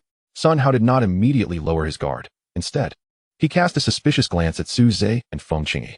Noticing that they had indeed subdued their auras and no longer harbored any intent to attack, he relaxed his hand. Could she, like me, be a bodyguard arranged by another party? The Beastmaster Association or the Beastmaster University? Yet, recalling the formidable strength she had just displayed, rivaling that of Captain Gua, Sun Hao deemed it improbable that either of those organizations had sent her. Furthermore, it appeared that she shared a deep bond with Su Ze. Suddenly, Sun Hao's curiosity piqued. Diamond-grade demon beasts are rarely seen by ordinary people in their lifetime, and few are aware that they can take on human forms. Even the Beastmaster University finds little use for such knowledge and does not teach it. Thus, Sun Hao had not connected Feng Qingyi to the widely spoken rumor of Su Ze's contract with a diamond-grade demon beast. Su Ze, concerned that emphasizing Feng Qingyi's identity as a demon beast might create a rift, refrained from introducing her to Sun Hao. He merely stated that she would not harm him and would also protect Sun Hao. As they descended the stairs, Su Yao was already waiting for them at the corner. Upon seeing Feng Qingyi, she was initially taken aback, given her typically haughty demeanor and her reluctance to engage with humans. However, she soon smiled and greeted her. To which Feng Qingyi, under Su Ze's guidance, begrudgingly responded. This left Sun Hao utterly astonished. I had expected this to be a battleground. Yet it seems Su Yao is entirely unperturbed, even feeling joy for Su Ze. How impressive! In his heart, Sun Hao silently admired Su Ze, deeming his tactics exceptionally skillful. But Su Yao, naturally, would not perceive any jealousy. She had no reason to worry about a bird competing for her man. A sense of relief washed over Su Ze as he finally subdued the golden feather phoenix bird, which had long been a potential threat, capable of spiraling out of control and endangering him at any moment. However, not long into their journey to school, Su Yao began to sense something amiss. She noticed that Feng Qingyi was not only trailing behind Su Ze, but was also playfully requesting him to stroke her head. This development set off alarm bells in Su Yao's mind, for although Feng Qingyi was a bird, she now appeared in human form. Moreover, the drastic shift in her demeanor within the span of a single night left Su Yao perplexed. What manner of training had been employed on this avian creature? Was it through coercive methods? Chapter 45. A visitor. As they approached the school, Sun Hao, who had been shadowing them, suddenly turned to venture elsewhere. He had not departed. Of course, this was the domain of the Beastmaster University, and as a member of the Great Xia Spirit Guard, he found it unwise to reveal himself in plain sight. Thus, he opted to provide covert protection. Feng Qingyi continued to follow until they neared the breeding area, where the pungent odors prompted her to return to the beast space after receiving another gentle pat from Su Ze. Su Yao observed this scene with a complex expression, ultimately unable to restrain her curiosity. Brother Su Ze, how did you manage to make the golden feather phoenix bird so obedient overnight? Su Ze pondered for a moment before replying. I didn't do much. I just helped her take a bath. Su Yao's eyes widened in astonishment. Su Ze hastily clarified. Don't misunderstand. She washed herself. I merely assisted in drying her off. Drying off? Su Yao's astonishment did not wane in the slightest.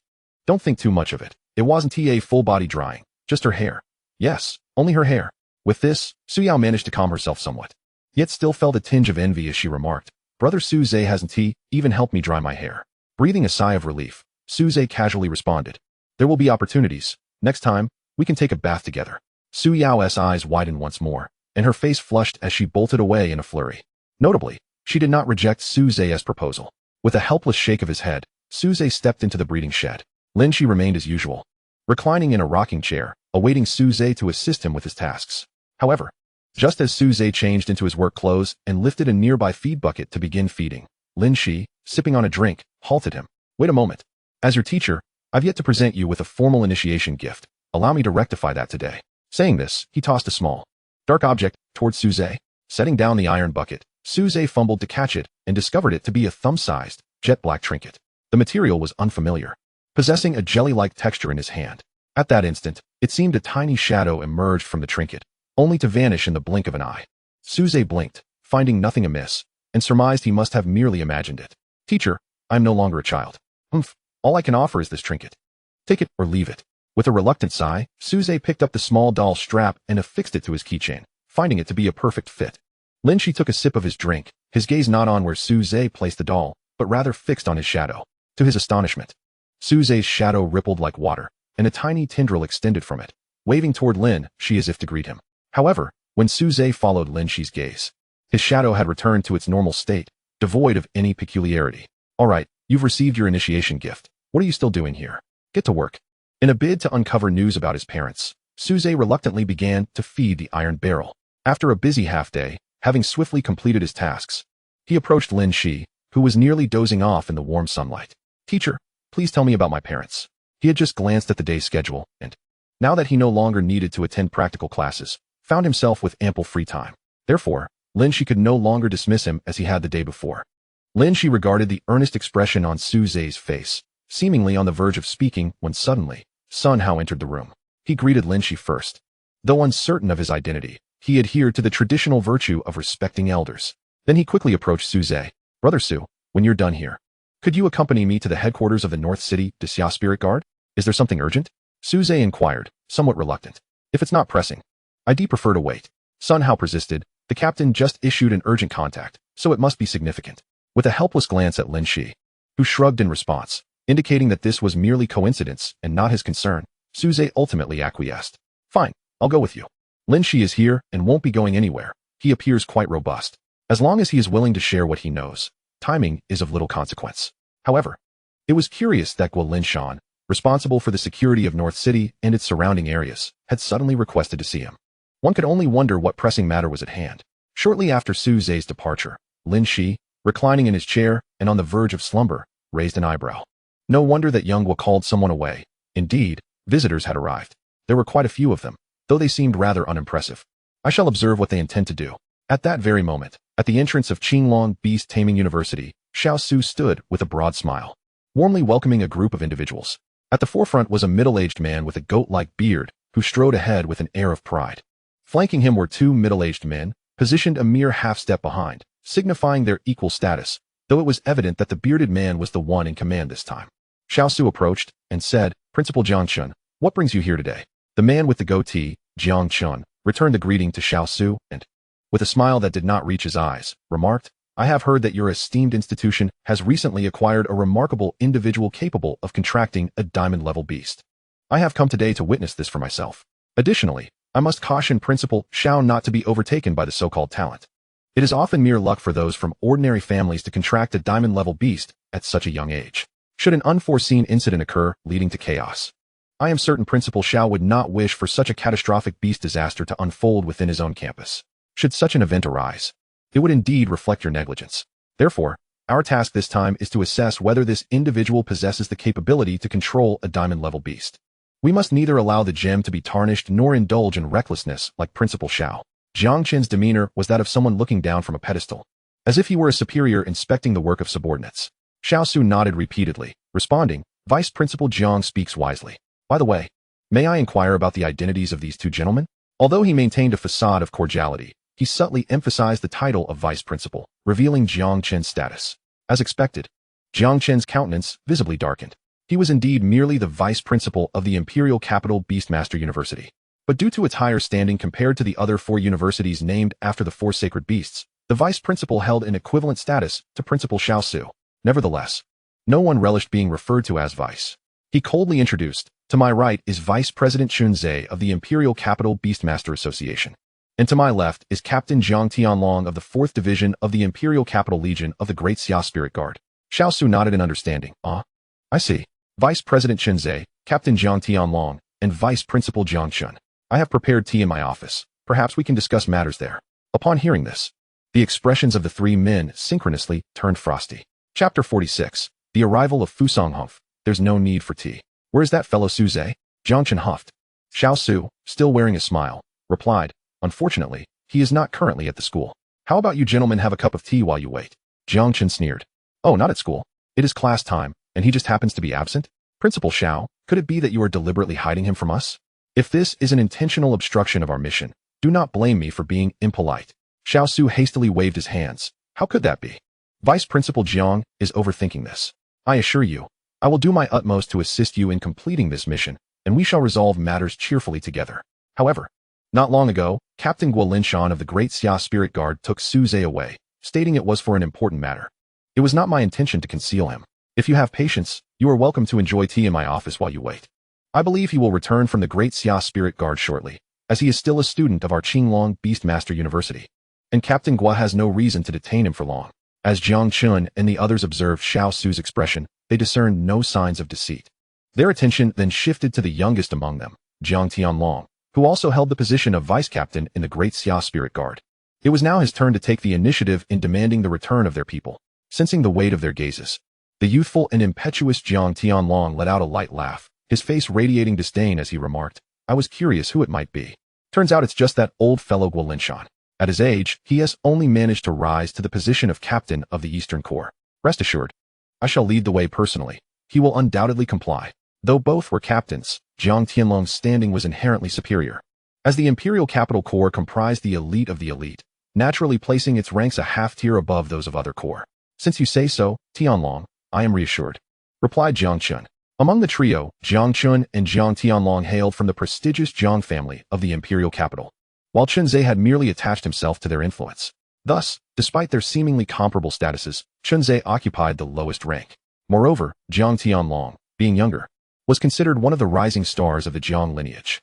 Jiang Chun, though of a higher generation, found himself somewhat marginalized within the family, often having to curry favor with the considerably junior Jiang Tianlong. This dynamic was reflected in their respective positions. As an outsider, Chun Ze was relegated to the largely powerless Beastmaster Association, while Jiang Chun found himself in the Imperial Capital Beastmaster University, a lucrative yet ultimately unpromising role. In contrast, Jiang Tianlong had secured a position within the core forces of the Great Xia Spirit Guard, a true seat of power. "Are you truly not staying for a cup of tea?" Seeing the three turn to leave, Xiao Su hastily sought to retain them. Jiang Chun glanced back coolly and replied, "Let the tea be enjoyed by Principal Xiao Su himself. After all, should we discover that Su Ze's contract harbors significant risks, your accountability will be considerable. Let the tea serve to calm your nerves." As the trio subtly adjusted their formation, Jiang Tianlong now took the lead, with the other two trailing slightly behind. Observing their retreating figures, Xiao Su's expression gradually hardened. Guo Linshan must be aware that they were here to retrieve Su Ze. Yet it remained uncertain whether he comprehended the extent of their preparations. With representatives from all three factions dispatched, a clear indication of the Jiang family's expanding influence. With these thoughts, he turned and made his way back to his office. The matter concerning Su Ze did not require his concern. Guo Linshan, valuing him so highly, would undoubtedly exert every effort to protect him. Even if Guo Linshan and Yu Shenghua could not hold their ground, there was still Lin Shi. That old man had a notoriously difficult temperament and possessed formidable backing, rivaling that of the Jiang family. Should the Jiang family wish to take a hard stance, they might find themselves at a disadvantage. As Xiao Su approached his office door, he paused momentarily upon noticing that the door, which had been securely closed when he left, now stood ajar. A smile crept onto his face. Upon entering, he discovered the diligent caretaker, responsible for the cleanliness of the administrative floor, bustling about inside. At the sight of Xiao Su, she immediately performed a perfectly executed 90-degree bow. A dark expanse unfurled around her, swiftly enveloping the entire office. Xiao Su made no defensive maneuvers, as he sensed no intent to kill. The black space merely severed all external awareness of the office. Within this realm, she transformed from an elderly woman into a strikingly beautiful young lady clad in a traditional kimono. She bowed once more and said, "Xiao Jun, although we have communicated discreetly on several occasions, and with your intellect, you should have already surmised my identity. This is our first meeting in our true forms. Allow me to introduce myself. I am Shicheng Meizi, the aide-de-camp to Captain Tanaka." Xiao Su returned her bow and replied, "Miss Shicheng, you are too modest. Your skill in concealing your aura is truly exceptional. I merely had suspicions that I could not confirm, and I was unaware that your beauty was so captivating.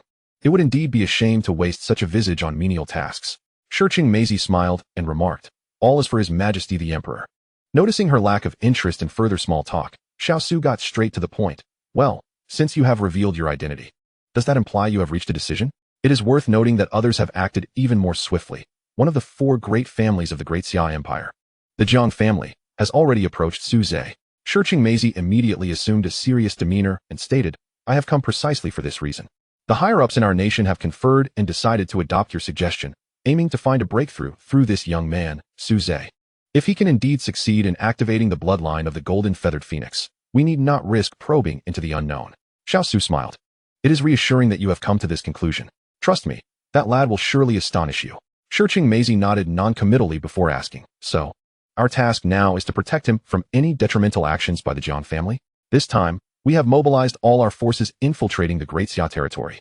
As long as that individual does not intervene, we can certainly safeguard him from the Jiang family. However, Xiao Su shook his head. No? You must not only refrain from aiding him but continue with your assassination plans. Just ensure you exercise restraint and do not actually kill him.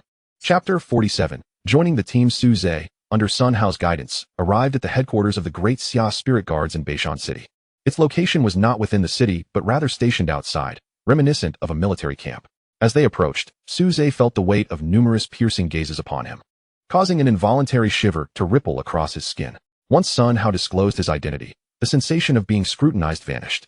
After all, this is the domain of the Great Xia Spirit Guards, so security is rather stringent. It is all clear now. Come with me to see the captain, Sun Hao said. Leading the way, Su Ze followed closely behind, his eyes darting around, as if searching for something elusive. The architecture here is characterized by its orderly and square forms. The pristine white walls are devoid of any embellishments, save for the occasional footprints that mar their surface. Some of the more significant buildings are guarded at the entrances, with watchful eyes fixed intently on passers-by. Su Ze, having cast a few glances, was quickly met with a stern stare that compelled him to avert his eyes, lowering his head to avoid further offense. Before long, Sun Hao led him to a halt before Guolinshan's office. Absorbed in his thoughts, Su Ze nearly collided with Sun Hao's back as he walked with his head down. Sun Hao knocked on the door and, upon receiving Guolinshan's response, stepped aside to allow Su Ze to enter first. Little brother Su, you have arrived. Please, take a seat, Guolinshan exclaimed with a warm smile, his enthusiasm somewhat disconcerting for Su Ze. He then prepared to close the door and leave, as it was Su Ze whom Guolinshan wished to see, not him. However, Guolinshan called him back. Wait, don't rush off. Gather everyone who is free and bring them to the hall. Sun Hao, taken aback, replied, everyone? Captain, I thought you were going to discuss something important with little brother Su privately. It's not anything of great importance, something you all have experienced before. Just go and fetch them, Guolinshan insisted. Understanding the implication, Sun Hao nodded, surmising Guolinshan's intentions for summoning Su Ze. Once Sun Hao departed, Su Ze could not resist inquiring, Captain Gua, is there a pressing matter for which you called me? Guolinshan nodded with a smile and replied, indeed. Though it is not an urgent matter, it is a fortuitous one. He reached beneath his desk, retrieving a finely crafted badge and a set of lightweight uniforms. Su Ze seemed to grasp the significance of his summons. Indeed, I have received approval from the higher-ups. Should you agree, you can immediately join the third team of the Eastern Corps of the Daxia Spirit Guard. While it may be merely as an ordinary member for now, I am confident that your capabilities will elevate you beyond this role. My own age weighs upon me, and without a breakthrough in strength, I shall soon have to retire. Yet you, with your innate talent, will surely ascend to the core leadership of the Daxia Spirit Guard in due time. Guolinshan's eyes sparkled with fervor, as if he could already envision that future. Currently, the Daxia Spirit Guard, in his view, still possessed the determination of its fallen predecessors. However, the upper echelons have gradually become entangled in power struggles. Members of the four great families occupy numerous positions within the hierarchy, forming factions and vying for dominance in the shadows. There is an urgent need for someone as pure and selfless as Su Ze to invigorate the stagnant upper ranks and awaken their original aspirations. Su Ze, feeling somewhat hesitant, responded, thank you for your kind intentions, Captain Gua, but as you know, I am merely a freshman at the Beast Tamer University, with a long way to go before graduation. I fear I may not be able to join the Daxia Spirit Guard.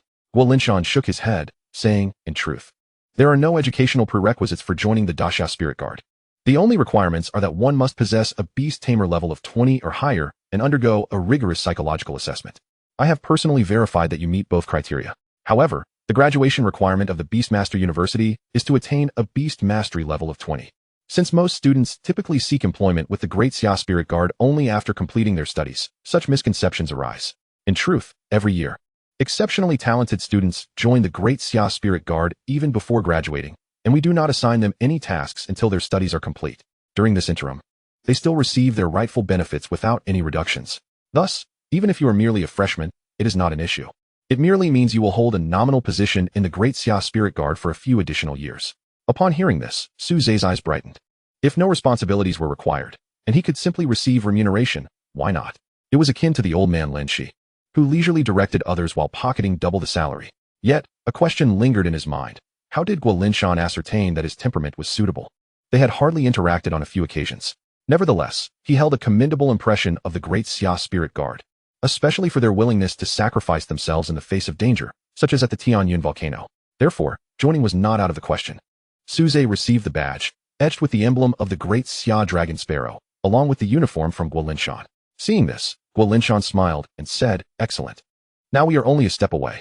After the oath, you will be a member of the Great Xia Spirit Guard, not a reserve member, but a full-fledged member."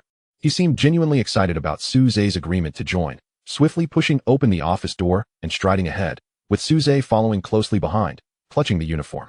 Before long, they arrived at a spacious red hall, where Su Ze was already slightly out of breath, beads of sweat forming on his forehead.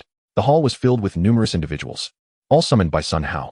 Many of them appeared familiar to Su Ze, having been seen previously at the Tianyun volcano. He even spotted Yu Xinghua, who was not part of the Great Xia Spirit Guard, standing nearby, leaving him curious about Guo Linshan's purpose in inviting him. Was it merely to witness the event? The previously bustling hall fell silent the moment Guo Linshan entered. With evident satisfaction, he proclaimed, "I believe you all understand that gathering everyone here in this hall serves a singular purpose, the oath of enlistment that you all once undertook. In the past, dozens of qualifying reserve members would gather in this hall to take their oaths together. However, today, only one individual will recite this honorable pledge." Guo Linshan did not indulge in unnecessary words and directly called Su Ze to the stage. Before him, a flag slowly ascended, depicting a simplistic outline of the Great Xia Dragon Sparrow, which guarded a multitude of stars behind it.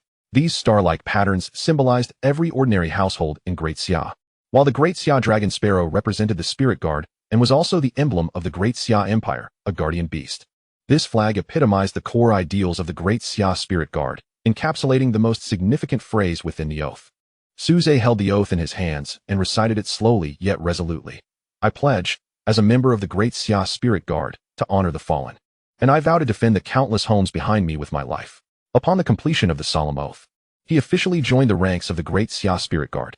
Guo Linshan approached with a smile, accompanied by Yu Xinghua, who had been waiting nearby.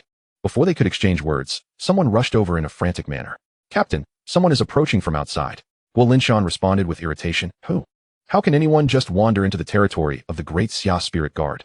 "But Captain, the leader of that group is also from the Great Xia Spirit Guard, and appears to be a detachment commander."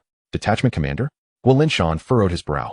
He had indeed received prior intelligence that the Jiang family had dispatched individuals to exert pressure on Xiao Su, the president of the Qinglong Beastmaster University. They had also summoned reinforcements from both the Great Xia Spirit Guard and the Beastmaster Association. This was why he had called Su Ze to the Great Xia Spirit Guard, urging him to complete the oath swiftly. Only in this manner could he justifiably protect Su Ze. After all, the Great Xia Spirit Guard, as the core military faction of the Xia nation, could only conduct internal deliberations regarding any incidents, striving to minimize external interference. Much like Lin Jiang before, despite not having completed the oath and merely being a reserve member, he was still brought before a military tribunal, and it was likely that he would spend the majority of his remaining years behind bars. To avoid any unforeseen circumstances, Guo Linshan had also invited Yu Xinghua to ensure Su Ze's safety. "Let them in," Guo Linshan said in a low voice. As a fellow detachment commander, he could not deny entry to the other party. Outside the camp, Jiang Tianlong and his companions, initially intent on striding in confidently, had their expressions darken as they were halted. They exerted pressure on the guarding members of the Great Xia Spirit Guard with their mental prowess. Just as one of them was on the verge of collapsing under the strain, Guo Linshan's command finally came through, allowing the trio to pass. "How dare you obstruct our path?"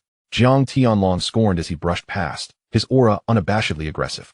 After the three had passed, the guarding member of the Great Xia Spirit Guard could be seen with blood seeping from the corners of his eyes and mouth. Yet, he merely wiped it away with his sleeve and continued his duty. Soon, Jiang Tianlong approached Guo Linshan and caught sight of Su Ze behind him. Although there was still a considerable distance between them, he had memorized Su Ze's appearance prior to their arrival for the sake of the mission. He smirked and remarked, "Captain Guo, what great authority you wield. Even a colleague seeking to meet you is turned away at the door." Guo Linshan replied without a hint of emotion, "This is not my home. It is the camp of the Great Xia Spirit Guard, and it must be guarded diligently. After all, one can never know if an assassin from the Fusang is masquerading in disguise to gather intelligence." Jiang Tianlong's forehead pulsed with veins, and he could no longer hold back. He shouted, "Guo Linshan, what is your purpose in hiding that unstable Beastmaster University student among the ranks of the Great Xia Spirit Guard? Are you not afraid of calamities arising within the Daxia Spirit Guard's encampment?" Guo Linshan remarked with a mocking smirk as he observed the flustered Jiang Tianlong. "What are you talking about? I don't understand." Just as Jiang Tianlong was about to unleash another tirade, Jiang Chun interjected, "Captain Guo, Su Ze is still a student and does not fall under the jurisdiction of the Daxia Spirit Guard. You should release him." Guo Linshan glanced at him and inquired, "And who might you be?" "Jiang Chun, vice president of the Imperial Beast University." He stumbled slightly on the last 3 words. Having just been addressed in such a manner and feeling somewhat irked, now he had to utter it himself, as he was indeed not the principal. Guo Linshan noticed this nuance and, understanding the other's temperament, deliberately elongated his tone. Ah, so you are merely a vice president. Jiang Chun felt a surge of indignation. How could the people of Beishan be so insufferable? It was evident that once one left the imperial city, other regions were rife with unsophisticated folk. Taking a deep breath, Jiang Chun continued, Indeed, I am merely the vice president of the Imperial Beast University, but the 5 beast universities are interconnected, and I have jurisdiction over students from other institutions as well. Captain Guo, you should release him. Guo Linshan replied with a smile. What you are implying is that Su Ze has no ties to our Daxia spirit guard, and that I should not meddle in matters concerning him, correct? However, I regret to inform you that he has just completed the oath ceremony, and is now a formal member of my Eastern Legion's 3rd Squad, under my command. Why should I not intervene? Jiang Tianlong challenged. That is impossible. He is merely a freshman who has just enrolled. How could he possibly join the Daxia spirit guard? You are lying. In response to this skepticism, Guo Linshan simply tossed an approval document before them. It clearly stated the consent for Su Ze's inclusion in the Daxia spirit guard, sanctioned by the higher echelons of the Eastern Legion, complete with an official seal that brooked no doubt. Yet, they were not so easily deterred. Jiang Tianlong stated, Since you are unaware of the means by which he was admitted to the Daxia spirit guard, that simplifies matters. According to the regulations within the Daxia spirit guard, any member who poses a potential risk of losing control must be restrained, and if necessary, their contract should be forcibly annulled, with their beasts confiscated. Am I wrong? Captain Guo, if you do not wish to contravene the regulations, you should surrender him. Once his contract is annulled and the beast reclaimed, all will be resolved. However, Guo Linshan shook his head. There is indeed such a regulation, but it is clearly stated that this measure is only to be taken against members confirmed to be at risk of losing control. Su Ze does not pose such a risk. He is fully capable of controlling his beast, as confirmed by President Yu Xinghua of the Beastmaster Association. At that moment, Yu Xinghua stepped forward and nodded in affirmation of Guo Linshan's assertion. Jiang Tianlong and his companions then scoffed. Do you truly think we would believe that? There is a risk of losing control when the mental level differs by 5 grades from the beast. That brat is at least 20 to 30 levels below a diamond grade beast. How can you claim there is no risk? The facts speak for themselves. Do you think we would lie about this? In the dim light, Yu Xinghua glared with a fierce intensity. After a fierce battle with Takano Ryo, one would expect him to appear more frail and aged, yet at a critical moment, he experienced a small breakthrough that revitalized his weary body. Although his exterior seemed more aged, his spirit was remarkably vibrant. Words may deceive, but sight reveals the truth. This time, we are graced by the presence of the Vice President of the Imperial Beastmaster Association. Chen Ze, it is your turn. Chapter 49, The Test. Chen Ze, feeling a twinge of anxiety, stepped forward. Despite being the eldest among them, he held the lowest position. Initially, he had thought he would merely observe, never anticipating he would be called upon to participate. Chen Ze, so it's you. Do you harbor doubts about my capabilities? Yu Xinghua remarked, clearly recognizing him. With a smile, Chen Ze replied, Yu Shixiang, you jest. Your words are undoubtedly credible, yet we have come with a mission that necessitates personal verification. I hope you will not make it difficult for us. Yu Xinghua scoffed, but could not unleash his frustrations upon the amiable Chen Ze. He exchanged a glance with Guo Linshan, and they nodded in silent agreement. Finally, Guo Linshan spoke, Very well, since you insist on testing, we shall acquiesce. However, as your subordinate, I find such skepticism towards me and elder you to be a sign of distrust. Therefore, once Su Ze successfully passes the test, you must leave obediently and provide compensation. Upon hearing this, Jiang Chun was about to retort when Jiang Tianlong interjected, No problem. Compensation is trivial. Ask for as much as you wish. At this point, opposing would undermine Jiang Tianlong's dignity, leaving him with no choice but to concede with a sigh. Not one to be outsmarted, Jiang Tianlong added. However, should you fail in your duties, not only will you face repercussions, but it will also signify that you are unworthy of possessing that diamond-grade beast. I demand its surrender. In truth, it would be handed over to the Jiang family.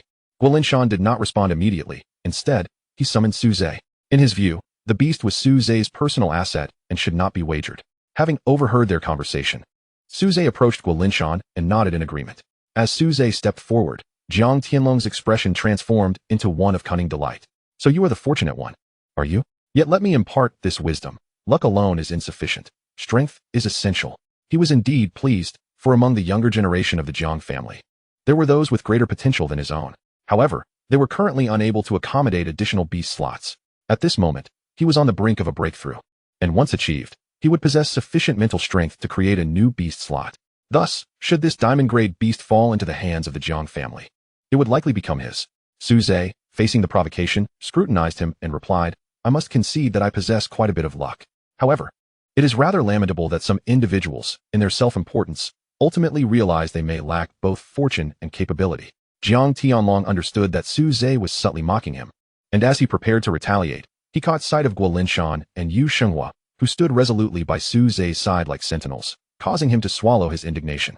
Particularly Yu Shenghua, despite his advanced age, had recently achieved another breakthrough, making him the strongest among them. Whether you have luck or not will be determined once you pass the test, Jiang Tianlong indicated with a glance, prompting Chun Ze to step forward and commence the testing of Su Ze's beast mastery affinity. The first and fundamental test required the ability to summon a beast. If one could not even summon their beast, then their words would be meaningless. Chun Ze smiled as he spoke. According to their intelligence, Su Ze was unable to control a diamond-grade beast and had even refrained from summoning it when ambushed by their arranged adversaries. As anticipated, Su Ze showed no inclination to open his beast space to summon a creature. Instead, he simply waved his hand to the side. This left the others perplexed, preparing to intervene and dissuade Su Ze from further futile struggles, when suddenly, a fiery red figure darted through the air from a distance and landed in Su Ze's embrace. Guo Linshan's senses tensed instantaneously, and the glow of the summoning array began to appear beneath his feet. He initially assumed that an intruder had blended in, but Su Ze gestured for him to remain calm. The vibrant figure was none other than Feng Qingyi, no longer confined to the beast space. She now roamed in human form beside Su Ze, exploring various intriguing phenomena and occasionally returning to him for affection. Even the military camp of the Daxia spirit guards failed to deter her, which was why Su Ze had been scanning the area upon his arrival, searching for Feng Qingyi. Had she not made her presence known, no one would have realized her existence. My apologies, Captain Guo. Her curiosity knows no bounds. And I couldn't prevent her from wandering around the camp, Su Ze explained. As the deputy captain of the Daxia spirit guards, Guo Linshan had seen enough to quickly deduce that the stunning girl before him was indeed not human. He reined in his hostility and dispelled the summoning array. Yet, some remained unconvinced. Jiang Tianlong, with a sullen expression, remarked, Does this little girl, found who knows where, dare to impersonate a beast transformed into human form? Before Su Ze could respond, Feng Qingyi answered with action. The red hem of her dress transformed into fiery feathers that soared toward Jiang Tianlong. The searing heat compelled him to evade, yet it pursued him relentlessly, akin to a relentless parasite. Jiang Tianlong was compelled to summon his own beast, a pure white Pegasus with wings, and only with the aid of this beast's power was he able to finally block Feng Qingyi's fiery feathers. This revelation confirmed Feng Qingyi's identity, and his gaze towards her grew increasingly fervent. Such formidable power, yet merely in the juvenile stage of a beast. Could this truly be a diamond-tier beast? However, observing the closeness between Feng Qingyi and Su Ze, he furrowed his brow. The intelligence that Zhang Jian had uncovered turned out to be erroneous. Not only could she summon a diamond-tier beast without suffering backlash, but their bond appeared remarkably intimate. The three exchanged glances, sensing the complexity of the situation. Chun Ze continued, Such immense power undoubtedly confirms her status as a diamond-tier beast. Yet, merely summoning it is insufficient. We must witness your ability to command its strength. Before he could finish his sentence, he beheld Feng Qingyi transform into a radiant blaze upon receiving a gentle pat on the head from Su Ze, morphing into a pair of wings at his back. Could this be considered wielding the power of a beast? Su Ze gently ascended from the ground, surveying the trio from above as he inquired. Chapter 50. The Zhang family. The three were rendered speechless. The ability to transform a beast into a weapon indicated a remarkable mastery over it, eliminating any risk of losing control. Jiang Tianlong, unwilling to accept the reality, exclaimed, Impossible.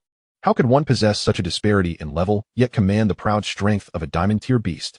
Guo Linshan shot him a glance, his tone surprisingly serene as he remarked, Just because you cannot achieve it does not mean others are incapable. Remember, there are countless prodigies in this world surpassing your own talents.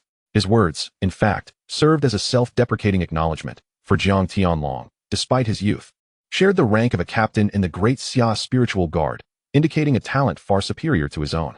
While Jiang Tianlong could still ascend further, Guo Linshan felt himself aging, resigned to the limitations of his own lifetime. However, to Jiang Tianlong's ears, this sounded like mockery of his arrogance. He glanced at Su Ze hovering in the air and snorted, Humph. Very well. You have passed the test. We shall take our leave. Wait. Guo Linshan called out, halting the departing figures. What about the promised compensation? Surely you do not intend to renege? Jiang Tianlong suppressed his anger and replied, Write down what you desire and deliver it to us. We shall be staying at the Jiang family hotel in the city center. He then turned and left first, feeling an overwhelming sense of humiliation that he could no longer endure. The other two followed closely behind, and only when they had distanced themselves from the Great Xia spiritual guards encampment did their pace begin to slow. Tianlong, what shall we do now? The mission remains unaccomplished. And should we return to the imperial capital, the old man? Jiang Chun involuntarily shuddered at the thought. The old man referred to the highest-ranking ancestor of the Jiang family. Hearing Jiang Chun mention the elder, Jiang Tianlong was reluctantly pulled from his fury. The family's task was simply to bring back a diamond-tier beast, without stipulating the method.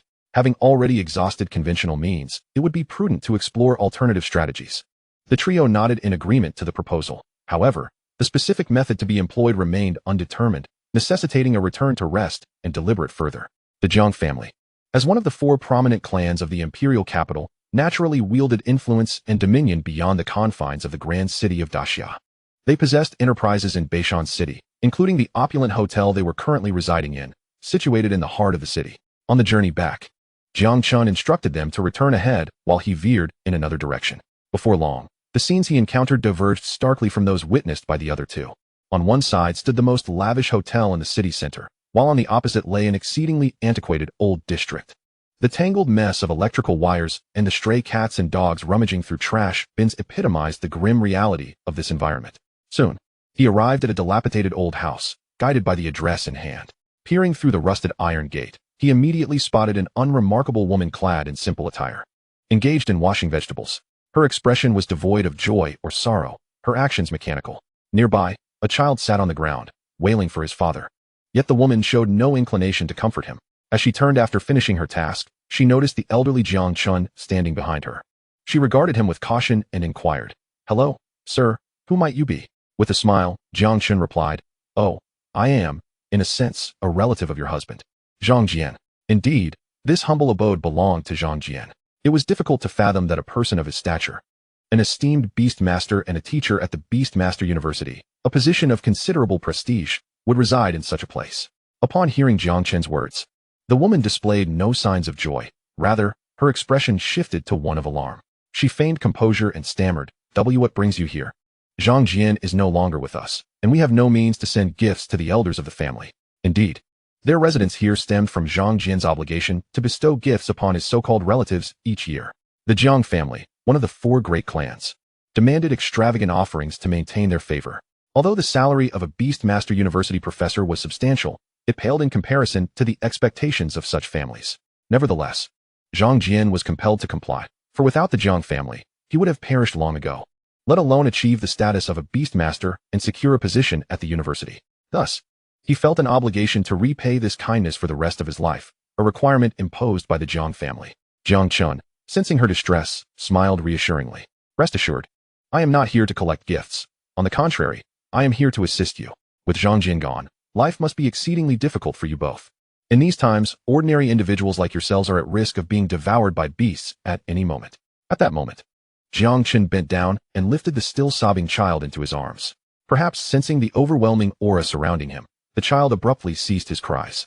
"I shall take this child with me, much like I once nurtured Zhang Jian. He would receive the finest education, becoming a respected beast master, and subsequently be placed in a commendable position. How splendid would that be?" Yet, the woman's expression suddenly turned frantic as she attempted to seize her child. "No, we don't need that. Living as we are is perfectly fine. I beseech you, put the child down, I implore you." However, despite her desperate cries, Jiang Chun showed no intention of releasing the child. Instead, he remarked, "Rest assured, we have set aside some funds for you as well. After all, our family, the Jiang family, is known for its philanthropy."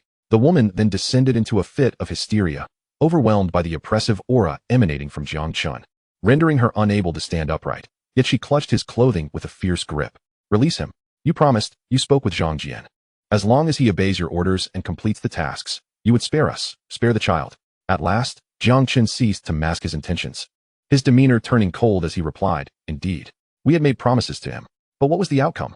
He failed to fulfill his tasks, and the information he uncovered turned out to be false. Thus, the conditions we previously agreed upon are rendered null and void." Upon hearing this, the woman could no longer contain her tears, pleading, "I beg you, do not take my child away. Do not let him suffer the same fate as his father." Yet, she could not impede Jiang Chun's advance. Her arm was forcefully thrust aside as she helplessly watched her child being carried away towards the door. Chapter 51. The list. After departing from the Zhang household, Jiang Chun returned to the hotel in the city center with Zhang Jian's child slung over his shoulder. The young child, forcibly separated from his mother, was already crying inconsolably. The sound of his wails irritated Jiang Chun, causing him to faint under the mental strain. Once they left the old district, Jiang Chun took deep breaths of the fresh air, as the stench from that place had been unbearable, oppressive, damp, and infused with the odor of fermenting refuse. Had it not been for the mission, such things would not have entered his world. With this thought, he tightened his grip on the child's hand, applying more pressure. The child's arm bore several dark imprints from Jiang Chun's grip, and even in his unconscious state, the pain caused him to furrow his brow. I hope you are not as useless as your father. Had I known he was such a failure, our family should never have expended resources to cultivate him. Upon returning to his hotel room, he found Jiang Tianlong and Chun Ze frowning at a note. They both looked up simultaneously at Jiang Chun and the child he had brought back, their expressions revealing no surprise, clearly aware of Jiang Chun's actions. Jiang Tianlong frowned and said, "You're back. I wonder what those old fogies in the family are thinking, why they insist on nurturing the children of outsiders.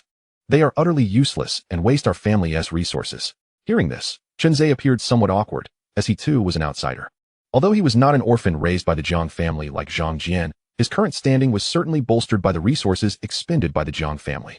Noticing the situation, Jiang Chun immediately intervened, halting Jiang Tianlong's further remarks, and explained, "Young Master Tianlong, one cannot speak in such a manner.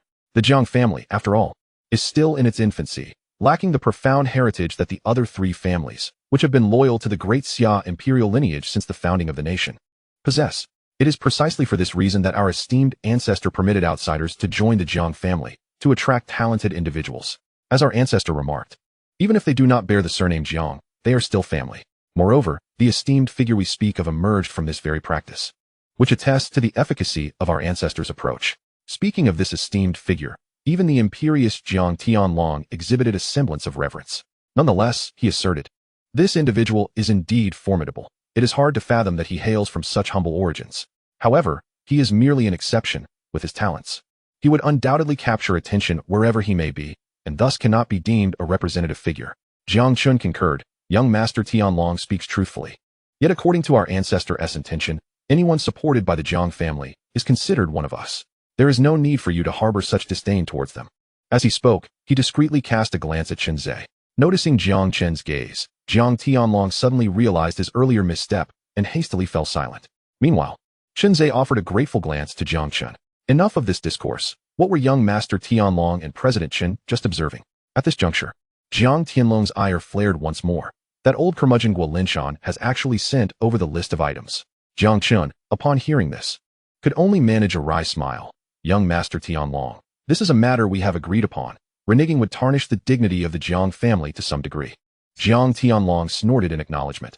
"I am well aware, and I never contemplated backing out.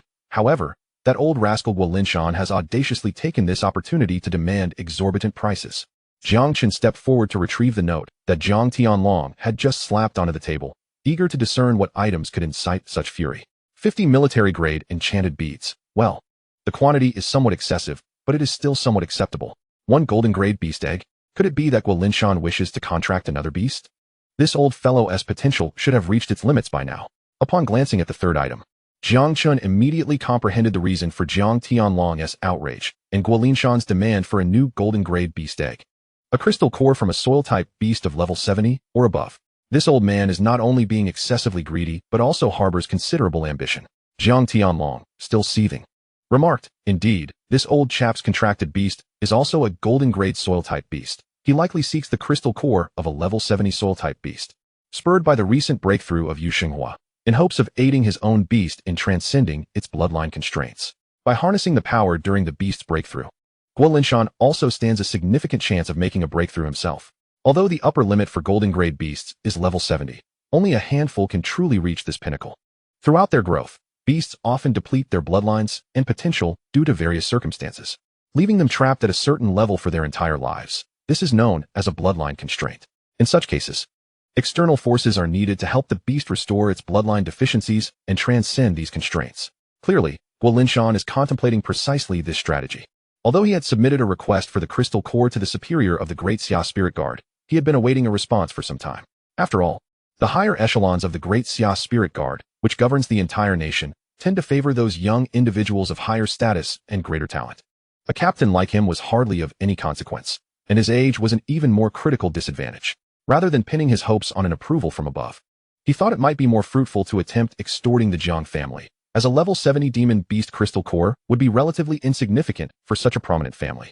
Although Guo Linshan did not genuinely believe he would succeed, he merely included the demon beast crystal core in his requests with a mindset of trial and error. Moreover, with the inclusion of this level 70 crystal core, the first two items on his list, which might have seemed excessive, appeared less so. However, he was taken aback when Jiang Chun, after reviewing the list, expressed surprise at Guo Linshan's audacity. After a moment's contemplation, he informed Jiang Tianlong, young Master Tianlong, "I believe we can acquiesce to his demands." Jiang Tianlong regarded him with astonishment, saying, "Though it would undermine our family's prestige to breach our commitments. Being extorted so casually could also portray the Jiang family as easy prey, as you well know, Principal Jiang. Hence, I am curious as to why you so readily agreed." With a sly smile, Jiang Chun replied, "Young Master Tianlong, one must sometimes take risks to reap rewards. Given the humiliation Guo Linshan inflicted upon you today, are you not enraged?" Recalling Guo Linshan's mocking remarks, Jiang Tianlong felt his previously subdued anger flare anew. "Of course, I am furious. But how can you exact revenge while on his territory?" Jiang Chun leaned closer to Jiang Tianlong and whispered, "We can not only avenge this slight, but perhaps also fulfill our family's mission in the process." He then proceeded to share his plans with Jiang Tianlong. Although Chun Ze had not been involved in their discussions, they did not conceal anything from him. As he listened to their scheme, a chill gripped his heart, causing his hands to tremble around his teacup. Is this what it means to belong to a prominent family? They seem to disregard the lives of ordinary citizens entirely. Observing Jiang Tianlong clad in the military uniform representing the Great Xia Spirit Guard, he recalled the oath he had taken upon joining, feeling an overwhelming sense of irony. Chapter 52. The Madwoman. The next day, Su Ze looked in surprise at the golden gashapon in his hand. After so many days, he finally had another prize. Although he had acquired a diamond-level demon beast, rendering the golden-level beast somewhat less impressive in his eyes, it remained a rare, sought-after high-tier demon beast in the eyes of the average person. Even Guo Linshan, the captain of the Great Xia Spirit Guard, possessed only one golden-level demon beast, while his other initial beast was lamentably at the bronze level, stuck at the level cap of 30, and thus rarely summoned in battle. Yet now, Su Ze found himself torn over whether to cook the egg to feed the birds. His motives extended beyond merely fostering a good relationship with Feng Qingyi. He had long recognized that demon beast eggs, rich in energy, served a purpose for demon beasts akin to that of mental enhancement beads for beastmasters. In recent days, Feng Qingyi has consumed a considerable number of demonic beast eggs, coupled with her ongoing absorption of the energy from the level 80 crystal core. As a result, her level has ascended to 60, which has also inadvertently elevated Su Ze's spiritual power by a few levels. Currently, his two summoned beasts are the level 60 Golden Feather Phoenix and the level 25 Phantom Turtle, while Su Ze's spiritual power stands at level 25 as well. Should Feng Qingyi consume this golden grade demonic beast egg, it is likely that she could achieve at least another level, allowing Su Ze and the Phantom Turtle to benefit from a simultaneous upgrade. Nevertheless, he ultimately could not bring himself to part with it, and instead returned the golden grade demonic beast egg to the system space, opting for a bronze grade egg instead. The golden grade egg seemed too extravagant for consumption, and he felt a twinge of reluctance. There was no urgency in upgrading at that moment. After enjoying breakfast, the peculiar trio, Su Ze, Feng Qingyi, and the bird, set off towards school as usual. However, just as they were about to enter, they were unexpectedly confronted by a disheveled woman who lunged at Su Ze. Sun Hao reacted instantly, shielding Su Ze behind him and restraining the woman with his remaining arm. Ignoring the pain in her arm, the woman fixated her desperate gaze on Su Ze and pleaded, "You are Su Ze, aren't you? I have seen your photograph through my husband. Please, I beg you for help."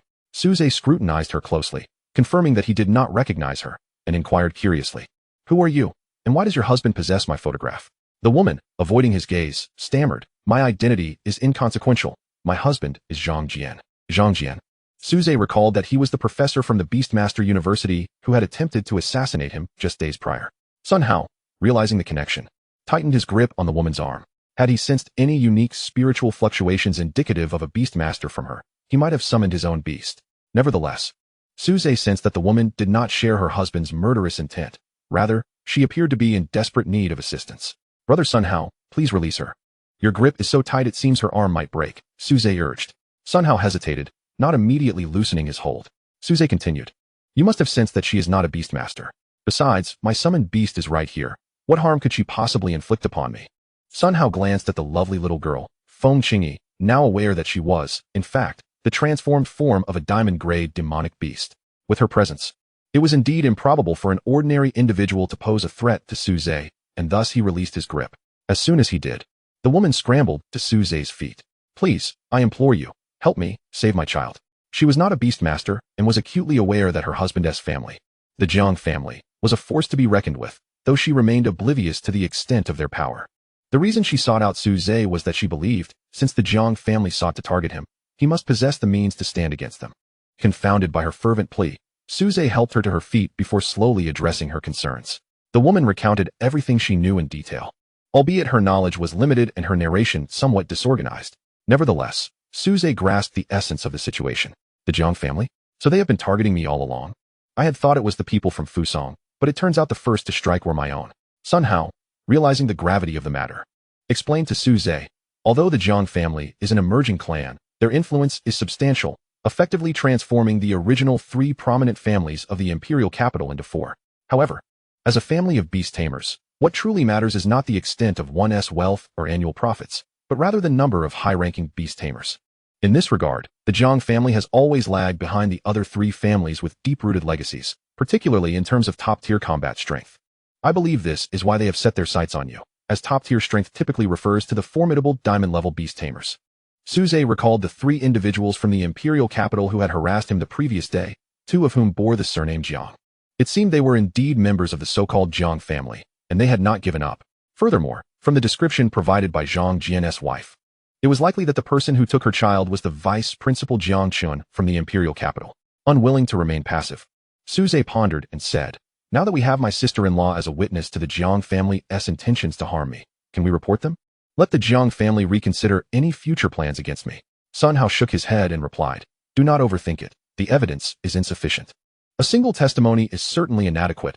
Otherwise, Jiang Chun would not have merely taken the child without silencing anyone. This is precisely because they are emboldened.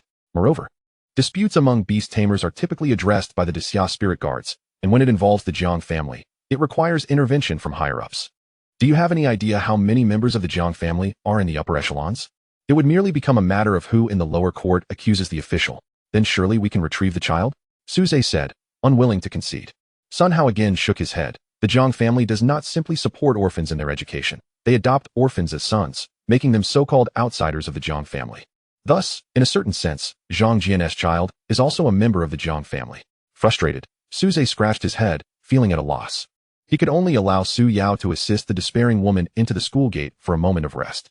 Since her child had been taken yesterday, she had not closed her eyes, eventually being taken to the rest area of the breeding zone overseen by Lin Shi. Ah, my dear apprentice. Are you helping me find a companion? How considerate. Though a bit dirty, youth is an asset. Lin Shi remarked with a mischievous grin while sipping wine. Su Ze replied, teacher, you should consider your own age. Do you still possess the capability? Joking aside, let her rest here. I shall seek out the principal. After all, Zhang Jian was once a teacher at the Qinglong Beast Taming University, and surely the principal, Xiao Su, would advocate for a former subordinate. Furthermore, the Jiang family, if not foolish, would not antagonize a principal of a beast taming university over an ordinary child. Chapter 53. The search for a missing person after Su Ze departed. The woman found herself unable to find solace in sleep, despite her profound fatigue. She struggled to rise from her bed, but her weary body nearly caused her to tumble to the floor. Observing her plight, Lin Shi, with an agility unbecoming of her age, gently assisted her back onto the bed.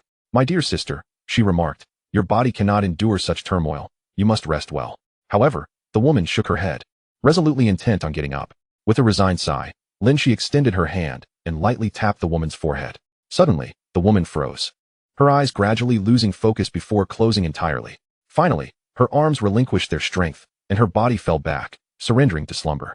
Lin Shi withdrew her hand and softly said, your spirit has reached its limit. Allow yourself a peaceful rest. Just as she prepared to turn away, Lin Shi was taken aback to see the woman struggling on the bed, limbs flailing. With a gentle gesture, her shadow rose from the ground, taking the form of a flattened, dark silhouette that floated before the woman. It extended a hand, resembling elongated fingers, and in a sweeping motion, it grasped at the air, extracting streams of murky, violet-black shadows, which it subsequently consumed through its hollow mouth. The shadow's face, reminiscent of black paper cutouts, displayed a look of satisfaction before it returned to rest at Lin Shi's feet. Meanwhile, The woman ceased her struggles and fell into a tranquil sleep.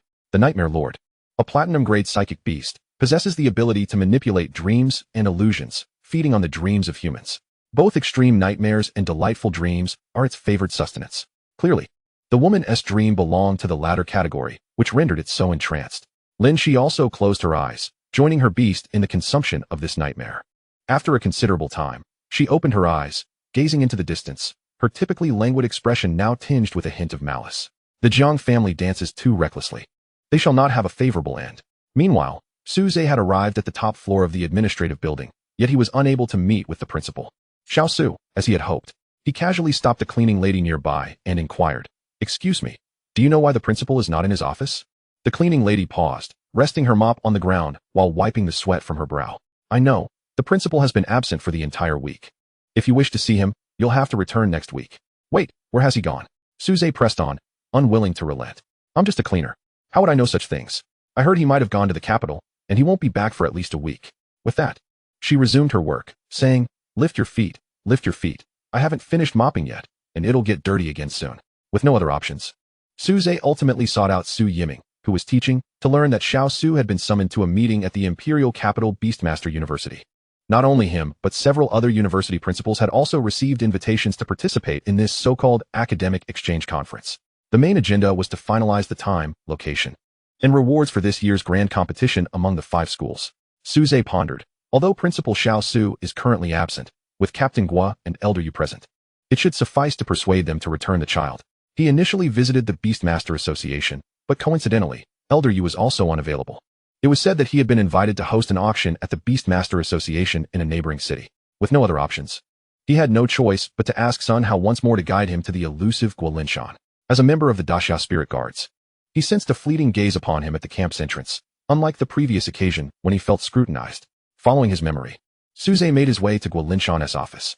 Should he find it empty, he would indeed be at a loss. Fortunately, before he could reach the office, Guolinshan emerged with a beaming smile. "Little brother Su Ze, what brings you here? I was just about to seek you out." Su Ze, noticing his excitement, curiously inquired. "Captain Gua, what has brought you such joy?" "Haha, a windfall has descended upon me. How could I not be elated? Did you find money, or win the lottery?" "Haha, neither. I managed to extort someone." Guolinshan could hardly contain his mirth. "Do you recall the agreement made by that scoundrel from the Jiang family yesterday? I merely wished to test the waters, and to my astonishment, within a day, they actually delivered the items to me." He paused to reflect. "One of those items I had requested from the Legion headquarters for several days without any response, and yet they prepared it overnight. TSK. Such is the power of a prominent family." As if struck by a sudden thought, he handed Su Ze a tightly sealed, military green iron box. "This is your share, 50 military-grade mind-refining orbs. Technically, your efforts were pivotal in obtaining these, so they rightfully belong to you. However, one of the items is of great significance to me, and though I feel somewhat guilty, I have taken the liberty of keeping it. As for the golden-grade monster egg, that was personally added by Elder Yu. He intends to feature it as the highlight at the auction later this year, but it appears he is currently unavailable." Su Ze, without pretense, accepted the iron box and stated, "Captain Gua, you flatter me. These mind-refining orbs are more than sufficient." After handing over the items, Guolinshan inquired, "By the way, little brother Su Ze, do you have a matter to discuss with me?" Su Ze quickly recounted the events involving the Zhang family in detail. Upon hearing his account, Guolinshan's demeanor shifted dramatically. He began to fume. "I suspected the Jiang family, but I didn't anticipate their audacity. What difference is there between this and kidnapping for trafficking? Come, let us confront those rascals." With that, he lifted Su Ze effortlessly and soared toward the city center. After the initial shock wore off, Su Ze began to keenly observe the mechanics of Guolinshan's flight. It was a sensation unlike riding a beast or utilizing a flying beast armor. It felt as though he had entirely liberated himself from the constraints of gravity, relying solely on exertion to accelerate through the air. This realization led Su Ze to understand that perhaps relying on the explosive power of his gilded wings could allow him to exceed Guolinshan's level of beast tamers in terms of flight speed, albeit only for a brief moment. However, should the duration of flight extend, he would inevitably be caught, for his opponent's stamina would far outlast his own, which relied solely on brute force. Soon, the two arrived at the Jiang family's hotel. Chapter 54, Retrieving the Child Upon Landing. Guolinshan guided Su Ze towards the interior of the hotel. The establishment was grand, with opulent decorations that shimmered with gold. The doorman, with a tone of subservience, persistently attempted to impede their progress. Summoning courage, he stated, "Gentlemen, please wait a moment. This is a members-only hotel. If you seek someone, may I assist you in notifying them? If you proceed further, I may encounter difficulties. The doorman was dismayed. After all, these two had literally descended from the heavens, and he felt ill-equipped to confront them. Yet, he also dared not contravene the stringent rules set forth by the Jiang family. Fortunately, at that moment, a familiar voice echoed down from the upper floors, exclaiming, "What is the commotion down there? It's a mess." The doorman immediately responded with trepidation, "My apologies.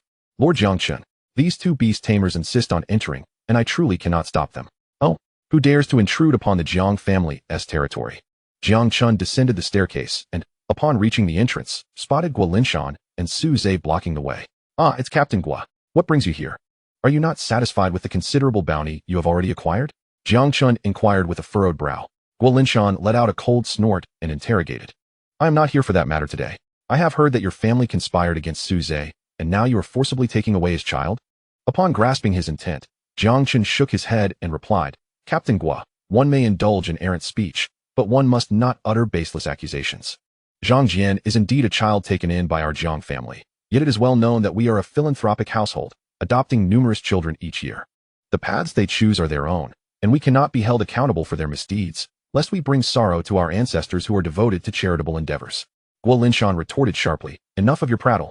Zhang Jian's wife can attest to the fact that you forcibly took away his child. Are you brave enough to allow me to search?"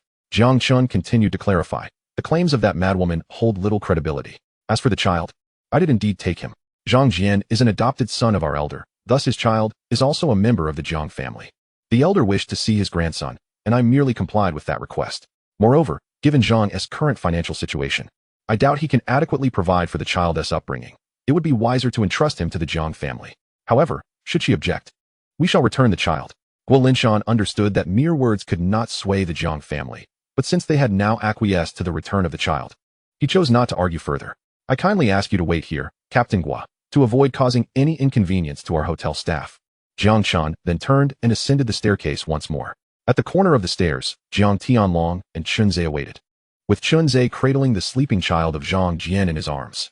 Since Jiangchun seized the child from him yesterday, Jiang Tianlong, agitated by the incessant cries, unleashed his psychic energy upon the mere 7 or 8-year-old, rendering the child in a deep slumber until now. Not a single drop of water had been given to him during this time, leaving his lips parched and cracked, tinged with crimson. When Jiangchun received the child from Chunze's arms, Jiang Tianlong grasped his hand tightly and exclaimed, "Do you truly intend to obey his commands? When has a member of the Jiang family endured such humiliation?" Jiangchun urged, "Young Master Tianlong, patience is a virtue, since we have already set our plans in motion. Let him revel in his moment of triumph. After all, he cannot frolic for long." Contemplating their carefully laid plans, Jiang Tianlong finally released his grip, a cruel smile curling at the corners of his lips. Soon, Jiangchun descended with the child in tow, casually tossing him to Guolinshan, stating, "Here, catch him. I bear no responsibility for any mishaps." Guolinshan caught the child but quickly noticed his lack of movement. Hastily, he checked for a pulse. The child was alive, albeit unconscious. He gently stimulated the child with his psychic energy, coaxing him from his stupor. As the child opened his eyes, he croaked with a parched mouth, "Water. I need water." Guolinshan promptly called, "Water. Quickly, bring this child some water." Yet, Jiangchun remained unmoved. Without his permission, the doorman dared not act.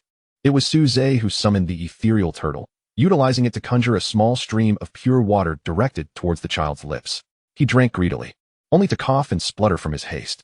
"Slow down, child. What is your name?" Guolinshan inquired gently. "Zhang Zian," the boy replied in a whisper. "A splendid name. Shall we return home to your grandfather?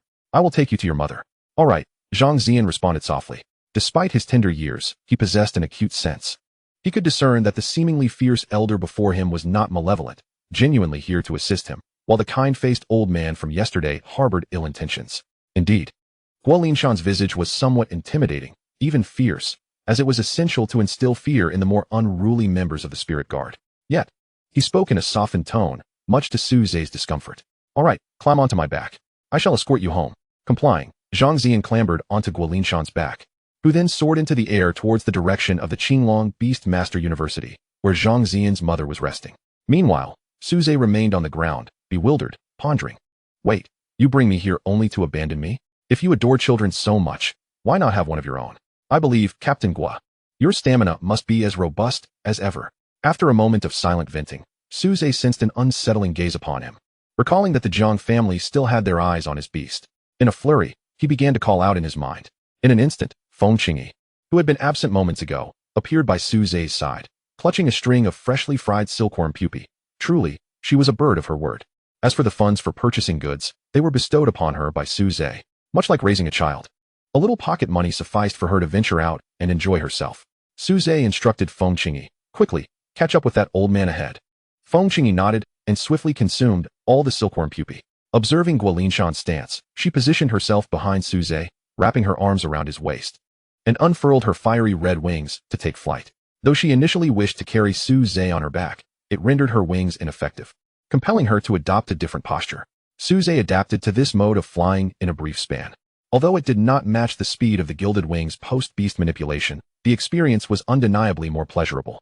With a slight tilt of his head backward, he found himself resting against a pair of petite, soft forms, which was exceedingly comfortable. Chapter 55. The Trap Within the Confines of Qinglong Beastmaster University. Zhang Jian's wife held her child tightly in her embrace, overwhelmed with emotion and weeping uncontrollably. After a brief slumber, she had regained some vitality. Upon receiving the news of her child's return, she hastily tidied her disheveled appearance, fearful of frightening her little one. Thank you so much, she expressed, bowing repeatedly to the crowd while cradling her child, her other hand retrieving a handful of crumpled bills from her pocket. This is all my husband left for us. If you wouldn't mind accepting it.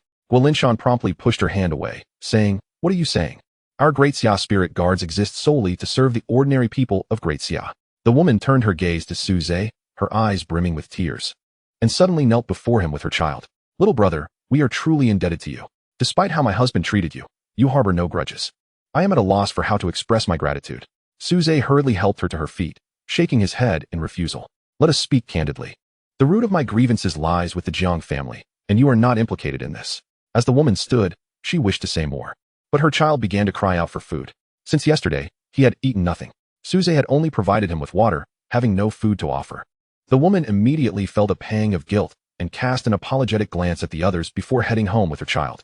Don't worry, my dear, when we get home, Mama will prepare something delicious for you. How about some braised pork today? Good. Zhang Zian replied with a beaming smile, holding onto his mother's hand. Su Ze noticed that Guolinshan had been watching the departing child intently. He recalled how fondly Guolinshan had interacted with the child moments ago, yet he had never heard of him having any children of his own. Standing beside him, Su Ze casually remarked, that child is quite obedient. Despite enduring such experiences, he remains calm and even comforts his mother. He is indeed endearing. Why not consider adopting him as a godson? It is truly pitiful for one so young to have lost his father.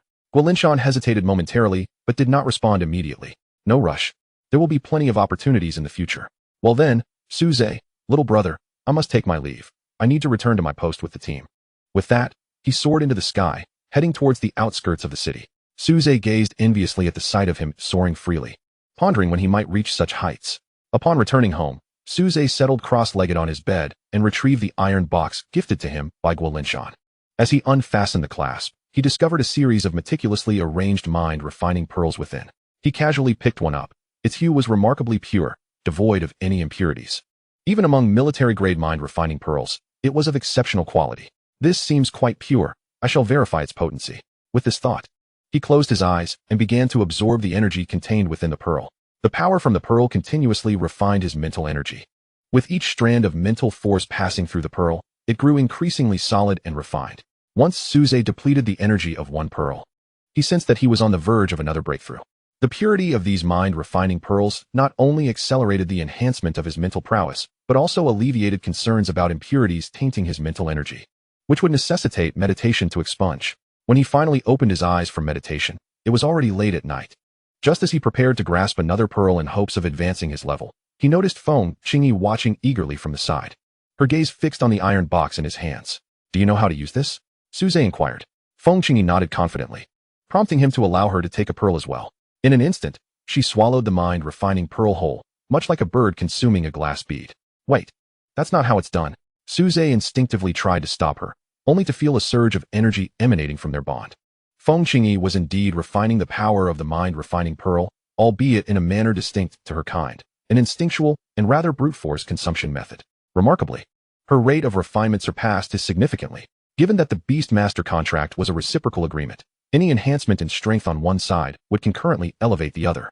Thus, Su Ze placed the iron box between himself and Feng Qingyi, allowing either of them to take another pearl upon finishing their current one.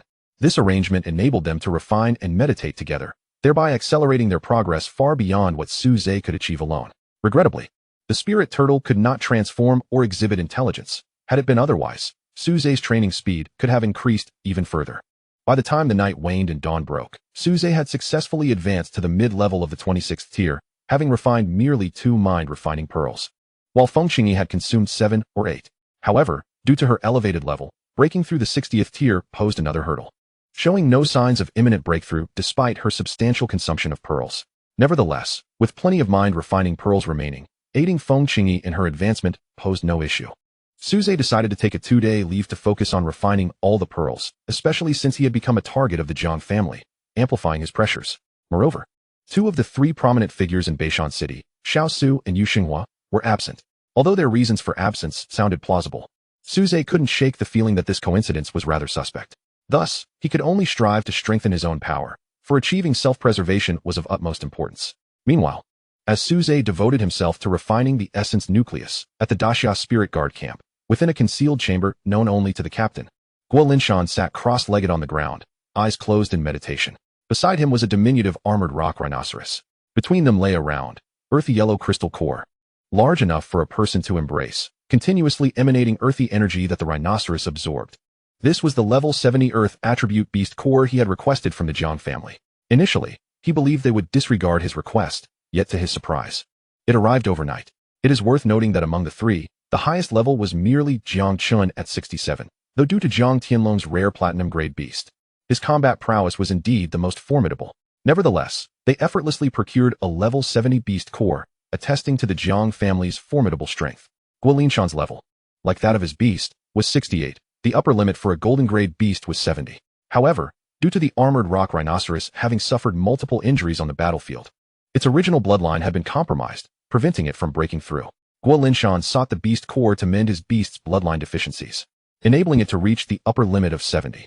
The 2-level difference was inconsequential, as risks generally arise only beyond 5 levels.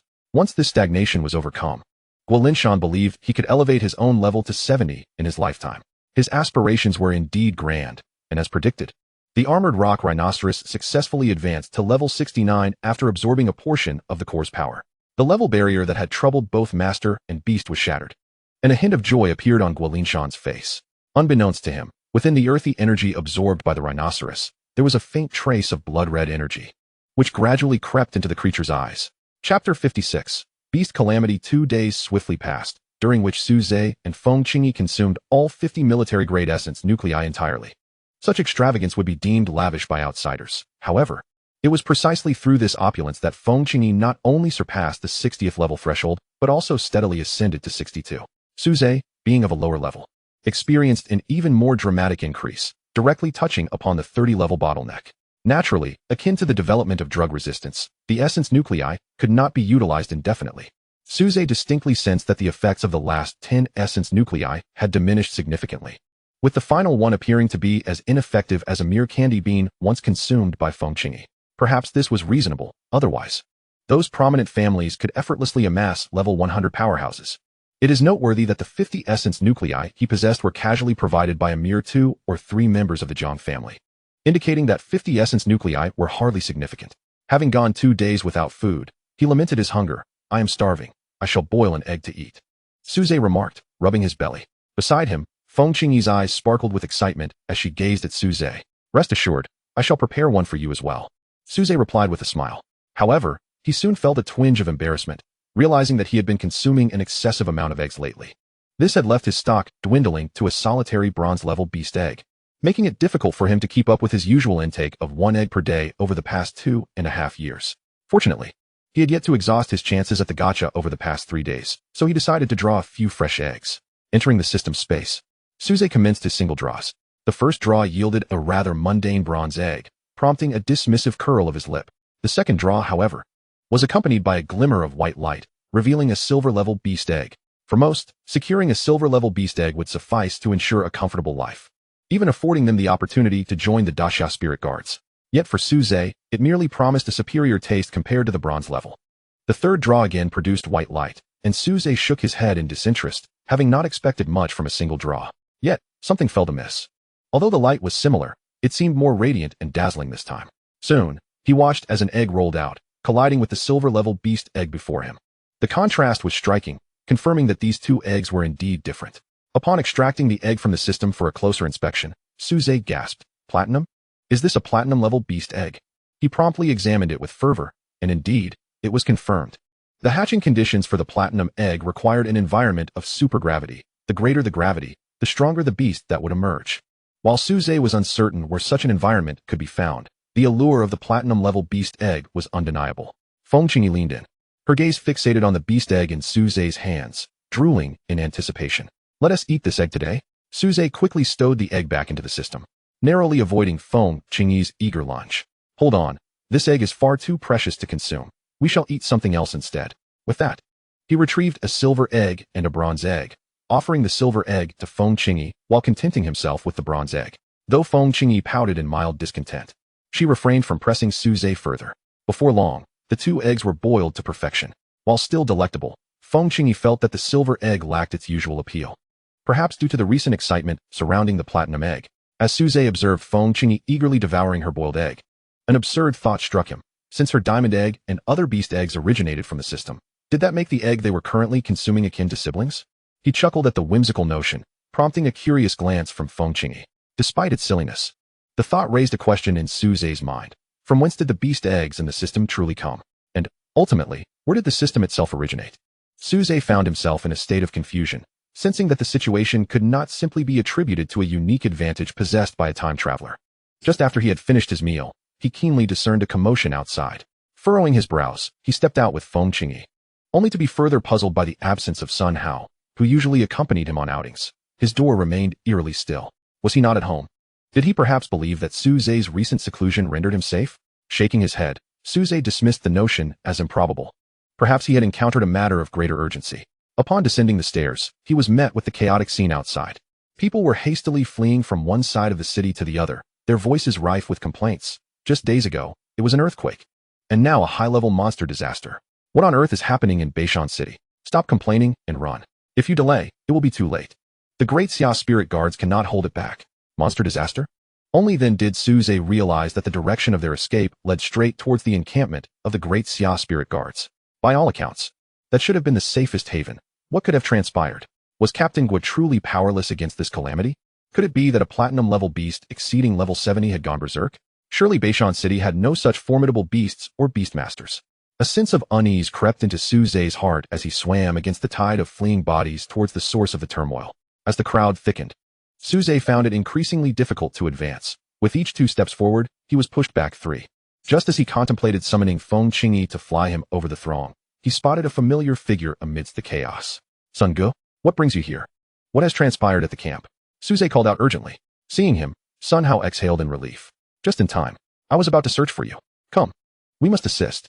Noticing Sun Hao's urgency, Su Ze agreed, though both struggled to push through the crowd. Resolutely, he allowed Feng Qingyi to transform into gilded wings, lifting Sun Hao by his singular arm as they ascended towards the encampment. On their way, Su Ze inquired about the unfolding events. Sun Hao's expression turned somber. Captain Guo's beast lost control at the camp, resulting in a disaster. The great Xia spirit guards have suffered heavy casualties. Lost control? How could this happen? Su Ze asked, astonished.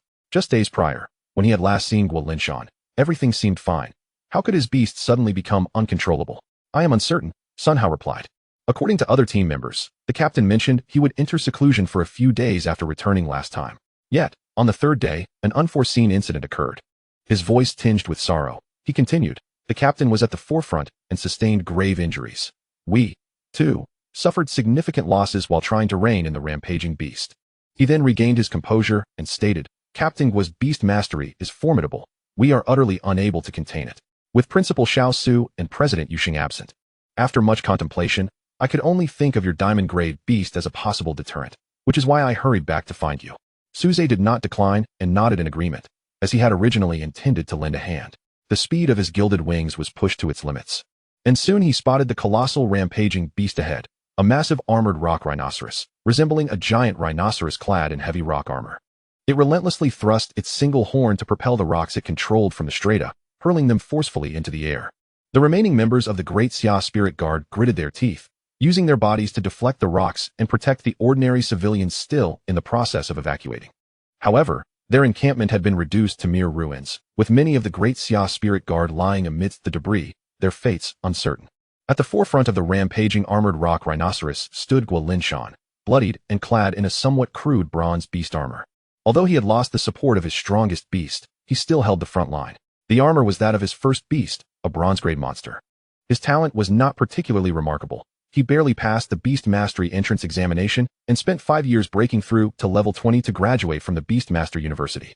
After that, he joined the Great Xia Spirit Guard, earning numerous military merits before being awarded a gold-grade beast, which is now the armored rock rhinoceros. The bronze-grade monster had been in Guolinshan's beast space, resting after reaching the bloodline limit of level 30, but now it was compelled to battle once more. Due to its low level, Guolinshan chose to enhance the beast's power through beast armorization, amplifying its strength with his own mental energy. However, the disparity in levels was too vast. After withstanding a boulder aimed at the crowd, Guolinshan coughed up blood, his breath faltering. Upon witnessing this, Su Ze did not rush into battle immediately. Instead, he descended with Sun Hao and rescued Guolinshan. After all, this was his beast, and he was acutely aware of its abilities and weaknesses. Knowing oneself and one's enemy is the key to victory in 100 battles. Captain Gua, what on earth has happened? Su Ze inquired after placing Guolinshan in a safe location. Guolinshan did not respond right away. Instead, he wiped the blood from the corner of his mouth with the back of his hand, looking at Su Ze with surprise. What are you doing here? It's dangerous. You must leave. However, Su Ze resolutely shook his head. Captain Gua, do not forget that I am now also a part of the Great Xia Spirit Guard. I have sworn an oath to protect the fallen, so I cannot leave. Moreover, who else could possibly stop it from wreaking havoc? By the time the spirit guards from other cities arrive, it will be far too late. Guolinshan was momentarily taken aback by his words and could only shake his head in appreciation, indignantly stating, "You, who have just joined the Great Xia Spirit Guard, possess such awareness, yet Jiang Tianlong, who is already a squad leader, still disregards the lives of the people for his own selfish desires."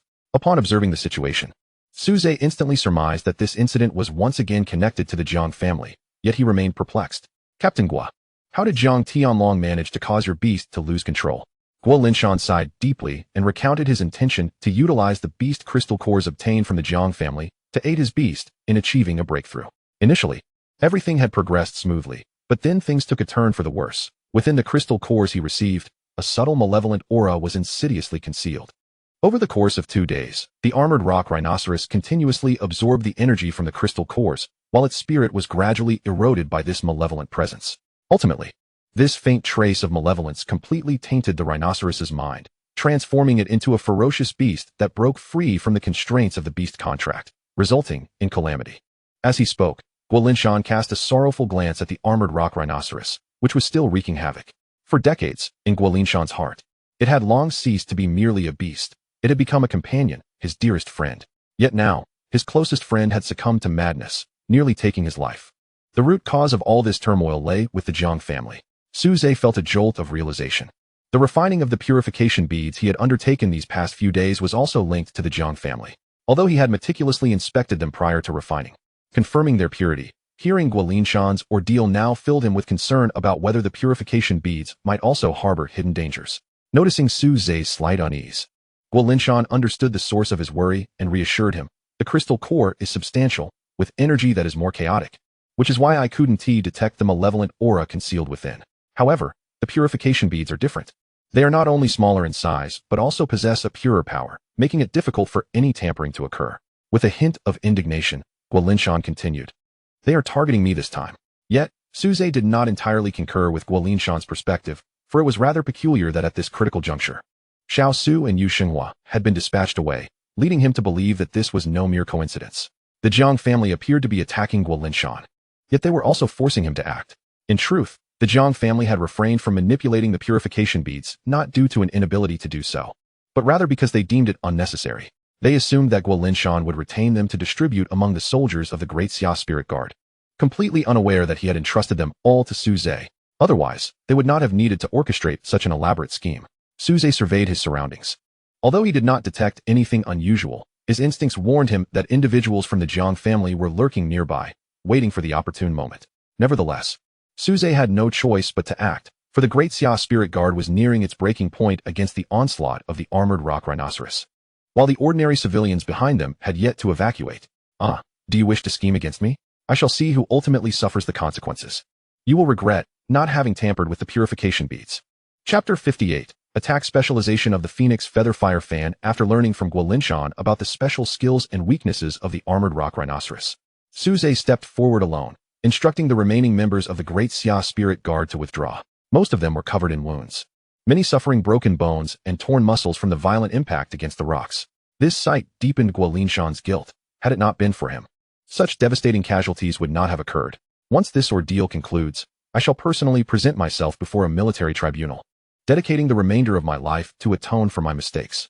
Beside him, Sun Hao interjected, Captain, this is not your fault. It is the wicked deeds of the Jiang family that have caused this havoc. If you are gone, who will lead us? Guolinshan replied with a bitter smile. There is no need for concern on that front. The military headquarters will undoubtedly send someone to take my place. Moreover, I no longer possess the qualifications to continue as the captain, having lost the armored rock rhinoceros. Despite his spirit power exceeding 60, he was still merely a 30-level beast master, unfit to serve as a captain in the Great Xia Spirit Guard. As everyone retreated, the unimpeded armored rock rhinoceros prepared to advance and wreak further destruction. Suddenly, a wave of heat surged forth, transforming into a colossal shadow that enveloped it entirely. It was Su Ze who had released Feng Qingyi from her beast transformation, her gilded wings morphing instantaneously into a massive phoenix that obscured the sun. She appeared significantly larger than when she first emerged from the Tianyun volcano, now embodying the stature of a mature phoenix. Feng Qingyi opted to confront the armored rock rhinoceros in her true form, as her human guise would hinder her prowess. Although the armored rock rhinoceros had gone berserk after absorbing the beast core, its level had genuinely surged to 70, surpassing Feng Qingyi's 33 by a full 7 levels. Even with her undeniable bloodline advantage, she dared not be complacent. What troubled Feng Qingyi further was the fact that high-tier bloodline beasts could often triumph over lower-tier ones despite their higher levels. This was largely due to the strict hierarchy within the beast lineage, where high-tier bloodlines exerted absolute dominance over lower ones, making it arduous for them to unleash their full potential. Yet, the now maddened armored rock rhinoceros fearlessly charged forth, entirely unaffected by bloodline suppression, meaning it could fully unleash its strength as a 70-level beast. Fortunately, this circumstance was not entirely disadvantageous for Feng Qingyi, as the beast did not evade her attacks and employed a singular method of assault, making it easier for her to anticipate. A searing line of death erupted from the sharp beak of the golden-feathered phoenix, striking precisely at the massive form of the armored rock rhinoceros. It did not flinch, but instead lowered its head to endure the attack's damage. Had it been any other person or beast, Su Ze would have already caught the enticing scent of roasting meat. However, this time, nothing transpired. Not even a cry of anguish from the armored rock rhinoceros as it was scorched. When the death line dissipated, the onlookers beheld that the armored rock rhinoceros had vanished, leaving behind only a massive stone that had melted into magma. Yet, shortly thereafter, this molten rock began to stir. It slowly raised its head, revealing its magnificent horn, the very embodiment of the armored rock rhinoceros, with the molten remnants of its thick rocky carapace cascading away. The armored rock rhinoceros suddenly began to shake violently, akin to a pet cat or dog shaking off water after a bath, expelling all the lava from its body. Su Ze promptly summoned his other beast, the ethereal tortoise, transforming it into a shield to protect himself, while conjuring wall after wall of water in front of him. As the lava penetrated the layers of water barriers, it morphed into black basalt, crashing against the ethereal shield, yet still forcing Su Ze to stagger backward. The other Great Xia Spirit Guards retreated as well, narrowly evading this widespread attack. Devoid of the protective rocky armor, the armored rock rhinoceros exposed its comparatively frail body. Beneath the earthy glow emanating from its horn, new layers of armor began to form upon its body. Suddenly, a robust, searing pillar of fire erupted from beneath the armored rock rhinoceros, lifting even its massive frame off the ground with the sheer force of the blast. This was precisely the ability and countermeasure that Su Ze had learned from Guolinshan regarding the armored rock rhinoceros. Its rocky armor possessed astonishing defensive capabilities, making it exceedingly difficult for flames or ice to penetrate and deliver direct harm. Moreover, once its armor was damaged, as long as it made contact with the ground, it could harness the Earth's power to reconstitute new rocky armor, rendering it quite formidable. However, the armored rock rhinoceros was not without its weaknesses. On the contrary, aside from its remarkable defense, it was riddled with shortcomings. Its attack power and speed fell significantly short compared to other beasts, making it a slow-moving target in battle. Once it underwent armor transformation at the hands of a beast master, the issue of sluggishness was mitigated, providing the Beast Master with substantial defensive capabilities. Yet, Su Ze found himself with little time to engage in a protracted battle with the armored rock rhinoceros. He needed to resolve the situation swiftly before incurring greater losses. Thus, Guo Linshan proposed a solution. First, to dismantle its rocky armor, then to lift it from the ground to disrupt the reformation of the armor, and finally, to seize the opportunity to eliminate it in one decisive blow. The plan appeared straightforward, but its execution proved challenging, requiring meticulous attention and timely completion at every step. Now, Feng Qingyi had accomplished the first two tasks, leaving only the final step, to vanquish the armored rock rhinoceros while it floated, deprived of the earth's support. This demanded Feng Qingyi to unleash her utmost power.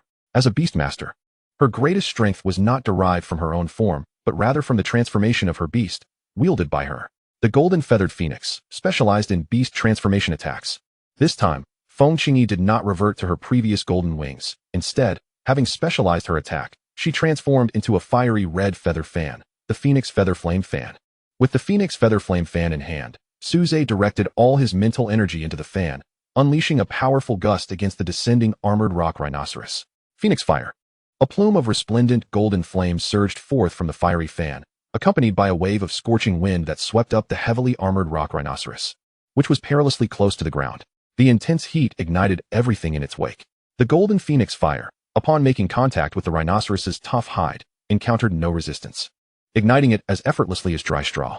The creature emitted a heart-wrenching wail, echoing across the distance to Guo Linshan, who felt a pang of sorrow. Yet, there was no alternative. The beast responsible for the calamity had to be slain, without exception. Moments later, Guo Linshan's complexion turned crimson, and he coughed up a mouthful of blood. He sensed the demise of his beast, and in turn, suffered the backlash. It was all over. Everything had come to an end. Meanwhile, Su Ze, who had forcibly utilized the Phoenix Feather Flame Fan, felt his mental energy deplete, succumbing to dizziness as he sank to the ground. Suddenly, a thick fog enveloped the ruins of the Great Xia Spirit Guard Camp. Chapter 59. The mist. The fog thickened, spreading across the battlefield where Su Ze had fought the armored rock rhinoceros. Strangely, the mist remained confined to that area, not spilling over into the surroundings. Observing the unusual fog, Guo Linshan spoke gravely. Su Ze may be in danger. We must enter and ascertain the situation. With that, he boldly led the remaining members of the Great Xia Spirit Guard into the mist. The fog was so dense that upon entering, they could scarcely see one another. The air was saturated with moisture, creating a suffocating sensation akin to sinking to the ocean's depths. Enduring this oppressive atmosphere, the group groped through the mist, striving to locate Su Ze based on their memories. However, moments later, when they felt their breathing suddenly ease and the surroundings became clear, they realized they had returned to their original position. This was no ordinary fog. It was an illusion cast by a mirage beast. Guo Linshan gritted his teeth, glaring at the expanding mist. Though he had lost his beast, his formidable level 68 mental power remained, allowing him to navigate the fog without losing his way. The mirage beast capable of producing such mist must be at least level 65. Those rascals of the Jiang family, are they still targeting Su Ze's diamond-level beast? Guo Linshan refrained from recklessly plunging deeper into the mist. Instead, he ascended along its edge. A beastmaster of level 60 or above possesses the ability to fly, relying on their powerful mental energy. Thus he could still soar without a beast. As he ascended to nearly 1,000 meters, the fog began to thin, continuing upwards until he was entirely above the mist. He then altered his direction toward the heart of the fog, relying on his memory to pinpoint Su Ze's location. He confirmed it repeatedly before plunging straight down into the mist. Guo Linshan muted all his senses to prevent disorientation from the fog, maintaining a rapid descent until he collided with the ground. Meanwhile, in the heart of the shrouded mist, Su Ze was enveloped in a blazing inferno, driving away the fog for several dozen meters around him. The moment the mist began to materialize, he had swiftly prepared for it, yet he was a fraction too late, struck by a beam concealed within the haze. Strangely, this beam did not inflict any harm upon Su Ze. Rather, he discovered he could no longer dispel the beast-controlling artifact of Feng Qingyi. Concurrently, he heard the sound of approaching footsteps emanating from the mist, growing ever nearer. Before long, the visitors emerged into the area where Su Ze's flames had cleared the fog, revealing Jiang Tianlong. Jiang Chun stood beside him, a massive shell floating above his head, which was currently gaping open and expelling mist, with a fist-sized pearl resting on its soft flesh. Do not struggle, no one will come to your aid. In the mist expelled by my mirage beast, no one can find you. After all, you are now part of the Great Xia Spiritual Guards, and we would prefer not to be seen dealing with you, Jiang Chun proclaimed with great pride. His mirage beast, a creature of golden bloodline, often underestimated for its seemingly innocuous mist, had finally afforded him an opportunity to shine. However, scarcely had he finished his taunt when a piercing sound shattered the air above. With a resounding thud as a heavy object struck the ground, Guolinshan felt his body ache as he crashed down, finally releasing the closure of his senses. As he opened his eyes, he beheld Jiang Qin's ashen face and Jiang Tianlong's frowning visage beside him. Su Ze mocked mercilessly. Who was it that declared no one could possibly find me? Is that not an immediate slap in the face? In an instant, Guolinshan comprehended the unfolding events and retreated to Su Ze's side to confront their adversaries. Jiang Tianlong, Jiang Qin, it is indeed your scheming. Utilizing the tampered beast core to ensnare me was merely a ruse to lure young brother Su Ze into the fray. I shall not permit your designs to succeed. Jiang Tianlong, upon hearing this, scoffed derisively. Old fool, your primary beast has just been slain. What do you intend to fight us with? Our purpose in utilizing the mist of the Mirage beast was to remain unseen, thus avoiding the hassle of silencing you. But since you have chosen to seek your own demise, do not blame me. The Aurora unicorn transformed in his hands into a splendid silver spear, its tip shimmering in a kaleidoscope of colors under the fiery glow of Su Ze's flames. Meanwhile, the ineffectual Jiang Qin retreated with the Mirage beast, continuously generating mist. Seeing this, Guolinshan stepped back and whispered to Su Ze, "Can you still fight?" Su Ze revealed a hint of a bitter smile. The mental energy consumption of the Phoenix Featherfire fan is too great. I exhausted all my mental power when I used it just now. Then why not dispel the artifact and allow the golden feather phoenix to revert to its true form? At the very least, this would ensure your safety. Moreover, her flame seemed to have a restraining effect on the mist, so carrying you away should not pose a problem. Before Su Ze had the chance to respond, Jiang Tianlong's voice preemptively echoed from the front. Haha, do not struggle. You have fallen victim to my spirit lock of the Aurora unicorn. Your beast has been confined in this state. Although the bloodline of the golden feather phoenix surpassed that of his Aurora unicorn, their ranks appeared to be quite similar, which would prevent the spirit lock from holding for an extended duration. Nevertheless, the time was sufficient. With a low-ranking beastmaster like Su Ze hindering progress, the weaponized Phoenix Featherfire fan could hardly unleash its full potential. Once Su Ze's mental energy was entirely depleted, he would be left at the mercy of his adversary. However, the unexpected arrival of Guolinshan posed an unforeseen complication. He grasped Su Ze's hand, which held the Phoenix Featherfire fan, and declared, "Just as my beast has perished, I shall lend you my mental strength. Let us fight our way out together." Upon witnessing this, Jiang Tianlong halted his advance several dozen meters away. Generally, weapons transformed from beasts could only be wielded by their masters. Others could indeed use their own mental energy to activate them. However, without the protection of a contract, they would be subjected to indiscriminate attacks. Just like now, as soon as Guolinshan infused his mental energy into the Phoenix Featherfire fan, he would ignite himself while launching an attack, leaving him as nothing more than a hollow shell. Jiang Tianlong had no desire to engage in a battle to the death with the two. His life was far too precious. Yet, he could not remain idle, so he distanced himself and began to gather energy with his spear, a glimmer coalescing at its tip. He aimed to compel Su Ze and Guolinshan to reveal their life-saving trump cards. Just as Guolinshan prepared for a desperate struggle, Su Ze withdrew his hand. To Guolinshan's astonishment, Su Ze produced a glimmering golden beast egg from an unknown source and proclaimed, "Indeed, my mental energy has been exhausted, but replenishing it is quite feasible." He then shattered the eggshell and tilted his head back, pouring its contents into his mouth. Chapter 60, A Lavish Battle. What did you just consume? Guolinshan inquired immediately upon sensing Su Ze's revitalized spirit. "Oh, nothing much, just a golden tier beast egg." The assembled crowd, all of whom had formed contracts with golden tier beasts, did not find the revelation particularly astonishing. However, while contracting was one matter, consuming it as a meal was entirely another. Even Jiang Tianlong and Jiang Qin, hailing from the Jiang family, had never witnessed such a culinary practice. Only a select few black iron and bronze tier beasts had made their way to the dining table. Higher tier beasts, such as silver and golden tier varieties, could no longer be farmed on a large scale. The even rarer platinum and diamond tier beasts were exceedingly hard to come by. Thus, it was utterly extravagant for someone to produce and consume a golden tier beast egg amidst battle. Su Ze smirked. The beast egg he had previously hesitated to consume had ultimately succumbed to the fate of digestion. This marked his first experience eating such a high-tier beast egg. Yet the taste of it raw paled in comparison to the deliciousness of a cooked meal. As the viscous, fishy egg liquid slid through Su Ze's mouth, he felt an overwhelming wave of disgust. After he finally managed to swallow it, he looked at Guolinshan, who wore a puzzled expression, and inquired, "Are you not aware that beast eggs can swiftly replenish a beastmaster's depleting mental energy?" Not only did Guolinshan shake his head, but even Jiang Tianlong and Jiang Qin could not help but do the same. "Now you are informed," Su Ze remarked, directing his gaze towards Jiang Tianlong in the distance. A surge of power erupted from within Su Ze, instantly replenishing his mental energy, which continued to flow abundantly. In that moment, he felt as though he had consumed a potent restorative, his complexion flushed, and an urgent need to release this excess energy arose. With his mental energy restored, Su Ze was prepared to wield the power of the Phoenix Featherfire fan once more. His previous strike had reduced the armored rock rhinoceros to ashes, and now the potency of his next blow would only increase, making it unlikely for Jiang Tianlong to withstand it. Though Jiang Tianlong's expression darkened, losing the confidence he had moments before, he sneered and replied, "What does it matter if you've regained your strength through external means? I wish to see how many strikes you can deliver." Without allowing Su Ze a moment to respond, he thrust his spear forward with great force, unleashing a brilliant beam of light towards Su Ze. Su Ze did not hesitate. He concentrated his mental energy into the feather fan once again. Instantly, the flames of the phoenix reappeared, consuming everything in their path until they met Jiang Tianlong's assault, creating a stalemate.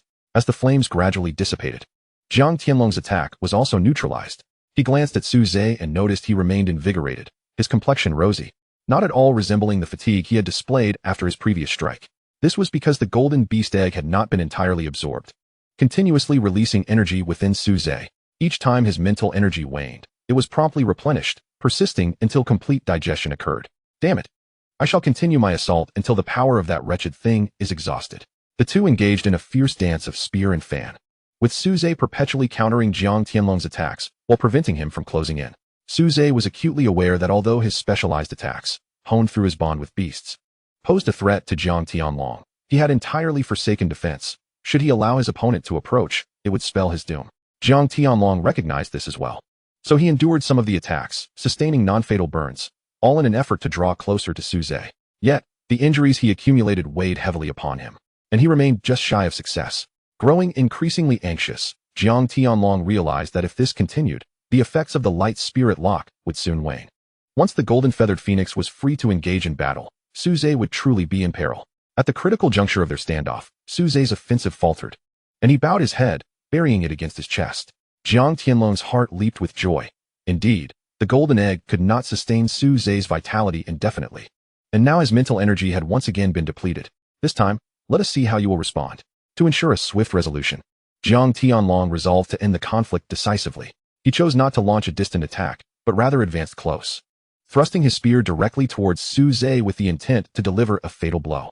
Guo Linshan, who had been vigilantly watching Jiang Chun from the side, found it too late to assist Su Ze. Die! As a cruel and triumphant smile spread across Jiang Tianlong's face, Su Ze, who had appeared flustered and uncertain with his head bowed, suddenly raised it, revealing an even more radiant smile. It was then that Jiang Tianlong noticed Su Ze's other hand, which did not hold the Fenyu Lihua fan, was cradling two plump beast eggs against his chest, completely drained of their essence. Another beast egg? How is this possible? Jiang Tianlong was utterly bewildered by how Su Ze had produced 3 beast eggs the size of human heads in succession. Even more perplexing was the extravagant manner in which he fought. This time, Su Ze consumed 2 silver-grade beast eggs, effectively exhausting his resources. However, even so, their efficacy paled in comparison to that of a single gold-grade beast egg, yet it was sufficient. Seizing the moment while his opponent was momentarily dazed, Su Ze grasped the spear with one hand and vigorously fanned the Fenyu Lihua fan with the other, unleashing a torrent of phoenix flames towards Jiang Tianlong. The latter responded with remarkable decisiveness. Su Ze felt an emptiness in his grasp as Jiang Tianlong instantaneously transformed his beast summoning apparatus into beast armor. A suit of armor enveloped him, shielding him from the raging flames. However, even the earth-type beast known for its defensive prowess could not withstand the phoenix fire, and Jiang Tianlong was no exception. The armor fashioned from the Aurora unicorn absorbed much of the damage but ultimately succumbed, collapsing to the ground in a weakened state. Jiang Tianlong, hidden within the armor, suffered significant burns, his previously handsome visage now marred by scars and blisters, a chilling sight indeed. Though Jiang Tianlong was rendered incapable of further combat, Jiang Chun remained, along with the enigmatic Chun Ze, who had yet to reveal himself. Thus, Su Ze once again held the platinum-grade beast egg aloft, casting a glance at Jiang Chun, poised to shatter the shell and consume its contents. Nearby, Guo Linshan's brows furrowed in agitation. A platinum-grade beast was something he had never achieved in his lifetime, yet now it was being squandered as if it were mere fodder. Fortunately, at that moment, the effects of the time's spirit lock dissipated. Su Ze's Fenyu Lihua fan trembled and transformed once more into a resplendent phoenix, dispelling all the surrounding mist. The platinum-grade beast egg was thus preserved. However, Just as Su Ze relaxed his guard, Jiang Chen's shadow suddenly sprang to life. Chapter 61, Alliance.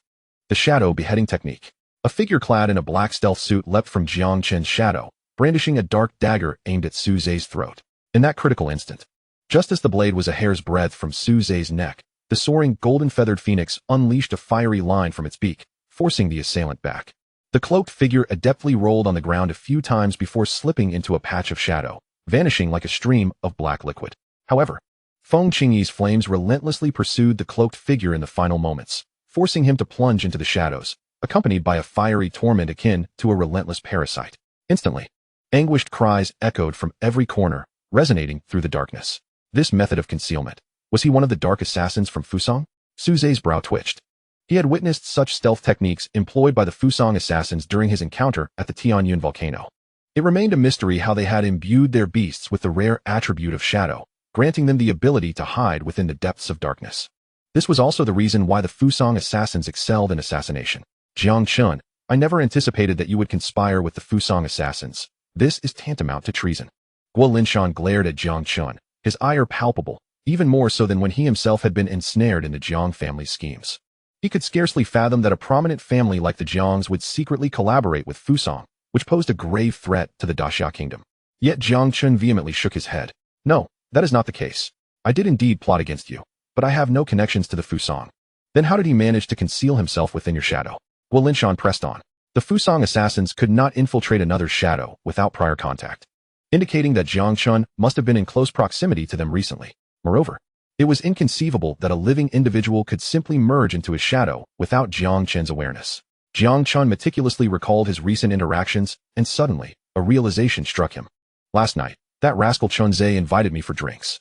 I thought I held my liquor well, yet I became intoxicated after just a few cups.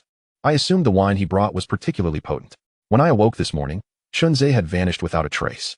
I, along with young Master Tianlong, presumed he fled, unable to bear the responsibility for the plot against the Daxia Spirit Guard's captain. As he spoke, he cast a furtive glance at Guo Linshan, only to breathe a sigh of relief upon noticing he was not in a fit of rage.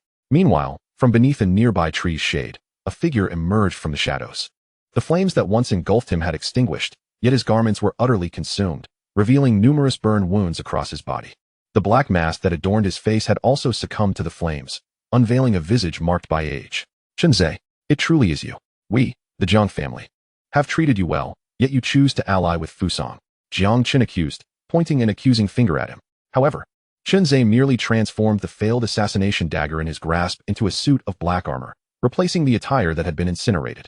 He then spoke languidly. You are mistaken. I am not an ally of Fusang. I have always been one of them.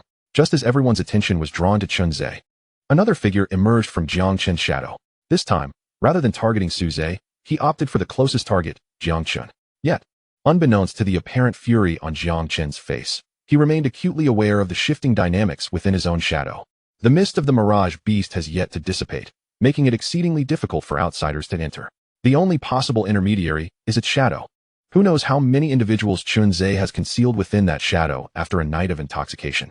Thus, at the moment when the attack on Jiang Chen commenced, the mirage beast suddenly materialized above, using its formidable shell to withstand the onslaught. Simultaneously, the gem hidden within that shell radiated a brilliant light upon Jiang Chen, akin to the illumination of a surgical lamp, rendering his shadow nearly imperceptible. The Fuso shadow guards, who relied on the concealment of shadows, found themselves at a loss, forced to escape one by one from Jiang Chen's shadow. 1, 2, 3. Ultimately, dozens of figures emerged, encircling them. Their lower halves were obscured by various shadows, while the upper halves remained exposed, allowing them to instantaneously decide whether to launch an attack or evade and reposition using the shadows. Their shadowy techniques surpassed significantly those of the 5th Squadron that Su Ze had previously encountered. Among them, including Chun Ze, at least 3 possessed a presence that rivaled the golden-winged phoenix. Although Chun Ze had recently suffered minor burns, they were not severe enough to impair his combat effectiveness. In contrast, even if Su Ze and Jiang Chen were to reconcile, they would only possess 2 combatants of equal standing. Just as Jiang Chen was calculating the comparative strengths of both sides, Chun Ze spoke. Jiang Chen, we have deployed 3 squad leaders against you.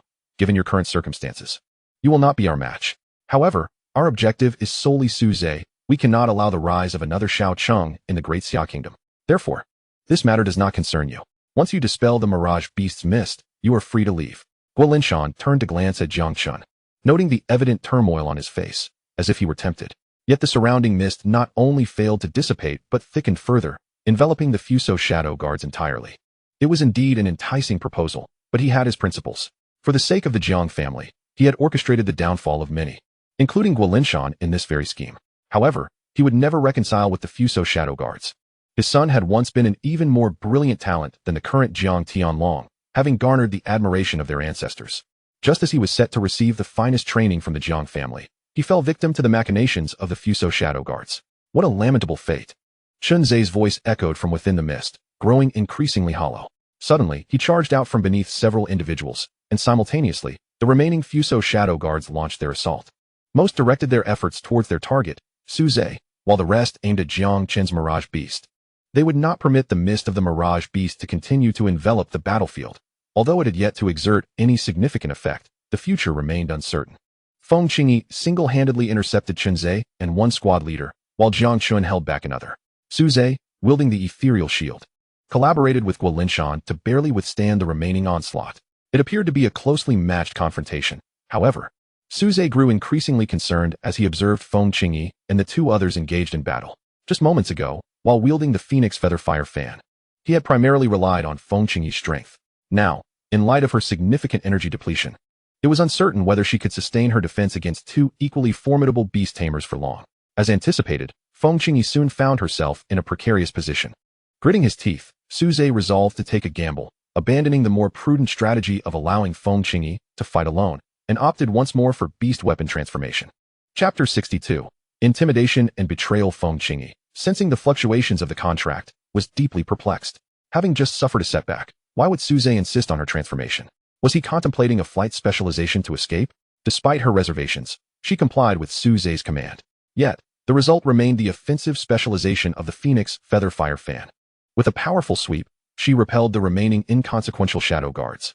And Su Ze seized the opportunity to launch an assault against Chun Ze and the captain of the Fusang Shadow Guards. If he could unexpectedly eliminate one adversary, he could, much like he did with Jiang Tianlong, gradually wear down the other. He had stashed the last of his platinum eggs safely within his garments. Once his full-force attack proved effective, he would pivot to a protracted struggle with the other foe. However, what he did not anticipate was that after merely exchanging glances, Chun Ze and the captain acted with unwavering resolve. The captain brazenly confronted Su Ze's attack, allowing the raging flames to engulf him, and seized Su Ze's hand with a vice-like grip. Seizing the moment, Chun Ze lunged forward with a dagger aimed at Su Ze.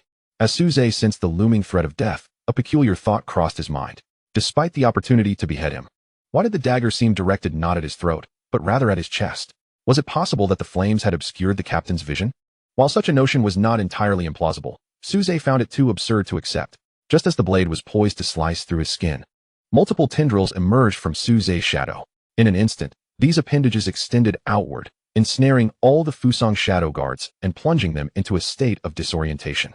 Even the captain, who had withstood the flames, fell silent, his movements frozen. Not only them, all enemies seemed to succumb to an enchanted slumber, rendered immobile in place. After executing this maneuver, the tendrils retracted back into Su Ze's shadow. Meanwhile, Guo Linshan cast a scrutinizing glance at Su Ze. Concurrently, Lin Shi remained comfortably seated in a rocking chair under the sun at the Qinglong Beast Taming University. With his eyes closed, he maintained vigilance over the unfolding events through a nightmarish Lord Avatar embedded within Su Ze's shadow. Fully aware of Su Ze's multiple harrowing predicaments, he remained utterly unperturbed, steadfastly anchored in his rocking chair, which faced a feeding trough in the breeding shed, beneath which lay a concealed passage. It is precisely for this reason that he cannot leave the school, even for a moment. The Dark Guardians of Fusang seem to have gone far too long without being reprimanded. It is time to contact that rascal Xiao Cheng and exert some pressure on the opposing side. They cannot continue to act as if nothing has transpired beneath my very nose. Taking advantage of this opportunity, Jiang Chun dealt a heavy blow to the Dark Guardian captain he had ensnared. However, the Shinshou's offensive power was insufficient, and he failed to deliver a fatal strike to his opponent. Although Su Ze was unaware of the reasons behind this, he seized the chance to decisively liberate himself from his captor and create some distance. This movement jolted his adversary back to awareness. Confused, he glanced around, only to be assailed once more by the searing pain coursing through his body, prompting a terrified exclamation. "Wake up! It's the Dream Demon. The Dream Demon is here." With his assistance, the other two regained their senses. Chun Ze looked at his dagger, perplexed to find it untainted by blood. as he believed he should have completed the task of severely wounding Su Ze. Another individual, equally bewildered, distanced himself, unaware of the severe injury he had sustained. Meanwhile, the other lower-ranking Dark Guardians of Fusang remained oblivious, as if they would never awaken again. What could be the reason for this? Sun Ze inquired gravely. Yes, it is the Dream Demon. It must be him. He recalled how, in a bid for vengeance against his student Xiao Cheng, the Dream Demon had descended upon the kingdom of Fusang, plunging 3 cities into utter silence overnight, with only a handful of survivors. I am one of the survivors. This feeling cannot be mistaken. It is indeed him, the power of the Dream Demon. We have just entered a dream. At this juncture, his expression became one of madness. No. Wait. Perhaps I am still dreaming now. Perhaps I have yet to awaken. Or maybe I have been dreaming since that time. Are there really any survivors? Observing the sudden descent into madness of his companion, Sun Ze exchanged a glance with the other captain nearby. The implication was clear. This man had lost his sanity. And now only the 2 of them remained. They had indeed heard tales of the Dream Demon, capable of ensnaring individuals in dreams instantly, leading them to death without resistance. However, they did not feel they were in a dream. The pain from their wounds felt too real, a testament that it was pain which had roused them, rendering the so-called Dream Demon merely a figment. Though the madness of one captain left them with only 2 fighters, Su Ze had already exhausted much of the power of the Phoenix Featherfire fan, draining the energy of the Golden Feather Phoenix Bird. Jiang Shen's beast was also lacking in offensive capability, yet they still believed they had a chance of victory. With such conviction, they launched their attack. Indeed, as they had surmised, Su Ze and his companions were nearly spent. Even the flames of the Golden Feather Phoenix Bird had lost their heat and posed little threat. Their previous fears of the Dream Demon failing to manifest a second assault suggested some limitation, which was fortuitous for them. All that remained was to severely wound Su Ze and then withdraw. This is an order issued from above. Inflict injury without causing death. Although the reasons remain unclear, executing the command is imperative. Regrettably, Sun Ze, who has painstakingly ascended to his current position as an undercover agent, now finds himself compelled to reveal his identity. Do not worry. Upon your return to Fusang, you shall undoubtedly be rewarded, and your status will surpass that in the Great Xia, spoke the captain of the Shadow Guards beside him. Sun Ze nodded in agreement. Everything seemed to be unfolding favorably. Simultaneously, Su Ze and Guo Linshan gazed in bewilderment at Sun Ze and the other Fusang Shadow Guards, who had suddenly collapsed with closed eyes. Some were even snoring, deeply immersed in slumber. Not a single one awoke. What had transpired moments ago was merely a dream. What is happening? Su Ze asked, fear creeping into his voice as he regarded his own shadow. The power was exceedingly strange and terrifying, lurking within his very shadow. Although it had aided them, an unsettling feeling lingered in Su Ze's heart. Guo Linshan remarked, to my knowledge, such a dream-inducing ability can only be wielded by the former principal of Qinglong Beast Taming University. After the unfortunate incident 6 years ago, he resigned, and Xiao Su took over. Since then, no one has seen the old principal again. Su Ze, for reasons unknown, was suddenly reminded of his exceedingly unreliable, inebriated teacher and inquired, if no one has seen him outside of school, what about within? Guo Linshan shook his head again. That old principal is shrouded in mystery. It is said that he awakens from slumber during faculty meetings, and then it is all over. No one has ever witnessed his true form. He added, perhaps the beast tamer Xiao Cheng has seen him, as he was both his teacher and protector. Unable to glean any answers, Su Ze could not ascertain whether the old man Lin Shi was involved or what his intentions might be, and he merely shook his head. Yet, at present, thanks to this assistance, the battle had become remarkably manageable. Just as they prepared to act together to eliminate the 3, preventing anyone from awakening, suddenly, Jiang Tianlong, who had been left unattended since his fainting, stirred. He summoned all his mental energy and unleashed a soul-piercing wail.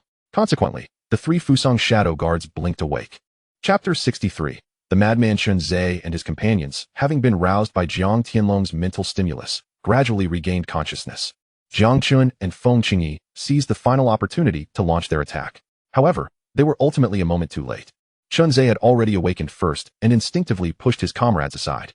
The captain of the Fusang Shadow Guards had yet to react when he was engulfed by a torrent of searing flames, and without the protection of beast armor, he was reduced to cinders in mere moments. Yet, Sun Ze remained unscathed, which rendered the situation exceedingly dire, as 2 formidable foes still stood. Sun Ze, still shaken, surveyed his surroundings, grappling with uncertainty about whether he was still ensnared in a dream. He exchanged glances with another captain, witnessing the same pervasive dread reflected in the other's eyes. He comprehended that the other party had likely shared a similar dream. The individual before him now seemed utterly deranged, incessantly proclaiming, "What do you think? I was not mistaken, was I? Dreams. Everything is but a dream. Who among you can assure me that we are not currently ensnared in a dream? Ultimately, dreams are not the realm of reality. They are fraught with inconsistencies. Just moments ago, he had suffered burns yet felt no pain. Indeed, dreams dulled their minds, rendering dreamers oblivious to the absurdities within. However, the pain from his wounds was undeniably real, a testament to the veracity of reality. This time, reality could not be mistaken. The agony of his injuries was irrefutable. Su Ze remarked somewhat uncertainly. He subtly stepped back, seeking refuge behind another person. Had it not been for Jiang Tianlong rousing them moments earlier, they might have been effortlessly slain in their slumber. The sensation of dying defenselessly in a dream was utterly intolerable. He finally grasped the terror of that dream demon and understood why the higher-ups of Fusang held such trepidation. Unbeknownst to him, however, the power lens she had bestowed upon Su Ze had been depleted when so many had simultaneously entered the dream realm. Now, they were merely vigilant against the air. With one madman and one deceased, only he remained. Yet the adversary possessed the formidable Jiang Chun and Jin Yufeng, making the task at hand seem insurmountable. What troubled Su Ze most was that now, in solitude, even retreating would prove exceedingly difficult. After all, the mist of the mirage beasts surrounded them, and even the shadowy techniques of the dark guards would falter within the fog. They had relied on Jiang Chun's shadow to infiltrate. It seemed that today would mark his downfall. He never anticipated that his first mission after revealing his identity would end in failure. I am deeply sorry, Your Majesty. Meanwhile, Su Ze and his companions were unaware that their opponent had one deranged individual devoid of combat capability and still perceived two high-level powers to be cautious of. It was precisely Jiang Tianlong's earlier actions that had caused them to miss their opportunity. Guo Linshan turned to angrily chastise Jiang Tianlong, who struggled to rise from the ground. Jiang Tianlong, do you even comprehend what you are doing? His bloodied face bore a maniacal grin. What am I doing? Why? I am dealing with you. Jiang Chun, witnessing this, urgently implored, Young Master Tianlong, cease this. These fellows are the dark guards of Fusang. Aiding them will serve the Jiang family no purpose. Moreover, if they manage to seize the diamond-grade beast, the consequences would be dire. Jiang Tianlong shot him a glance, dismissively replying, the Jiang family? My current thoughts have nothing to do with the Jiang family. I only desire his demise. Jiang Tianlong glared at Su Ze.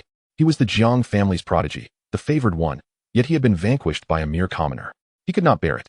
Even more unbearable was the realization that his luminous unicorn, his cherished beast, had been rendered useless by Su Ze in the recent clash.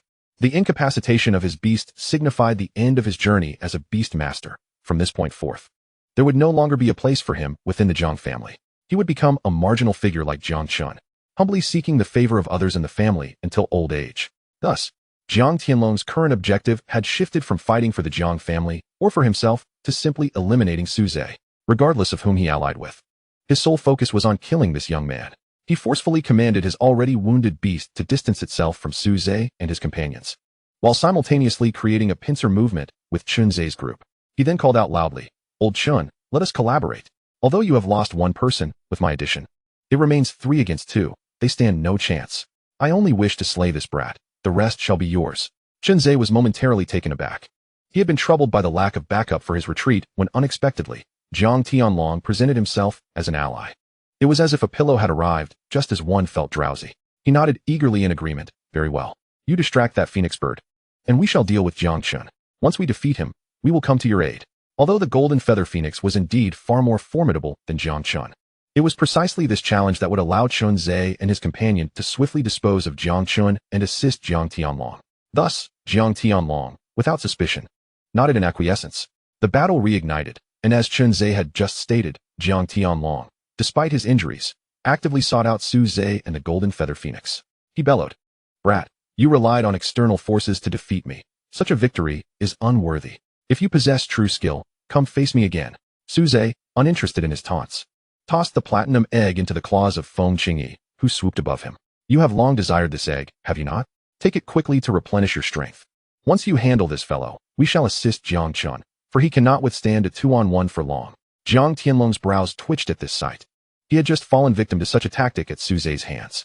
Was he to endure this humiliation once more at the hands of his beast? However, Feng Qingyi tossed the egg back, and from her sharp beak came a melodious yet indignant voice. I do not require your aid. Is it not you who just targeted my manifestation and bullied my master? Very well, I shall defeat you without relying on external assistance. Ensuring your defeat leaves you utterly convinced. Feng Qingyi engaged Jiang Tianlong, breathing fire as they clashed. Although her stamina was waning, Jiang Tianlong had also sustained injuries, placing her in an advantageous position. albeit one that could not swiftly conclude the battle. The pressing question remained: how long could Jiang Chun endure under their combined assault? If he were to fall, it would be too late for the three to converge upon Feng Qingyi. As Su Ze prepared to intervene against Feng Qingyi's reckless behavior, he observed that Jiang Chun's situation was not as perilous as he had imagined. Only Chun Ze was actively battling him, while the other opponent stood idly, muttering to himself, seemingly oblivious. Was he still unconscious? Was he sleepwalking? Su Ze found himself perplexed, while Jiang Tianlong erupted in frustration. Chun Ze, what are you doing? We agreed to swiftly eliminate Jiang Chun to assist me. Chun Ze did not respond. He was engrossed in his fight with Jiang Chun, attempting to extract the pearl from within the shell of the mirage beast. As the saying goes, where there is a snake's den, there must be antidote herbs nearby. The most effective tool to dispel the mist of the mirage beast is the pearl nestled within its shell. Once acquired, Chun Ze could slip into the shadows and escape. In this moment of realization, Jiang Chun understood the true nature of Chun Ze's deception. Chun Ze, you have deceived young Master Tianlong. That hidden guardian from Fusang has inexplicably faltered, rendering him ineffective in battle. You believed victory was no longer within reach, and you never intended to fight to the bitter end. From the very beginning, your plan was to seize my mirage pearl and flee. His voice resonated loudly, reaching Jiang Tianlong, who was struggling under the flames of Feng Qingyi not far away. You dare to deceive me, he bellowed, summoning every ounce of strength for his furious cry, yet taking advantage of his combat experience. Chun Ze managed to pry open the shell of the mirage beast and grasped the pearl within. Just as he prepared to extract it, the deranged captain of the Fusang Hidden Guardians, previously forgotten, muttered to himself, dreams, all dreams.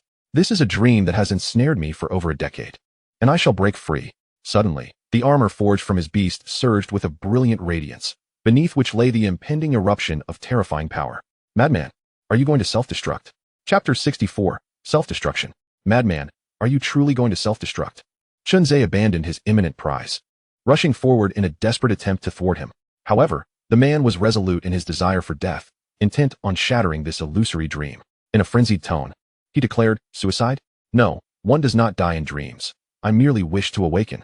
Simultaneously, the armor composed of his summoned beasts began to crack, accompanied by anguished cries of despair, as the dreadful power threatened to unleash its fury. It was the lament of the summoned beasts, bound by contract yet compelled to self-destruct, emanating a mournful wail of defiance. Not every beast master possesses the ability to command their beasts to self-detonate, as the bonds of their contracts typically do not extend to the authority to demand the relinquishment of life. Only with a bond exceeding 90 in intimacy, coupled with the beast's satisfaction with its master, would the beast willingly offer its soul imprint, yielding in complete submission. Upon acquiring the soul imprint, the master would gain absolute dominion over the beast. This process bears some resemblance to the binding contract that Su Ze entered into with his summoned beasts through the system. Once the soul imprint is attained, a profound empathy develops between master and beast, significantly enhancing both cultivation speed and combat prowess. Consequently, many beast masters strive to win the favor of their summoned beasts to obtain their soul imprints. Some resort to coercive tactics to extract the soul imprint, but such instances are rare. In most cases, possessing a soul imprint signifies the beast's unwavering trust in its master, which is why they emit such mournful cries when commanded to self-destruct.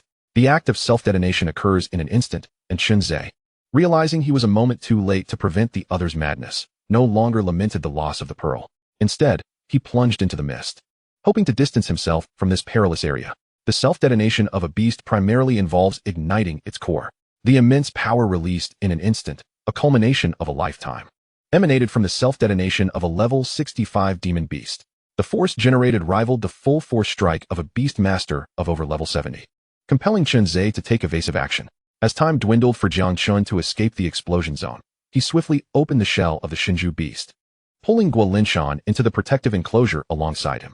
With the shell securely closed, the Shinju became perfectly sealed. Yet the interior remained brightly illuminated due to the presence of the Shinju pearl. Though the Shinju's offensive capabilities were notably feeble, it possessed a remarkable strength in its robust shell. Naturally occurring Shinju beasts could withstand predation from demon beasts of level 70 to 80 due to their hard shells. Thus, enduring the self-explosion of a level 60-plus demon beast should pose little issue. What about Su Ze if you pull me in here? Guo Linshan questioned sharply. Jiang Chun bristled at the insinuation. I'm saving you, and you're still complaining? P.S. Too far for me to help. However, with a diamond-level demon beast nearby, it should manage, right? Jiang Chun, albeit uncertain, recognized the formidable strength of diamond-level beasts, though this one was still in its juvenile phase. leaving the outcome against a level 60+ demon beast's self-detonation uncertain. Guolinshan scoffed in response, saving me? If it weren't for your schemes, this situation would never have arisen. How can you still claim to be my savior? Jiang Chun found himself momentarily speechless. Meanwhile, Chun Ze, having ventured into the mist, predictably found himself lost within its depths. After only a few steps, he returned to the site of their previous battle, his complexion pale as the explosion commenced. He hastily summoned his beast to shield him from the impending damage. Often, the defensive capabilities offered by the large physique of a demon beast surpassed that of the armor they transformed into. Nevertheless, Chun Ze was forcefully hurled away by the shockwave of the explosion, his beast torn into fragments, leaving his mental fortitude significantly shaken. At the very least, he had preserved his life. Just as Chun Ze exhaled a sigh of relief, a second explosion, even more potent than the first, surged forth, leaving him defenseless. Within the Shinju, the shell valiantly withstood the force of the detonation, the tremendous shockwave nearly causing the Shinju to tumble several times. Jiang Chun and Guolinshan, sheltered inside, were left disoriented by the violent shaking. As Jiang Chun prepared to command the Shinju to release them, the beast unexpectedly resisted his orders. Just as his confusion mounted, an even greater explosion catapulted the Shinju into the air. The consecutive blasts had etched cracks into the once impenetrable shell of the Shinju, but fortunately, it held firm. What is happening? How could there be a second self-detonation? Guolinshan shouted, anxiety gnawing at his insides. Even if Su Ze managed to evade the first explosion, what would become of him in the face of a second, more formidable blast? After confirming the exterior was safe, the Shinju obediently released the two men. The once thriving Daxiao Lingwei camp now lay in utter ruins, devoid of any remnants. The surrounding dense fog was dispelled by the intense explosion. As the remaining guards of the Great Xia cautiously approached, still reeling from the shocking blasts, Guolinshan hurried towards the location of Su Ze, relieved to find him seemingly unharmed. Although his clothes were tattered and stained with blood, he was intact, without any missing limbs. Thank goodness you are safe, Guolinshan remarked. But he quickly noticed that Su Ze's demeanor was far from normal. He sat despondently on the ground, his face marred by blood and tears, clutching a glimmering golden-red feather. Where is the golden feather phoenix? Jiang Chun, who had also arrived, inquired. However, Su Ze merely glanced at him with a vacant expression, offering no reply. Chapter 65. The fiery egg. Guolinshan, observing the golden-red feather in Su Ze's grasp, began to understand the gravity of the situation and fell silent. Yet Jiang Chun, scanning the surroundings with growing unease, asked, what about our young master, Tianlong? The adage to see the living and to see the dead echoed in their minds. Given the catastrophic explosions, it was hard to believe that the already severely injured Jiang Tianlong could have survived. However, without a body, Jiang Chun would struggle to explain to his father. Su Ze raised his gaze and spoke softly. He is right here, scattered everywhere. What do you mean? Jiang Chun furrowed his brow, sensing the grim implication. Indeed, Su Ze gripped the feather tightly in his palm, trembling as he stood and declared, he self-destructed to kill me. Yet, regrettably for him, I still live, and there is nothing left of him. At the moment the Fusang Dark Guards detonated, Su Ze had quickly sensed the anomaly, wishing for Feng Qingyi to carry him away from the impending explosion. However, Jiang Tianlong had restrained them, choosing to self-destruct amidst his maniacal laughter. Just as the explosion's shockwave neared Su Ze, Feng Qingyi shielded him with her wings. Yet, the subsequent blasts severely injured her. Jiang Tianlong's self-detonation, as a rare platinum-level beast, was devastating. Feng Qingyi's wings were shattered in the explosion, allowing Su Ze to use his ethereal shield to mitigate further damage. Upon hearing of Jiang Tianlong's demise, Jiang Chen's expression darkened considerably. Young Master Tianlong was a greatly valued prodigy of our Jiang family. They will not let this go unpunished. Su Ze shot him a cold glance. So be it. He brought this upon himself. But now, without my diamond-level beast, will the Jiang family still be so willing to pursue me at any cost? Though he had suspected the possibility upon seeing the feather in Su Ze's hand. Hearing the confirmation from Su Ze solidified his belief in the golden feather phoenix's demise. Jiang Chun, without doubt, recognized that given the explosive power unleashed and Su Ze's proximity to the second explosion, the only reason Su Ze had survived was that the golden feather phoenix had sacrificed itself to protect him. As for the corpses, high-ranking demonic beasts seldom leave behind their remains. Their pride forbids their bodies from being exploited by humans after death, so they destroy their own forms at the brink of their last breath. Only in cases of overwhelming strength can one retain the complete body of a high-ranking demonic beast through a direct kill. Consequently, the cores and materials of these creatures are exceedingly precious. Even Guolinshan, the captain of the Daxia Spirit Guard, finds it incredibly challenging to request a level 70 beast core. The Fuso Dark Guard's decision to utilize an 80-level beast core to ignite the Tianyan volcano is indeed a grand gesture. as he observed the encroaching Daxia spirit guards. Along with Su Ze and Guolinshan's unfriendly gazes, Jiang Chun felt a sense of foreboding. It is essential to recognize that the current predicament is a direct result of his devised strategy. Although he remains the only high-level beast master above level 60. The recent explosion has severely injured his Shunshur beast, and his mental energy has significantly waned. Surrounded by so many Daxia spirit guards, the outcome truly seemed uncertain. Seizing the opportunity before they could fully encircle him, he promptly ascended into the sky and fled. Guolinshan spat in frustration at his departing figure. At that moment, Sun Hao and his companions finally arrived after the fog had dissipated, and upon witnessing the camp's complete destruction, they could not restrain their curiosity. Captain, Brother Su Ze, what on earth just transpired? Why was there such a tremendous explosion? Guolinshan sighed. This is yet another mischief wrought by the Jiang family. And those Fuso rascals took the chance to meddle as well.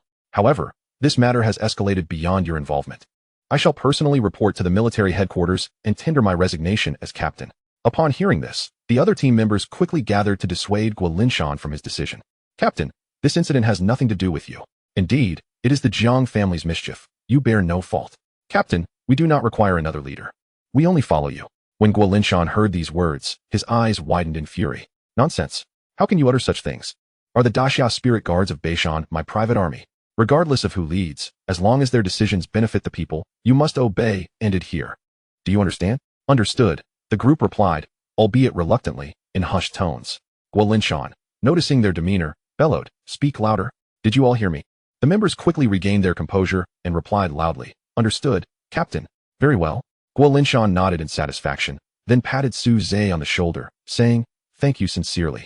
Young brother Su Ze." Su Ze shook his head in response. "There is no need for thanks. Had they not conspired against me, you and the others would not have been affected." Guolinshan frowned in discontent. "What do you mean by that?" "Do not forget the oath taken upon joining the Daxia spirit guards. My mission is to protect all of you, no matter what, if they seek to harm you. They must first pass over my dead body."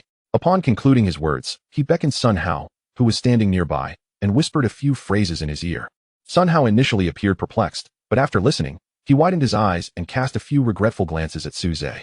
Guolinshan patted Su Ze again and then nudged Sun Hao forward, saying, "Well, the camp is utterly devastated now, and there are many matters requiring our attention. Sun Hao, please assist in escorting our young brother Su Ze back home." "Yes, Captain." Su Ze and Sun Hao departed from the ruins together. The atmosphere along the way feeling rather oppressive. He could empathize. Were he to contract a diamond-grade beast only to lose it unexpectedly, he would likely be in a far worse state than Su Ze was now. Sun Hao shook his head, and upon looking up, he noticed that Su Ze had already taken several steps ahead, seemingly veering off in the wrong direction. "Brother Su Ze, you're going the wrong way. Home is this way." Su Ze shook his head and replied, "I don't wish to return home just yet. I've taken several days off recently. I'd prefer to stop by school first." As he spoke, he reached into his clothing, grasping a fist-sized, round object that resembled a fiery red egg.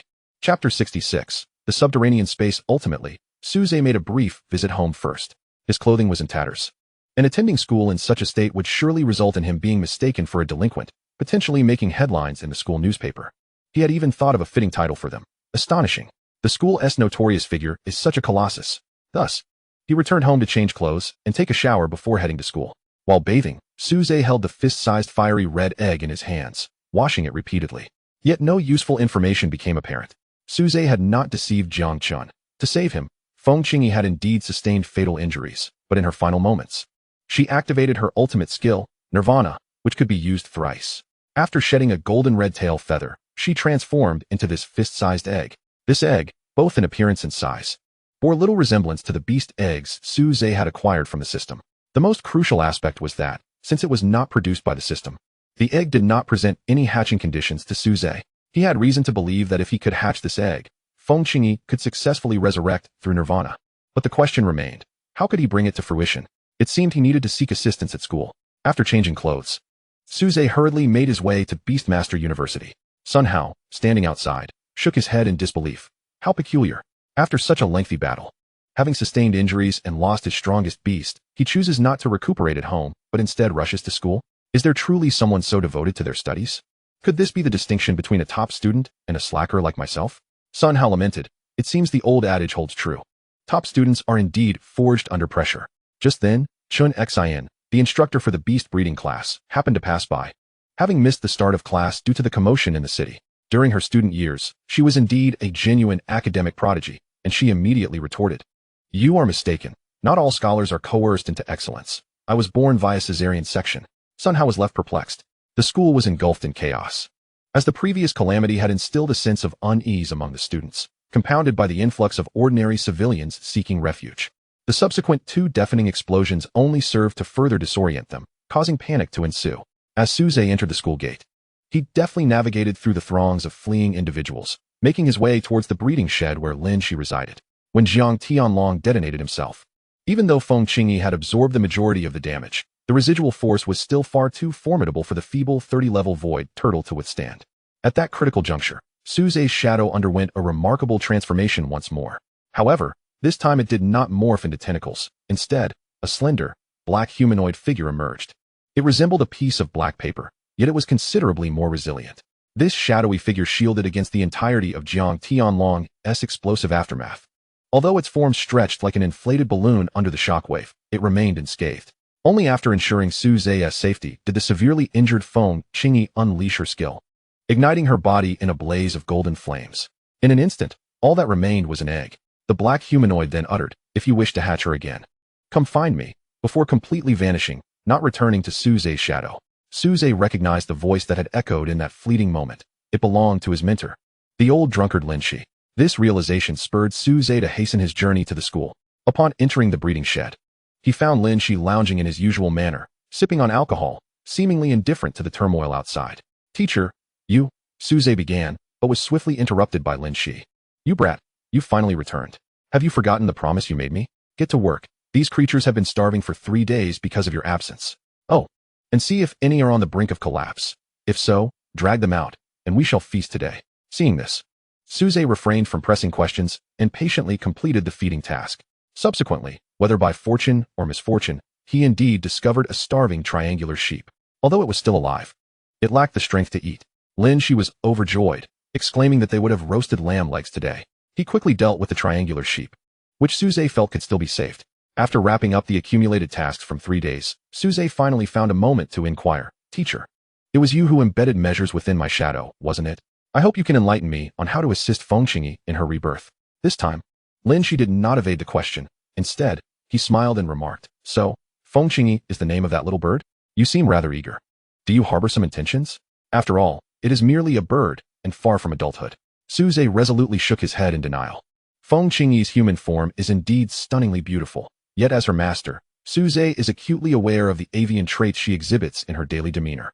Consequently, he finds himself more inclined towards the equally enchanting human, Su Yao. Primarily, Su Yao possesses a youthful figure, while Feng Qingyi embodies a more juvenile appearance, which, in certain respects, fails to meet Su Ze's standards.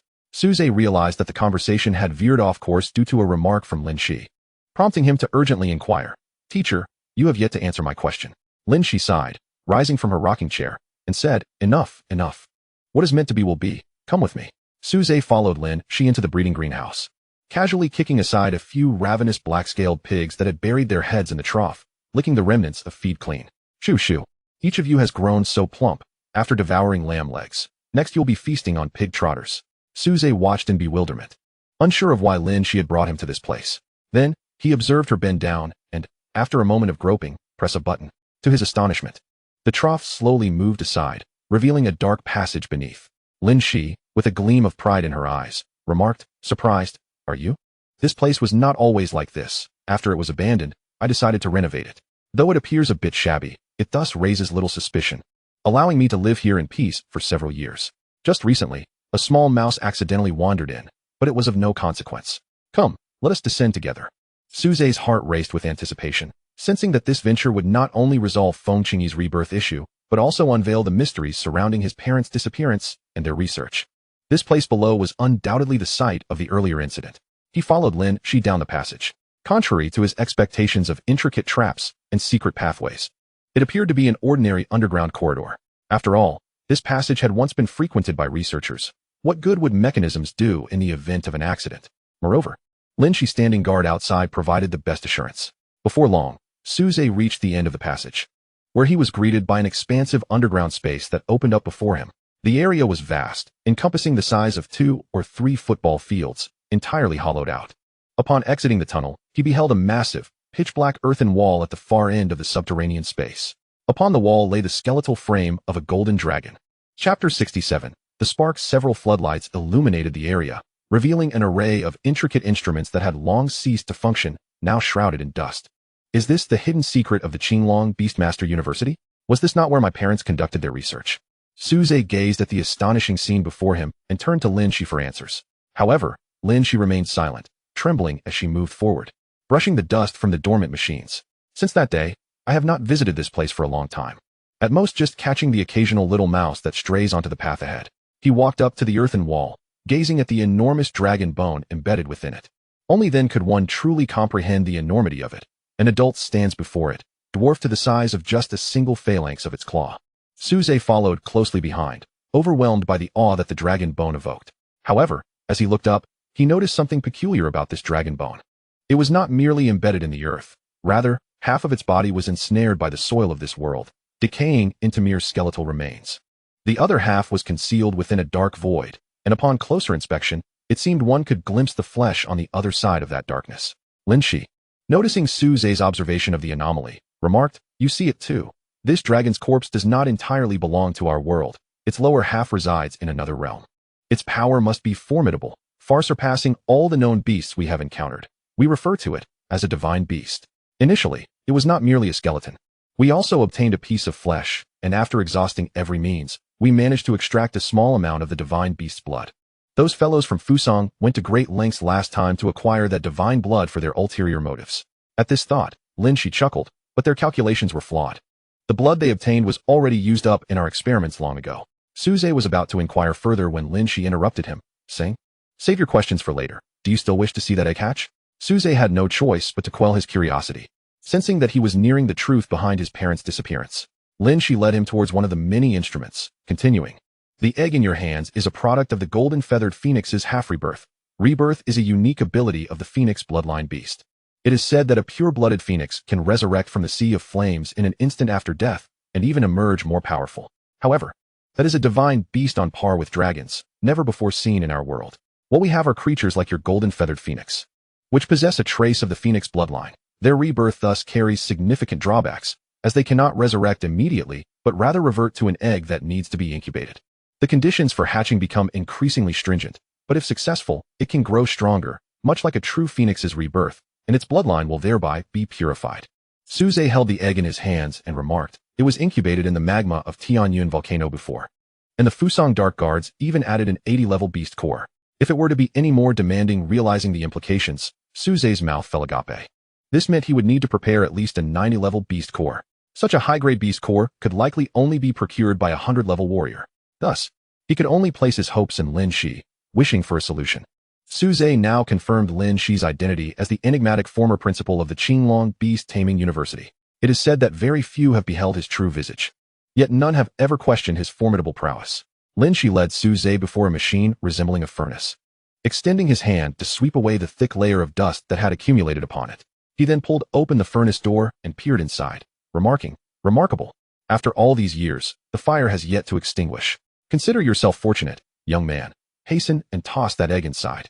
Su Ze approached, observing that the interior of the furnace was not filled with the terrifying flames that surpassed even molten lava, as he had envisioned. Instead, there flickered a diminutive flame, seemingly restrained by invisible forces, dancing gently in the air. Its size was even smaller than that of a candle's flame. Yet its singularly striking feature was its pure golden hue. With a hint of skepticism, Su Ze inquired, "Can such a small flame truly generate energy surpassing that of volcanic lava or an 80-level monster core?" Noting Su Ze's disbelief, Lin Shi scoffed. "What does a volcano amount to? Do you have any idea what this flame is? It is the dragon fire seed extracted from the mouth of that dragon. Even after countless years of its demise, it continues to burn. We have no idea how many methods we employed to extract it and place it in this furnace." He spoke with pride. "No matter what materials are cast within, they shall be reduced to ashes in an instant." Then, with a hint of embarrassment, he added, "However, due to its excessively high temperature and rapid combustion, we find it utterly uncontrollable. Thus, the furnace we once placed great hopes upon has ultimately transformed into a mere refuse bin for experiments." Su Ze's expression darkened. Indeed, the research team led by Lin Shi was equally unreliable. Yet, he no longer doubted the flame's heat and cautiously placed the egg into the furnace. Miraculously, The egg seemed to possess a will of its own, rolling towards the flames and levitating in the center, enveloped by the fire as it began to incubate. Lin Shi observed, as I suspected, the diamond-level phoenix bird egg can withstand the flames of a fire seed that has been burning for decades. This is the first instance I have witnessed something capable of enduring dragon fire. Su Ze straightened, realizing that even Lin Shi was uncertain about the flame's intensity. Had he not been careful, he might have turned Feng Qingyi into a roasted egg.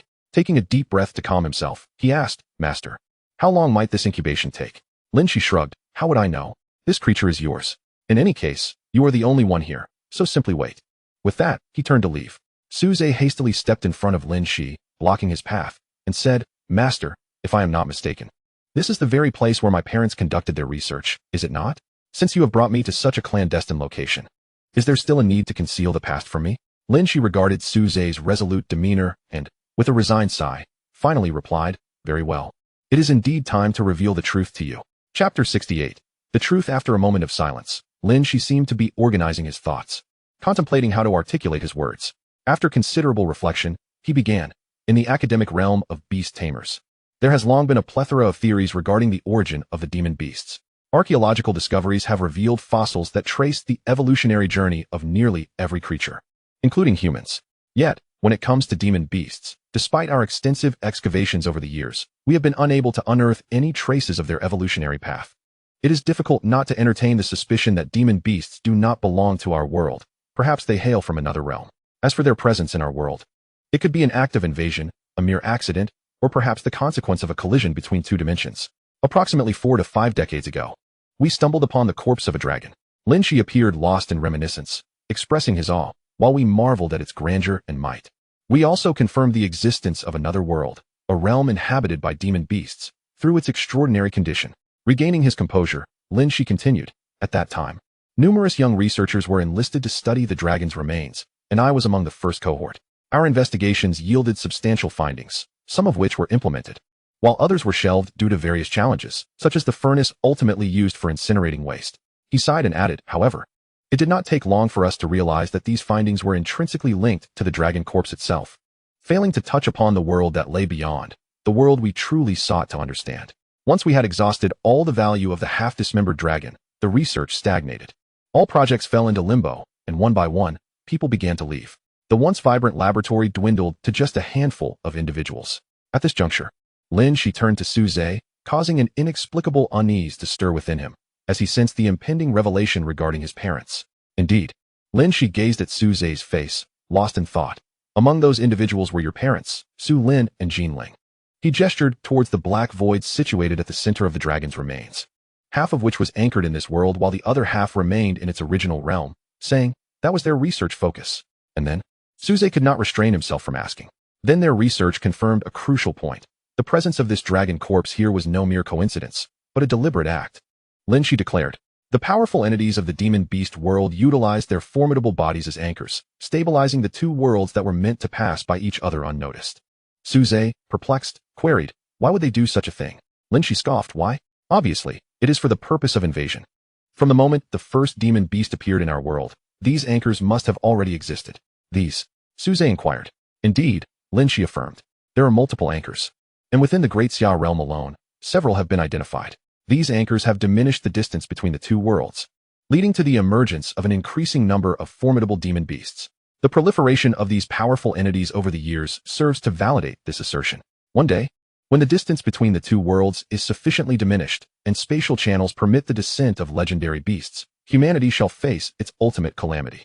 Lin Shi sighed, gazing at Su Ze, and remarked, when they uncovered this chilling revelation, you had just come into existence. To prevent the world you inhabit from becoming one ruled by these monstrous beings, where humanity would be reduced to mere sustenance and servitude, your parents resolved to exhaust every possible means to alter the future. Thus, after relentless calculations and validations, they completed their preparations 6 years prior, intending to attempt the destruction of the dragon's remains and to disrupt the anchor points. Should they succeed, they could systematically obliterate all known anchor points. Regrettably, they ultimately failed, resulting in chaotic spatial currents that swept them away, leaving them both missing. As Su Ze raised his head, he noticed a profound scar at the juncture between the two worlds within the dragon's bones, deeply embedded into the very marrow. This was undoubtedly a trace left by his parents. From Lin Shi's earlier exposition, it was evident that at the zenith of their capabilities, This laboratory could harness the entire nation's resources for research.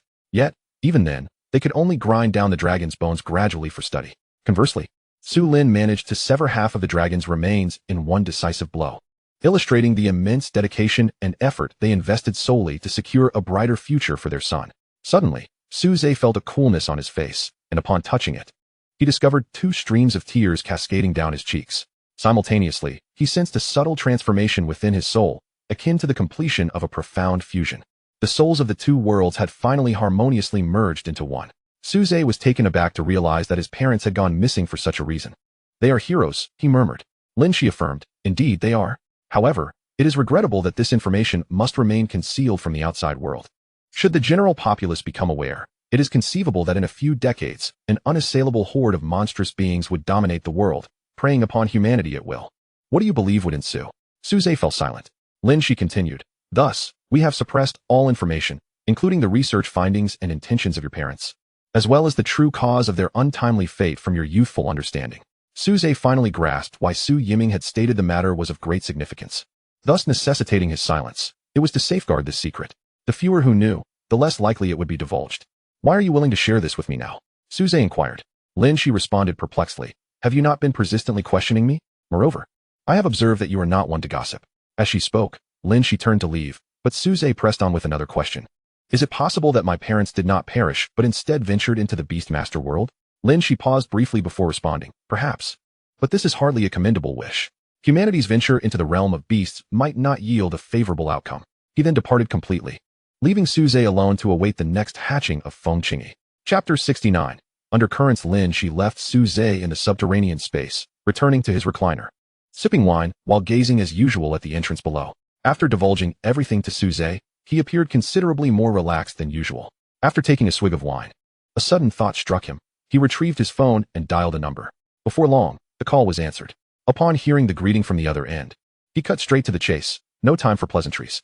Recently, things have escalated significantly over at Fuso. They've made their move twice right under my nose." "What have you been up to? Meditating? For heaven's sake, you're at max level. What do you need to meditate for?" The person on the line was about to respond when Lin Shi interrupted. "Just go and rattle Fuso's cage. I know you can't act recklessly, but a mere show of force will suffice. Have you forgotten the shadow we cast over them all those years ago? This time, we must deliver a significant blow." After conveying his instructions, Lin Shi hung up. Meanwhile, Xiao Su and Yu Shenghua, who had been sent away earlier, returned after completing their tasks and fortuitously crossed paths. They beheld the devastation below, where the former site of the great Xia Spirit Guardian camp had been utterly reduced to rubble, a chilling circular pit spanning several thousand meters. Exchanging a solemn glance, each flew towards their respective areas of responsibility. As Xiao Su neared the Qinglong Beastmaster University, his expression shifted, and he veered toward the shade of a colossal tree. As the shadows writhed swiftly, he was engulfed by the tree's shade. Within the darkness, Fuso's covert operative, Shicheng Meizi, had been waiting for some time. Xiao Su, visibly displeased, remarked, "You've grown quite bold, haven't you? Approaching me so openly. Don't forget the former principal resides within the school. After all those encounters, do you truly believe he won't see through your little tricks?" Shicheng Meizi bowed apologetically, saying, "I apologize, Xiao Jun. We had no intention of this course of action, but the situation has become urgent." "What is so pressing?" Xiao Su inquired, furrowing his brow. Shicheng Meizi hurriedly recounted the events that had transpired. To his surprise, after listening, Xiao Su nodded and replied, "Isn't this quite well executed? Wherein lies the problem?" Shicheng Meizi, anxious, exclaimed, "Xiao Jun, the golden feather phoenix, is dead. This indicates that this path is no longer viable. We must continue with our original plan to obtain the divine blood." Xiao Su interrupted her, stating, "Regardless of whether the legendary blood of the divine beast truly exists or if it has already been entirely consumed by Xiao Cheng's azure cloud dragon, one must consider Su Ze's golden feathered phoenix. Do you not think that your understanding of the mythical beasts is somewhat lacking?" Shicheng Meizi, perplexed, replied, "I do not comprehend this, and I hope you can enlighten me, Xiao Jun." She then bowed deeply once more. Xiao Su felt compelled to elaborate. "Perhaps you and Fusong are not well versed in the legends of the divine beast, the phoenix, from the Xia kingdom. The phoenix is known for its rebirth through fire, which signifies that such a creature does not perish easily. The golden feathered phoenix, possessing the bloodline of the phoenix, is no exception. Furthermore, this is advantageous for you. A phoenix reborn from the flames emerges even more formidable, with a purer bloodline power." He continued to explain, "I urged you to inflict serious injuries to prevent you from inadvertently killing Su Ze. Should that happen, The golden feathered phoenix might be obliterated due to the contract's effects, leaving no opportunity for rebirth. Upon hearing this, Shicheng Meizi let out a sigh of relief. She again bowed deeply to Xiao Su, saying, "The reason I came to see you so recklessly is that my identity cannot remain concealed for much longer. This operation has mobilized nearly all the forces that have been hiding within the Great Xia territory for many years. And it has certainly drawn the attention of the Great Xia spirit guards. It will not be long before the remaining individuals are unearthed. What follows will be a grand escape. How many will return depends solely on their fate. I do not know when we shall meet again, and I fear our plans will be stalled for some time." However, Xiao Su smiled and replied, "That may not be the case. Although I was deliberately led away by the Jiang family, I managed to secure some good news while discussing the Beast Master competition with the principals of several universities. As long as we cultivate Su Ze to become the champion of the competition, we will be able to reap the rewards." Shicheng Meizi's eyes widened with surprise. And after discussing some details with Xiao Su, she departed with satisfaction. If she lingered any longer, she might never set foot on Fusang's soil again. Once she left, Xiao Su resumed his hurried demeanor, returning to the Beast Master University. Meanwhile, Lin Shi, basking in the sun in a corner of the campus, had just hung up the phone and smiled upon seeing Xiao Su flying back. Concurrently, Jiang Chun hastened back to the Jiang family in the imperial capital. He encountered the patriarch, who was tending to the flowers and plants. No one knew his exact age. They only recognized that everyone in the Jiang family was his descendant. The patriarch, with a head of snowy white hair, was bent over, watering the plants, which thrived under his diligent care. Behind him, a group of young children were reciting the three-character classic with enthusiasm. As Jiang Chun stepped forward, ready to speak, he was halted by the patriarch's raised hand, who said, "Please wait until these children finish reciting." Jiang Chun then withdrew the foot he had extended and patiently awaited his turn. These children were many whom he had never encountered before. Though they were clad in clean attire, their faces bore a grimy appearance, starkly contrasting with the privileged children of the Jiang family. It appeared they were yet another set of orphans taken in by the benevolent elder. Diligence bears fruit, but idleness is futile. Be cautious and strive earnestly. Upon reciting the final lines, the children eagerly raised their hands, stretching them forward. The elder, having finished his watering, straightened up and cheerfully retrieved some candies from his pocket, placing them into their hands. The children immediately erupted in joyous cheers. "Ah, the vitality of youth. Unlike me, who has grown old and weary," the elder of the Jiang family lamented. At that moment, Jiang Chen flattered, "Elder, your hair may be white, but your visage is youthful. You hardly appear aged." Indeed, he spoke true. Despite the elder's snowy locks, his face bore no wrinkles, resembling the handsome countenance of a man in his 20s or 30s. The elder of the Jiang family patted Jiang Chen's shoulder and chuckled. "Ha ha, well said, young lad. Speak, what is it you wish to convey?" He then waved his hand, signaling for others to escort the children away from the vicinity. Jiang Chun, feeling a twinge of unease, finally spoke, "Elder, Jiang Tianlong has passed away." Chapter 70. The elder of the Jiang family. The elder's brows furrowed tightly, contemplating for a moment before seemingly recollecting. "Ah, I recall now. Was he not the child of Jiang Lu's family?" Jiang Chun nodded affirmatively. "Indeed, brother Jiang Lu is his grandfather. Young Master Tianlong is the sole scion of Jiang Lu's youngest son, Jiang Sheng." The elder appeared pleased that his memory had not faltered, continuing, "You are of his grandfather's generation. There is no need to address him as young master. How did he meet his demise? What transpired?" Jiang Chun hesitated before responding. "Elder, do you truly not remember? It was you who instructed me to accompany Tianlong to Beishan City to retrieve the diamond-grade demon beast that had appeared." Upon hearing this, the elder's expression shifted, as if he had completely forgotten about the matter. It was only after Jiang Chun recounted the entire saga that the elder began to recollect. "Well, you performed admirably in this endeavor. It was Tianlong who acted impulsively. Moreover, I did not anticipate that our carefully nurtured external family would be affiliated with the Fuso's shadowy operatives. It seems we must thoroughly investigate the backgrounds of these adopted orphans to prevent such incidents from occurring." Jiang Chun nodded in agreement and then inquired, "By the way, elder, now that the golden feather phoenix has perished, should we not cease our attention on that young man?" The elder of the Jiang family shook his head with a smile. "Little Chun, I had just praised your intelligence. Why then do you suddenly seem so foolish? Although the golden feather phoenix is not a true phoenix, it undoubtedly possesses phoenix blood. Such beings do not perish easily." Jiang Chun responded, "Elder, are you suggesting she has undergone a rebirth?" "Indeed, that is the most plausible scenario." "Then, elder, should we not organize new personnel to continue our pursuit?" The elder of the Jiang family shook his head, saying, "No need. From the circumstances you just described, it is evident that the young man, much like the dragon tamer Shao Cheng, has already caught the eye of that old demon, Meng Mo. Initially, The nation of Fusang exerted all its might to thwart the growth of Shaocheng, yet it proved futile. Although the Zhang family currently flourishes, we cannot compare ourselves to the vastness of an entire nation. Sending you to confront the dream demon would merely be courting death. It would be wiser to observe the developments quietly, seeking an opportunity to exploit any oversight by Fusang's shadowy operatives. They have schemed against our Zhang family. We must find a chance to retaliate. Jiang Chun nodded repeatedly, yet his expression darkened as he spoke. Ancestor, Tianlong is the most exceptional talent from Jiang Lu's lineage. He surely would not accept the unexplained demise of his own grandson. Should we intervene? The elder pondered for a moment before shaking his head, aside from Tianlong. There are no other remarkable talents in Jiang Lu's branch. It is a pity about Tianlong. I had hoped that once we secured a diamond-level beast, we could assist Tianlong in forming a bond, striving to cultivate a true level 100 warrior for our Jiang family. Alas, it now seems but a distant dream.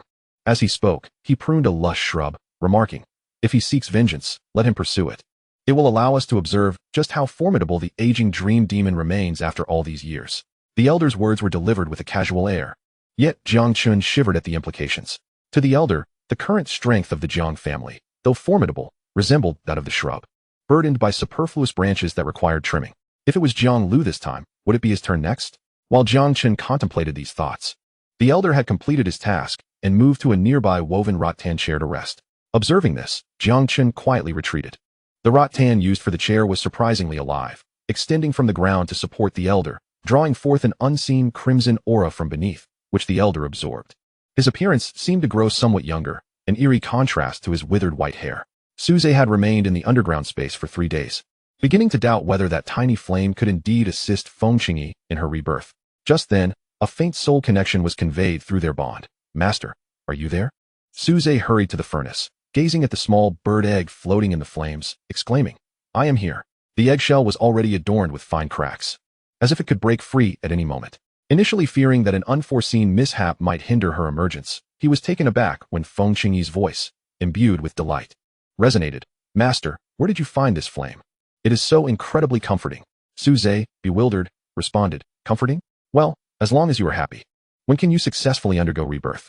With a light-hearted tone, Feng Qingyi replied, "As for rebirth, I could end it at any time now. However, this opportunity is exceedingly rare. The power within this flame is abundant.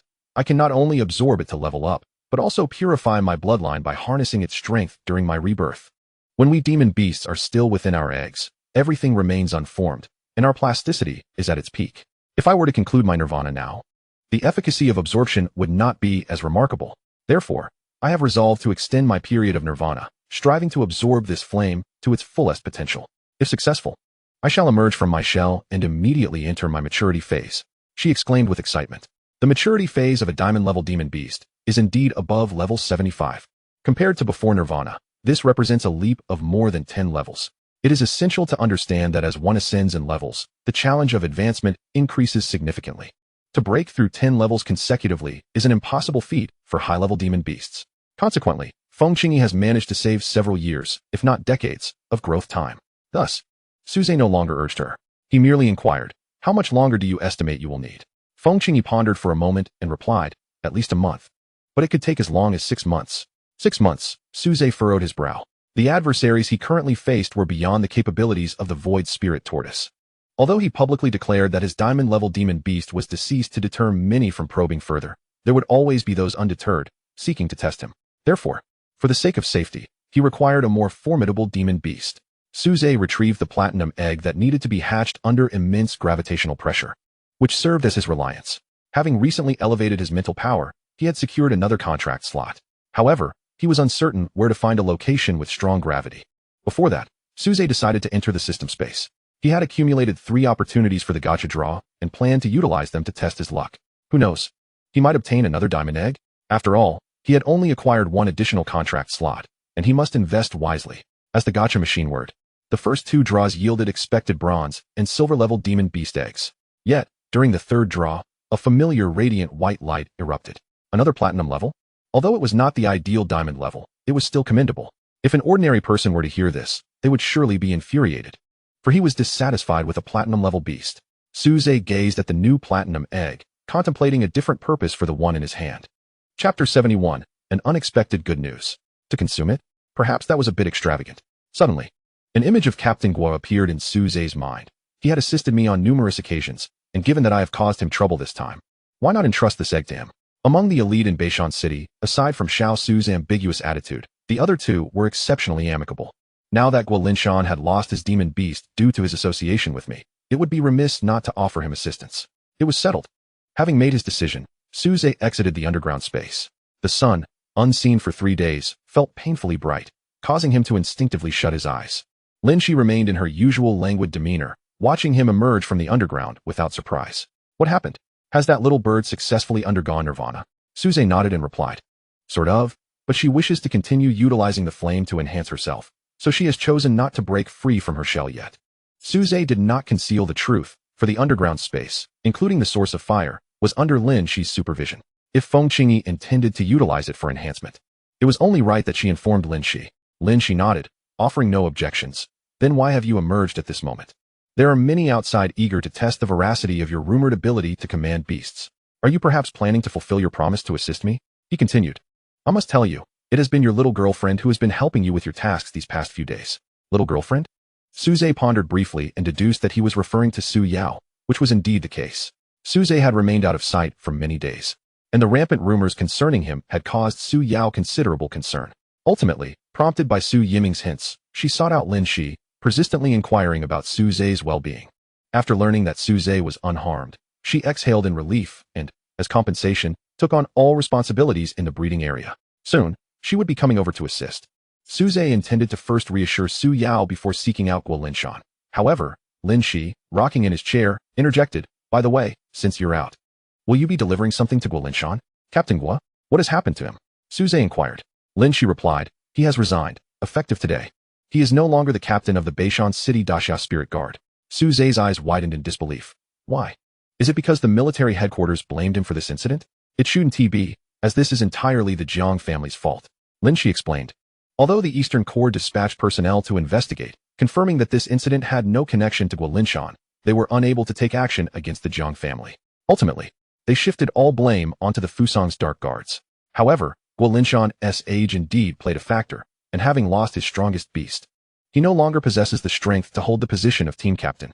Given Guo Linshan's age and abilities, he was already nearing the retirement requirements set by the Daxia Spirit Guard.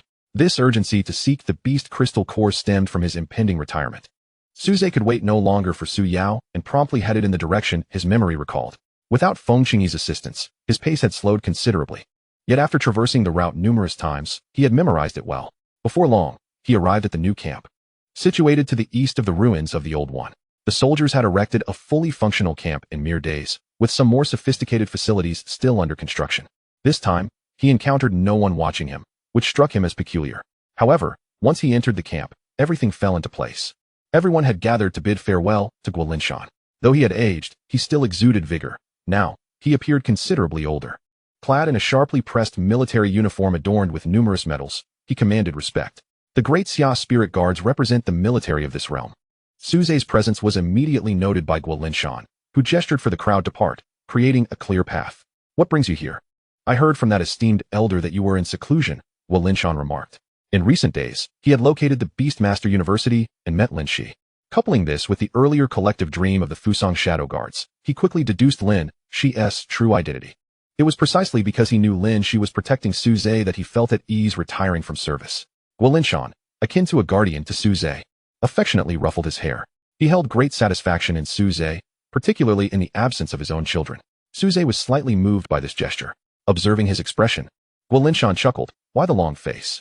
I have delightful news that only we spirit guards of the Great Xia are privy to. Su Ze lifted his gaze, uncertain of what news could possibly bring him joy in such circumstances, until Guo Linshan proclaimed, the Futu Mountain in Fusang has erupted. Unlike the last time with the Tianyun volcano, which was a mere damp squib with no casualties, this time, they have suffered significant losses. Even the Shadow Guards have lost several battalions. Huh, how gratifying. When they plotted against the Tianyun volcano, we were all at our wits' end. Now they have met their own reckoning. This revelation indeed dispelled the clouds of worry that loomed over Su Ze. For the people of Great Xia, nothing could be more exhilarating than witnessing Fusang's misfortune. However, although Futa Mountain is notably more active than Tianyun volcano, it should not have reached the point of eruption yet. Could it be? Su Ze turned his gaze toward Guo Linshan, who was still smiling at him. Leaning closer, he whispered, The Fusang Shadow Guards have schemed against us countless times. Do they truly believe the Great Xia Spirit Guards are ineffectual? This operation, led by Lord Xiaocheng, is a vengeful endeavor orchestrated by our Eastern Legion, aimed solely at igniting Fuda Mountain for no other purpose. Alas, I was embroiled in this matter. Otherwise I might have been able to lend a hand. Su Ze suddenly straightened, astonished that even a level 100 war god was involved. It seemed that merely igniting Fuda Mountain might not suffice. Yet, unbeknownst to him, Xiaocheng had not actually taken any action. He merely hovered atop the Azure Cloud Dragon, circling the entire Fusang archipelago, causing unrest among the island's inhabitants. Their emperor and the high-ranking officials of the Fusang Shadow Guards hastily readied all 3 sacred artifacts, bracing for the worst. With the focus entirely on Xiaocheng, the Great Xia Spirit Guards seized the opportunity to act. At the moment Futu Mountain erupted, Xiaocheng casually remarked, "Ah, a post-meal stroll indeed aids digestion.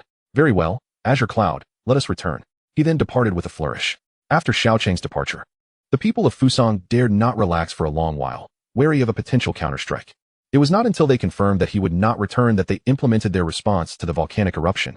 It is precisely for this reason that such significant casualties have occurred. After all, the sacrificial spirit of the Great Xia Spirit Guards is something they will never truly grasp. Chapter 72.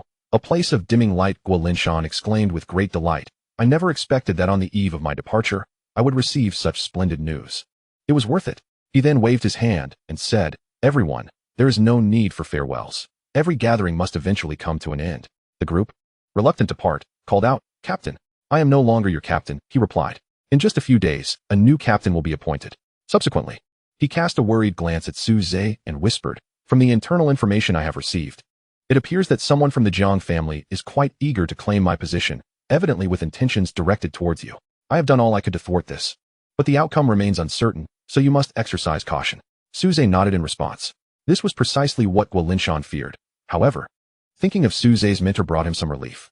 The group accompanied him to the entrance of the camp, and just as they were about to take another step, Guo Linshan bellowed, "What are you doing? Do not forget your identities and responsibilities. Since you have just acknowledged me as your captain, I hereby issue my final command. Return to your posts immediately." "Yes."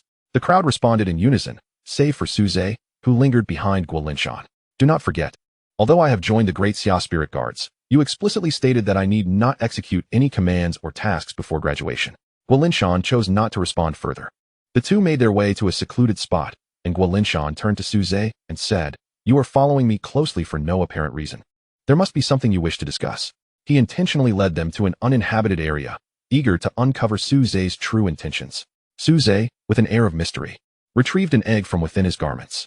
Guo Linshan had witnessed this technique in earlier battles and was once again astonished. How could Su Ze conceal an egg the size of a human head within such thin clothing? Was it possible he possessed an exceedingly rare spatial-type beast?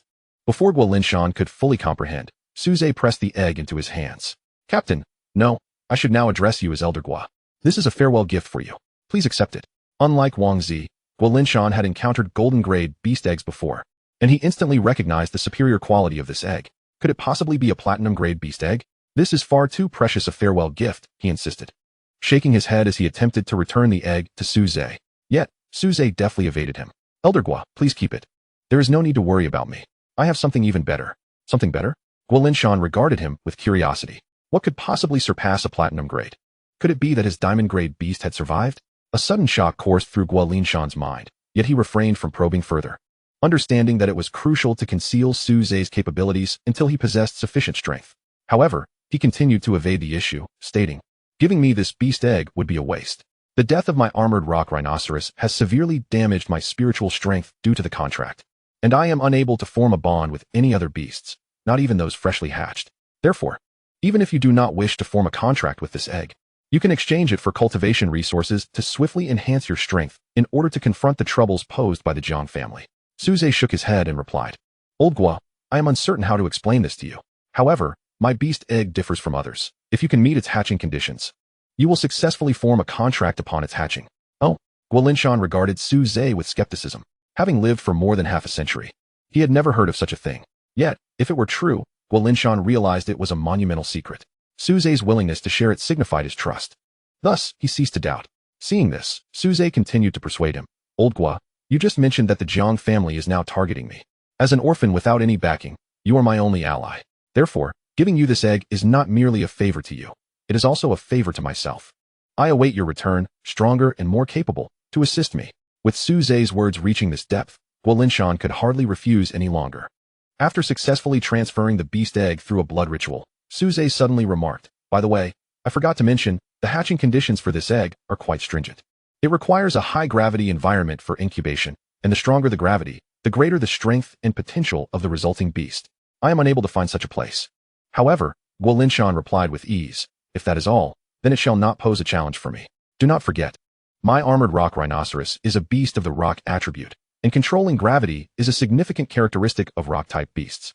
In my youth, I trained in a location that meets your requirements."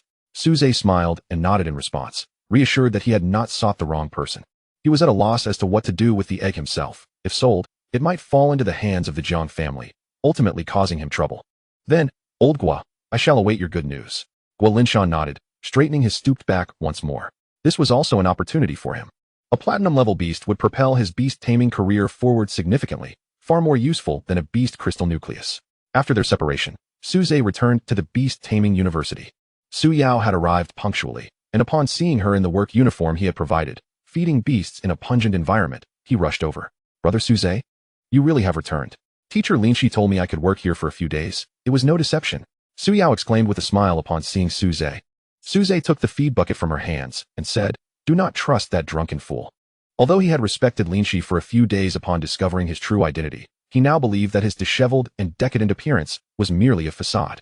Yet, as time progressed, Su Ze came to realize the unreliable nature of his companion, coupled with the mysterious disappearance of his parents, which he suspected might be related to this individual. Su Ze found his reverence waning.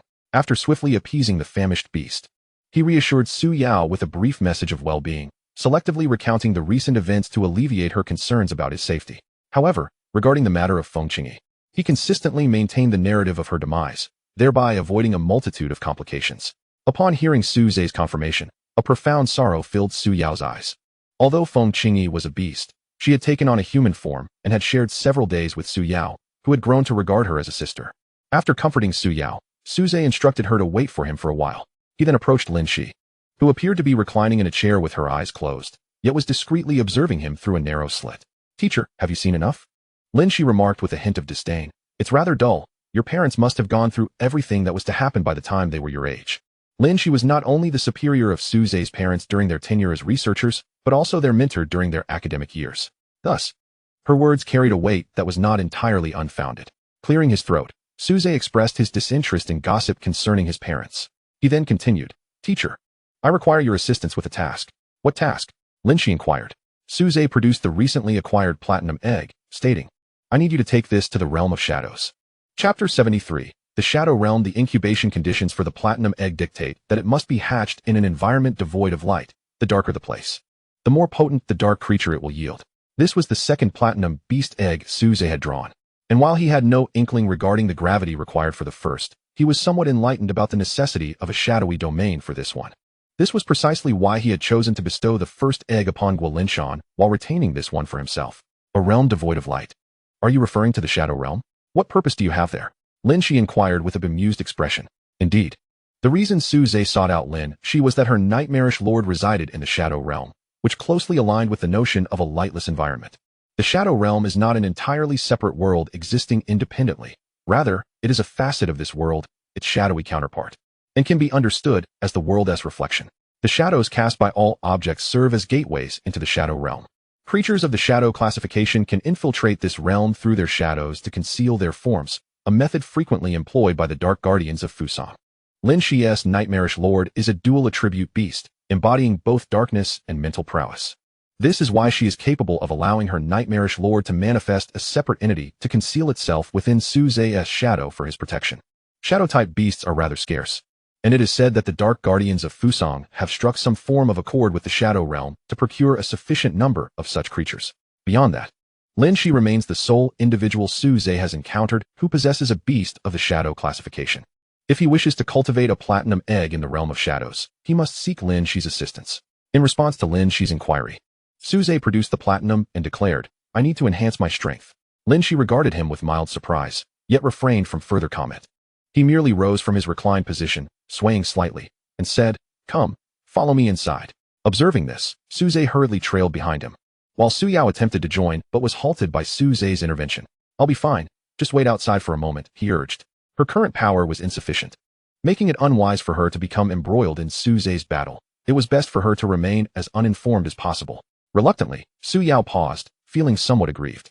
Apologetically, Su Ze ruffled her hair. Once inside, Lin Shi wasted no time. His shadow suddenly came alive, wrapping around their feet. This is another advantage of shadow-type beasts. They can enhance their strength within the realm of shadows without necessitating entry into the Beast Master's space. This significantly reduces the time needed for a Beast Master to summon their beasts. As Lin Shi's shadow expanded beneath their feet, the solid ground abruptly transformed into what resembled a liquid surface, causing both to plunge downward. At the moment of weightlessness, Su Ze barely had time to scream before he felt his feet touch the ground, landing safely. Is this it? This is the realm of shadows. Su Ze surveyed his surroundings and noted the stark contrast to the vibrant reality he knew. It was indeed much grayer. Above, a dim sun cast a cold, lifeless light, ensuring the realm was not shrouded in complete darkness. The realm of shadows was home to numerous plants, yet the branches of those trees appeared withered and grotesquely twisted. Occasionally, a large vertical eye would open along the trunk, glaring intently at any who dared to gaze back. It was eerie and fearsome. Turning to Lin Shi, Su Ze found him unfazed, as if accustomed to such sights. Indeed, he had likely traversed the realm of shadows countless times. Beside him, the Nightmare Lord finally revealed its true form within this domain.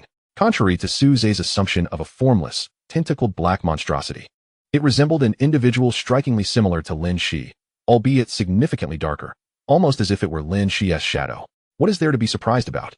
Lin Shi remarked, observing Su Ze's astonishment. "Your diamond-tier beast can transform into human form upon its birth. The Nightmare, although a platinum-tier beast, possesses an even higher rank. So transformation is quite normal. It merely chose to adopt the form most familiar to me. The bloodline of a platinum-tier beast is but a tier below that of a diamond tier. Thus, communicating with humans upon birth poses no challenge. However, to transform, they must reach full maturity. This indicates that the Nightmare Lord's level caps at the pinnacle of 90 for platinum-tier beasts.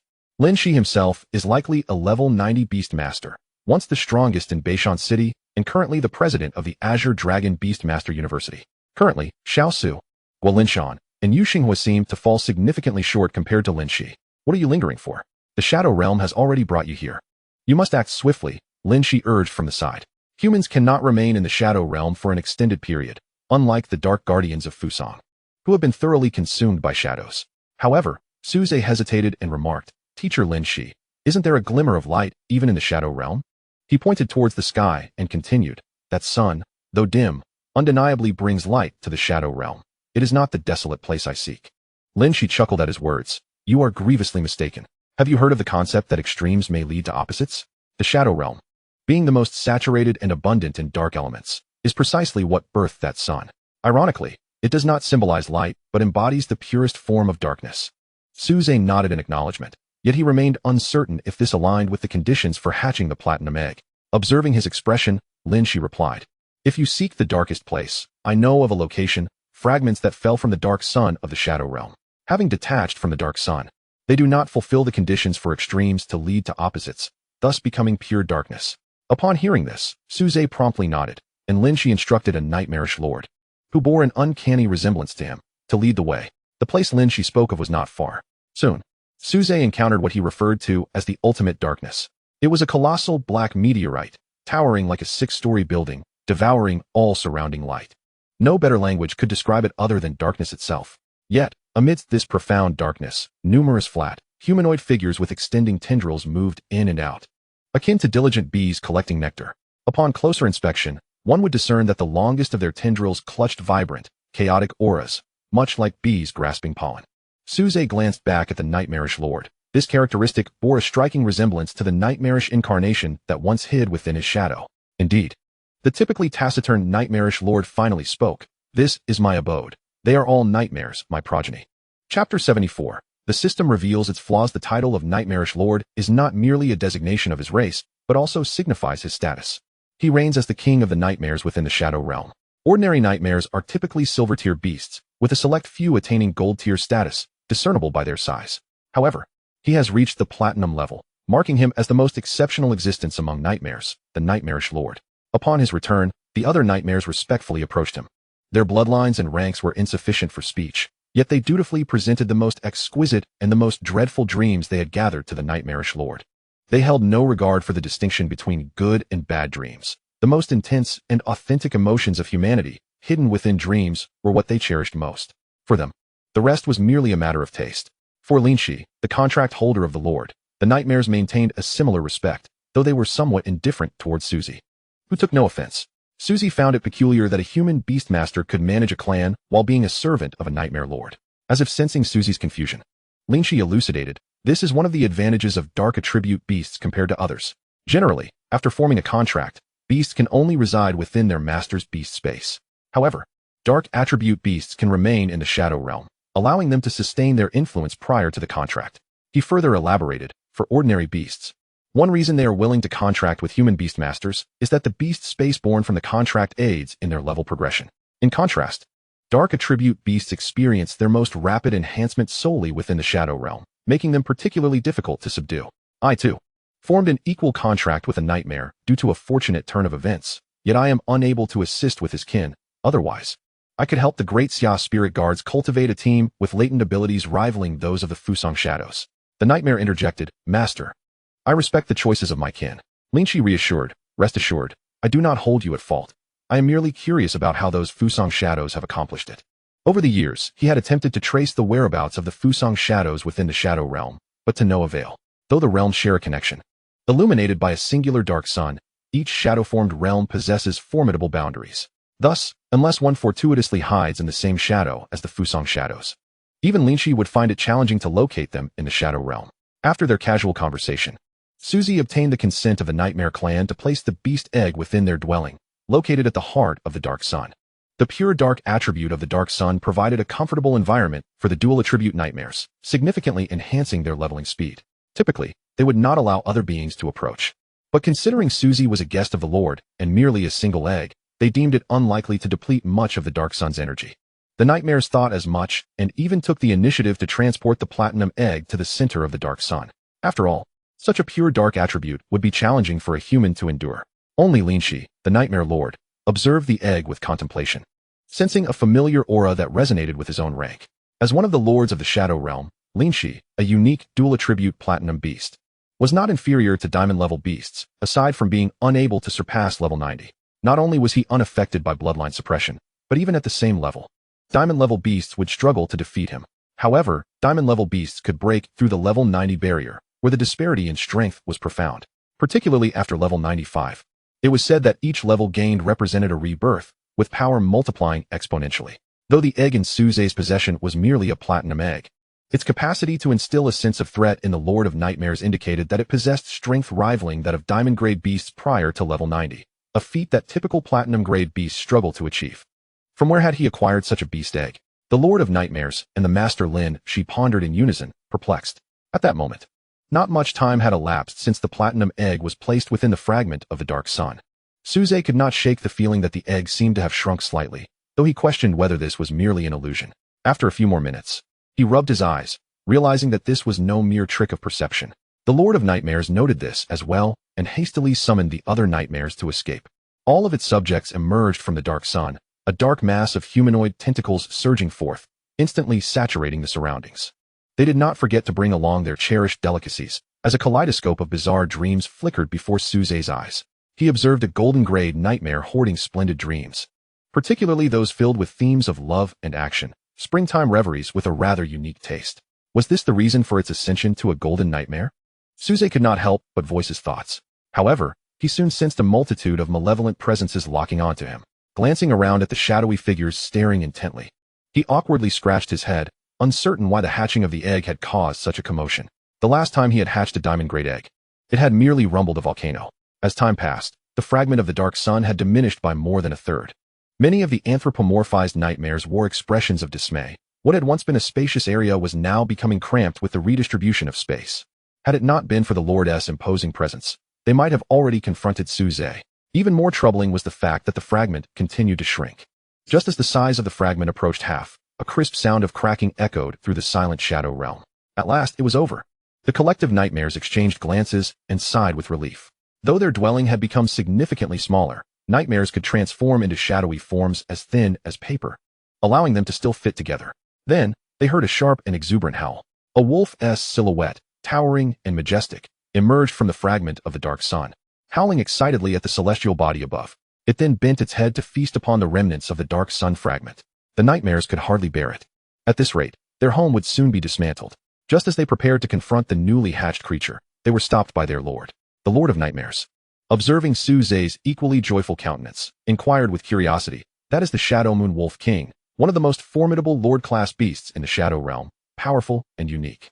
It is said that the old Wolf King was ambushed not long ago, and before his demise, he condensed his bloodline into a beast egg. When his enemies arrived, they could not find it. Why is it now in your possession?" The inquiry from the nightmarish lord left Su Ze momentarily taken aback, as if he had stumbled upon a flaw in the system. Chapter 75. Why does this wolf seem a bit off? System, what is the meaning of this? Are the capsule toys I draw every day actually sourced from elsewhere by you? Su Ze's consciousness delved into the system's realm to pose the question. Yet, it was evident that the system would provide him with no answers. Currently, Su Ze had to rely on the system and could not afford to offend it. Thus he refrained from pressing too hard. He could only etch this question into the depths of his mind and endure in silence for the time being. With Su Ze's lack of response, Lin Shi and the nightmarish lord ceased their inquiries.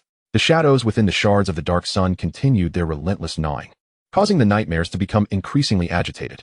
However, due to the lord's restraint, they dared not approach to intervene, helplessly watching as the already scant shards of the dark sun dwindled further.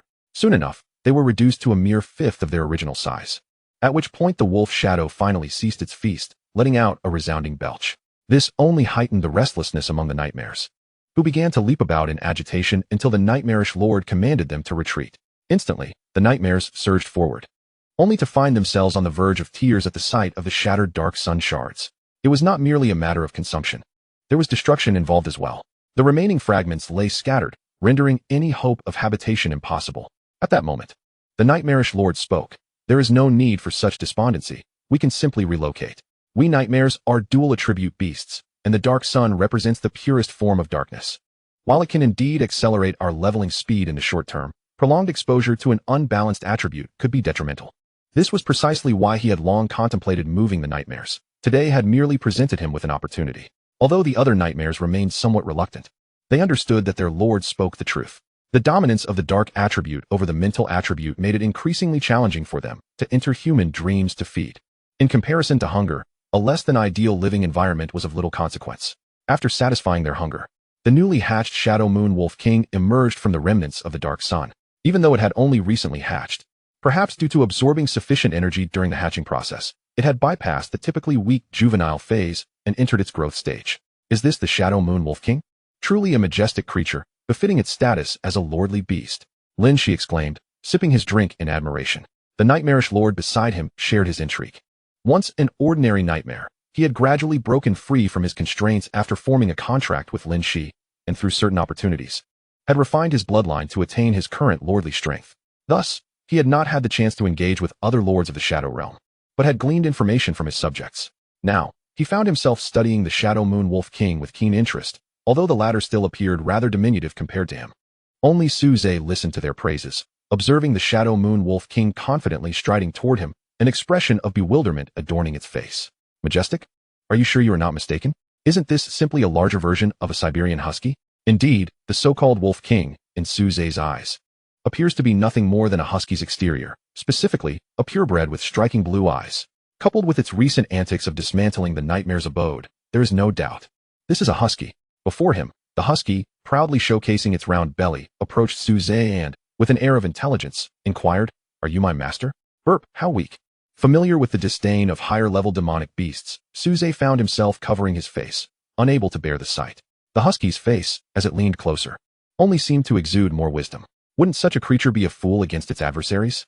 He sighed and began to examine the panel of the Shadow Moon Wolf King.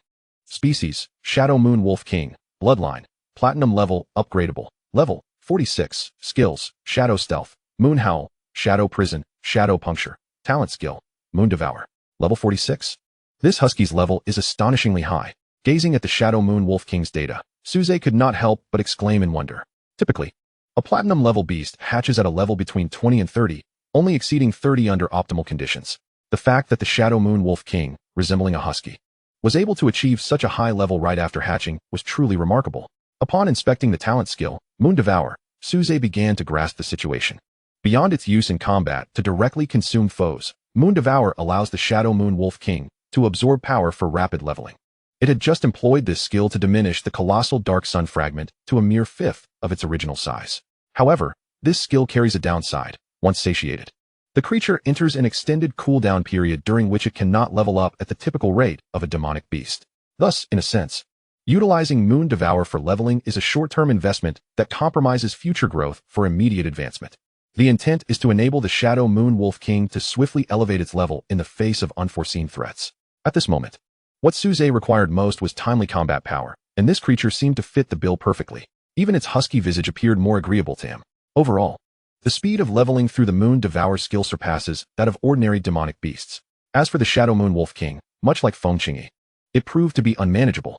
Drawing from his experience, Su Ze proceeded to affectionately rub its head until it lay panting with its tongue out and tail wagging, eventually exposing its belly. With a sense of triumph, Su Ze declared, "See, I may lack experience with birds, but I certainly have ample experience with dogs."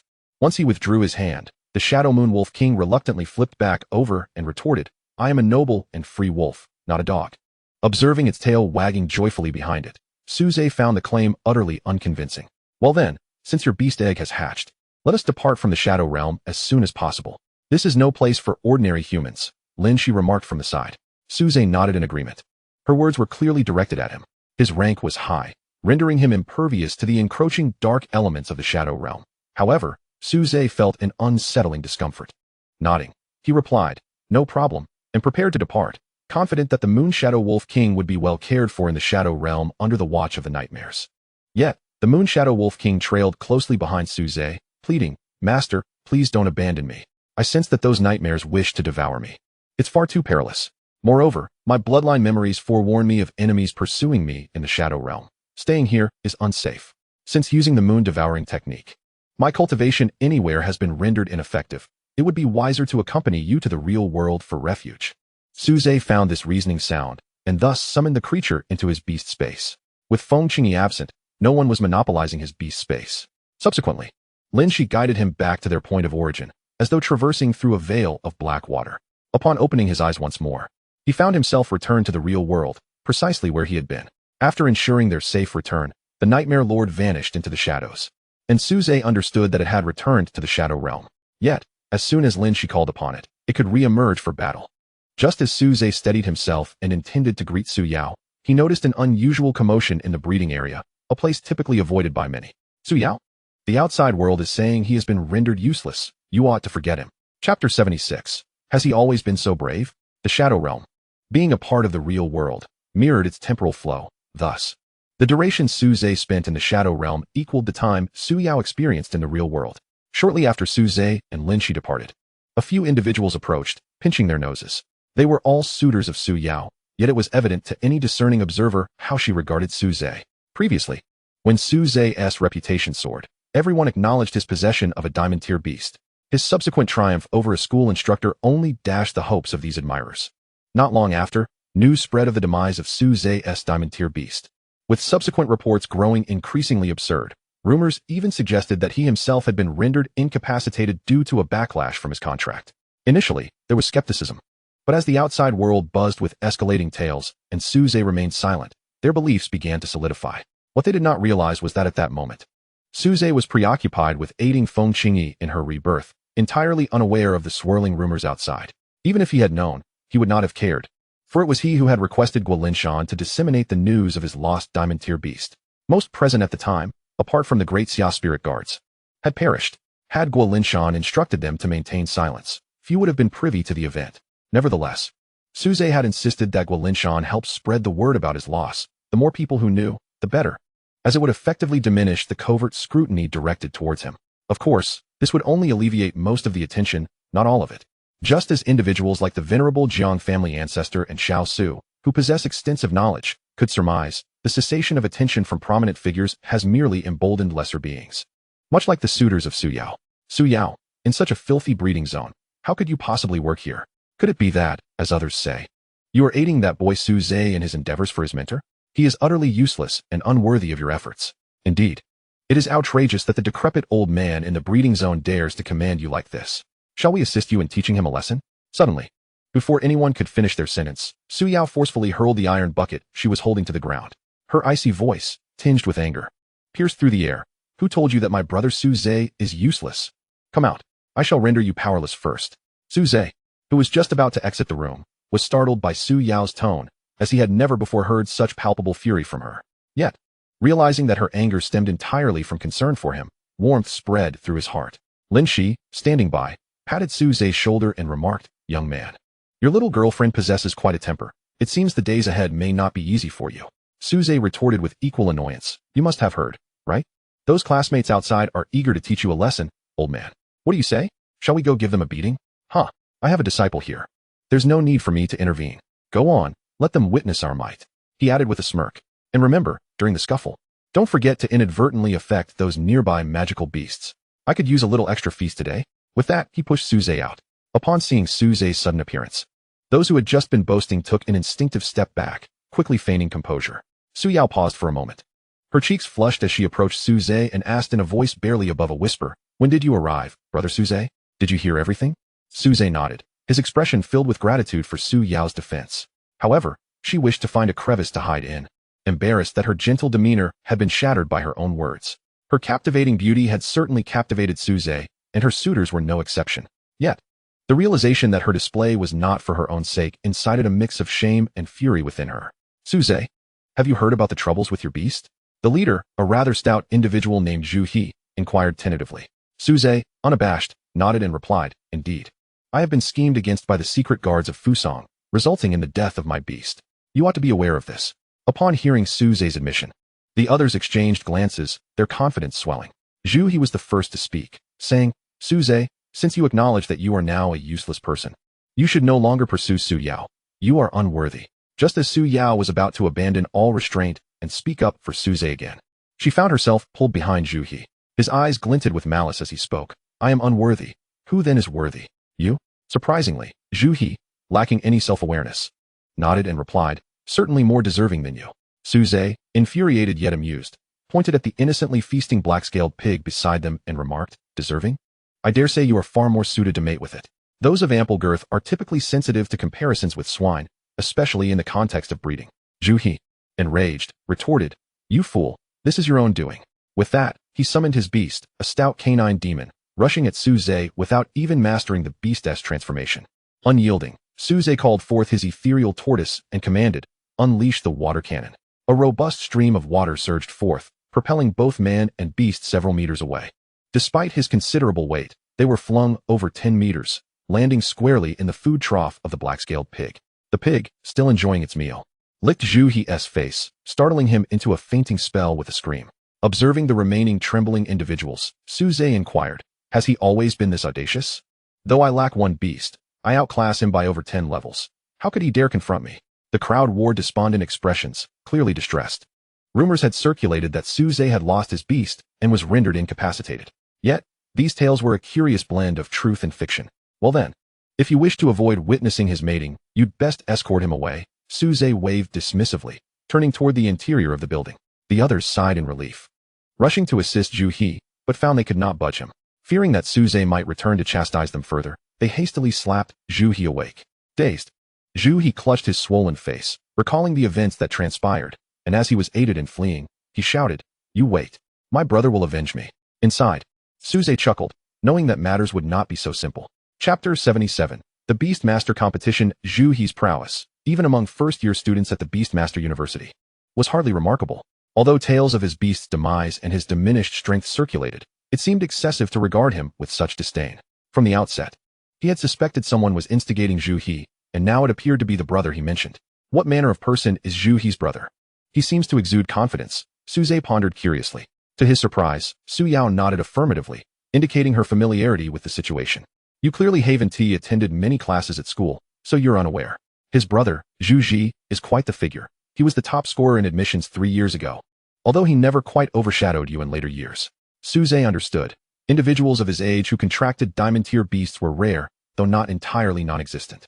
In the presence of many onlookers, only he managed to contract a diamond-grade beast and annihilate an entire squad of the Fusong Dark Guards. Such a feat is unlikely to be surpassed in the future. I recall that among the 4 prominent families, there exists the Zhu family. Could he be one of them? It is already burdensome for Su Ze to be targeted by the Jiang family, and now there is the Zhu family to contend with. Even Lin Shi would find it difficult to face such overwhelming odds. Emerging from the room, Lin Shi stated, "Indeed, he can be considered a member of the Zhu family. But fret not, for he hails from the Zhu family of Beishir City." "Is there a Zhu family in Beishir City?" Su Ze inquired, perplexed. "Indeed," Lin Shi explained. "Unlike the Jiang family, a nascent clan with insufficient heritage, the other three families have existed in the Great Xia for hundreds, if not thousands, of years, branching out and proliferating numerous descendants. Among them, some possess talent, establishing their own families. They may consider themselves branches of the imperial capital's Zhu family. Yet whether the main family recognizes them remains uncertain unless a talent emerges that captures their attention." Su Ze nodded, reflecting on the rapid reproduction of humanity and the regrettable tradition of polygamy from centuries past, which surely has resulted in countless descendants. If one were to scrutinize closely, it is likely that a significant portion of the population could trace their lineage back to these prominent families, yet not all could be acknowledged. Relieved that the imperial capital's Zhu family was not fixated on him, Su Ze felt a measure of ease. However, curiosity compelled him to ask. He was accepted 3 years ago, so he should now be in his 4th year, correct? Has he not graduated yet? The lack of graduation indicated he had not surpassed level 20, which was not a cause for concern. Yet Su Yao shook her head, responding, "To my knowledge, he was already capable of defeating the school's instructors in practical classes during his 3rd year. The practical course instructors at the Beast Tamer University, akin to Zhang Jian of the past, start at level 30. He reached this level a year ago, so why has he not chosen to graduate? Logically, there should be little left for him to learn at the institution." Su Ze furrowed his brow, unable to comprehend the situation. Lin Shi ambled over to the rocking chair.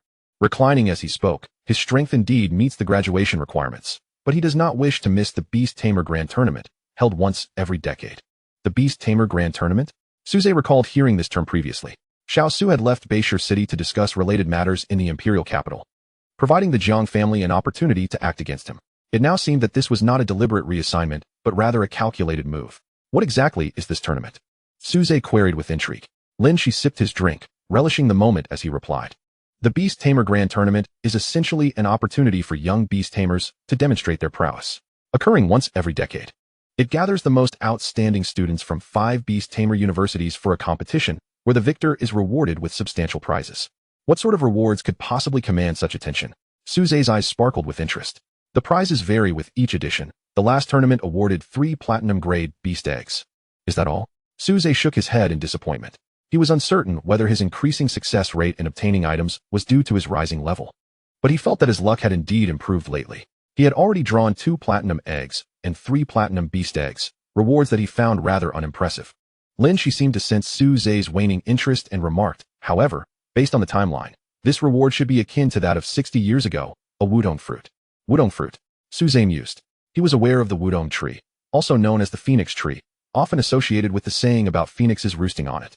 Yet, at its core, it was merely an ordinary avenue tree. Nevertheless, as it was designated as the ultimate prize for the Beast Master competition, it must be something extraordinary. Just as he was about to inquire further, Lin Shi added, "In truth, it is not particularly special. It merely possesses the ability to purify bloodlines. It is said to have a certain probability of helping beasts break their shackles, and it can even have an effect on diamond-tier beasts. Of course, only the first fruit holds any efficacy." Understanding dawned upon Su Ze, stirring his interest. The ability to break shackles implied that it could elevate a platinum beast, whose original limit was level 90, to the diamond tier with a cap of 100. He was targeted by the Jiang family precisely because he possessed a diamond beast, and they would undoubtedly place great importance on this wudong fruit. Moreover, from his current understanding, diamond tier beasts are categorized into upper, middle, and lower tiers based on the level and concentration of their divine beast bloodlines. His golden feather phoenix belonged to the upper tier, as it bore the bloodline of the supreme divine beast, the phoenix, capable of ascending to level 100. Xiao Cheng's Azure Cloud Dragon, sharing the same top-tier dragon bloodline, could also easily reach level 100. However, for ordinary diamond-tier beasts, surpassing level 95 became increasingly challenging. Thus, the wutong fruit held significance even for diamond-tier beasts. Given the opportunity to vie for such a treasure, Zhu Ji was naturally unwilling to simply graduate. Yet, the question lingered. Why had he fixated on Su Ze? Was it a lack of confidence in his own strength, believing it easier to seize a diamond beast rather than the wutong fruit? This reasoning seemed flawed, as it presupposed that one must already possess a diamond beast. Yet, how could Su Ze, who had confidently claimed to own a diamond beast, harbor fear regarding the so-called Beastmaster competition? While Su Ze pondered Zhu Ji's motives, the sound of high heels echoed, signaling the arrival of his only teacher, Chen, the instructor of the beast breeding and mating course, who appeared before him after a long absence. She waved at him, saying, Su Ze, Principal Xiao would like to see you. Chapter 78. The 5 individuals. Su Ze had a vivid impression of this striking teacher. Although he had attended only one of her classes, her dynamic teaching style left an indelible mark. Principal Xiao? What could he want with me? Su Ze queried, perplexed. Chen replied, I am not certain. I happened to pass by the office when he asked me to relay a message to you. Moreover, the principal not only summoned you, the esteemed students from the upper grades were also present. These individuals, who have undoubtedly met the graduation criteria and are even more accomplished than I, seem reluctant to depart. It was then that she suddenly realized that Su Ze, despite being a recent entrant, also belonged to this category, prompting her to refrain from further criticism. Oh, Su Ze raised an eyebrow, noting the presence of the distinguished upperclassmen, among whom Zhu Ji likely counted himself. It seemed plausible that Xiao Su was selecting participants for this so-called Beastmaster tournament. The fact that a mere freshman like himself had caught Xiao Su's attention suggested that Zhu Ji was merely testing the waters regarding his strength to ascertain any potential threat during the competition. In truth, Su Ze held little interest in this purported exhibition of the younger generation's prowess. As the saying goes, the nail that sticks out gets hammered down. If one's performance shines too brightly, it could invite relentless turmoil, with the constant threat of assassination lurking at every corner. Yet, the alluring prizes that Lin Shi had mentioned provided him with an undeniable incentive to participate. Within the subterranean realm, he had learned from Lin Shi the truth behind his parents' disappearance and the impending calamity facing this world. Given the use of divine beast carcasses as anchors, it was evident that the world of demonic beasts harbored a significant number of divine creatures. Meanwhile, humanity lacked equivalent combat power, leaving Su Ze with an overwhelming sense of insecurity. Feng Qingyi's lineage was already a paragon among diamond demonic beasts, and with the enhancement of her bloodline through the dragon flame seed, she was bound to advance even further. Coupled with the Wutong fruit, could she potentially rival a pure-blooded phoenix? It was only by possessing a divine beast that Su Ze could secure his safety amidst the forthcoming invasions from the world of demonic beasts. As for whether the system could yield a divine beast egg, Su Ze harbored no doubts. For within the gacha machine lay eggs of demonic beasts more rare than diamond eggs, each showcasing unique hues. He speculated that these might indeed be divine beast eggs. However, the odds of obtaining one were exceedingly slim, and Su Ze was not fond of leaving his fate entirely to chance. Thus, he did not hesitate to accompany Chen to seek out Xiao Su. To his surprise, Su Yao insisted on joining them. Considering that Zhu Ji would likely refrain from acting against him in the presence of the principal, Su Ze did not decline. Behind them, Su Yao alternated her gaze between Chen Xian's ample figure and her own, eventually bowing her head in a sigh of resignation. Despite being a formidable presence among her peers, she felt utterly outmatched in the face of mature women. Did such formidable weapons truly need to exist in this world? Throughout their journey, Chen posed numerous inquiries. Su Ze, there are rumors circulating that your diamond-level beast has vanished. Is that true? Chen spoke with evident trepidation, desperately hoping the news was unfounded, for assisting in the successful breeding of a diamond-level demonic beast was her ultimate aspiration. The only individual she had access to who possessed a diamond-level beast was Su Ze. However, despair washed over her as Su Ze nodded in affirmation, confirming the unsettling news. Regardless, he did not lie. Feng Qingyi is indeed deceased, though she has now been reborn. Chen let out a sigh of regret. Feeling as though all his vitality had been drained, he began to engage in a casual conversation with Su Ze. Su Ze, I heard from the principal that your father is researcher Su Lin. Indeed, does teacher Chen know my father? Su Ze responded with curiosity. Chen appeared to be only 6 or 7 years older than himself, so he likely was neither a classmate nor a colleague of his father. What then? Was there connection? Chen replied, I cannot say that I know him. However, I am familiar with researcher Su Lin. My field of study in university is the breeding and origins of demonic beasts, and I have read the papers published by your esteemed father. His elucidation of the origins of demonic beasts is exceptionally clear and coherent. It is widely accepted in academia that demonic beasts are not native species of this world. When discussions began regarding their arrival, whether it was due to invasion, misadventure, or dimensional collision, he pointed out that these 3 points are not mutually exclusive. The collision between the human realm and the realm of demonic beasts has afforded the latter an opportunity to enter the human world. Some have initiated aggression, with a multitude of malevolent demonic beasts invading in a desire to conquer humanity. This phenomenon is what we call the beast tide. Others, however, are merely lost. The first wave of demonic beasts entering the human realm likely falls into this category. Not all of them harbor ill intentions. Some are willing to collaborate and coexist with humans, thus giving rise to beast tamers. His arguments were detailed and reasonable, and everyone awaited the publication of his second paper, which would provide evidence to support these views, yet it never materialized, as he encountered an unfortunate accident. Thus, before this academic storm could fully erupt, it had already subsided. Much to Chen Xian's profound regret, Su Ze understood that this was because his parents had subsequently devoted all their energy to researching how to dismantle the anchor points, completely forsaking their once-beloved academic pursuits. As they conversed, the three of them unknowingly arrived at the foot of the administrative building, watching the two engrossed in conversation. Yet feeling utterly lost and unable to interject, Su Yao experienced a renewed sense of frustration. Upon entering the administrative building, only Su Ze was destined for the principal's office on the top floor. Su Yao continued with Chen Xin to the classroom office, casting unfriendly glances at the pair along the way. Once they entered her father's office, she immediately turned to Su Yiming and asked, "Dad, what was Uncle Su Lin's research focus? Please teach me." "Huh? Why? I've never seen you show such enthusiasm for my research." Meanwhile, Su Ze arrived at the principal's office, knocking on the door before stepping inside. Just as Chen Xian had indicated, apart from the principal, Xiao Su, there were 5 young individuals in their early 20s seated around, enjoying the kung fu tea brewed by Xiao Su. "All right, now that everyone is here," Xiao Su exclaimed, standing up and clapping his hands upon seeing Su Ze. "This is Su Ze, the candidate I mentioned to you all who wishes to join us. However, aside from the imperial capital Beast Tamer University, we only have 5 spots for participants across the other 4 universities. It seems we have an additional candidate now. Who shall withdraw?" In Xiao Su's smile, there lay a hint of malice. As soon as he finished speaking, one of the 5, a somewhat plump individual, slammed his teacup onto the table and exclaimed loudly, "Principal Xiao Su, does a mere first-year student deserve to participate in the Beastmaster Grand Competition alongside us?" Chapter 79. He is unworthy. Su Ze scrutinized the speaker for a moment. His stout physique bore a striking resemblance to the previously mentioned Zhu He. It was likely that he was Zhu He's elder brother, Zhu Ji. After casting a glance over the remaining 4 individuals, Su Ze understood why this man was so eager to probe him. For this individual, hailed by Su Yao as a figure of prominence 3 years prior, was, unexpectedly, the weakest among the 5. This revelation implied that should Su Ze join them, Zhu Ji would be eliminated, forfeiting his chance at the Beastmaster Grand Competition. The reasoning behind this was straightforward. Although Zhu Ji was the most outstanding student in his senior year, the Beastmaster University permitted a 2-year extension for graduation. For those of similar talent, a mere year or 2 could create a significant gap in ability.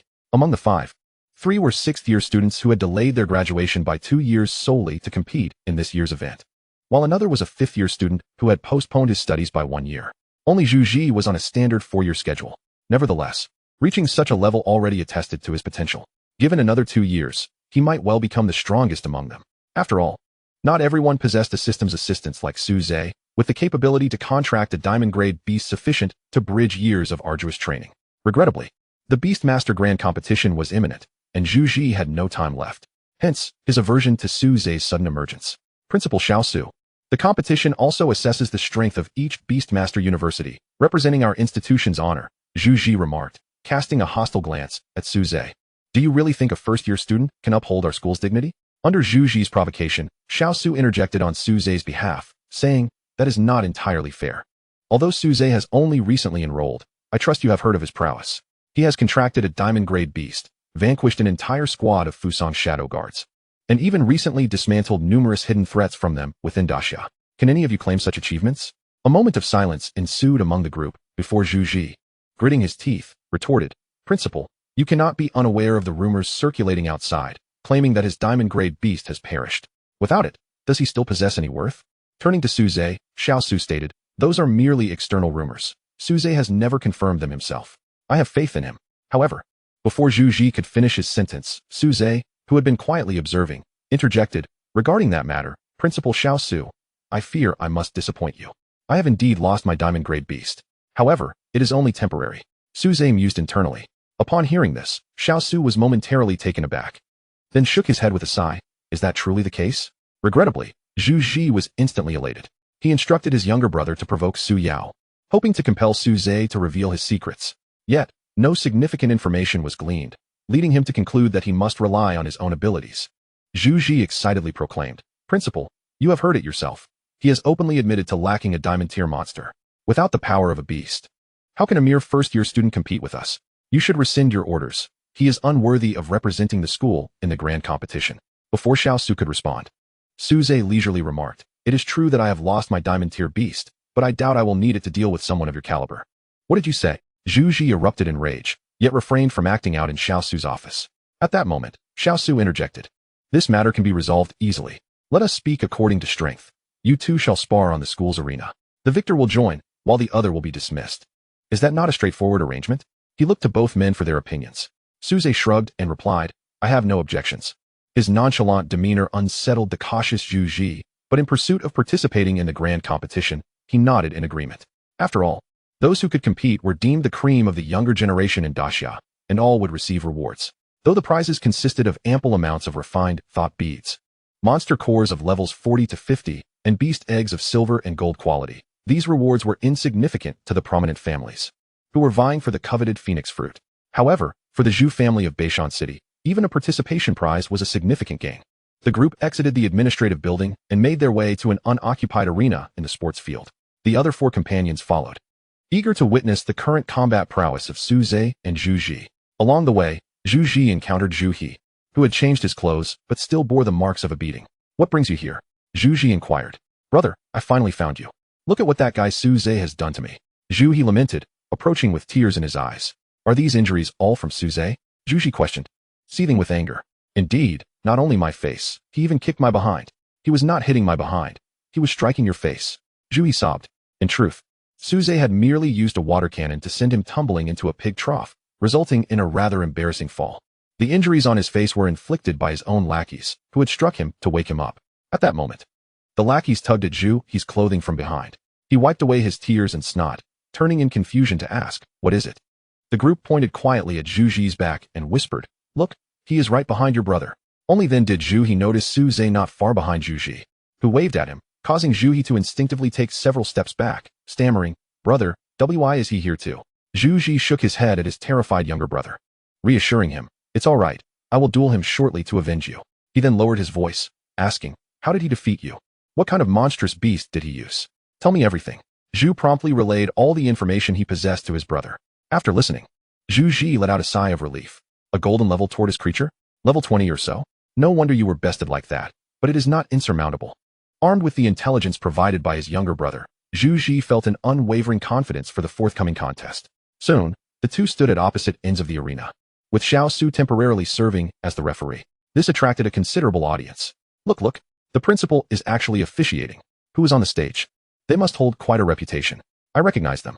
One is Zhu Ji, the top senior of the 4th year, and the other appears to be Su Ze, the strongest freshman in history who has contracted a diamond-level beast. Su Ze? Is it really him? Wasn't it said that his diamond-level beast perished? How dare he challenge a senior from the 4th year? Could the rumors circulating outside be false? The crowd buzzed with speculation. Zhu Ji addressed Su Ze. I will not show you any mercy simply because you are my junior.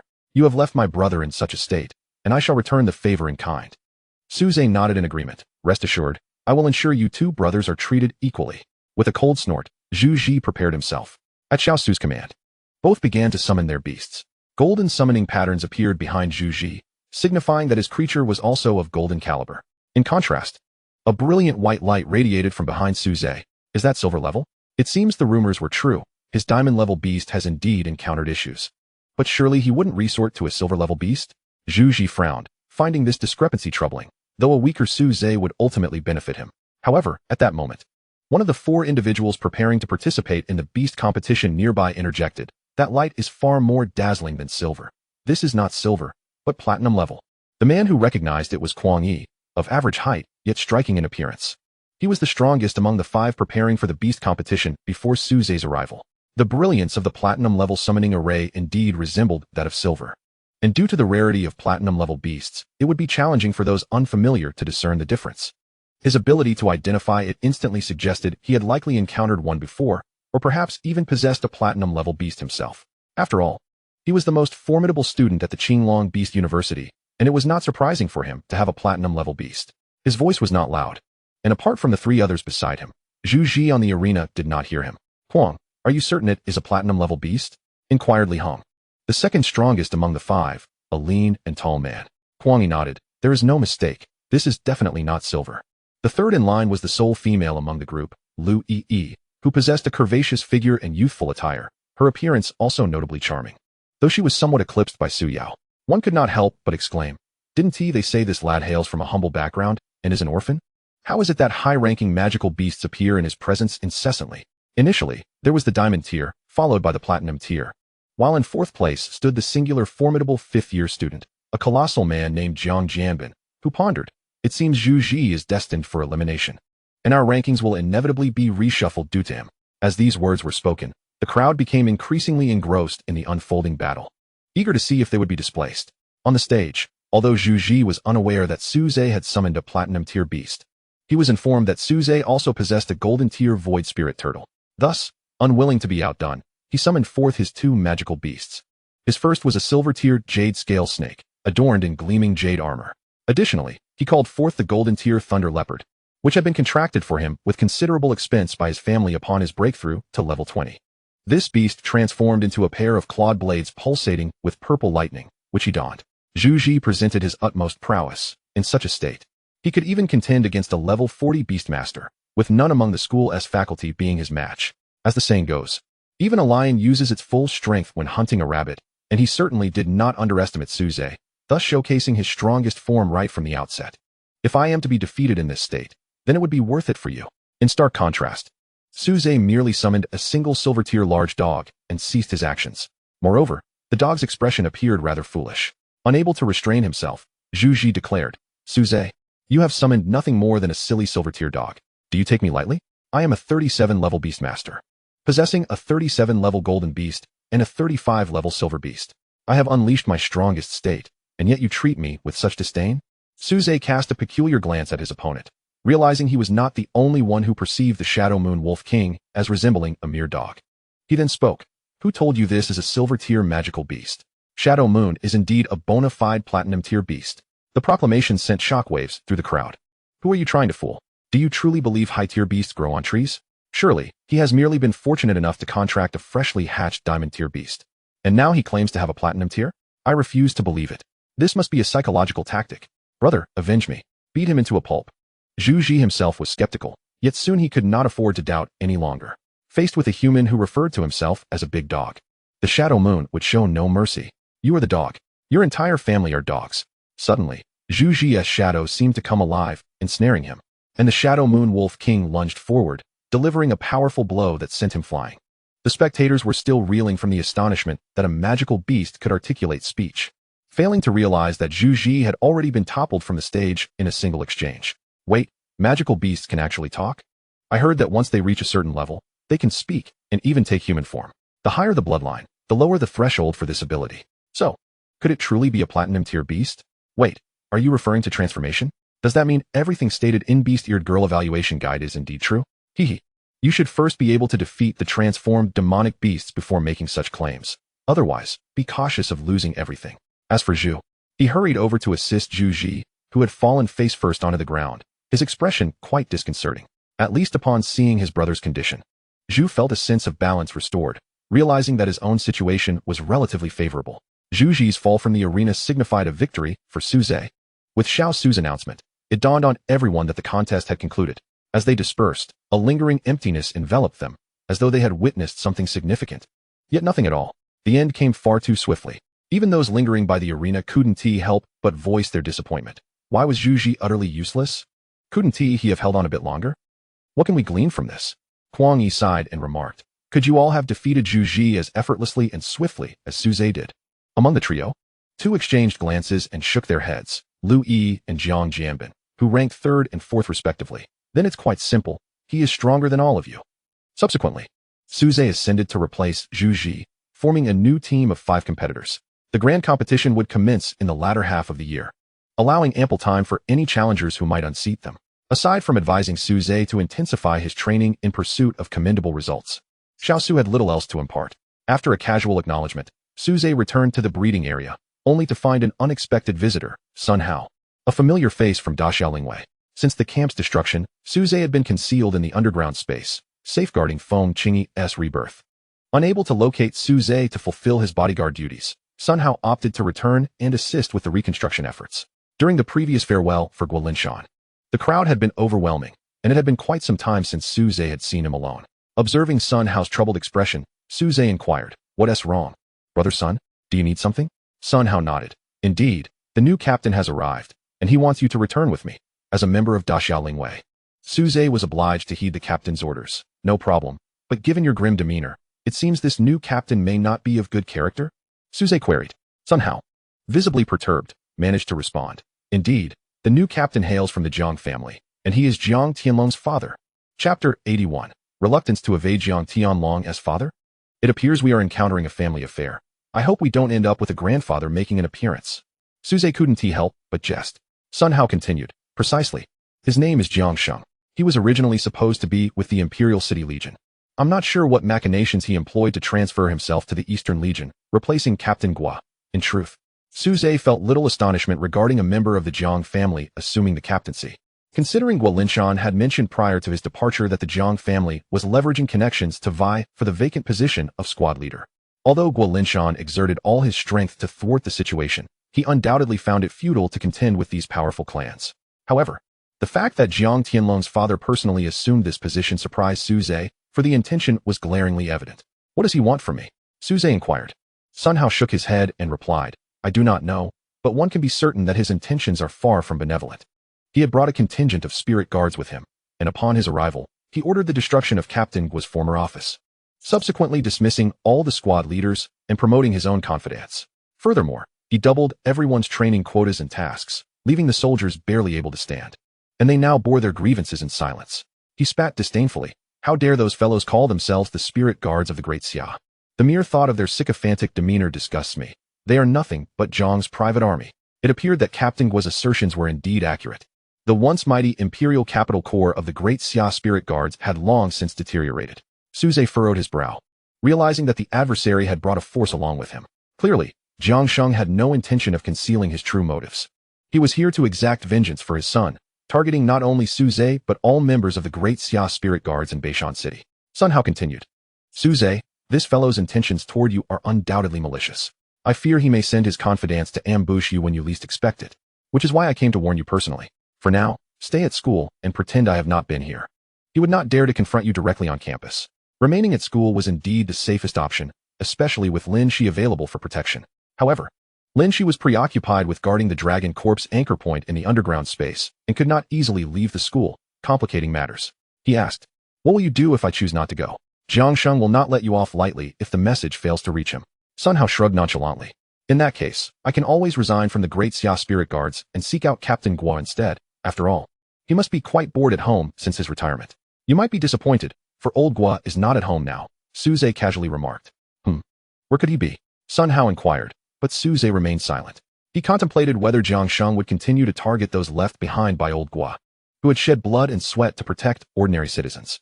They had once fought to safeguard themselves, and Su Ze could not abandon them. He refused to evade his responsibilities. Brother Sun Hao, there's no need for concern. I too wish to meet this new captain, Su Ze resolved. What? Sun Hao attempted to interject, but was cut off. Brother Sun Hao, do not fret. I have my ways to ensure my safety. I will not act recklessly. If Feng Qingyi can absorb the dragon flame seed and achieve her rebirth at this moment, then I shall have no cause for worry. The diamond-level monster of 75 ranks can effortlessly retreat even when faced with an 80-level beastmaster. Moreover, the captains of the Great Xia Spirit Guard typically rank between 60 and 70, and Jiang Sheng is no exception. However, the predicament lies in the fact that she requires several more months, and Su Ze cannot afford to wait that long. Thus, he entered the room alone, where Lin Shi was already awaiting his arrival. Young man, I cannot guarantee your safety, Lin Shi stated bluntly. After all, the Zhang family boasts many formidable experts. What is the upper limit of your nightmarish avatar's capabilities? Su Ze inquired. As long as they are below 70 levels, I can induce them into a dream instantaneously. For those below 75, some time is required for hypnosis, and above 75, the nightmarish avatar is rendered powerless. Su Ze nodded. After all, this was merely an avatar. Is it possible for the nightmarish lord's avatar to once again enter my shadow, just as before? Lin Shi took a sip of wine and replied. The nightmarish lord's avatar has never truly left your shadow. It was merely depleted of energy. I have already assisted in restoring its power while entering the shadow realm. With this reassurance, Su Ze felt at ease. After expressing his gratitude, he stepped back outside. At some point, Su Yao had also arrived. Seemingly having learned everything from Sun Hao, her face etched with concern as she gazed at him. Su Ze approached her, gently patting her hand to soothe her, and said, All right, brother Sun Hao, let us set forth. However, Su Yao tugged at his clothing, imploring, Must we go? It is perilous. Su Ze sighed and responded. Jiang Sheng seeks vengeance for his son, and he will not easily relent. Even if I do not confront him now, I cannot remain in school forever. It is better to ascertain his intentions now. Seeing Su Yao still troubled, Su Ze had a sudden inspiration and earnestly suggested, if you are worried, why not seek help from President Yu Xinghua at the Beastmaster Association? He has a good rapport with Captain Gua and looks out for me as well. His strength would ensure my safety. At his words, Su Yao immediately released her grip on Su Ze's clothing. She cautioned, then please take your time and wait for me. Do not engage that fellow until President Yu arrives. Rest assured, Su Ze assured her with a nod. Su Yao then turned and hurriedly dashed towards the Beastmaster Association.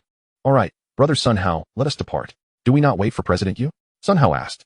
Su Ze shook his head, stating, last time, when the Jiang family plotted against me, they managed to send both Principal Shao and President Yu away. This time will likely be no different. He feared Su Yao might worry for his safety, prompting them to be separated. Although he now possessed the nightmarish avatar as a safeguard, Su Yao's strength was too feeble. She could hardly withstand the residual force of an attack, and any slip could lead to unforeseen consequences, an eventuality Su Ze would not permit. Yet this time, he was indeed mistaken. The reason for the simultaneous removal of Xiao Su and Yu Xinghua last time was due to the backing of the Jiang family. However, this time, as the elder of the Jiang family did not issue any orders, the actions were solely a retaliatory maneuver from Jiang Liuyang's lineage. To secure a position to succeed, Guo Linshan was already pushing the limits. Attempting to interfere with the Beastmaster Association was beyond the capabilities of this branch alone. Therefore, Yu Xinghua indeed remained within the association, albeit preoccupied with pressing matters, leaving Su Yao anxiously waiting in the reception room. At this moment, Su Ze had arrived at the entrance of the new camp. Chapter 82. Is the old one already here? Upon reaching the entrance, Su Ze immediately sensed the piercing gaze of someone watching him. Unlike the scrutinizing looks he had previously encountered, this time, the stares were laden with aggression and hostility. Clearly, Sun Hao was right. Not only were positions like the squad leader replaced, but all significant roles had been filled by Jiang Shang's people. Those lurking in the shadows did not reveal themselves to obstruct Su Ze, merely watching as he entered the camp. It was only after his figure disappeared that they stepped out from their concealed posts to close the camp's gates. Unbeknownst to Su Ze, all that transpired behind him was concealed. He merely observed the exhausted Xia spiritual guards collapsing on the ground, their wounds from previous battles reopening and bleeding. Is this all you can manage? After such minimal training, everyone, get up and run another 30 kilometers. A scrawny figure, resembling a thin monkey, proclaimed with glee. Judging by the insignia on his military uniform, he was one of the newly appointed squad leaders by Jiang Shang.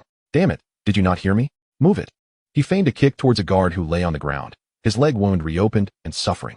This act was abruptly halted by Su Ze, who could no longer tolerate the scene.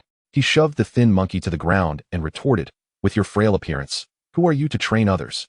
Focus on getting your own third leg in shape before instructing anyone else. Hey, who do you think you are? How dare you lay a hand on me? I am a squad leader now. The duty of the Xia spiritual guards is to obey orders. Do you wish to be expelled from the guard? The thin monkey shouted, prompting those nearby, who were idly watching others train, to gather around. They were all individuals brought by Jiang Shang, intent on tormenting the rest. Seeing Su Ze and Sun Hao surrounded, others could no longer hold back and joined the two. Damn it, I'm done training. These people do nothing but sit around and increase our workload. I have run dozens of kilometers without even a sip of water since morning. And now I can't even manage to relieve myself. Exactly, I'm done. Let us go find Captain Gua. He is the one worthy of being our leader. Not these clowns. Indeed, just as the crowd rallied in agreement, the situation threatened to spiral out of control. Suddenly, a formidable pressure descended from the heavens, rendering everyone nearly breathless. However, those opposing them appeared utterly unfazed, leisurely observing the scene. Oh, did you just express a desire to abandon your duties? As members of the Great Xia Spirit Guard, such sentiments suggest a potential betrayal, do they not? In the face of traitors, every member of the Great Xia Spirit Guard is entitled and obligated to execute them on the spot. A deep, resonant voice emerged from the depths of the camp, prompting those present to immediately reveal their murderous intent. Moreover, the ability to train such disloyal individuals suggests that old Gua himself may be complicit, perhaps colluding with the Fusang Shadow Guards to orchestrate my son's demise. A middle-aged man, broad-shouldered with a hawk-like nose and a bald head, finally parted the crowd. He was Jiang Sheng, the father of Jiang Tianlong and the current captain of Su Ze and his comrades. Indeed, Captain, these rascals, merely reprimanded for their laziness, now harbor thoughts of betraying the Great Xia Spirit Guard. Such individuals are utterly unworthy of mercy. The emaciated monkey promptly scrambled to his feet, ingratiating himself. He understood that Jiang Sheng's aim was vengeance for his son, yet these individuals were part of the Great Xia Spirit Guard and could not be dealt with carelessly. Thus, They needed to be framed with accusations. Their goal was to provoke a violent reaction. Everyone was suffocated by Jiang Sheng's oppressive aura, scrambling to defend themselves. Except for Su Ze, who bravely stepped forward to address the sinister elder. Captain Jiang, we merely expressed our grievances due to the excessive training load. Not a desire to betray. To label us as such is unjust. Jiang Sheng regarded Su Ze with a grimace that barely resembled a smile. Oh, you must be Su Ze? I did not expect you to have the audacity to show up. Very well. I recall you are a member of the Great Xia Spirit Guard. Since you do not wish to betray, you shall train alongside them, with the training volume doubled. He sneered at Su Ze. Before Su Ze could respond, Sun Hao interjected, young brother Su Ze is an exceptional recruit. Personally brought into the Great Xia Spirit Guard by Captain Gua, who once stated that Su Ze need not partake in any training or missions until his graduation. Jiang Sheng glared furiously with his murky eyes and interrupted, Captain Gua? Guo Linshan is no longer your captain. Here, my word is law. What exceptions are you speaking of? Does he treat the Great Xia Spirit Guard as his personal fiefdom? Everyone will either comply with training or be expelled from the Great Xia Spirit Guard. The emaciated monkey chimed in eagerly. Exactly. No wonder this brat dares to defy authority. He must have connections. Too bad for you. Those connections are now retired. Their words dripped with irony, striking Su Ze deeply. Yet, Su Ze refused to bow to their wishes and abandon the Great Xia Spirit Guard. He cherished the principles of this army and revered the oath he had taken upon joining. It was precisely for these reasons that he felt profound disdain for those before him. Their actions were a disgrace to the Great Xia Spirit Guard. Neither willing to depart nor to train, your attitude poses quite a challenge for me. It appears that a thorough adjustment is in order. Jiang Sheng remarked with a sinister smile, his malevolent intent evident as a massive black serpent began to materialize behind him.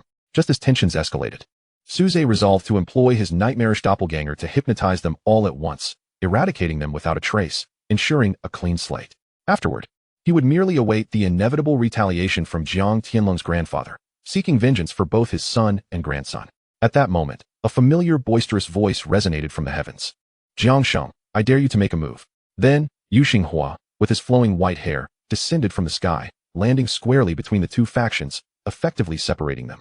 Su Yao was gently lowered to the ground by his summoned beast, a furious lion of flames.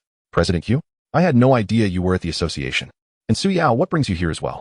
It was sufficient for President Yu to handle this, Su Ze exclaimed, his delight evident. As this turn of events was truly unexpected, Su Yao approached Su Ze, voicing her grievances. As soon as I found President Yu, he rushed me here. Didn't he promise not to act before my arrival? How impulsive. We nearly ran out of time. Su Ze scratched his head awkwardly. He had not anticipated Yu Xinghua's presence in the city this time. Was the Jiang family truly so reckless in their actions? Nevertheless, it was a fortunate turn of events. With Yu Xinghua present, Jiang Xing would think twice before making any aggressive moves. From the previous pressure he had felt, Su Ze sensed that. Perhaps due to a lack of innate talent, Jiang Sheng's strength was rather feeble, even inferior to his son, Jiang Tianlong. Not to mention that Yu Xinghua, after facing the Fuso shadow guards at Tianyun volcano and burning his life force to break through, had experienced an unstoppable surge in power, reaching level 70 as a beastmaster. To progress further, he would need to forge contracts with even higher-tier beasts. Yet, Yu Xinghua was acutely aware of his own limitations and deemed it unnecessary to squander the nation as high-tier beast resources. Since Jiang Sheng was no match for Yu Xinghua, he could no longer maintain his arrogance. Ultimately, it all boiled down to strength. Jiang Sheng, as anticipated by Su Ze, suppressed his aura, addressing Yu Xinghua, President Yu. This is an internal matter of the Great Xia Spirit Guards and does not concern your Beastmaster Association. You have no jurisdiction here, do you? Yu Xinghua responded with a hearty laugh. Spare me your grandiloquent justifications. Who doesn't know you're here for vengeance? Little was specifically instructed me to look after Su Ze before he departed, and I cannot go back on my word. Seeing this, Jiang Sheng dropped the pretense, grinning maliciously. Very well, another soul to accompany my son to the afterlife. Yu Xinghua, do you truly believe yourself strong enough that I cannot contend with you?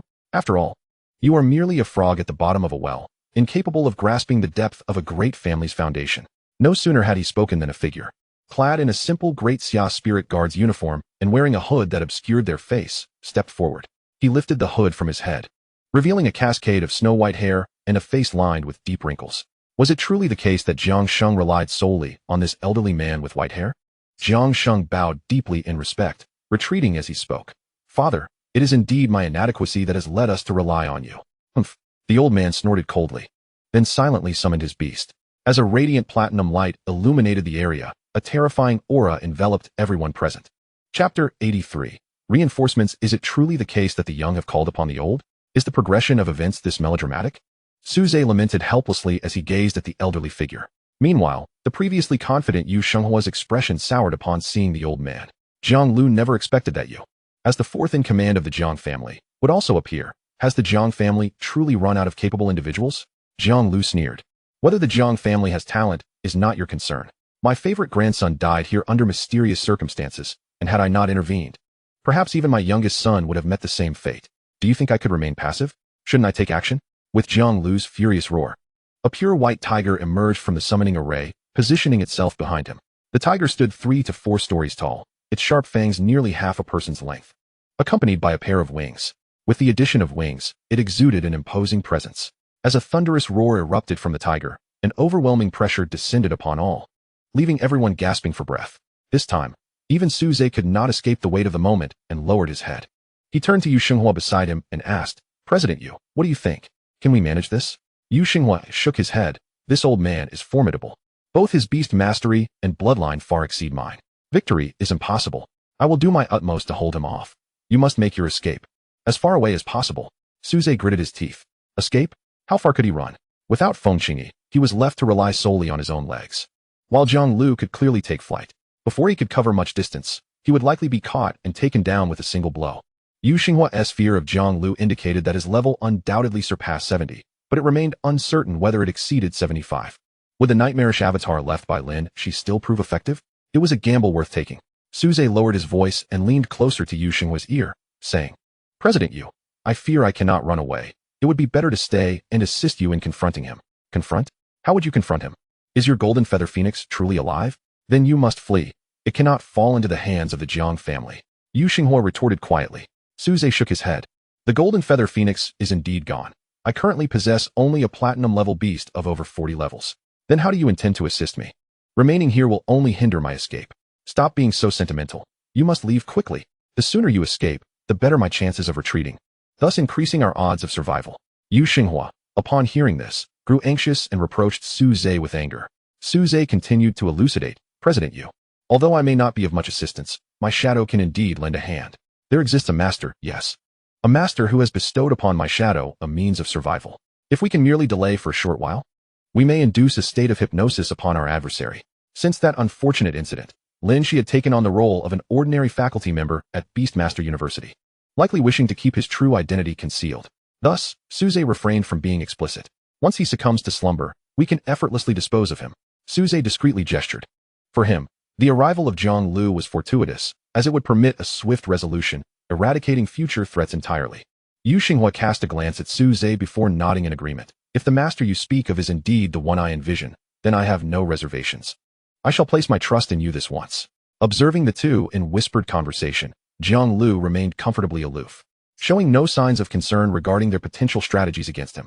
Have you finished your last words? If so, I shall proceed to act. Jiang Lu refrained from utilizing any beast mastery techniques, merely pointing forward, causing the winged white tiger behind him to leap toward them.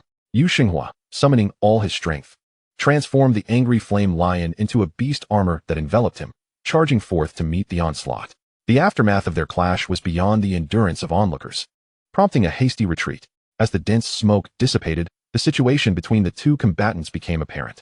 Yu Xinghua had forcibly halted the advance of the white tiger, his hands bracing against the massive claws. While it appeared that both were evenly matched, the closer Su Ze discerned that Yu Xinghua's beast armor at the hands had been utterly shattered. His hands were a gruesome sight, flesh torn, bones protruding through the skin. The white tiger's visage bore a distinctly anthropomorphic expression, akin to a cat toying with its prey. With each step Jiang Lu took forward, Yu Xinghua's face twisted in agony, his form sinking slightly lower. At that very moment, as the two engaged in combat, Su Ze, amidst Su Yao's curious gaze, fervently implored his shadow. Mighty Nightmare, I beseech your aid. We cannot afford to remain on the defensive this time. We must take the initiative. Indeed, his shadow responded, tendrils of darkness emerging. Swaying gently as this time, the ever-successful tentacle did not ensnare its prey into an indistinguishable dreamscape as it had done previously. However, Su Ze understood that this was due to Jiang Lu's elevated rank, necessitating a bit more time. Chairman Yu, I appreciate your efforts. Please hold on just a little longer. Su Ze silently reassured himself. Meanwhile, the white tiger was exceedingly cooperative, although it could effortlessly defeat Yu Xinghua. It chose to prolong the torment. Gradually, it pressed half of Yu Xinghua's body into the ground, rendering his hands shapeless. Why hasn't he succeeded yet? Su Ze felt a pang of urgency. At that moment, Jiang Lu spoke. All right, White Tiger, once you've had your fun, finish them off. He then glanced at Su Ze, whose face was a mask of anxiety, and said with a smile, by the way, it seems you intended to use it to ambush me, didn't you? With a flick of his hand, Jiang Lu seized a tentacle of the Nightmare-S avatar that had been too slow to retreat and forcefully extracted a shadowy humanoid figure. Did you think you could use it against me? Unfortunately, if its true form had come in person, I would have indeed fallen victim, but merely a doppelganger? You underestimate me. He then grasped both ends of the black figure and tore the nightmare apart with a fierce pull. In that moment, despair washed over Su Ze. Jiang Lu's beast mastery level was surely at least 80. Even if Feng Qingyi were to undergo her rebirth in time, it would likely be futile. Unless the teacher could arrive in time. At the instant the nightmare's avatar was obliterated, Lin Shi abruptly rose from his reclining chair. This lad has truly encountered a master. He then hesitated, casting a glance toward the entrance of the subterranean chamber. He had guarded this place for many years. Not to ward off foreign forces like the Fuso Dark Guards, they were hardly a threat, unworthy of his vigilance. What he truly feared was what lay beyond the dragon's corpse. It should be fine to leave for just a moment, right? Ultimately, Lin Shi resolved to step out for his student after many years and departed from the Beastmaster University. In an instant, he was en route, witnessing the commotion of battle not far ahead. However, he ultimately halted his steps. You brat, since you've returned, I shall grant you the opportunity to rescue your junior brother. He then turned and flew back. Indeed, teacher, a mellifluous voice echoed from the heavens. Chapter 84. The burly man Jiang Lu observed the look of despair etched on Su Ze's face with great satisfaction. Contemplating the depths of hopelessness that must have driven his beloved grandson to contemplate self-destruction. Thus, he endeavored to allow Su Ze to experience the same sensation. Well then, burdened with this despair, go to the underworld and apologize to my grandson. Just as Jiang Lu prepared to act, he was interrupted. It would have been easy to dismiss an ordinary person, but this was his own son, Jiang Shang. With delight, he addressed Su Ze. Father, leave him to me. I shall personally avenge Tianlong. Very well, Jiang Lu nodded in agreement. Although Jiang Tian was his most cherished grandson, it was undeniable that Jiang Shang was his own son, thus more suited to exact vengeance. I leave this to you. Upon hearing these words, Yu Shenghu was prepared to muster his strength for resistance when he was suddenly struck into the earth by the white tiger. Behind Jiang Shang, a black serpent had already coiled around his body, transforming into a syringe-like firearm affixed to his left arm. Simultaneously, a faint serpent silhouette ensnared Su Ze, rendering him unable to escape. Young man, I shall not permit you a swift demise. I intend to inject toxins into your being, slowly corroding your body and allowing you to experience the agony of your own organs dissolving, before you perish in excruciating torment. He raised the venomous firearm, poised to strike Su Ze, when suddenly, a Qinglong halberd descended from the heavens, shattering the short gun in Jiang Shang's grasp. Consequently, his beast returned to its original form, a colossal black serpent writhing in pain beneath the Qinglong halberd. Its corrosive blood flowed profusely, but was swiftly absorbed by the halberd. Jiang Lu's countenance shifted dramatically as he hurriedly shielded his son behind him. The speed of that Qinglong halberd was so astonishing that he barely comprehended it. Had the halberd struck Jiang Lu instead of Jiang Shang, he too would have been unable to evade. Such formidable power, coupled with such weaponry, left Jiang Lu with but one name in his mind, Dragon Tamer Xiao Cheng. How could he possibly be here? Was he not collaborating with the Eastern Legion to detonate Infiltration? With such significant losses suffered by Fusong, how could they have so easily released him? In truth, they not only dared not impede Xiao Cheng, but were eager to orchestrate a firework display to relieve their shock once he departed. Regrettably, the eruption of Infiltration had resulted in numerous civilian casualties, forcing them to feign sorrow before the media, bowing in apology, too fearful to openly express their relief. Following the Qinglong halberd, Xiao Cheng, clad in white, leisurely ascended into the air. The halberd transformed into a diminutive yet fearsome emerald dragon that coiled around him.